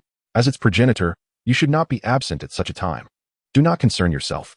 All preparations for war are proceeding smoothly. The youth's expression remained unchanged. Besides, it was Qin who asked me to keep an eye on you. If you have objections, take them up with him. Monitoring me? The maiden furrowed her delicate brow. Perhaps. The youth's lips curled slightly. However, I am genuinely intrigued by that child and wish to meet him. I see. The maiden's expression softened, and with a hint of pride in her voice, she declared, then I shall grant you special permission to accompany me. It seems I must go after all. The sky, feeling quite troubled, ran his fingers through his dark, silky hair. His obsidian eyes peered through the corridor's window, gazing upon the land he was about to set foot on. He would accompany Lucerina to the Alphean Consortium's grand palace and assist her in persuading the concealed ambitions lurking beneath its opulent exterior. Should this endeavor succeed, the war could conclude several months ahead of schedule, and the ensuing damage could be mitigated to a minimum. Yet, neither Lucerina nor he held more than a modest confidence in their ability to achieve this goal. To draw the Alphean Consortium to their side, they would inevitably need to offer corresponding conditions and present sufficient evidence to instill trust. The alliance government of the northern states would be relatively straightforward. As long as they guaranteed the safety of their property and lives in the name of the Lin family, the other party would likely accept without hesitation. After all, thus far, every promise made by the Lin family has been fulfilled, though whether this commitment would ultimately be honored depends on how much that individual values the Lin family's reputation. However, the Alphean family's transgressions extend beyond the alliance government. They have also committed the heinous act of ambushing the Skylight Army's subfleet and kidnapping a member of the Origin clan. For the proud Skylight people, this act is akin to besmirching the Empire's dignity and rubbing salt into its wounds, a despicable offense that is utterly unforgivable. Perhaps the Empire's involvement in a conflict that originally belonged to another nation stems from a desire to punish the Alphean family for their foolish misdeeds. Thus, it is indeed quite challenging for the Sky to fathom how to respond to such demands. In the worst-case scenario, he might have to directly abduct that foolish father and son onto the warship. However, this would put Lucelina in an exceedingly awkward position. What a headache. Perhaps it would be better to simply eliminate those two. Lost in the labyrinth of his thoughts, the Sky could not help but contemplate the means to obliterate the walls of the maze. Although he harbored considerable affection for Lucelina, his feelings toward her father and brother had veered to the opposite extreme, leaving little reason to restrain himself from such actions. Moreover, allowing them to live would only become a burden for Lucelina. As if enticed by such thoughts, the Sky instinctively licked his lips, only to feel an inexplicable heat radiating from his right eye. TCH, here we go again. He pressed the side of his masked face against the cold crystalline wall ahead, gathering his will to combat the dark emotions surging within him once more. Ever since that peculiar transformation, is right, I had experienced bouts of inexplicable warmth every 2 or 3 days. Even the mask could not mitigate its effect, accompanied by an ever-escalating murderous intent. During the first episode, his rampaging emotions had only paused at the brink of reason, but subsequent occurrences had grown increasingly severe. Fortunately, before this violent surge could breach the boundaries of rationality, he learned of his fateful connection to Lucelina, and curiously enough, she seemed to become a stabilizing presence for his spirit thereafter. Not only did the frequency of these episodes diminish significantly, but even their intensity lessened considerably. In moments like now, when the dark emotions stirred subtly, the sky found that merely concentrating his spirit was sufficient to resist their encroachment, and with the passage of time, this darkness gradually faded into nothingness. Unknowingly influenced in my psyche, it seems I cannot afford to relax even for a moment. A bitter curve emerged slowly at the corners of his mouth, as he felt an exhausting sensation as if the very source of his spirit had been drained. Just a step away from becoming a cold-blooded villain. If I were to commit such acts, how could I ever face Lucelina? To have a fiancé who is the enemy of his father and brother, such an arrangement is too. His sharpened senses, honed to their limits, detected the steady footsteps approaching from the corridor's entrance. The sky turned his head slightly, catching a glimpse of the newcomer, and then immediately softened his gaze. It was none other than Lucelina who had halted behind him. Mr. Shiva, our ship has obtained entry permission. Her gentle tone was devoid of the initial coldness reminiscent of ice flowing beneath water. Lucelina had indeed come to regard Mu Shiva as a close friend and confidant, entrusting him with her faith. If there are no issues on your end, we may descend to the surface. Given the highly likely scenario of a potential escape, the sky opted not to dock at the orbital tower, but rather selected a military landing craft capable of atmospheric entry. Of course, he had also applied various disguises to the vessel, even meticulously altering its registration to minimize the risks involved in this endeavor. Well then, let us proceed. The sky nodded with subtlety, grasping the ancient, oversized sword resting against the wall. He walked alongside Lucelina, intentionally avoiding her gaze. Is this the sword, Hanhai, that Mr. Chu gifted you? Lucelina regarded his weapon with keen interest. Mr. Shiva, do you intend to take it with you to the Grand Palace? Indeed, that is my intention. With a casual motion, he hoisted the hefty sword, his voice emanating a sense of reliability. With Hanhai in hand, even against 1,000 foes, I can assure your safety. Mr. Shiva, it seems the guards of the Alphan family are equipped with modern weaponry, so Lucelina appeared to hesitate, contemplating whether to continue speaking. Even the more advanced Celestial army had once been defeated in boarding actions by the Bien army, which wielded nothing but a battle axe. After murmuring an apology to his past comrades, the sky shrugged at Lucelina. Rest assured, I have never lost a battle outside of Kongding, so I can guarantee your safety. With such confident assertions, an image of a beauty as exquisite as ice suddenly flashed in his mind, accompanied by the memory of a soul-shaking spinning kick, causing him to momentarily falter. Ah, so that is the case.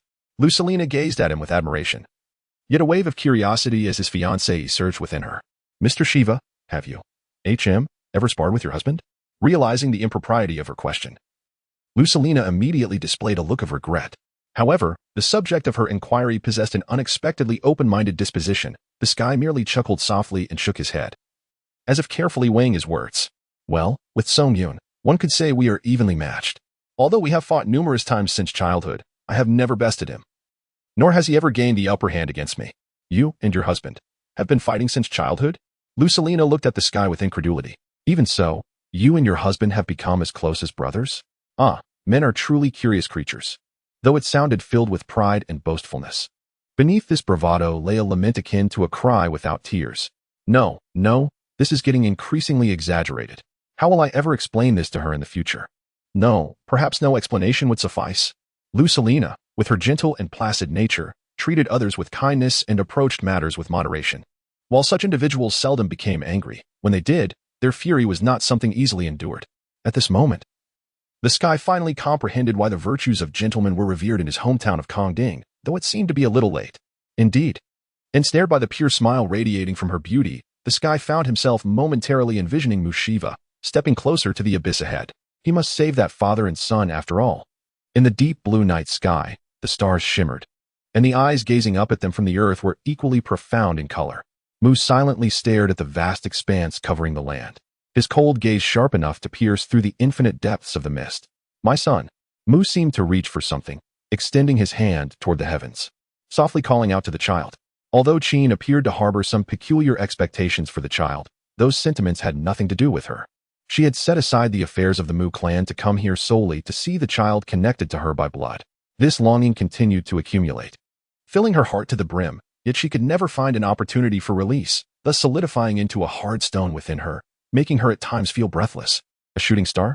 Several stars suddenly fell, and as she traced the trails lingering in the void, Kuei swiftly adjusted her gaze toward the sky, only to be engulfed in disappointment.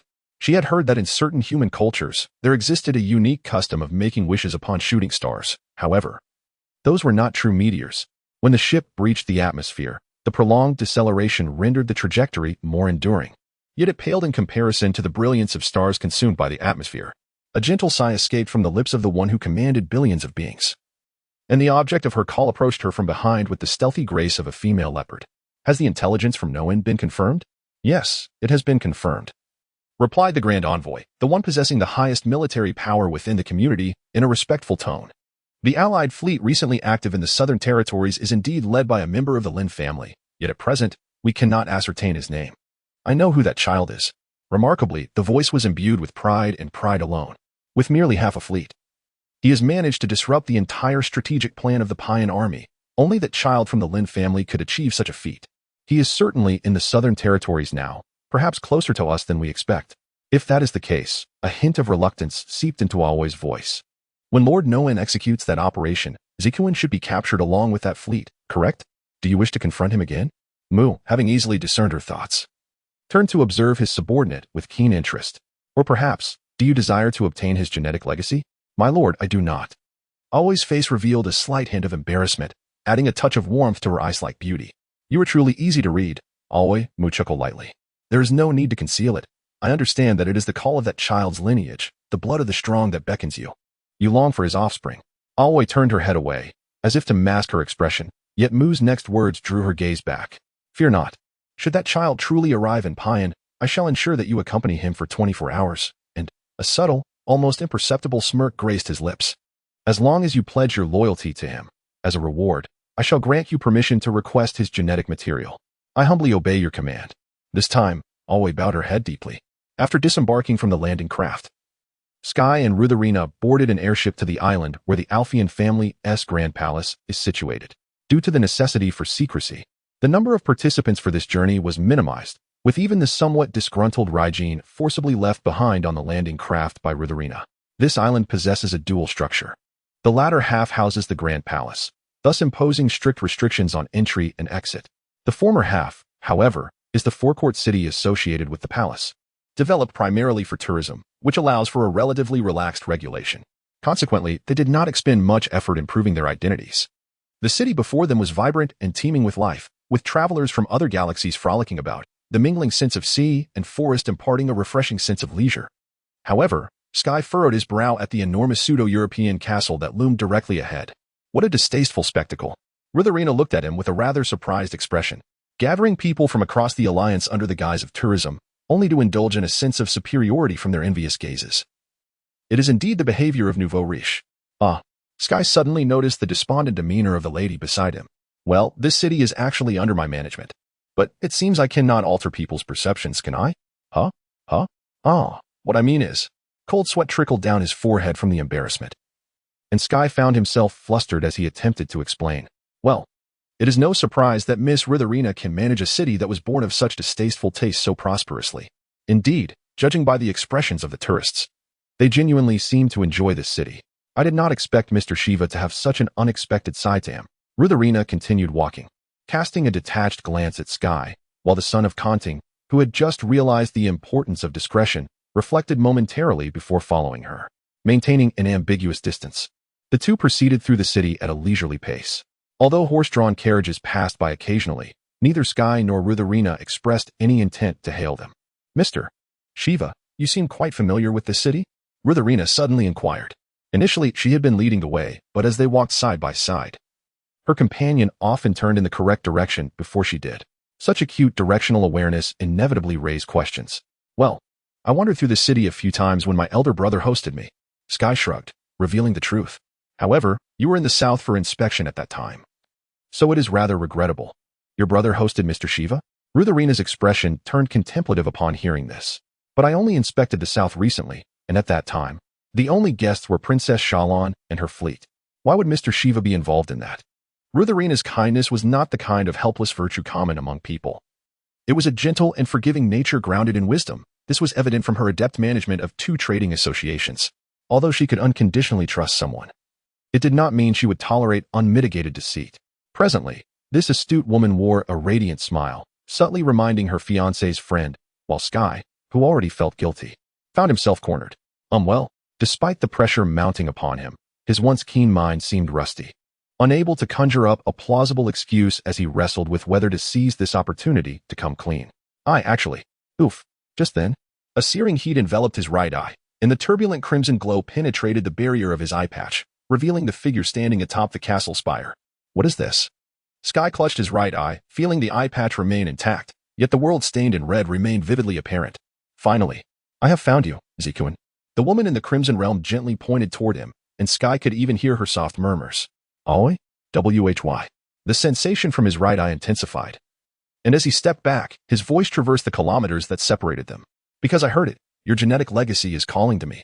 Perhaps it was an illusion, but Aoi's eyes seemed to faintly mirror the color of the surrounding crimson world. That sound was even more fervent, more violent than before. Akin to the roar of a beast, it could not be ignored. Quickly, find a safe place to hide. My lady. After issuing this command, Sky paid no heed to Rutherina's astonished expression and sprinted forward. I miscalculated. I did not expect Aoi to linger in such a place. Could it be that even the ancestor has come? With all his might, Sky became a fleeting shadow, darting between rooftops, racing towards the forest outside the city at the utmost speed achievable by a human.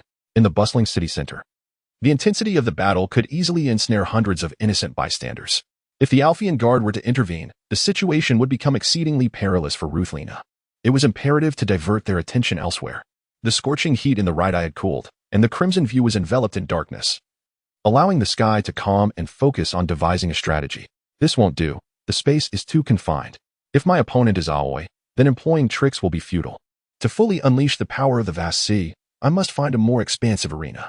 As he leaped between treetops, the Sky scanned the surroundings for a suitable battlefield, inadvertently catching sight of a figure racing alongside him on the same level. From the moment of detection to the impending attack, the Sky had less than a second to react. Just as he adjusted his angle to capture the swiftly approaching figure, a downward kick was already upon him. With no time to draw his sword, the Sky was forced to block this formidable strike with both hands. Yet, Aoi's penetrating force effortlessly shattered his defense, sending him crashing to the ground. Fortunately, the vast sea he bore absorbed a significant portion of the impact, rendering Aoi's seemingly casual strike rather harmless to him. Springing up from the cloud of dust, the Sky took a few steps back, assuming a defensive stance while continuing to search for Aoi's location. Right here, Ziyun. The voice came unexpectedly from behind. Quickly, the Sky leaped forward, but Aoi's hand reached his back even faster. However, the force that followed was far less potent than the previous strike, resembling a mere push that sent him stumbling a few steps forward. Turning in surprise towards Aoi, the Sky noticed the commander lost in thought, staring at her left hand. On her fair skin, a subtle scratch used a trickle of red blood. Is that your weapon, Ziyun? Aoi lightly shook her hand, her gaze fixed on the massive sword he carried, her azure eyes sparkling with life. Such a minor exertion resulted in such a violent recoil. Indeed, it is a fearsome weapon, well matched for a tyrant like you. Might I anticipate something remarkable? I shall not disappoint you. The sound of the sword being drawn was sharp enough to cleave the mind, and as the Sky grasped the vast sea, the profound sense of unity between man and sword caused Aoi to narrow her eyes slightly. Is it a spirit sword? No wonder it possesses protective qualities, Aoi nodded. May I know its name? Well, its name is. In the next moment, the dark blue blade traced a serpentine arc through the air. The Sky stepped forward with an unpredictable footwork, merging into the lingering azure light of the vast sea. The horizontal slash originating from the left suddenly veered sharply upon entering Aoi's line of sight, remaining still, like still water. Aoi had no choice but to leap back to evade the upward thrust, losing her balance and falling prey to the relentless barrage of strikes that followed. The dark blue trajectory relentlessly cleaved through the air beside her, but Aoi, with fluid movements akin to flowing clouds, managed to evade each blow, albeit forced to retreat step by step. While it appeared that the attacker held a significant advantage, the contrast in stamina expenditure between the Skies brought sweeping strikes and Aoi's minimal evasive maneuvers was stark. If this continued, it was likely the outcome of the battle would be decided simultaneously with the conclusion of the assault. Understanding that her opponent was not merely reckless, Aoi's face displayed a hint of confusion. However, the Sky provided her little time for contemplation, his renewed onslaught driving her into a predetermined ambush position. Indeed, behind her loomed a tree thick enough for 3 people to embrace, and both sides were flanked by the sharp azure light. Faced with a thunderous slash descending from above, Aoi finally recognized the cunning of her opponent. A smile, almost joyful, crept onto her lips as she softly uttered, 3 moves. Without flinching, Aoi welcomed the descending strike, extending her left palm with utmost precision to avoid the blade's edge, lightly pressing against the spine of the sword, while her right palm followed suit to merge with the left. With a sudden explosion of force, The impact struck the left side of the vast sea's blade, causing the lethal cut to veer sharply to the right, the dark blue brilliance warping as it carved a deep groove into the ancient tree behind her. The sky let out an angry roar, yet confusion flickered in his eyes, though it lasted but a fleeting moment. The icy hue in his gaze was tinged with a shade of crimson. On the other hand, while Aoi had successfully dispersed the azure light, her left arm bore several scratches from the shards of the sharp blade, but they were not severe enough to hinder her movements. My apologies, Ziyun. Aoi regarded her left arm with an indifferent gaze before shifting her focus back to her opponent. It seems you did not exert your full strength in our last battle. Even now, I sense you are concealing something. If that is the case, allow me to draw my weapon to match your prowess. Aoi lifted her skirt, retrieving 2 crimson short rods from the bindings on her thighs, merging them together. The sky's attention was momentarily captivated by the dazzling white until an overwhelming aura of hostility emanated from her, snapping him back to reality. This is my weapon. The engraved spear, Shenquanjia. The spear in Aoi's hand stretched about 2 meters long, its body a deep crimson, save for the sharp tip that glimmered with a hint of gold. The brilliance of the golden tip was so piercing that the sky instinctively squinted. I shall not hold back from this point forward. Be prepared. With that, Aoi crouched low, drawing one hand back while extending the other forward. Her body taut like a drawn bow, the blood spear poised like a lethal arrow on an iron bowstring. Feeling the weight of her murderous intent, the sky dispelled any lingering complacency, gripping his sword to his chest and assuming an exceedingly cautious stance, his left eye absorbing every detail of the spear's golden glimmer. Suddenly, that glimmer flickered and vanished. Release. Faster than sound was light. In an instant, the sky was engulfed in a crimson radiance, the spear's lethal tip traversing dozens of meters in a span of time imperceptible to human senses. Though only a hair's breadth away, the razor-sharp aura imprinted a target on the left eye of his opponent. Yet, in the final moment, the red light intended to pierce this body was ultimately deflected by the blue light, striving to protect it. The bloodthirsty serpent surged past, brushing against the right side of the target's face, shattering the ties of the eye patch and slicing through the sweat-drenched hair, before hurtling into the void ahead. Did she evade it? Slightly distracted, Aoi hesitated, but the next moment, her hair stood on end. A palpable aura of death surged from behind, the ground-skirting pursuit racing towards her. Even with her reflexes, she could only manage to raise her spear in defense. The collision between the vast sea and Shenquanjia lasted merely a fraction of a second, yet the resulting brilliance illuminated the vicinity for miles. Even with overwhelming advantages in experience and skill, Aoi remained shackled by the constraints inscribed in her genetic code. Under the tyrant's full-force strike, she was sent flying as if struck by a hammer, colliding with countless plants before finally halting beneath the ancient tree. Cough, cough. Though the blood gun in her hand, forged from an unknown material, remained unscathed, she could not suppress a cough of blood, her gaze shifting to the figure advancing towards her. The person's steps were slow and methodical, their aura of murderous intent rising and falling, as if they intended to crush her heart beneath their weight. His left eye remained an abyss, devoid of any light, while the right glowed a crimson hue, as if forged from blood itself. An overwhelming pressure emanated from that blood-red eye, rendering her completely immobile. The eye of Shura. She shook her head in a daze, then looked up at the blood-red gaze that loomed over her, softly confirming, Zijun, you can transform into a Shura? Shura. The sky tilted its head. What is that? Humans are granted physical forms to exist in the world, and through the cultivation of their bodies, they can attain strength. However, due to the constraints of genetic factors, the power gained from physical training is always limited. A clear voice resonated from a corner of the forest. Mu emerged from the shadows of the trees, stepping forward with a transparent smile directed at the sky. Yet, there exists a way to shatter the shackles of genetic factors. A warrior with the soul of a beast, after enduring countless battles, may awaken the primal ferocity slumbering deep within their genes, thus transcending the boundaries of the human form and entering the realm of the non-human. The so-called Shura is such a non-human war demon, the reaper who governs all life. Simultaneously, another voice chimed in from a different direction, providing a steady tone to Mu's explanation. It is a pleasure to meet you. Mu's child, my name is Sui, akin to a figure resembling Mu's elder brother. The young man in white stepped out from the shadows, bowing elegantly to the sky. Although I gathered as much information about you as possible before departing, I must confess I underestimated your nearly limitless potential. I am truly ashamed. Sui, are you also a progenitor? The sky turned its right eye towards him, pulling him into its crimson field of vision, where it noticed a flickering flame of life dancing around him, paler and almost insubstantial compared to the blazing orange flame of AI. However, there were no signs of it extinguishing, which, though peculiar, did not exude a threatening power, allowing the sky to relax slightly. From the clouds, would you? Care to join me? With an air of complete lack of wariness, Mu approached the tyrant, extending a smile and an open hand. The small hand extended before him bore nothing but pure goodwill. Yet the sky, unable to reciprocate this kindness, instinctively took a few steps back, biting his lip in confusion, despite still not fully understanding the underlying reasons. The tenderness reflected in Mu's gaze was strikingly reminiscent of his long-lost mother. Upon realizing this, the sky's resolve wavered, and even his already ferocious right eye gradually faded from its blood-red hue.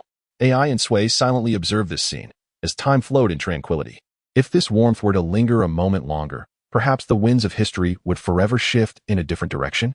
However, the sudden cacophony of footsteps and the thunderous sounds of heavy machinery crushing trees interrupted the moment, causing the right eye, which had nearly lost its crimson hue, to once again blaze with fierce red light. What is it? Sway turned to the approaching commotion, clenching his fists and baring his teeth. Scum of the Alphan family. Who dares to cause a ruckus in my palace? A heavy battle vehicle crushed an ancient tree in its path, coming to a halt before the four of them. Atop the vehicle's platform sat an opulent golden throne, starkly out of place with its surroundings, much like its owner. Let me see. Is it you? Yulamu, filled with arrogance, looked down upon the four below, then gestured behind him. Surround them. Following Yulamu, 100 guards from the Alphan family surged forth, encircling the four and sealing their movements with energy weapons, yet there was no trace of anxiety on their faces. Alphan's son. What do you mean by this? The girl's clear voice, laced with pointed anger, shattered Yulamu's arrogance. The confidence that had filled him suddenly transformed into a state of extreme humility and anxiety. Your Highness, please forgive my unintentional offense. I had no idea you were here. Enough. Leave. Mu's expression conveyed a desire not to waste even a second on him, and Yulamu retreated in fear, only to commit one more unnecessary act as he departed. Hey, are you the bodyguard of Lissalina? Turning to the sky, Yulamu regained his earlier haughty demeanor. Your master commands you to stand down, so do not resist. Obey His Highness's orders. Lissalina, what have you done to her?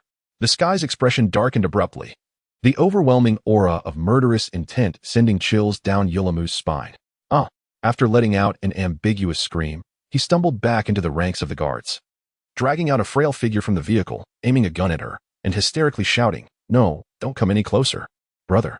Lissalina gazed at Yulamu with a sorrowful expression, but the sky noticed a red mark on her familiar beautiful face, as if it bore the imprint of a slap, causing him to ache with pain, while the crimson glow in his right eye intensified. To what depths will you sink? The murmured question lingered in the air, yet the weapon aimed at his kin was swiftly reduced to fragments by a surge of emerald light that erupted from the void. The sky appeared beside Lissalina, cradling the vulnerable beauty gently in his arms. Yulamu looked at the sky with terror in his eyes, then abruptly froze, swallowing hard and collapsing to the ground. It's you, Lord Hateland. The devil. Stay away from me. Go. Yulamu screamed, frantically retreating, while the sky made no effort to stop him, focusing entirely on Lissalina. Cradled in the embrace of the sky, Lissalina halted her movements, gazing up at her gentle master. Although she remained silent, a tempest swelled in her emerald eyes. I apologize. I will explain everything later. The sky averted Lissalina's gaze, turning to Mu with a plea. Progenitor, she is my fiancée. Might you allow her to leave safely? Tasting a hint of salt on her lips, Lissalina remained oblivious, her eyes fixed on the man making such a declaration, as if wishing to imprint his chiseled profile directly into her soul's memory. She is your fiancée? Mu assessed Lissalina, a satisfied expression emerging on his face. The jade of the Alphan family surpasses the rumors. Very well, she may leave, but is that truly wise? This island is under complete lockdown, and once she departs, she will only be captured by others. The sky exhibited a look of hesitation. I will not leave. Her soft voice bore unparalleled determination. Lissalina tightly grasped her fiancé's hand, standing resolutely by his side. Wherever you go, I am willing to follow. The guards of the Alphian family fled alongside their disheveled master, leaving only the silent forest, the sky, and Lizarina with 3 other key figures from the Pien family. The sky surveyed the surroundings, only to realize he was unwittingly encircled at the apex of a triangle. Mu and Sway had blocked his retreat from behind, while the resilient Aoi, having swiftly recovered from a minor setback, brandished his gleaming weapon, drawing a narrow line of destruction across the ground. It seemed the child was eager to engage. With a gaze filled with indulgence directed at the blood weapon in his hand, Aoi turned toward the sky with an expectant expression. Zijuin, may we commence the second round? At that moment, the azure depths of his icy eyes brimmed with vitality, evoking in the sky an involuntary feeling akin to having inadvertently unleashed a beast from its cage. Moreover, it appeared that despite having previously overpowered Aoi using the power of his blood eyes, he had not inflicted any damage significant enough to alter the odds of victory. Wait, Aoi. Just as Aoi prepared to advance, Mu raised a hand to halt her actions, then turned to the sky, attempting once more to extend an invitation. From the clouds, I was momentarily interrupted. I have yet to hear your response. What say you? Will you join me? He added, of course. Your fiancé shall receive the utmost hospitality from our community. Luzarina.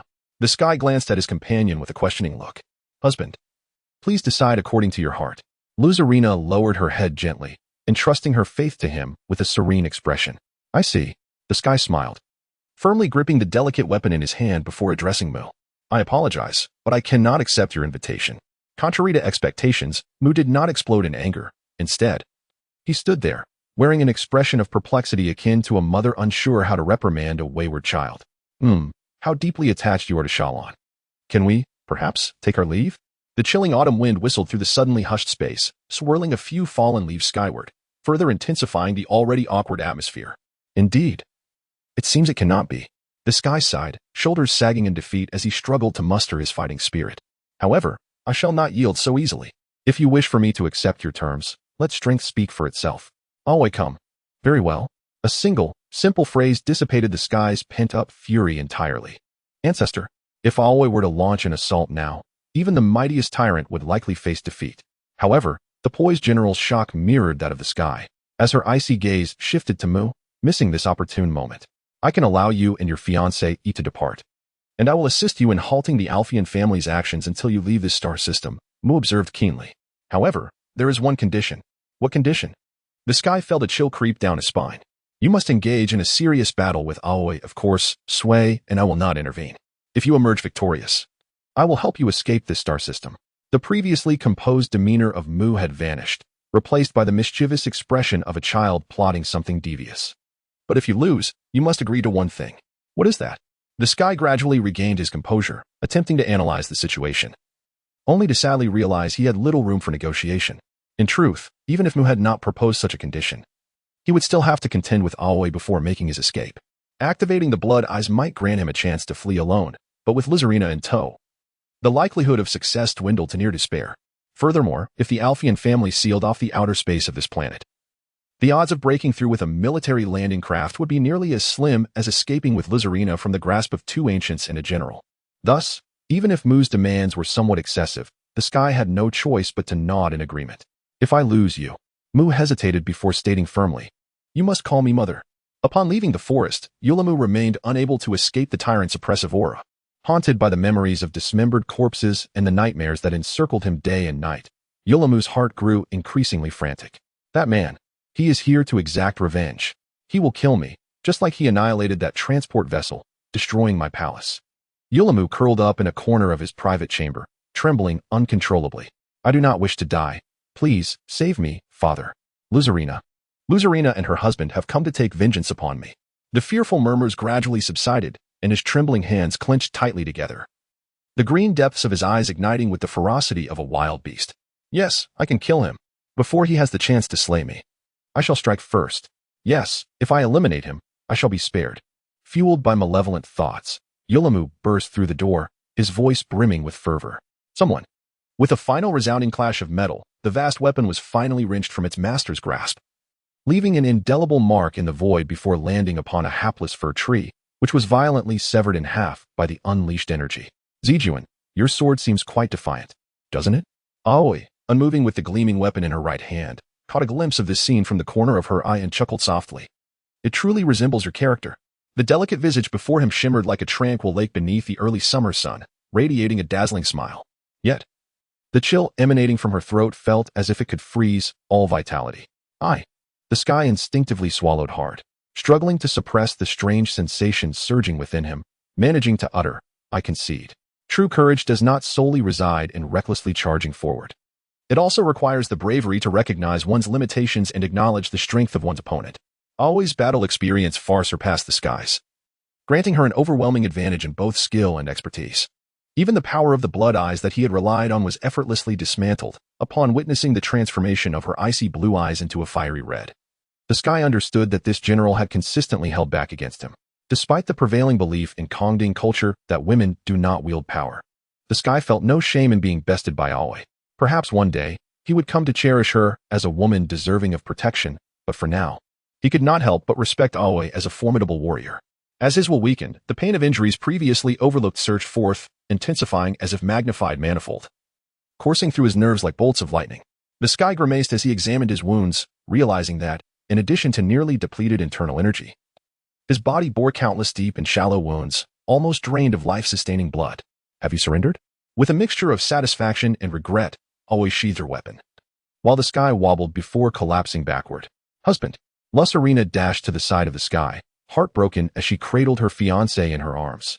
Although the blood seeping from his wound quickly stained her pristine white robe, the lovely maiden merely gazed at his face, which was contorted into a feeble smile, while crystalline tears fell like pearls. I'm sorry, I shouldn't have stayed. If I hadn't insisted on remaining, he would have been able to escape on his own without suffering such grievous injuries. Lost in these thoughts, Lusarina unconsciously bit her lip until it bled. What are you saying, Lusarina?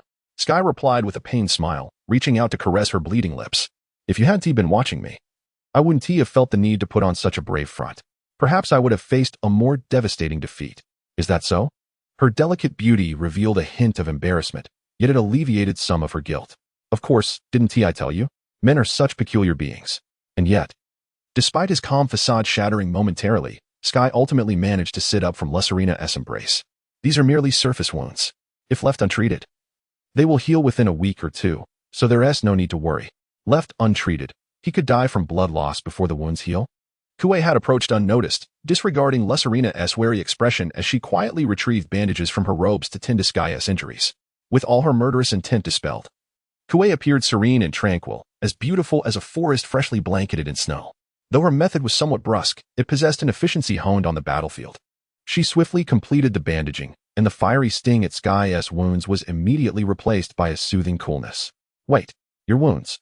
Sky finally noticed the red marks on Kuei's body, which were still spreading. She had not emerged from the battle unscathed. They're merely minor injuries. They won't pose any issues if left unattended, Kuei stated, standing up and speaking in a calm tone. You should really tend to your wounds, Kuei. Mu approached as well, casting a suggestive smile toward the commander. Don't let this child's feelings go to waste. Yes, Kuei hesitated for a moment, then nodded, casting an intentional glance at Sky before retreating behind an ancient tree. That was quite a spectacular battle from Yun. Shifting his gaze from Kuei, Mu smiled at Sky, seemingly delighted. Kuei is one of the most formidable warriors in Bien, and she stepped into the realm of Azura a decade ago. I never expected you to be able to contend with her to such an extent. With such talent, defeating Kuei is merely a matter of time.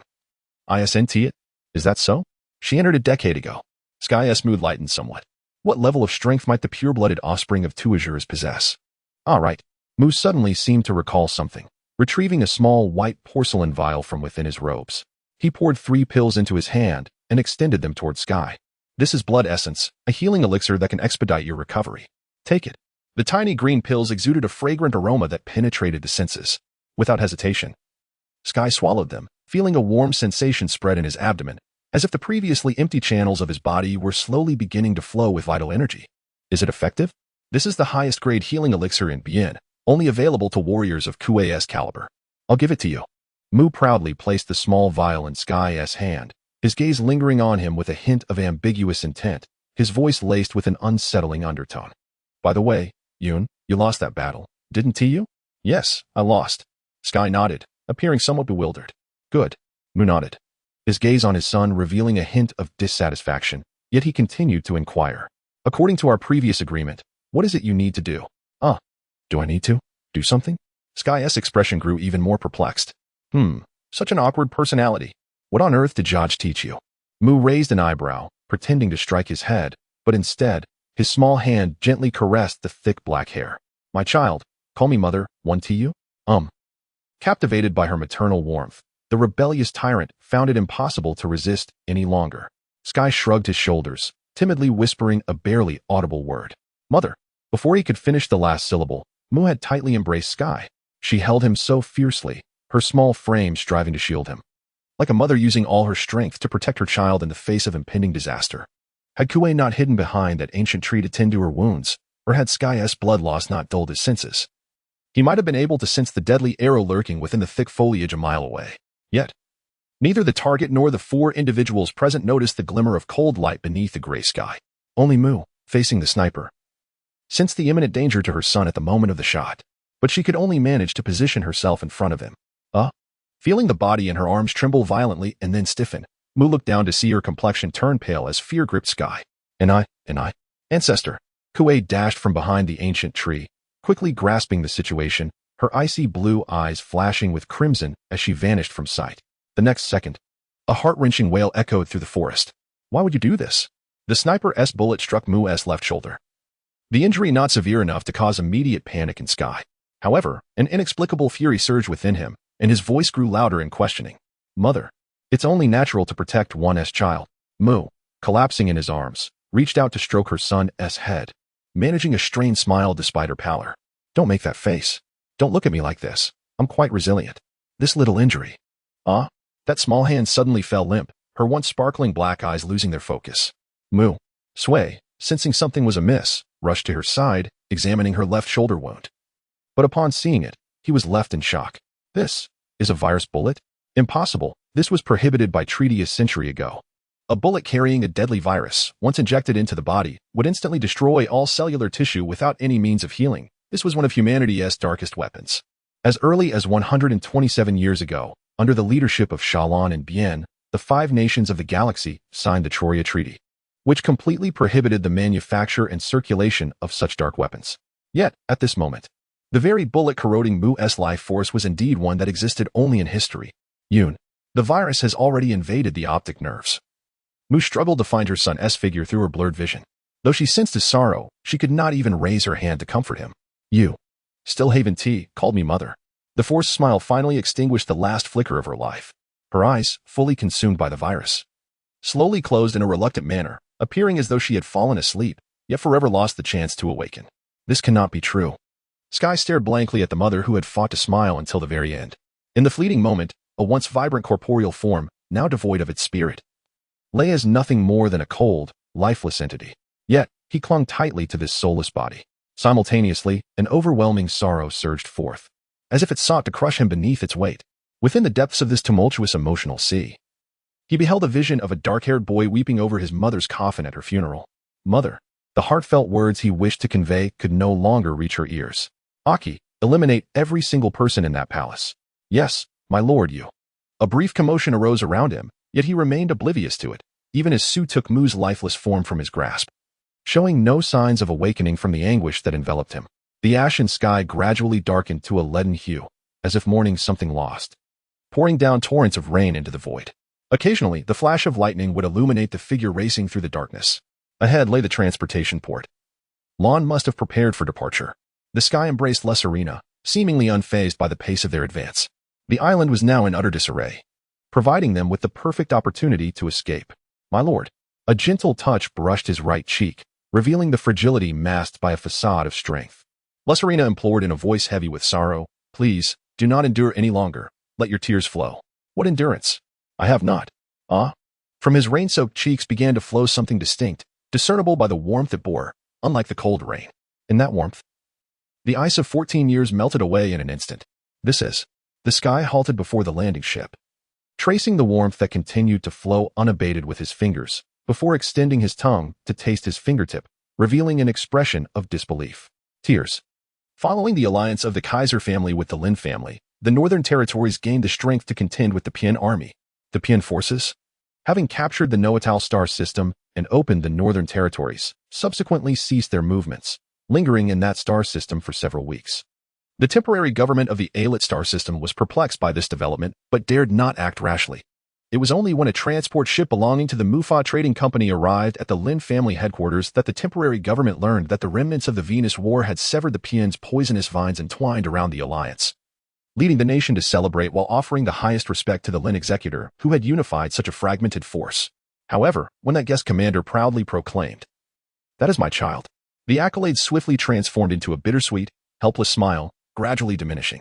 Although the tale of the Lin commander and the imperial princess had become a beloved love story within the alliance, it was hardly a source of pride that the matter of repelling enemies and restoring the homeland was led by the foundational clan of the empire. Yet, the alliance government, which had cultivated a climate of martial decline, could hardly reclaim lost territories alone, swallowing the bitter fruit of its own sowing. The only solace lay in the fact that the young Lord of Heightland bore the blood of the Lin family, perhaps persuading him to remain with the Alliance post-war. He might be swayed, even as merely a humble soldier within the Azure Army, if offered the position of Deputy Commander of the Alliance. Despite expending considerable effort to realize this possibility, the Alliance government swiftly reacted to the intelligence brought by the Mufa Trading Company. Judging this to be the opportune moment for counteroffensive and restoration, they drafted a battle plan and promptly issued an attack order to their fleet of 46,000 ships. The original 20,000 ships belonging to the Lin family were organized into the Alliance's first fleet, commanded by the guest commander, Princess Ilia, who launched a frontal assault against the Pian forces entrenched in the Noatal star system. The first fleet's objective was merely to divert the Pian army's attention, creating conditions for another fleet's stealthy advance.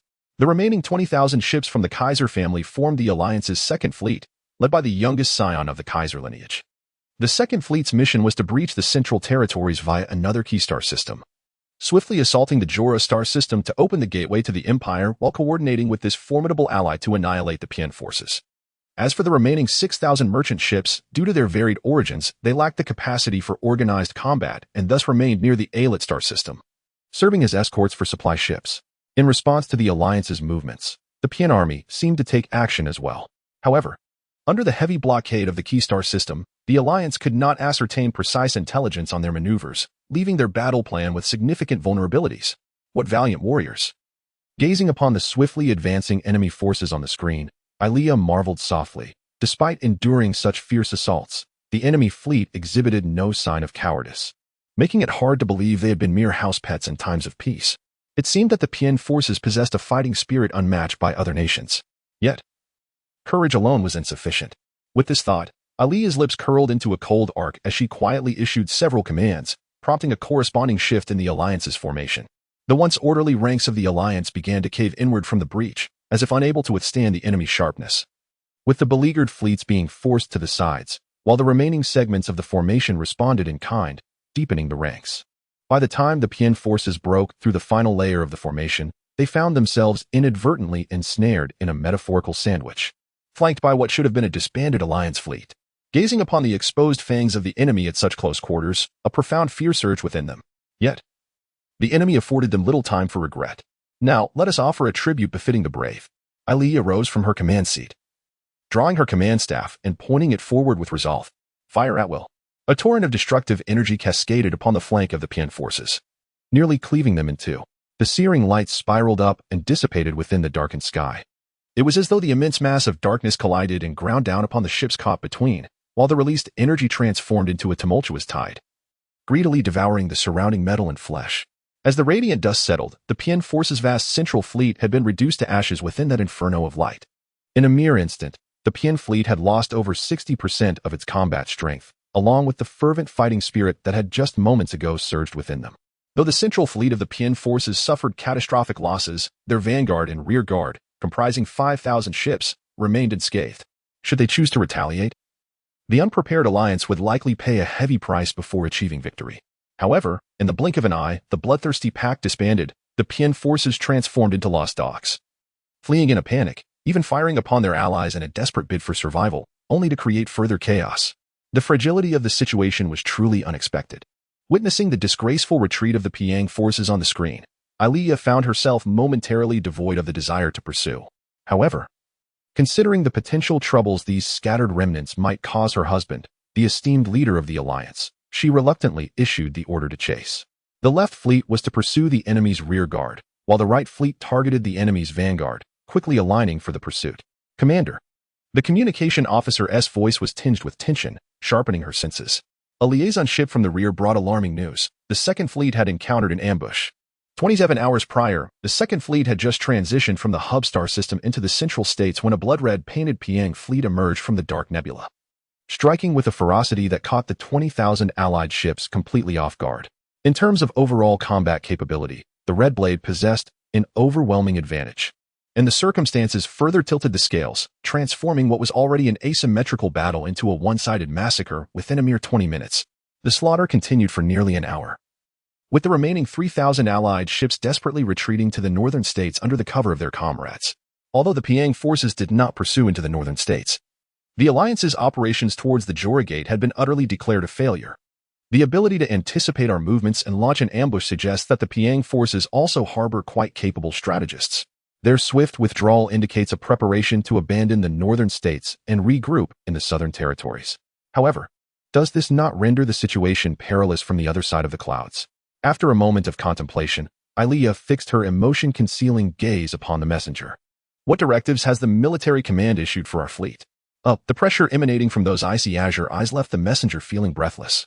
Please, instruct the First Fleet to immediately return to guard the northern states. Oh, a retreat. Ilea squinted slightly, her displeasure evident.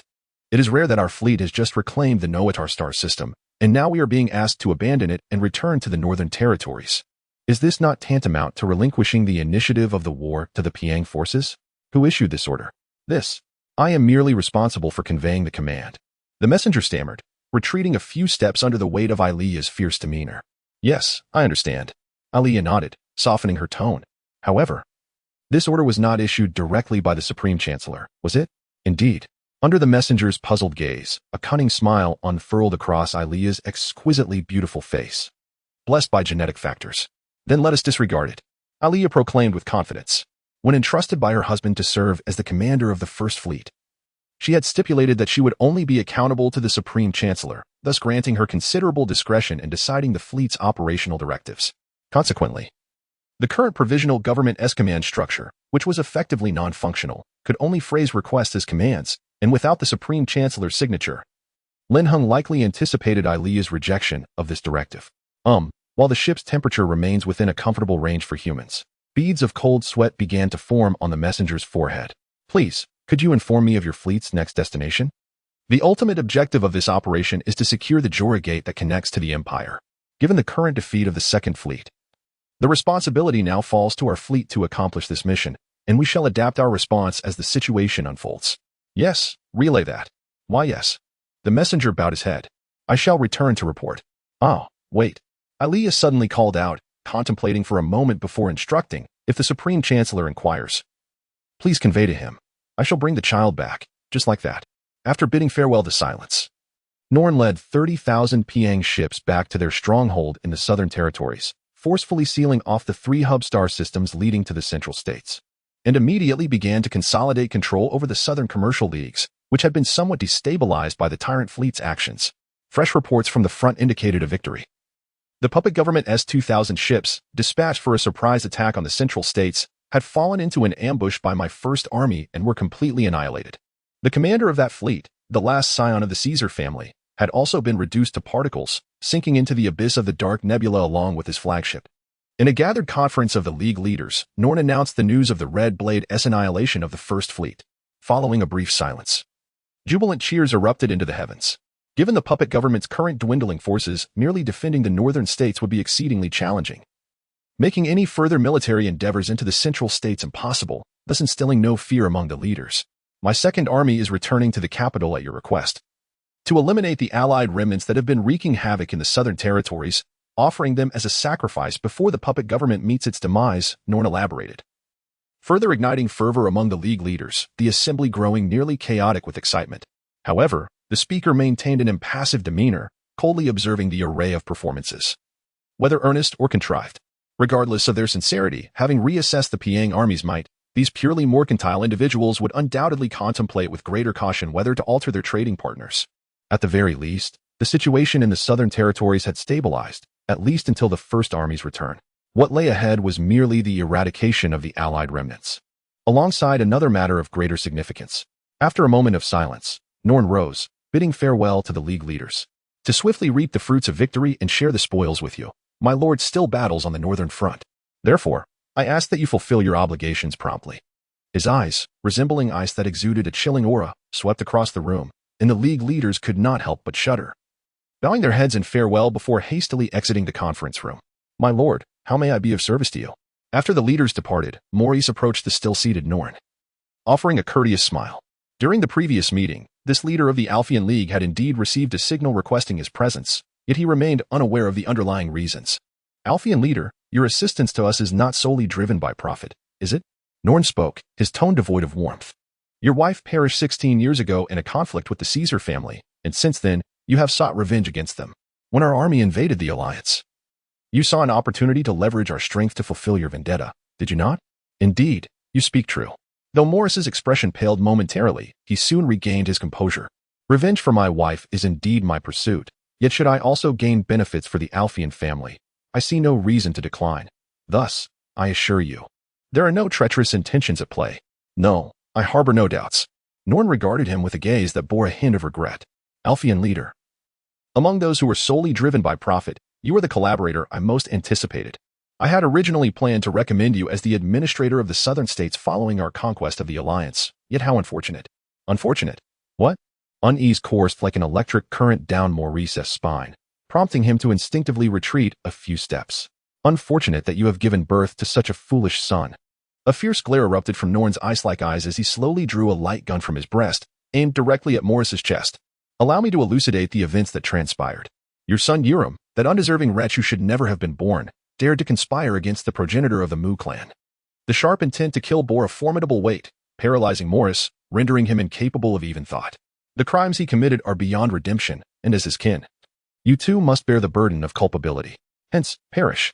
Without hesitation, Noen pulled the trigger, while the patriarch of the Alphian family, burdened by his corpulence, could only watch in horror as the radiant blue light erupted from the dark muzzle, leaving a gaping void the size of a thumb in his heart, swiftly filled by the torrent of blood that followed. What? Morris's eyes widened as he collapsed heavily to the ground. In the encroaching darkness, he beheld the gray eyes that loomed above him. As a parting gift for his journey to the underworld, I shall impart one final revelation. The object of your vengeance, the esteemed speaker of the Alliance, was executed in secret by my forces 3 months ago. As for your son, he has long since embarked on his own journey to the netherworld, so you ought to pursue him without delay. Emerging from the doorway was an unmarked transport vessel, awaiting before it a multitude of crimson warships, with a colossal silver flagship that rivaled a small fortress at its center. The transport vessel sailed directly towards the silver Leviathan, and as it approached, thousands of blood-red warships executed an astonishingly synchronized maneuver, turning to face it. As if in tribute or mourning, silence reigned, a suffocating heaviness enveloping the stillness of the cosmos, until the moment the transport vessel slipped beneath the silver flagship, at which point a blinding red light erupted from the multitude of warships, momentarily staining the universe a hue of blood. The youth clad in white ambled down the deserted corridor, trailing behind him a crystal coffin that cradled a girl ensconced in eternal slumber. At the end of the corridor appeared a gray-haired man, prompting the white-clad youth to glance up, only to discover that the once unblemished visage now bore the heavy marks of age and desolation, leading him to lower his gaze once more.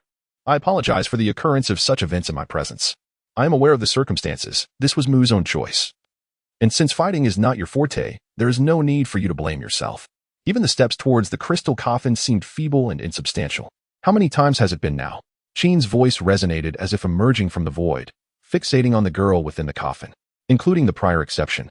It has been 36 times for the Mu clan. Sui replied in a calm tone. An exception? Is that the Mu who has adopted the name Ya? Sheen seemed to force a smile. Over the past centuries, she has been the only one among us to attain happiness. Is that so? Sui tilted his head in confusion, but quickly confirmed a more pressing matter. What shall we do next? Will we inherit her name? It is your decision as the instructor. I am weary of this sorrow that cannot be accustomed to, even after countless repetitions. Sheen closed his eyes and turned away. Only that child can inherit this fate. My mother's name was Ya, though I can no longer recall her visage. Yet, the memories of her seem to reveal a woman who preferred solitude, spending most of her days quietly in that villa, gazing out at the prairies and forests. At that time, I was utterly oblivious to her thoughts. No, even now, I remain unaware of what it was that she perpetually gazed upon. The distant starry mist emanated a crystalline glow, shrouding the figures of the two in a diaphanous veil. The sky looked upon the birthplace of the star clusters, while Lesserina gently wiped the inky tresses of his hair with a damp cloth. Nevertheless, my mother always showered me with gentle affection.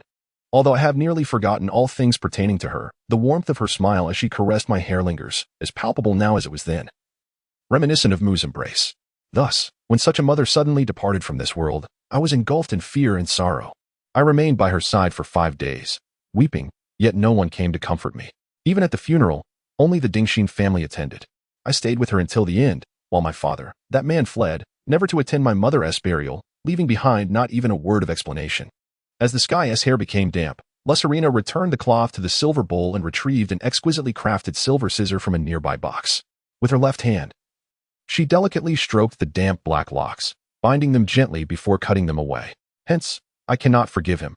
Even now, no matter what he does for me, I cannot absolve him.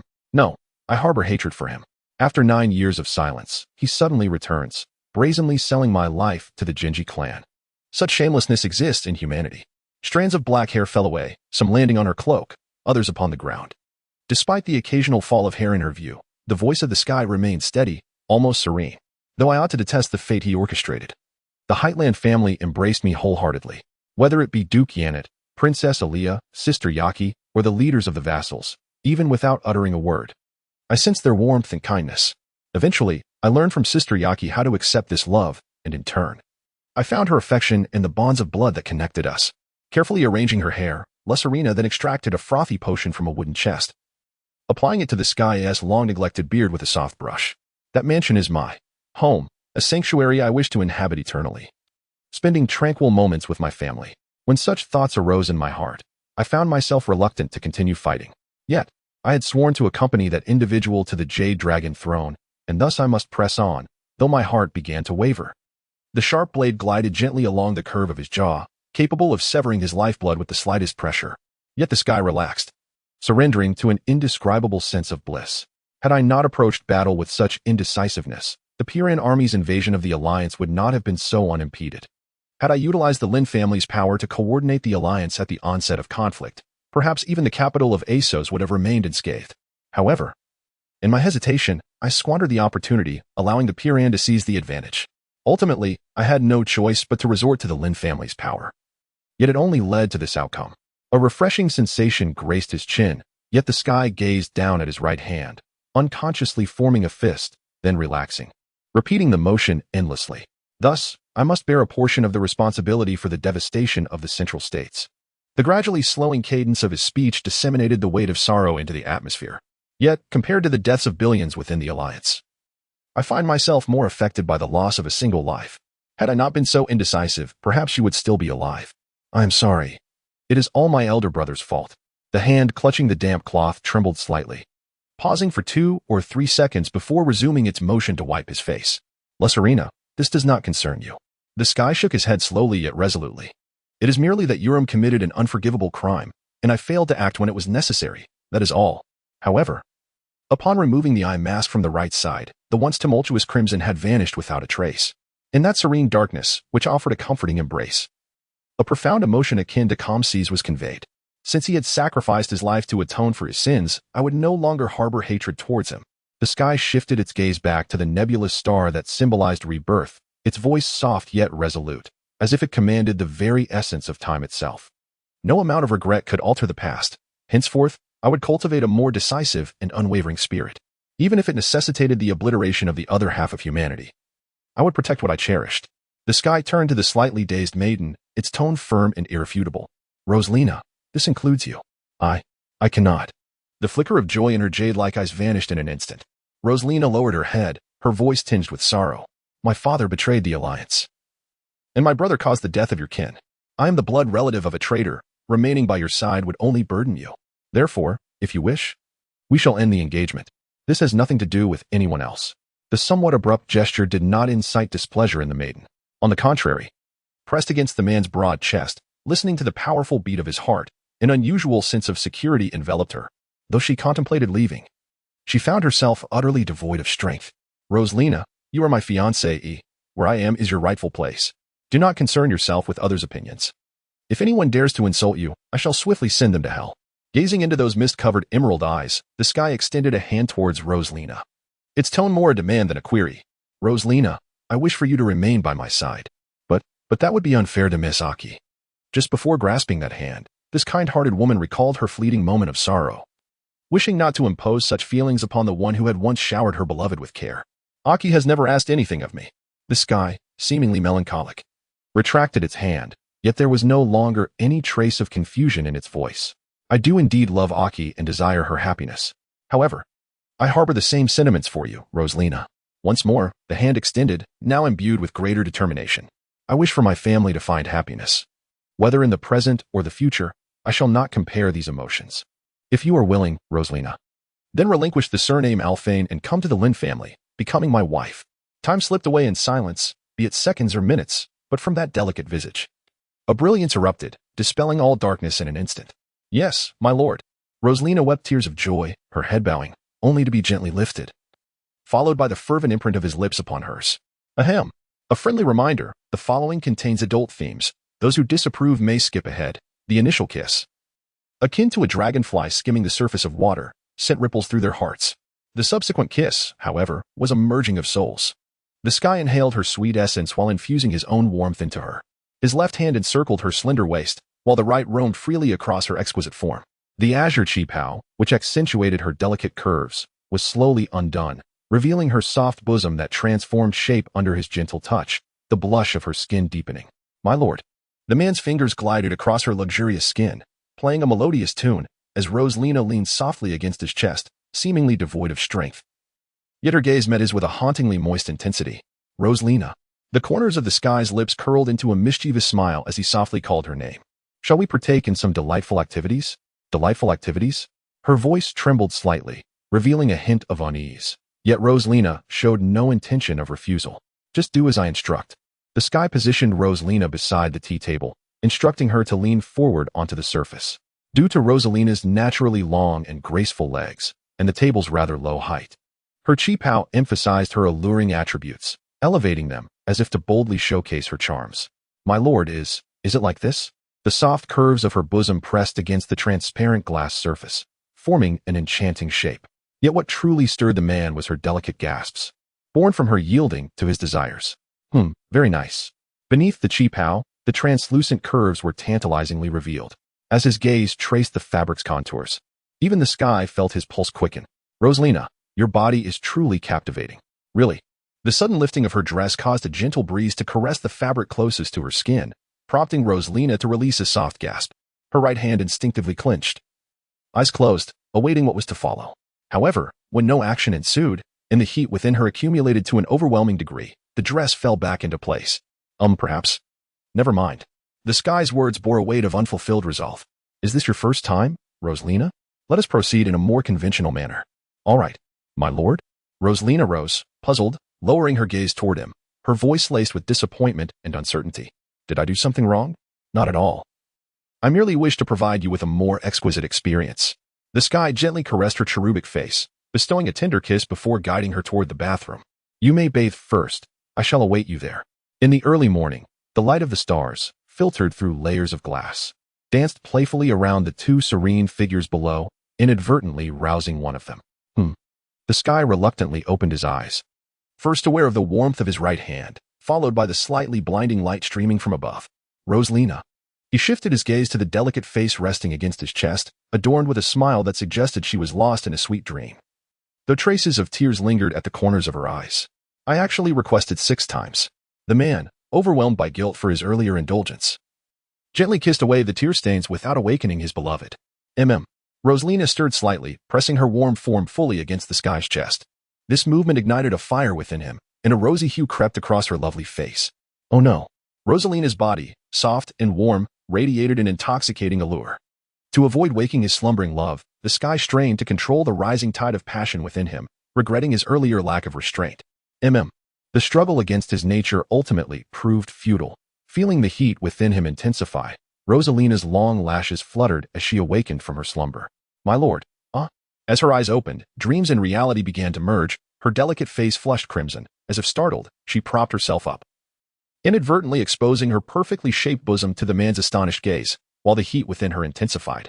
Alas, the searing heat dissipated all her strength, and Rosalina weakly leaned against his chest, lifting her gaze to her husband who gently embraced her. A shyness enveloped her, rendering her momentarily speechless, until she mustered a rather commonplace greeting. My lord, good morning. Good morning. The sky bore a wry smile, seemingly at a loss for words. However, before he could find a suitable topic, Rosalina expressed her inexplicable gratitude. Husband, thank you for your love. It seems to be the same as Lady Aki's. The sky's expression suddenly became confused. Because Lady Aki bore your flesh and blood, and you have granted me the same opportunity. Rosalina struggled to complete her sentence, her embarrassment overwhelming her as she buried her face deeper into his chest. So, thank you. Actually, My experience with Sister Aki was a tad different. The Sky scratched his head in slight embarrassment. Different, how so? Lucerina raised her head once more, her emerald eyes reflecting curiosity and concern. Well, you may inquire about it when you meet Sister Aki. The Sky gazed at her with tenderness. So, let us conclude this senseless war swiftly, Lucerina. When we return to the imperial capital, I shall introduce you to my family, which will also become your home. My lord. All right. Although remnants of unease and sorrow lingered, Lucerina's voice brimmed with vibrant hope. And the Sky couldn't help but feel elated, gently patting her delicate, snow-white curves. Now, let us rise and discuss what comes next. Yes. After responding, Lucerina recalled the lingering warmth within her abdomen, her face flushing crimson as she timidly inquired, Husband, may I step out? Meanwhile, Norn, returning with the 30,000 allied fleet, swiftly quelled the restlessness of the southern states and promptly commenced the extermination of the elusive allied fleet. The 5,000 remnants from the defeat at the Gate of Venus, having undergone rigorous training, had evolved into a formidable force that even the Red Blade could not dismiss. Yet, the individual leading this resilient remnant posed an even greater threat, having failed to gain any advantage in multiple confrontations. Norn regarded this fleet as a more significant threat than the northern states, exerting all efforts to ensnare them in an intricate web, willing to pay any price for their annihilation. Consequently, the three pivotal star systems leading to the central states were tightly sealed off by countless warships, permitting only a few supply vessels to pass, while all merchant ships were barred from entry. As for Norn himself, he personally commanded the 8,000 PN warships, newly refurbished during their stay in the capital of Assos, methodically searching the southern states while tightening his grip on the net he had cast. Although 8,000 warships against a tyrant did not guarantee victory, his strategy hinged upon the return of the First Army, the elite of the Red Blade under the command of Jay, which would be pivotal in vanquishing the Allied elite. The Third Army stationed at the Noatar star system was intended to serve as mere pawns in the plan, as long as they could temporarily resist the Allied fleet's incursions before the First Army's return. Their fate was of little consequence. The Empire's intervention was inevitable if the assault was not swiftly concluded, and the war's ultimate outcome might see the community only occupying the southern states of the Alliance. Nevertheless, should he successfully capture the tyrant sought by the ancestral decree, even if the war's outcome fell short of expectations, as the commander, Jay would likely face minimal repercussions, with plenty willing to take the blame in his stead. With these thoughts, Norn began preparations for the permanent fortification of the southern borders while awaiting the return of the First Army. However, much like the unforeseen ambush by the PN Army that led to the First Fleet's demise, the involvement of the Allied temporary government-s admiral introduced subtle deviations in his overall grasp of the war's dynamics. In the void, a brilliant light arrow erupted, illuminating a corner of the cosmos, enveloped by the radiance of annihilating energy. The protective magnetic field of the ship's exterior was eroded within mere seconds. A mine carrying an antimatter warhead carved an enigmatic path through the blinding emptiness, effortlessly breaching the interception of 12 beam cannons on one side of the battleship. The outer armor was obliterated by the instantaneous high temperature, while the inner armor, with its supple structure, managed to halt the invading mine at the final layer of fibers. However, the mine's loss of power lasted only a fleeting second before the ensuing chain reaction of annihilation detonated, consuming the ship's very essence as fuel, igniting tiny stars in the void and granting a momentary illumination to the surrounding darkness. A similar scene replayed incessantly within the vanguard fleet of the Piang Army. The Allied forces unleashed arrows of vengeance filled with hatred upon the enemy, trapped between the narrow fissures of stars, unable to move. Even the elite Red Blade, compelled by the infinite might of two stars, could only huddle tightly into a compact defensive formation, helplessly enduring the savage onslaught of the luminous wolf pack as they tore at the outer flesh, without any means of resistance. Had any fleet other than the Red Blade stood firm against the onslaught of light and heat, it would likely have been unable to maintain even this minimal defense. Despite possessing unwavering combat resolve, after enduring 20 minutes of concentrated assault, the 4,000 Piang ships were left in tatters. In truth, had it not been for Ailea's concern over the logistical challenges faced by the Central Kingdoms, ordering a conservation of ammunition, this ambush might have concluded a mere 5 minutes ago. A perfect ambush, indeed, my lord. The Chief of Staff of the Allied First Fleet was Valor Gruss, recently promoted to Brigadier General. This man, nearing his mid-30s, respectfully saluted the guest admiral holding the command staff. Not bad. Ailea casually toyed with the silver staff in her hand, a reminiscent smile gracing her lips. You know, I truly relish witnessing the panicked expressions of enemies caught in ambush. Although I had to retire before commanding the fleet due to Xiang, I can finally enjoy this thrill once more. Valor's astonished expression froze for a few seconds before he solemnly cautioned his superior. If I may be so bold, my lord, perhaps you should regard the war with greater gravity, as it concerns the lives of our soldiers. I have never underestimated the lives of soldiers. Aliyah raised an eyebrow, as if stung by an unjust accusation. Even now, well, let's allow the forthcoming moments to speak for themselves. With a shrug, Aliyah shifted her gaze to the star map beneath her feet. It was no longer possible to inflict greater harm upon the enemy. She ordered a reduction in attack frequency in preparation for retreat. Should we delay further, our escape route may be severed. After all, in terms of sheer combat power, the enemy's Crimson Fleet possesses overwhelming strength, making a direct confrontation unwise. Severing the escape route, Valor gazed quizzically at the star map. Between two massive energy bodies lay a narrow central pathway, where the vanguard fleet of Piang languished at its terminus. Could it be? Realization dawned upon him as he expanded his view slightly, discovering an uncharted route at the margins of the two stars. However, the reconnaissance anchors scattered there revealed no signs of the enemy. No need to search further, if we are close enough to the star. The reconnaissance system cannot discern their presence under the cover of thermal radiation, just as we did when ambushing them. The astral maiden, well-versed in astronomy, reminded her subordinates in a soft voice. Based on the enemy's fastest immediate response time and the duration it took to sneak here, calculate how much time remains for our retreat. Understood. Valor grimly relayed the command, and minutes later, the intelligence officer reported back. At least 12 minutes, my lord. 12 minutes, you say? Aliyah mused as she snapped her fingers, issuing the order to retreat. It appears we have no surplus time. Issue a fleet-wide command for immediate withdrawal. Having endured the relentless scorching of stellar flames at close range, the Piang forces, upon reaching their designated attack position, erupted from the star like a corona, claws bared, aiming to pounce upon the enemy that had been suppressing their vanguard fleet. Yet, to their astonishment, they found only the battered remnants of their own vanguard fleet at the end of the stellar corridor, while the Allied fleet had long since departed. All they could see was the receding azure flame trails in the void, to be toyed with to such an extent by the feeble Allied forces. The proud warriors of the Red Blade were incensed, yet the order to regroup issued from their supreme commander compelled them to retract their steps. They had initially planned to take a shortcut through the heart of the Twin Stars, only to be ambushed by the enemy, reminiscent of the battle from the previous week. With a heavy sigh, they shifted their gaze from the distant azure flames. Nevertheless, to have a firm grasp on our movements to such a degree. Who could possibly be the commander of that fleet? That fleet should be the Allied First Fleet, commanded by what seems to be the former admiral of the Astral Army. A companion replied coolly. However, do you intend to let them go unchallenged? Allowing this fleet to operate in the Central Kingdoms will pose a significant obstacle to our forces. It may take some time, but I still recommend pursuing and annihilating them. No need. I have a notion of their destination. Shifting his gaze to the only yellow-marked star system on the interstellar map. A bitter resignation spread across the face of Xi. If the Empire has officially intervened in the war, then pursuing them would only result in our own annihilation. Moreover, with our current troop strength, we can no longer secure the Central Kingdoms. Are you intending to abandon this area and retreat to the Southern Kingdoms? Red Knight frowned, then quickly relaxed. Yes, under the circumstances with the Astral Army's involvement, this may indeed be the best choice. Was it Lord Norn who devised this strategy for you? Is he currently in the Southern Kingdoms? Yes, things are somewhat unstable in the Southern Kingdoms. But with him exerting control, there should be no issues.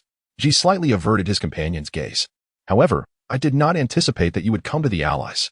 Is it due to the Ancestor's influence? Ah, the Ancestor has once again entered a decade-long slumber, before her awakening. The affairs of the Mu clan are overseen by the Ancestor, and my task is to eradicate the bloodline of the Alphian family, ensuring that this sinful lineage leaves no trace in the cosmos. So you brought not only the Harbinger but also the envoy of the Mu clan? She opened his mouth but remained silent. Do you imply that I am wasteful? Red Knight glanced at his companion from the corner of his eye. Although I have not received orders in this regard, I can assist you, provided it does not conflict with the extermination mission. I truly appreciate that. The realization of being so easily read left Xi with a wry smile. However, as far as I know, the bloodline of the Alphian family was seemingly eradicated by the Grand Inspector long ago in the Rodyak system. Their head, Maurice, may have escaped due to being in the capital of Assos, yet remains under Norn's watchful eye and could be dealt with at any moment. That individual has already been executed by Lord Norn. Red Knight turned his gaze to the window, his cold voice betraying no emotion. The bloodline of the Alphian family has dwindled to a single descendant, Morris's daughter, Luthrelina, who still lives, and Hongya reached for the long sword at her waist. Her voice icy, yet her black eyes seemed to harbor a fervent flame. She is currently in the company of Zijuan. In the absence of contact with the parties involved, the temporary government of the Alliance has formally incorporated the remnants of the Venus Army, which is currently operating in the southern states, into the Alliance's Third Fleet, concurrently bestowing upon its commander, Lin the Executor, Lin Tian, the military rank of Alliance Brigadier General. While the temporary government hastily dispatched an envoy ship to convey this appointment to the Third Fleet, Norn, commanding the Second Army of Bien, fortified the southern borders with a fleet of 30,000 warships, rendering even Lin's strength incapable of breaching the blockade. Simultaneously, Norn formed a punitive fleet of 8,000 warships, meticulously combing through the southern states, gradually constricting the Third Fleet's operational space and driving them towards a dead end. For the Third Fleet, if they cannot break through the southern blockade, their options upon the return of the First Army of Bien will likely dwindle to surrender or death. Given the reality of their threat to the overall strategy of the Bien forces, the latter possibility seems even more probable. Although the situation deteriorates day by day, the Third Fleet has managed to keep unrest to a minimum, and morale remains largely unaffected. As the commander, Tian calmly navigates the encroaching crisis, instilling a sense of calm among his subordinates. Reflecting on this youth, once branded a tyrant, who brought a series of miraculous victories to the Alliance, none doubt his ability to guide the Third Fleet through this precarious situation. What a troublesome fellow, that one named Lorne. Tian propped his legs on the desk. Reclining in his chair, staring vacantly at the dazzling stars reflected on the ceiling, murmuring to himself. Norn's tactics, though slow in effect, are steadfast and solid, leaving no openings for cunning strategy. However, he is not without countermeasures. In truth, if ensuring the bare minimum of personnel survival is the goal, there are at least 3 methods to achieve this. Alternatively, even if the aim is slightly higher, to retain the complete combat capability of the fleet, he possesses more than one way to accomplish this. The only dilemma lies in how to choose between the 2 objectives. If the goal is merely to guarantee minimal survival, executing operations becomes significantly easier, yet this equates to losing the opportunity to intervene in the later stages of the war. Conversely, if preserving the Third Fleet's full combat power is prioritized, he must gamble the fate of all fleet members against the hand of fate. While the odds are favorable, they are far from assured. The only certainty is that, upon victory, the immediate crisis will be abated. My lord? The gently opened door brought a ray of light into the darkness of the room. Concerned about disturbing her husband's thoughts, Lutherlina carefully chose to illuminate the nearby lamp. The flickering orange light, reminiscent of candle flames, cast shadows of varying depths upon the surrounding walls, enhancing the tranquility of the private space. Not a stifling gloom, but a serene stillness that flowed with the clarity of time. Observing the delicate figure adjusting the brightness, Tian unwittingly recalled the phrase "a touch of red sleeves" and felt an inexplicable happiness surge within him, wishing that this moment of tranquility could linger a little longer. Lutherlina. Tian called to his beloved with a smile in his voice, his tone tinged with affection. It is already quite late. You should rest early. But my lord has not yet rested, Lutherlina replied. I have prepared a light supper for you. With gentle movements, she took exquisite dishes from the basket and placed them on the desk, arranging them delicately. Though it cannot compare to my lord's culinary skills, please, if you would, give it a try. For some reason, her final words trailed off slightly. This was specially prepared for me? Tian was momentarily taken aback, closing his eyes for 20 seconds, overwhelmed by a wave of emotion. Rest assured, Lutherlina, your intentions are the finest seasoning, making it impossible for it to taste anything but delightful. With a tender gaze, Tian spoke from the depths of his heart to the enchanting woman beside him. In such an atmosphere, the taste of the dishes themselves became almost inconsequential. However, as Tian sampled a small dish, he was pleasantly surprised to find it worthy of embellishing the feast, leaving him with no reason to refuse.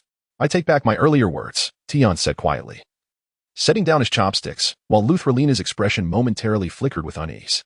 Even without the sentiment, these dishes are of a quality that could be deemed exquisite. If intended as a late-night snack, it may even be somewhat extravagant. My lord, really? Of course, I have never lied in this regard, but... Tian regarded Lutherlina with a teasing smile. These seem like they're meant to accompany drinks, Lutherlina. Well, since I was unsure if my lord drinks, I prepared a lighter osmanthus wine. Is that acceptable? Lutherlina retrieved a white ceramic wine jug from the basket and poured a glass, presenting it to Tian. Ah, it is already perfect. Being served to such an extent by his beloved made Tian reflect slightly on this indulgence. Lutherlina, may I ask you a question? Sipping the fine wine, Tian was enveloped by a familiar sense of happiness. He gazed at the enchanting figure beside him, his once blood-stained right eye now quietly conveying love and trust. In the face of advancement and danger, or retreat and comfort, what would you choose? This. Well, Lutherlina's expression initially reflected a moment of panic, but her response soon emerged calm and resolute, akin to gentle waves lapping at a sandy shore. I choose to stand side by side with my lord. Is that so? Tion exhaled a sigh of relief, his gaze shifting to the constellation-studded ceiling, his spirit igniting with fervor. It seems Norn must indeed face some adversity. On the 7th day of June in the 473rd year of the Alliance, equivalent to the 16th day of the first month in the 429th year of the Empire, at dawn. In the pivotal star system of Satanos connecting the southern and northern states, a supply fleet belonging to the Mufa Trading Company sought passage at the gate. The fleet claimed to be transporting supplies to the central states, yet the station fleet of Bien, having received no release order, did not yield the path to the gate. Despite the commander's repeated requests for the opposing fleet to return and await further instructions, the Mufa merchants reacted with unusual intensity, ultimately arousing suspicion.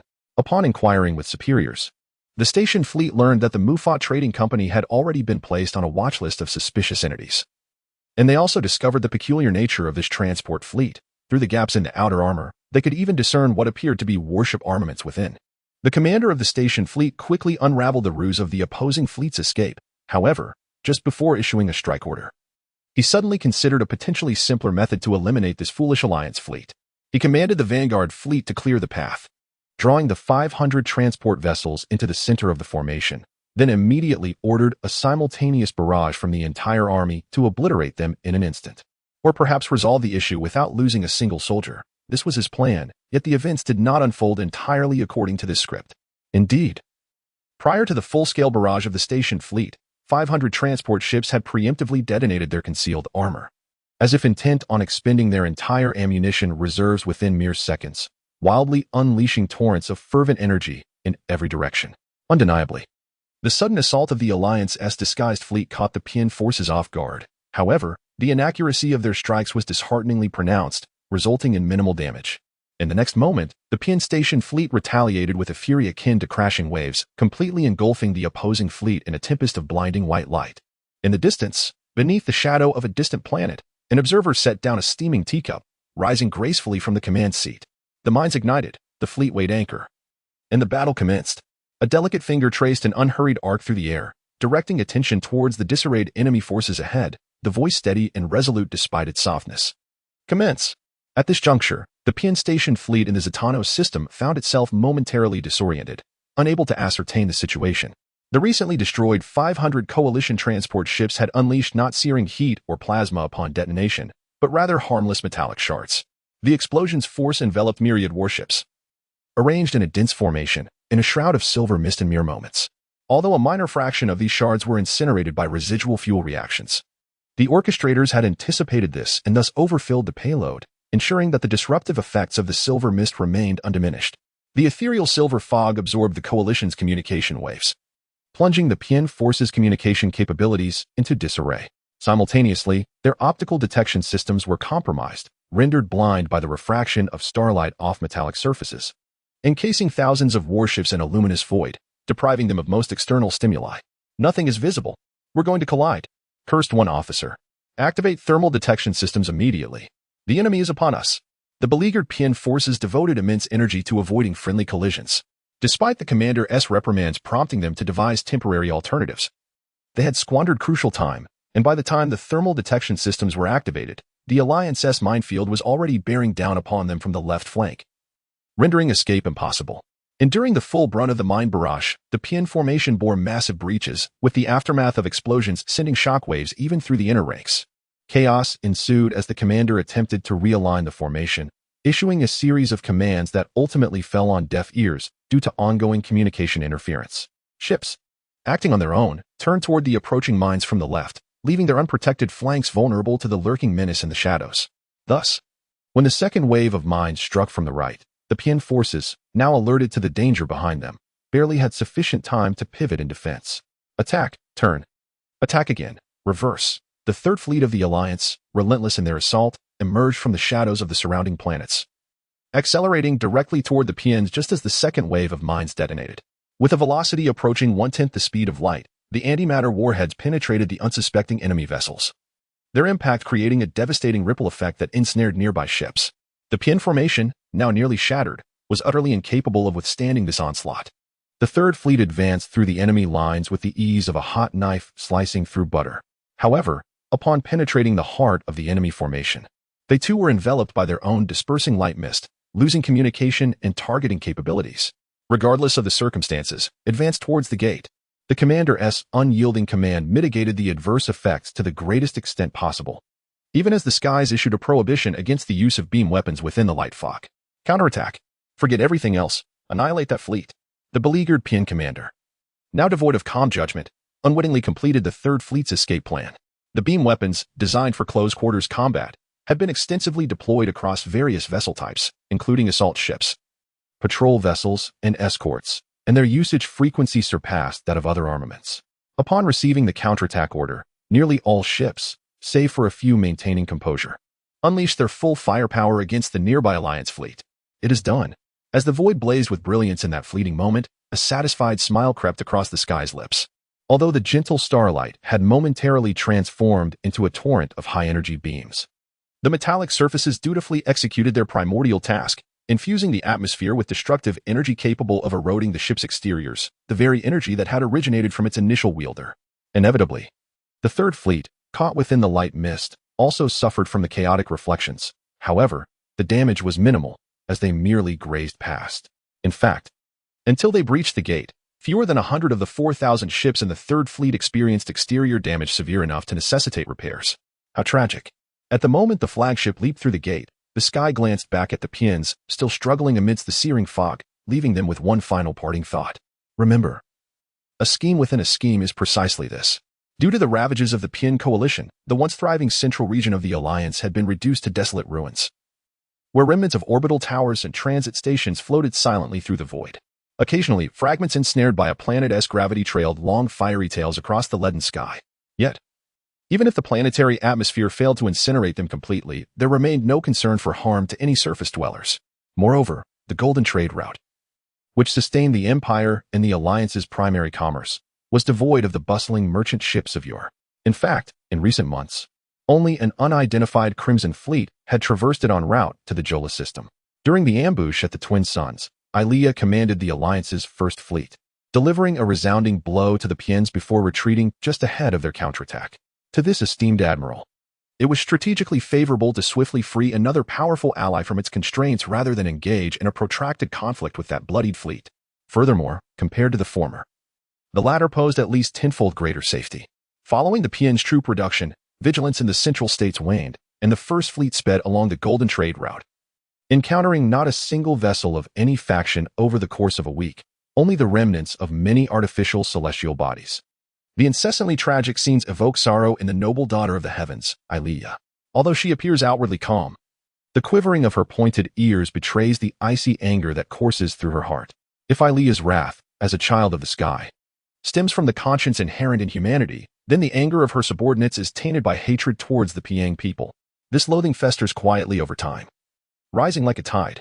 Despite Ilia's efforts to channel this double-edged sword of fervor, she ultimately cannot fully master it, leading to an incident of friendly fire. Upon reaching the last pivotal star system before leaping into the Jola system, the Vanguard reconnaissance team of the First Fleet discovered the Third Fleet docked near an abandoned relay station. Their next action should have been to ascertain the identity of the other party, however, consumed by a fervent hatred. The notion that allies could not possibly appear within enemy territory dictated the actions of the Vanguard team. Friendly communications from the Third Fleet arrived mere seconds later. But by that time, the Vanguard had already unleashed all their firepower. The attacks from the rail guns and beam cannons, due to the considerable distance, did not inflict damage upon the Third Fleet. However, the subsequent missile strikes successfully hit several ships that had not yet set sail, including the flagship of the Third Fleet. Had it not been for the enemy identification system making a correct judgment at the last moment, it is possible that the foes standing before the Alliance would have been the Sky Army, seeking vengeance for Lord Haterland. Upon receiving communications and feedback from the Third Fleet, the Vanguard reconnaissance team of the First Fleet immediately ceased fire. Yet, the dark void was soon enveloped in an even more awkward silence. First, contact the commander of that fleet and inform her that our fleet requires an acceptable explanation. Even the tyrant who instills fear in the three nations appeared slightly pale at this moment, and the communications officer tasked with conveying this order, like most of his companions, continued to tremble for a considerable time thereafter. What a joke. After finally breaking through the enemy encirclement, we nearly perished at the hands of our own. A fiery wrath erupted seconds later, as the sky slammed a hand down upon the command platform, causing the resilient fiber surface to shatter under the explosive force. My lord, please do not be so angry. Under the tyrant's overwhelming presence, the generals hesitated, while only the gentle touch of Rosalina softly soothed his fury. I believe they are merely eager for revenge, having witnessed the dire conditions in the central nations, just like us. So, could you perhaps forgive them? Aliyah, if there was any mistake just now, then you. The tone of the sky still bore an undeniable anger. 2 minutes prior, he had been discussing strategies to capture the orbital fortress at the Jola Gate with the generals, and Aliyah had been a part of that discussion. When the earth-shattering impact suddenly struck, the sky, caught completely off guard, was momentarily seized by fear not of death, but of losing the beloved he had promised to protect at all costs due to his own negligence. Is that you, Song-Yoon? A voice filled with enthusiasm called out, and a shadowy screen abruptly emerged from the void. Upon seeing the figure within the screen, the sky's anger was swiftly replaced by confusion and shock. Aliyah, mother? What are you doing here? I'm so relieved to see you safe. Aliyah took a moment to calm her tone. I am currently serving as an honorary admiral of the First Fleet, though this is a long story that I will tell you later. By the way, regarding the recent incident, my side is filled with hot-blooded individuals. Your fleet didn't sustain any injuries, did it? Fortunately. Including this flagship, the damage was merely from missile breaches, and we are currently conducting repairs.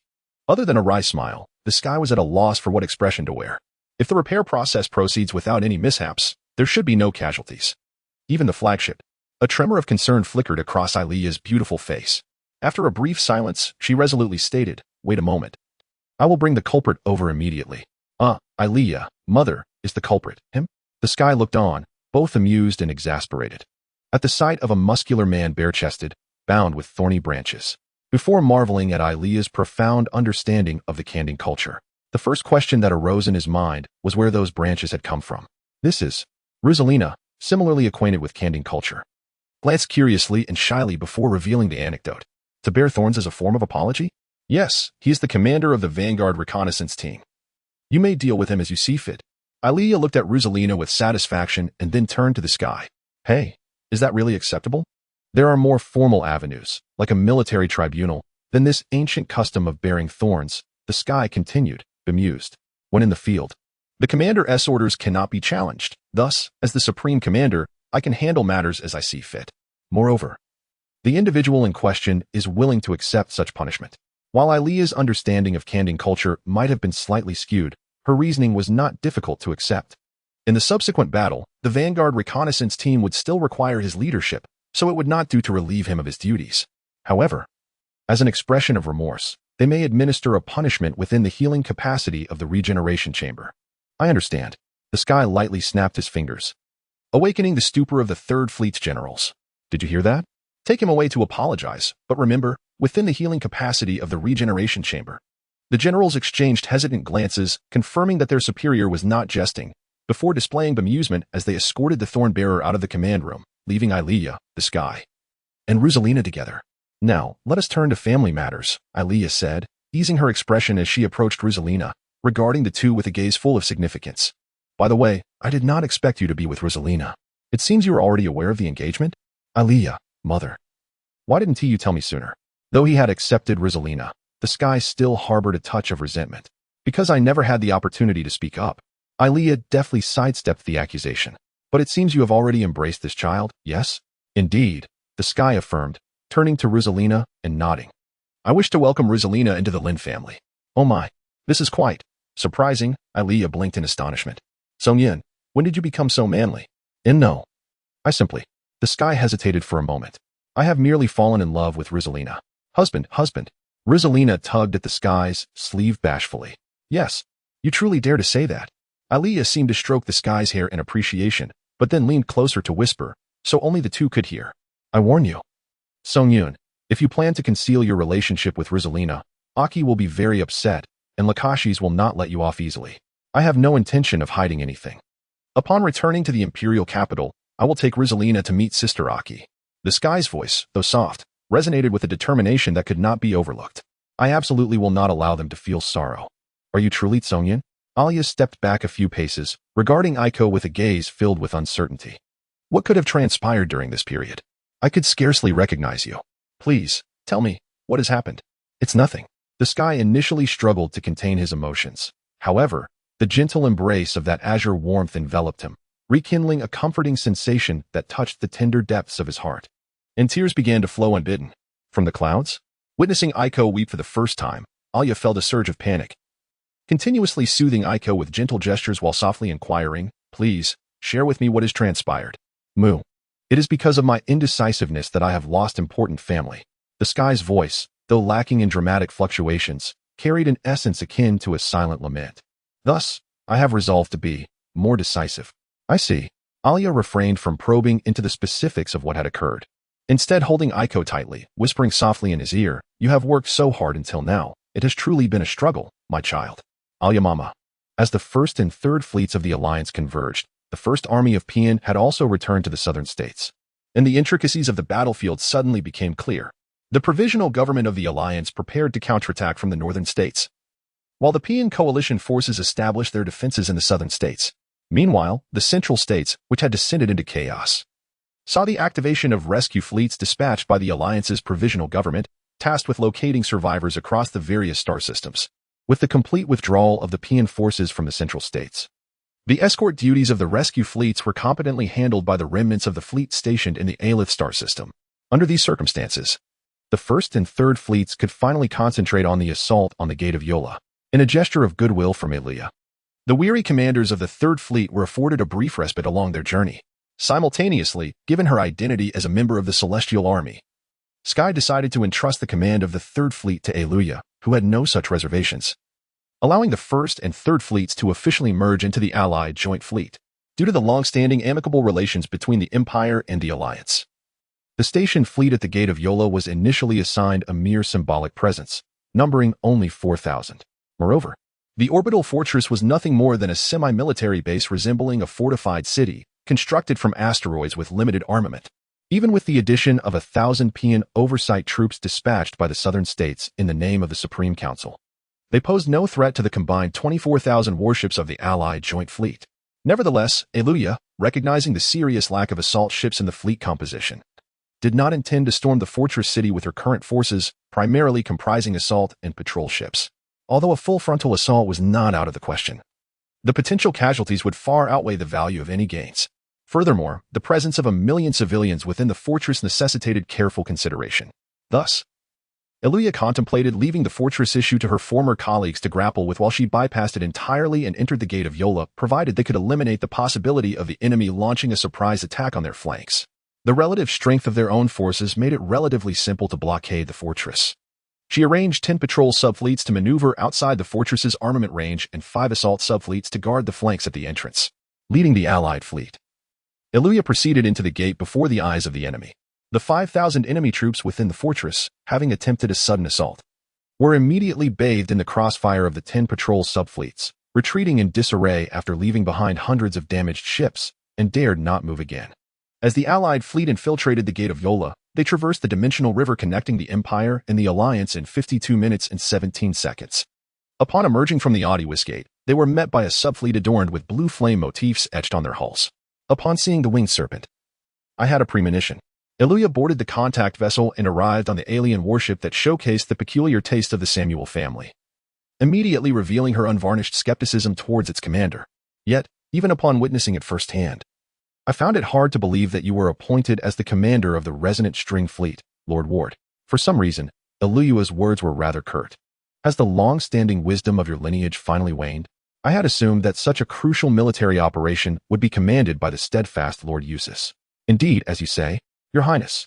A look of genuine agreement appeared on the unchanging visage of Eustace, whom I had not seen for many years. Regardless of perspective, Eustace was undoubtedly more suited to command the Resonant String. Pray tell, why did Admiral Elvoda recommend me? Recommended by Admiral Elvoda? Eluya paused momentarily, then nodded, revealing a resigned expression. I see, it is indeed characteristic of her to eliminate potential instabilities in command. Lady Hetland, I apologize for my rudeness. Before the person deemed an unstable factor could voice an objection, an aide stepped forward. However, wasn't your previous statement somewhat disrespectful, Your Highness? Sorella protested with fervor. While the Admiral may occasionally appear somewhat unreliable, as a winged knight, he possesses talents befitting that silver-winged scepter. It was precisely this that led Marshal Sane to appoint the Admiral to command the Resonant String. Your Highness's doubts seem to undermine the efforts of those who have fought alongside the Admiral until now. Iluya regarded Sorella with surprise, who returned her gaze with equal intensity. The two women's eyes clashed in the void, and the tension seemed palpable. The aide, sensing the brewing storm, pressed himself against the wall, drenched in cold sweat. As you pointed out, I indeed spoke out of turn. The first to avert her gaze was Lady Hetland, who, with an apologetic nod, slightly inclined her head in deference. Setting aside Lord Ward for the moment, I should not have underestimated the trust placed in our soldiers. Please forgive me. No, I was the one who was excessive, and I should apologize, Lady Hetland. Once she regained her composure, Sorella suddenly recalled the identity of the person before her and was instantly seized by a mix of fear and unease. I seldom bow to others. You should accept it graciously. Iluya raised her head, regarding Sorella with an indifferent gaze. By the way, someone of your serious demeanor is truly wasted on Lord Ward. Serving as his aide must be quite exhausting, no? Indeed, it is exceedingly taxing, be it drafting strategies, analyzing intelligence, or even applying for supplies. It is I who handles everything. While I used to glance over things, recently I merely sign off without even reading the titles. Even when I voice my protests, he always dismisses them with trivial remarks like this is because Sorella's capabilities have become increasingly impressive. Sorella's expression mirrored one who had found a kindred spirit, venting the accumulated frustrations of the past year, concluding with a fervent sigh. If possible, I wish to transfer to another fleet immediately. Is that so? Iluya's eyes appeared to smile. Would you like me to lend you a hand? If you don't mind the position, Lady Yeluni is currently in need of a wing commander. Really, truly. A radiant glow burst forth on Sorella's face in an instant. Ahem. Your Highness. At this critical moment, Ward interjected hurriedly. Regarding the future operational strategy of this fleet, I would like to seek your opinion, esteemed Admiral of the Alliance. Who commands this joint fleet? Operational strategy, you say? Iluya tilted her head, regarding Ward with a mocking gaze until the cold sweat on his forehead became evident. Before leisurely responding, naturally, it is to swiftly crush the Pian forces. The Empire has commanded the resonant string to do so, has it not? The intelligence regarding this matter was fully input into the Winged Serpent's intelligence core during our recent information link, and it is your task to analyze and draft the operational plans. Lord Ward, or do you wish for me to assist you even with such matters? No, Your Highness, what I meant was. The cold sweat finally dripped down Ward's forehead. As for that fortress, your fleet seems yet to have taken it, does it not? According to the 13 Council's directive, our fleet is prohibited from engaging the regular army affiliated with the Alliance government. That fortress no longer belongs to the Alliance government. Iluya flicked her fingers, and a document stored within her hub ring materialized in the air. This is a formal declaration issued by the Provisional Government of the Alliance. Thus, there should be no concerns, correct? Indeed. A nation so ensnared by a mere piece of paper may find its only parallel in the Shawan Empire throughout human history. Please do not speak so, Your Highness. Ward suggested with a wry smile. The absolute nature of respecting contracts is not merely a principle. It is the very cornerstone of the Empire and the source of our clan's honor. If you, a scion of the founding clan, were to deny this, how could we, the ordinary nobility, find our place? I do not deny it. I merely find it occasionally inconvenient, Iluya replied, her brow slightly furrowed. With a resolute voice, she delineated their subsequent duties. In any case, my fleet has nearly exhausted its supplies during our journey. I shall take them below for resupply, while you are responsible for managing that fortress. Is that agreeable? Do not tell me that the Empire's latest resonant strings fleet is merely ornamental. While that is acceptable, I must express my confusion. Ward scratched his head. However, it is my understanding that there are still 1 million civilians trapped within that fortress. Should our forces commence an attack, it would be difficult to ensure their safety. That is your concern, Iluya said, turning to leave the bridge, glancing back at Ward. Are you not a master of strategy? Just as you defeated me in tactical simulations, breach that fortress without bloodshed, dear Samuel? Rest assured, I shall not call you despicable this time. Hey, it's been so long, and you still hold a grudge over that simulation. The title from their training days brought forth memories from 16 years ago, tainted by past emotions, prompting a bittersweet smile from Ward. That was merely a stroke of luck. If it were to happen again now, I would certainly lose to you, Your Highness. Do not speak such insincere words. You have never regarded me as a worthy opponent. Iluya shot him a cold glance before stepping out of the bridge. Moments later, a proud declaration echoed from the corridor within the ship. While I may still be unable to defeat you, dear Samuel, my children shall not concede an inch to you, so watch closely. The Audiwis system connects the Empire's border with the Jola Alliance, and its military configuration was not significantly superior to that of the Jola system. However, After the resonant strings arrived in the Audius system 56 days prior, they promptly began to enhance its military capabilities. Thus, even with over 20,000 Alliance warships requesting maintenance simultaneously, the facilities were capable of accommodating them, albeit in batches based on the condition of the vessels. As the Alliance forces retreated to the rear for resupply, the Celestial Army commenced their assault on the fortress city. According to Ward's strategy, all 32 divisions of the Resonant Strings fleet mobilized, creating an immense encirclement in the void to tightly seal off the fortress, psychologically intimidating the enemy while continuously depleting their energy and morale, simultaneously persuading the former Alliance soldiers and civilians within to surrender. Considering that only 1,000 warships belonged to the Payan Army, and the remaining 4,000 former Alliance warships and 1,000,000 civilians lacked a strong will to resist, the probability of success for this operation was remarkably high. The only uncertainty lay in the timing of the fortress's surrender. The Vanguard Division, Songyan, was not suited for the siege and was thus stationed behind the encirclement along with other assault divisions. Despite being far from the front line, the atmosphere within the fleet was even more fervent than during the peak of war.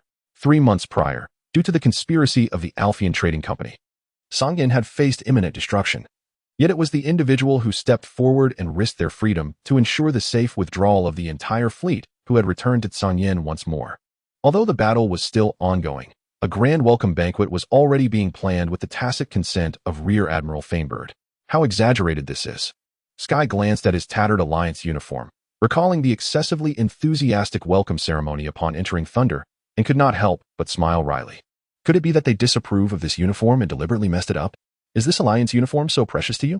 The sound of the door opening behind him sent a shiver down Sky's spine, but the voice that followed brought him a sense of reassurance. Shayan, do not scare me like that. Sky turned to look at the blue-haired girl, his gaze filled with a nostalgic warmth, yet he was momentarily taken aback. I didn't notice in the crowd earlier, but you've cut your hair? Compared to 3 months ago, her striking beauty remained unchanged. Yet her once waist-length azure locks now rested at shoulder length, the ends sharply trimmed like a blade. Though she lost some of the youthful softness, she gained a mature allure. Upon witnessing the calm brilliance in her azure eyes, Sky involuntarily recalled his encounter with the late Emperor Lofina. Yes, it is my vow to remind myself of that lesson. I nearly lost you. The last words went unheard by anyone. Sean shyly brushed her bangs aside, seeking confirmation from Sky. How do I look? Does it seem strange? No, it appears you have matured significantly, exuding a captivating charm. Sky candidly expressed his thoughts. However, I recall you cherished your long hair. Was such a drastic change necessary? Compared to your resolve, Sky, this matter seems trivial. Sean quietly extended a pouch towards him. Everyone is waiting for you on the bridge. This is your uniform. Thank you. Accepting the pouch, Sky planned to change after Cheyenne left the room, yet she remained, gazing at him in a daze, prompting him to smile wryly. Cheyenne, if you're here. I cannot change. My apologies. Cheyenne nodded before turning her back to him, yet she showed no sign of leaving. Is this acceptable? While I have no objections, do you truly not mind, Your Highness? Sky jested, unsure of the situation. The presence of an imperial princess and a bare-chested man in the same room seemed far from honorable. Before being an imperial princess, I am still your superior. No, rather a comrade fighting alongside you. So, it is of no concern. Cheyenne's voice revealed no emotion. However, if you truly find it bothersome, I shall return to the bridge and wait for you. Well, if that is the case, I shall change quickly. Slightly sensing her mood, Sky resigned himself to this arrangement, hurriedly changing while observing Cheyenne's demeanor. Sky, I have yet to apologize to you, haven't I? As Sky fastened his uniform, Sean suddenly spoke. Although her tone remained steady, it carried a sincerity beyond measure. I am sorry for the danger my mistake forced you to face. Sean. Sky's movements froze at the final clasp. These past 3 months, I have pondered how to express my apologies upon your safe return. Sean gazed upwards. I feared the news of your inability to return, which led me to focus solely on your safe return, yet, in her azure eyes, a glimmer reminiscent of shimmering mist danced. In the end, I can only apologize to you in this ordinary manner. I am truly sorry. There is no need for such concern. Before the gently trembling shoulders, as if struck by a sudden thought, the Sky's outstretched hand lowered once more. Siain, it is my unwavering belief in you and your future that compels me to stand by your side willingly. This is a choice made of my own volition. You need not feel any guilt. In truth, your safety is a reward more precious to me than anything else. Siain was compelled to close her eyes, suppressing the torrent of emotions that surged within her. After a brief pause, the Sky bore a resolute expression. This may displease you, but I cannot conceal the truth from you. I must share something significant. What is it? Princess Ilia has arranged a marriage for me in the alliance, and I have decided to accept it. Marriage? Xiaoyin faltered momentarily. Is that a custom of the geographical folk? Like the relationship between Princess Heightland and Prince Xiang? However, the implication of an arranged marriage meant, it means I have a fiancé. Xia Yin's reaction was surprisingly slow to register, prompting the sky to elaborate further, although this only deepened the confusion in the celestial princess's eyes. A fiancé? That is. As a profound sense of helplessness washed over her, the thought of simply glossing over the matter flickered involuntarily in the sky's mind. But it was swiftly quelled by a tyrant's unwavering resolve. Well, a fiancé is. After a moment of contemplation, the sky finally provided Xia Yin with a precise definition, a beloved destined for marriage. Beloved, as in the one you love. Xia Yin's gaze lingered on the sky's face, her body seemingly frozen in place. Silence enveloped them for a moment, gradually dissolving the shock that had rendered her stiff. Sky. Xia Yin turned her eyes toward a corner of the room. Although her expression remained subtle, her voice lacked its usual commanding presence. Are you saying that this fiancé is the woman you love? Your wings? I am unsure if wings is the appropriate term. Just as Xia Yin was uncertain about the customs of marriage in the terrestrial realm, the sky too found the concept of wings among the celestial folk to be ambiguous. But I do love her and intend to take her as my wife. Not wings, yet still possessing your love. The perplexity surrounding the foreign culture diluted the sadness within her, and the inexplicably fervent emotions began to wane. In her now crimson eyes, the familiar yet foreign visage of the sky reflected back at her, and she felt her voice echo from a distant place. Sky, I am not well versed in the customs of the terrestrial world. Should I congratulate you? Under the pale starlight. The once blazing fire in her crimson eyes gradually softened, taking on the gentle hues of a setting sun. The sky involuntarily recalled the twilight skies of his homeland. No, that is not necessary. For the first time, he noticed that the owner of those crimson eyes was exquisitely beautiful, to the point that even speaking felt laborious. I merely thought, you should know? Is that so? Xia Yin turned her back to him. Though her expression remained hidden, her pointed ears drooped slightly, and her shoulders quivered as if straining to contain her emotions. Forgive me, Sky, but I cannot express words of congratulations. Xia Yin. The Sky hesitated, raising his hand, torn between placing it upon her or bearing the weight of the human world upon his shoulders. Sensing the movement behind her, Xia Yin relinquished the power to decide, closing her eyes in silence, awaiting the outcome. The gauntlet adorned with golden wings slowly rose, inching closer to her seemingly fragile shoulders. Yet at the last moment, it hesitated, pausing for several seconds before falling dejectedly. I'm sorry, I still. Just before that hand sank completely, the ground beneath them trembled violently, catching both of them off guard and causing them to fall. Quick to regain his balance, the Sky reflexively supported her, placing his hands on her shoulders. Captain Talia, what has happened? As she regained her footing, Xia Yin activated her hub ring to contact the flagship's captain. But the response from the bridge was delayed, as it seemed to have endured a similar impact. Those bastards! How could they? Isaya's voice brimmed with disbelief and anger. Deputy Commander, please link the hub network. Reports are coming in. Understood. Xia Yin immediately severed the communication and switched the hub ring to video mode. A small screen materialized in the void, and upon seeing the image, both of their bodies froze momentarily. The screen displayed a small asteroid erupting in a blaze of light and fire, slowly disintegrating. At the edge of light and shadow, several civilian ships struggled against the energy storm, only to be swallowed by the rapidly expanding brilliance. What in the world is this? Xia Yin, unable to contain her anger, punched the wall, causing the image in the void to vanish. That explosion appears to have originated within the fortress, so it shouldn't be an attack from the celestial army. The Sky staggered back, leaning against the wall as he attempted to calm himself. Could they have detonated the fortress themselves? Of course. Otherwise, how could the celestial army possibly do such a thing? Xia Yin spun around, glaring at the Sky. Her fiery eyes overflowed with anger not directed at him, but at the situation. Those bastards! Why would they go to such lengths? Anyone with a modicum of historical knowledge knows that the Empire has never harmed prisoners. To sacrifice millions of innocents for their selfish desires, this is intolerable. I suspect the ones responsible for the fortress's destruction are the PN enforcement team. The Sky pressed his right hand to his forehead, analyzing the situation. Admiral Ward's strategy must have had a significant impact. Under such a terrifying offensive, the resolve of the Alliance's traitors and civilians would have been weakened to the lowest point. Unable to control the situation, the PN chose to detonate the fortress to prevent it from falling into the hands of the Celestial Army. Even if they did not wish to surrender, if they used civilians as hostages, the Celestial Army would at least ensure their safe departure. Xia Yin's anger remained unabated. Yet, to resort to such a futile act Perhaps that PN commander lacks the flexibility of thought? The Sky lowered his hand from his forehead, gazing down at the ground, his voice tinged with regret. The shame of surrender is more grievous than death. This is a deeply ingrained belief within PN culture. It is not surprising they would make such a choice. How infuriating. If only I had considered this sooner and warned Admiral Ward, perhaps events would not have unfolded this way. The Sky struck his fist against the wall, while Xia fell silent, lost in thought as she stared at the reappearing image in the void. Watching the asteroid continue to crumble for a long time without uttering a word. Sky, Xia suddenly called out to him, her voice seemingly devoid of all emotion. I heard that when PN invaded the Alliance, they destroyed hundreds of inhabited planets in the Central States along with their inhabitants. Is this true? Indeed, it is. Recalling the blood ties of PN, the Sky nodded, albeit hesitantly. It was indeed true. Xia fell silent for a long while before she raised her head to gaze at him, softly confirming her thoughts. Sky, you once inquired about my aspirations after ascending to the throne, did you not? Yes, Sky replied, his expression tinged with curiosity. As for the policies governing the Empire, although I have yet to formulate a comprehensive plan, I have now come to a realization.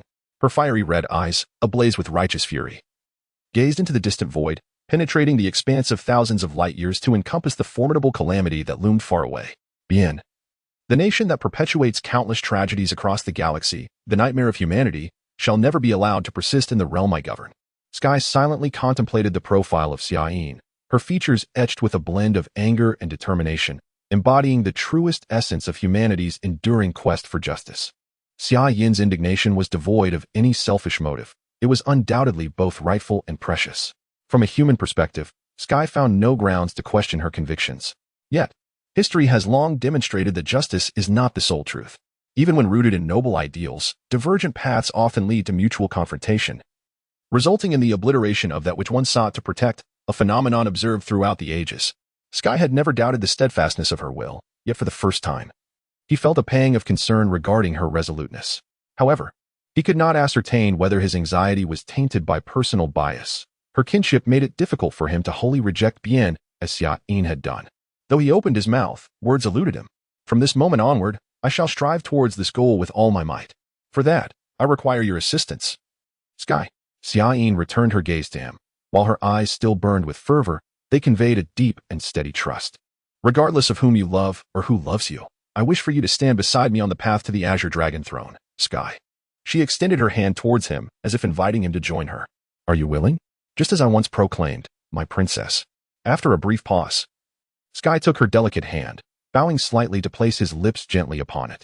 Until you ascend to the Azure Dragon Throne, or this body decays in darkness, I shall remain by your side. At the moment of the fortress's explosion, the flagship, the Winged Serpent, bore the brunt of the impact amidst the frontline battleships.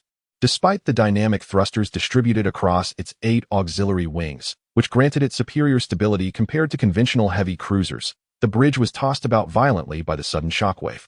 Resembling a vessel battered by a flood, other ships fared far worse. As Ward had not fully committed his forces to the assault, there were numerous wounded, yet, fortunately, no fatalities thus far. Did we truly just obliterate our own fortress? What were they thinking? Upon grasping the gravity of the situation, Shirella shouted in fury. The civilians living above had nothing to do with this war. How could they be included in such madness? This is my blunder. Ward struggled to rise from the ground, gazing at the images on the screen, his complexion as pale as the moon. He had indeed cornered the Bien people into a dire predicament, yet he never anticipated that they would prefer death over surrender, and take the entire fortress down with them. 1 million civilians. Do they not even possess the value of hostages? Shirella seemed unable to accept this reality. Perhaps they deemed it beneath them to exploit such a situation? While commendable in terms of warrior integrity, if an entire nation exhibits such traits, the outcome is merely madness, as we witness now. Ward appeared to calm himself, closing his eyes momentarily before reopening them, his voice losing its usual languor. Shirella immediately dispatched 2 patrol fleets to search for survivors from the left and right, and ensure they do not get caught in the planet's collapse. Understood. Shirella straightened, prepared to execute the command, when she heard the conversation between her superior and the information officer behind her. Information officer, do we have a recording of the fortress's explosion? Due to the need for tactical analysis post-battle, it should have been automatically recorded. Information officer Damashu lowered his head to check the system, then reported, no problem, the recent shock did not affect the Winged Serpent's main intelligence core. The data is intact. Then, release that footage on the interstellar network of the Alliance. accompanied by an explanation of the situation to ensure the southern states are thoroughly informed about the destruction of Yola Fortress. But, as the information officer hesitated, Shirella turned sharply, slamming her hand on the table, pressing her superior with an imposing demeanor. "Admiral, this is merely a recent event. Are you truly willing to exploit the deceased to such an extent? I will bear all responsibility." Ward waved his hand with rare firmness, dismissing all opposition. "No matter how regretful we may feel, the dead shall not return. Our only recourse is to utilize their deaths to afford the living a greater chance of survival. And nothing more." "My lord, do you mean?" "I cannot guarantee that similar tragedies will not unfold in the Southern Alliance during our campaign against the Bien forces. Thus, we must warn the residents there. This may, to some extent, mitigate casualties." Ward explained to his two subordinates in a subdued tone, suppressing his emotions. Moreover, the Southern Commercial Alliance and Bien were originally united by mutual interests. If they come to realize that collaborating with the former will not yield new benefits, but rather jeopardize their very foundations, their support for the Bien forces should wane. In the shadows of their gaze, Ward's right hand clenched into a fist. The war must be brought to a swift conclusion, by any means necessary. The tragedy of Yola Fortress spread rapidly throughout the Alliance via the interstellar network. The northern states, of course, reacted with escalating anger, their calls to vanquish the source of evil, Bien, growing ever louder. Furthermore, in light of the emergence of greater atrocities, the misdeeds of the Southern Commercial Alliance became less conspicuous, coupled with the demise of the strongest faction in the Central States, the Caesar family. When Lord Heightland proposed a resolution capable of swiftly ending the war, the highest council of the Alliance encountered far less resistance than before, allowing the interim government to promptly pass the revised handling plan for the Southern Commercial Alliance. As for the southern states still under Bien's control, the obliteration of Yola Fortress incited considerable panic and instability, causing even those who had steadfastly supported Bien to question the validity of their earlier decisions. In areas beyond the Bien army's observation, a strange undercurrent began to swell, which soon surged with greater intensity on July 16th of the 473rd year of the Alliance. The interim government announced the handling plan for the Southern Commercial Alliance, permitting their return to the Alliance under conditions of atonement. Meanwhile, the arduous efforts of Norn to quell the ensuing turmoil were rendered moot with the announcement of this plan. From the setbacks in the northern territories to the forced abandonment of the central regions, and now the precarious rule over the southern provinces, the once victorious Bien army has encountered a significant turning point in the Noatar star system, sliding down into a trough along the established arc of events. Had it not been for Jay, who led the Bien First Army back in time, or if the Alfian family, leaders of the Southern Merchant Guild, still existed, the southern provinces might have plunged into chaos favorable to the Celestial Army at the moment the plan was announced. Nevertheless, the Bien army, still retaining formidable combat power, shifted from a cooperative stance to an iron-fisted rule over the southern provinces. Within a week, over 2,000 leaders of the Southern Merchant Guild were imprisoned or executed. In their place were the Grey Keeper Guard, assigned to supervise the successors within the guild, whose sole task was to ensure the unwavering supply of military resources. Jay's reconstructed governance structure, while far less efficient than before, temporarily quelled the surging undercurrents. Having entrusted the rear to Hongye and Norn, he commanded the remaining 50,000 Bien troops, gazing across the river at the Imperial Alliance coalition forces that had already infiltrated the central provinces, with a decisive battle imminent. On July 28, 473 of the Alliance calendar, the Imperial Alliance coalition forces officially invaded the southern provinces, concentrating a fleet of 60,000 at a single point, penetrating through the heart of 3 pivotal star systems.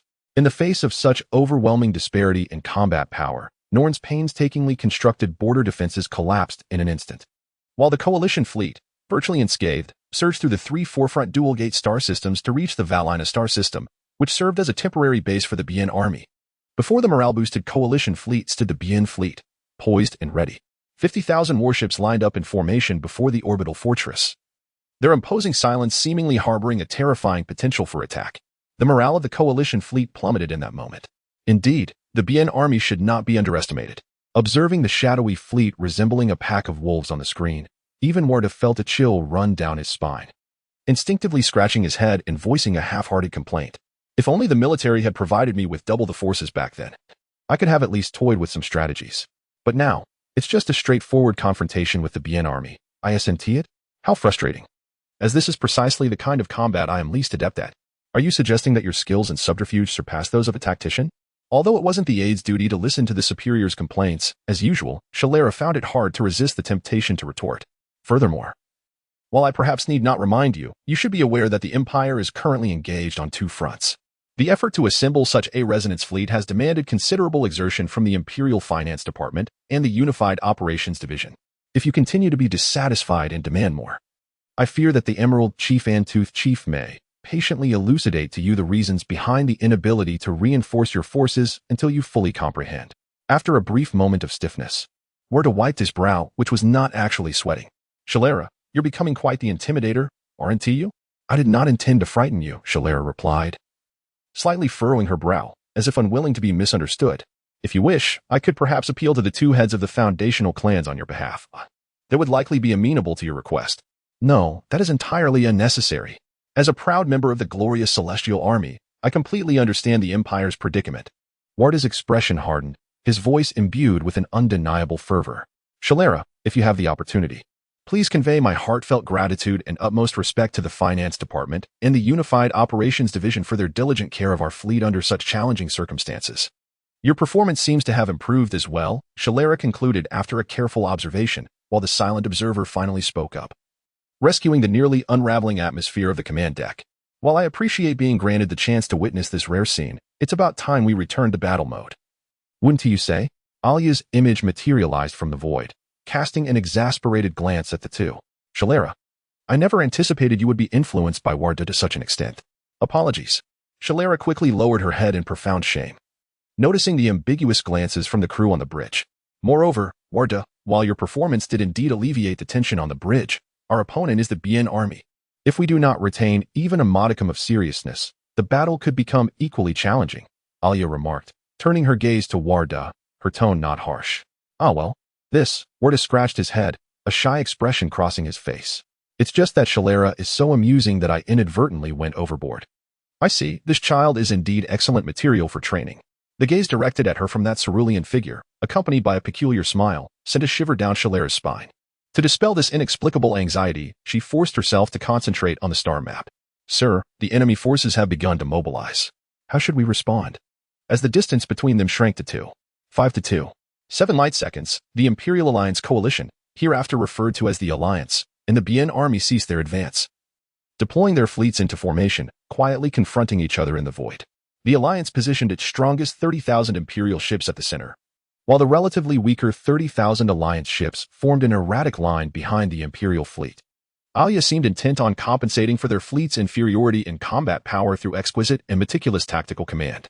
The Bien army appeared to have entirely abandoned the notion of utilizing the rudimentary orbital fortress in the rear, opting instead for a more audacious formation.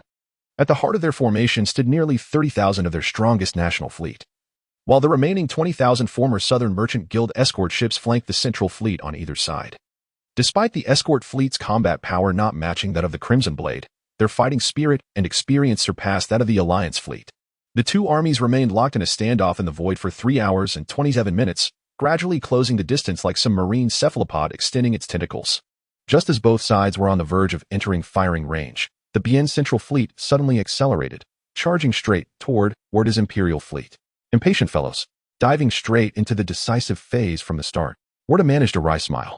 The enemy's strategy was a direct frontal assault, clearly aiming to overwhelm the Imperial fleet with sheer force. However, even with foresight into the enemy's intentions, Warda found no more effective response than to meet force with force. Retreating would compel the rear Alliance fleet to confront the blood-red Bien ships directly. If their sole allied fleet were to be defeated, the outcome of the battle would be nearly predetermined. The only remaining question would be how long the Imperial fleet could withstand the onslaught. Then let us advance as well. Warda issued a series of commands. Although the confrontation between might and might offered little room for strategy, skillfully maximizing the limited space available was something this beleaguered admiral excelled at. The Imperial fleet appeared to be accelerating towards a direct confrontation with the Pian fleet, yet during their advance, they gradually deviated from their original trajectory, skillfully tracing a leftward arc through the void to evade the enemy's sharp onslaught. Seizing the moment while the adversary was still reeling from surprise, they unleashed the full force of their short-range armaments upon the relatively vulnerable flank of the Pian fleet, inflicting substantial damage at once. However, the tail end of the Imperial fleet, still aligned with the original axis, was caught by the Pian fleet, resulting in the destruction of nearly 3,000 ships after enduring less than 2 waves of attacks. It could be said that neither side gained an advantage during this initial engagement. Subsequently, The Imperial fleet attempted to widen the distance while bombarding the Payan fleet's flank with medium-range artillery.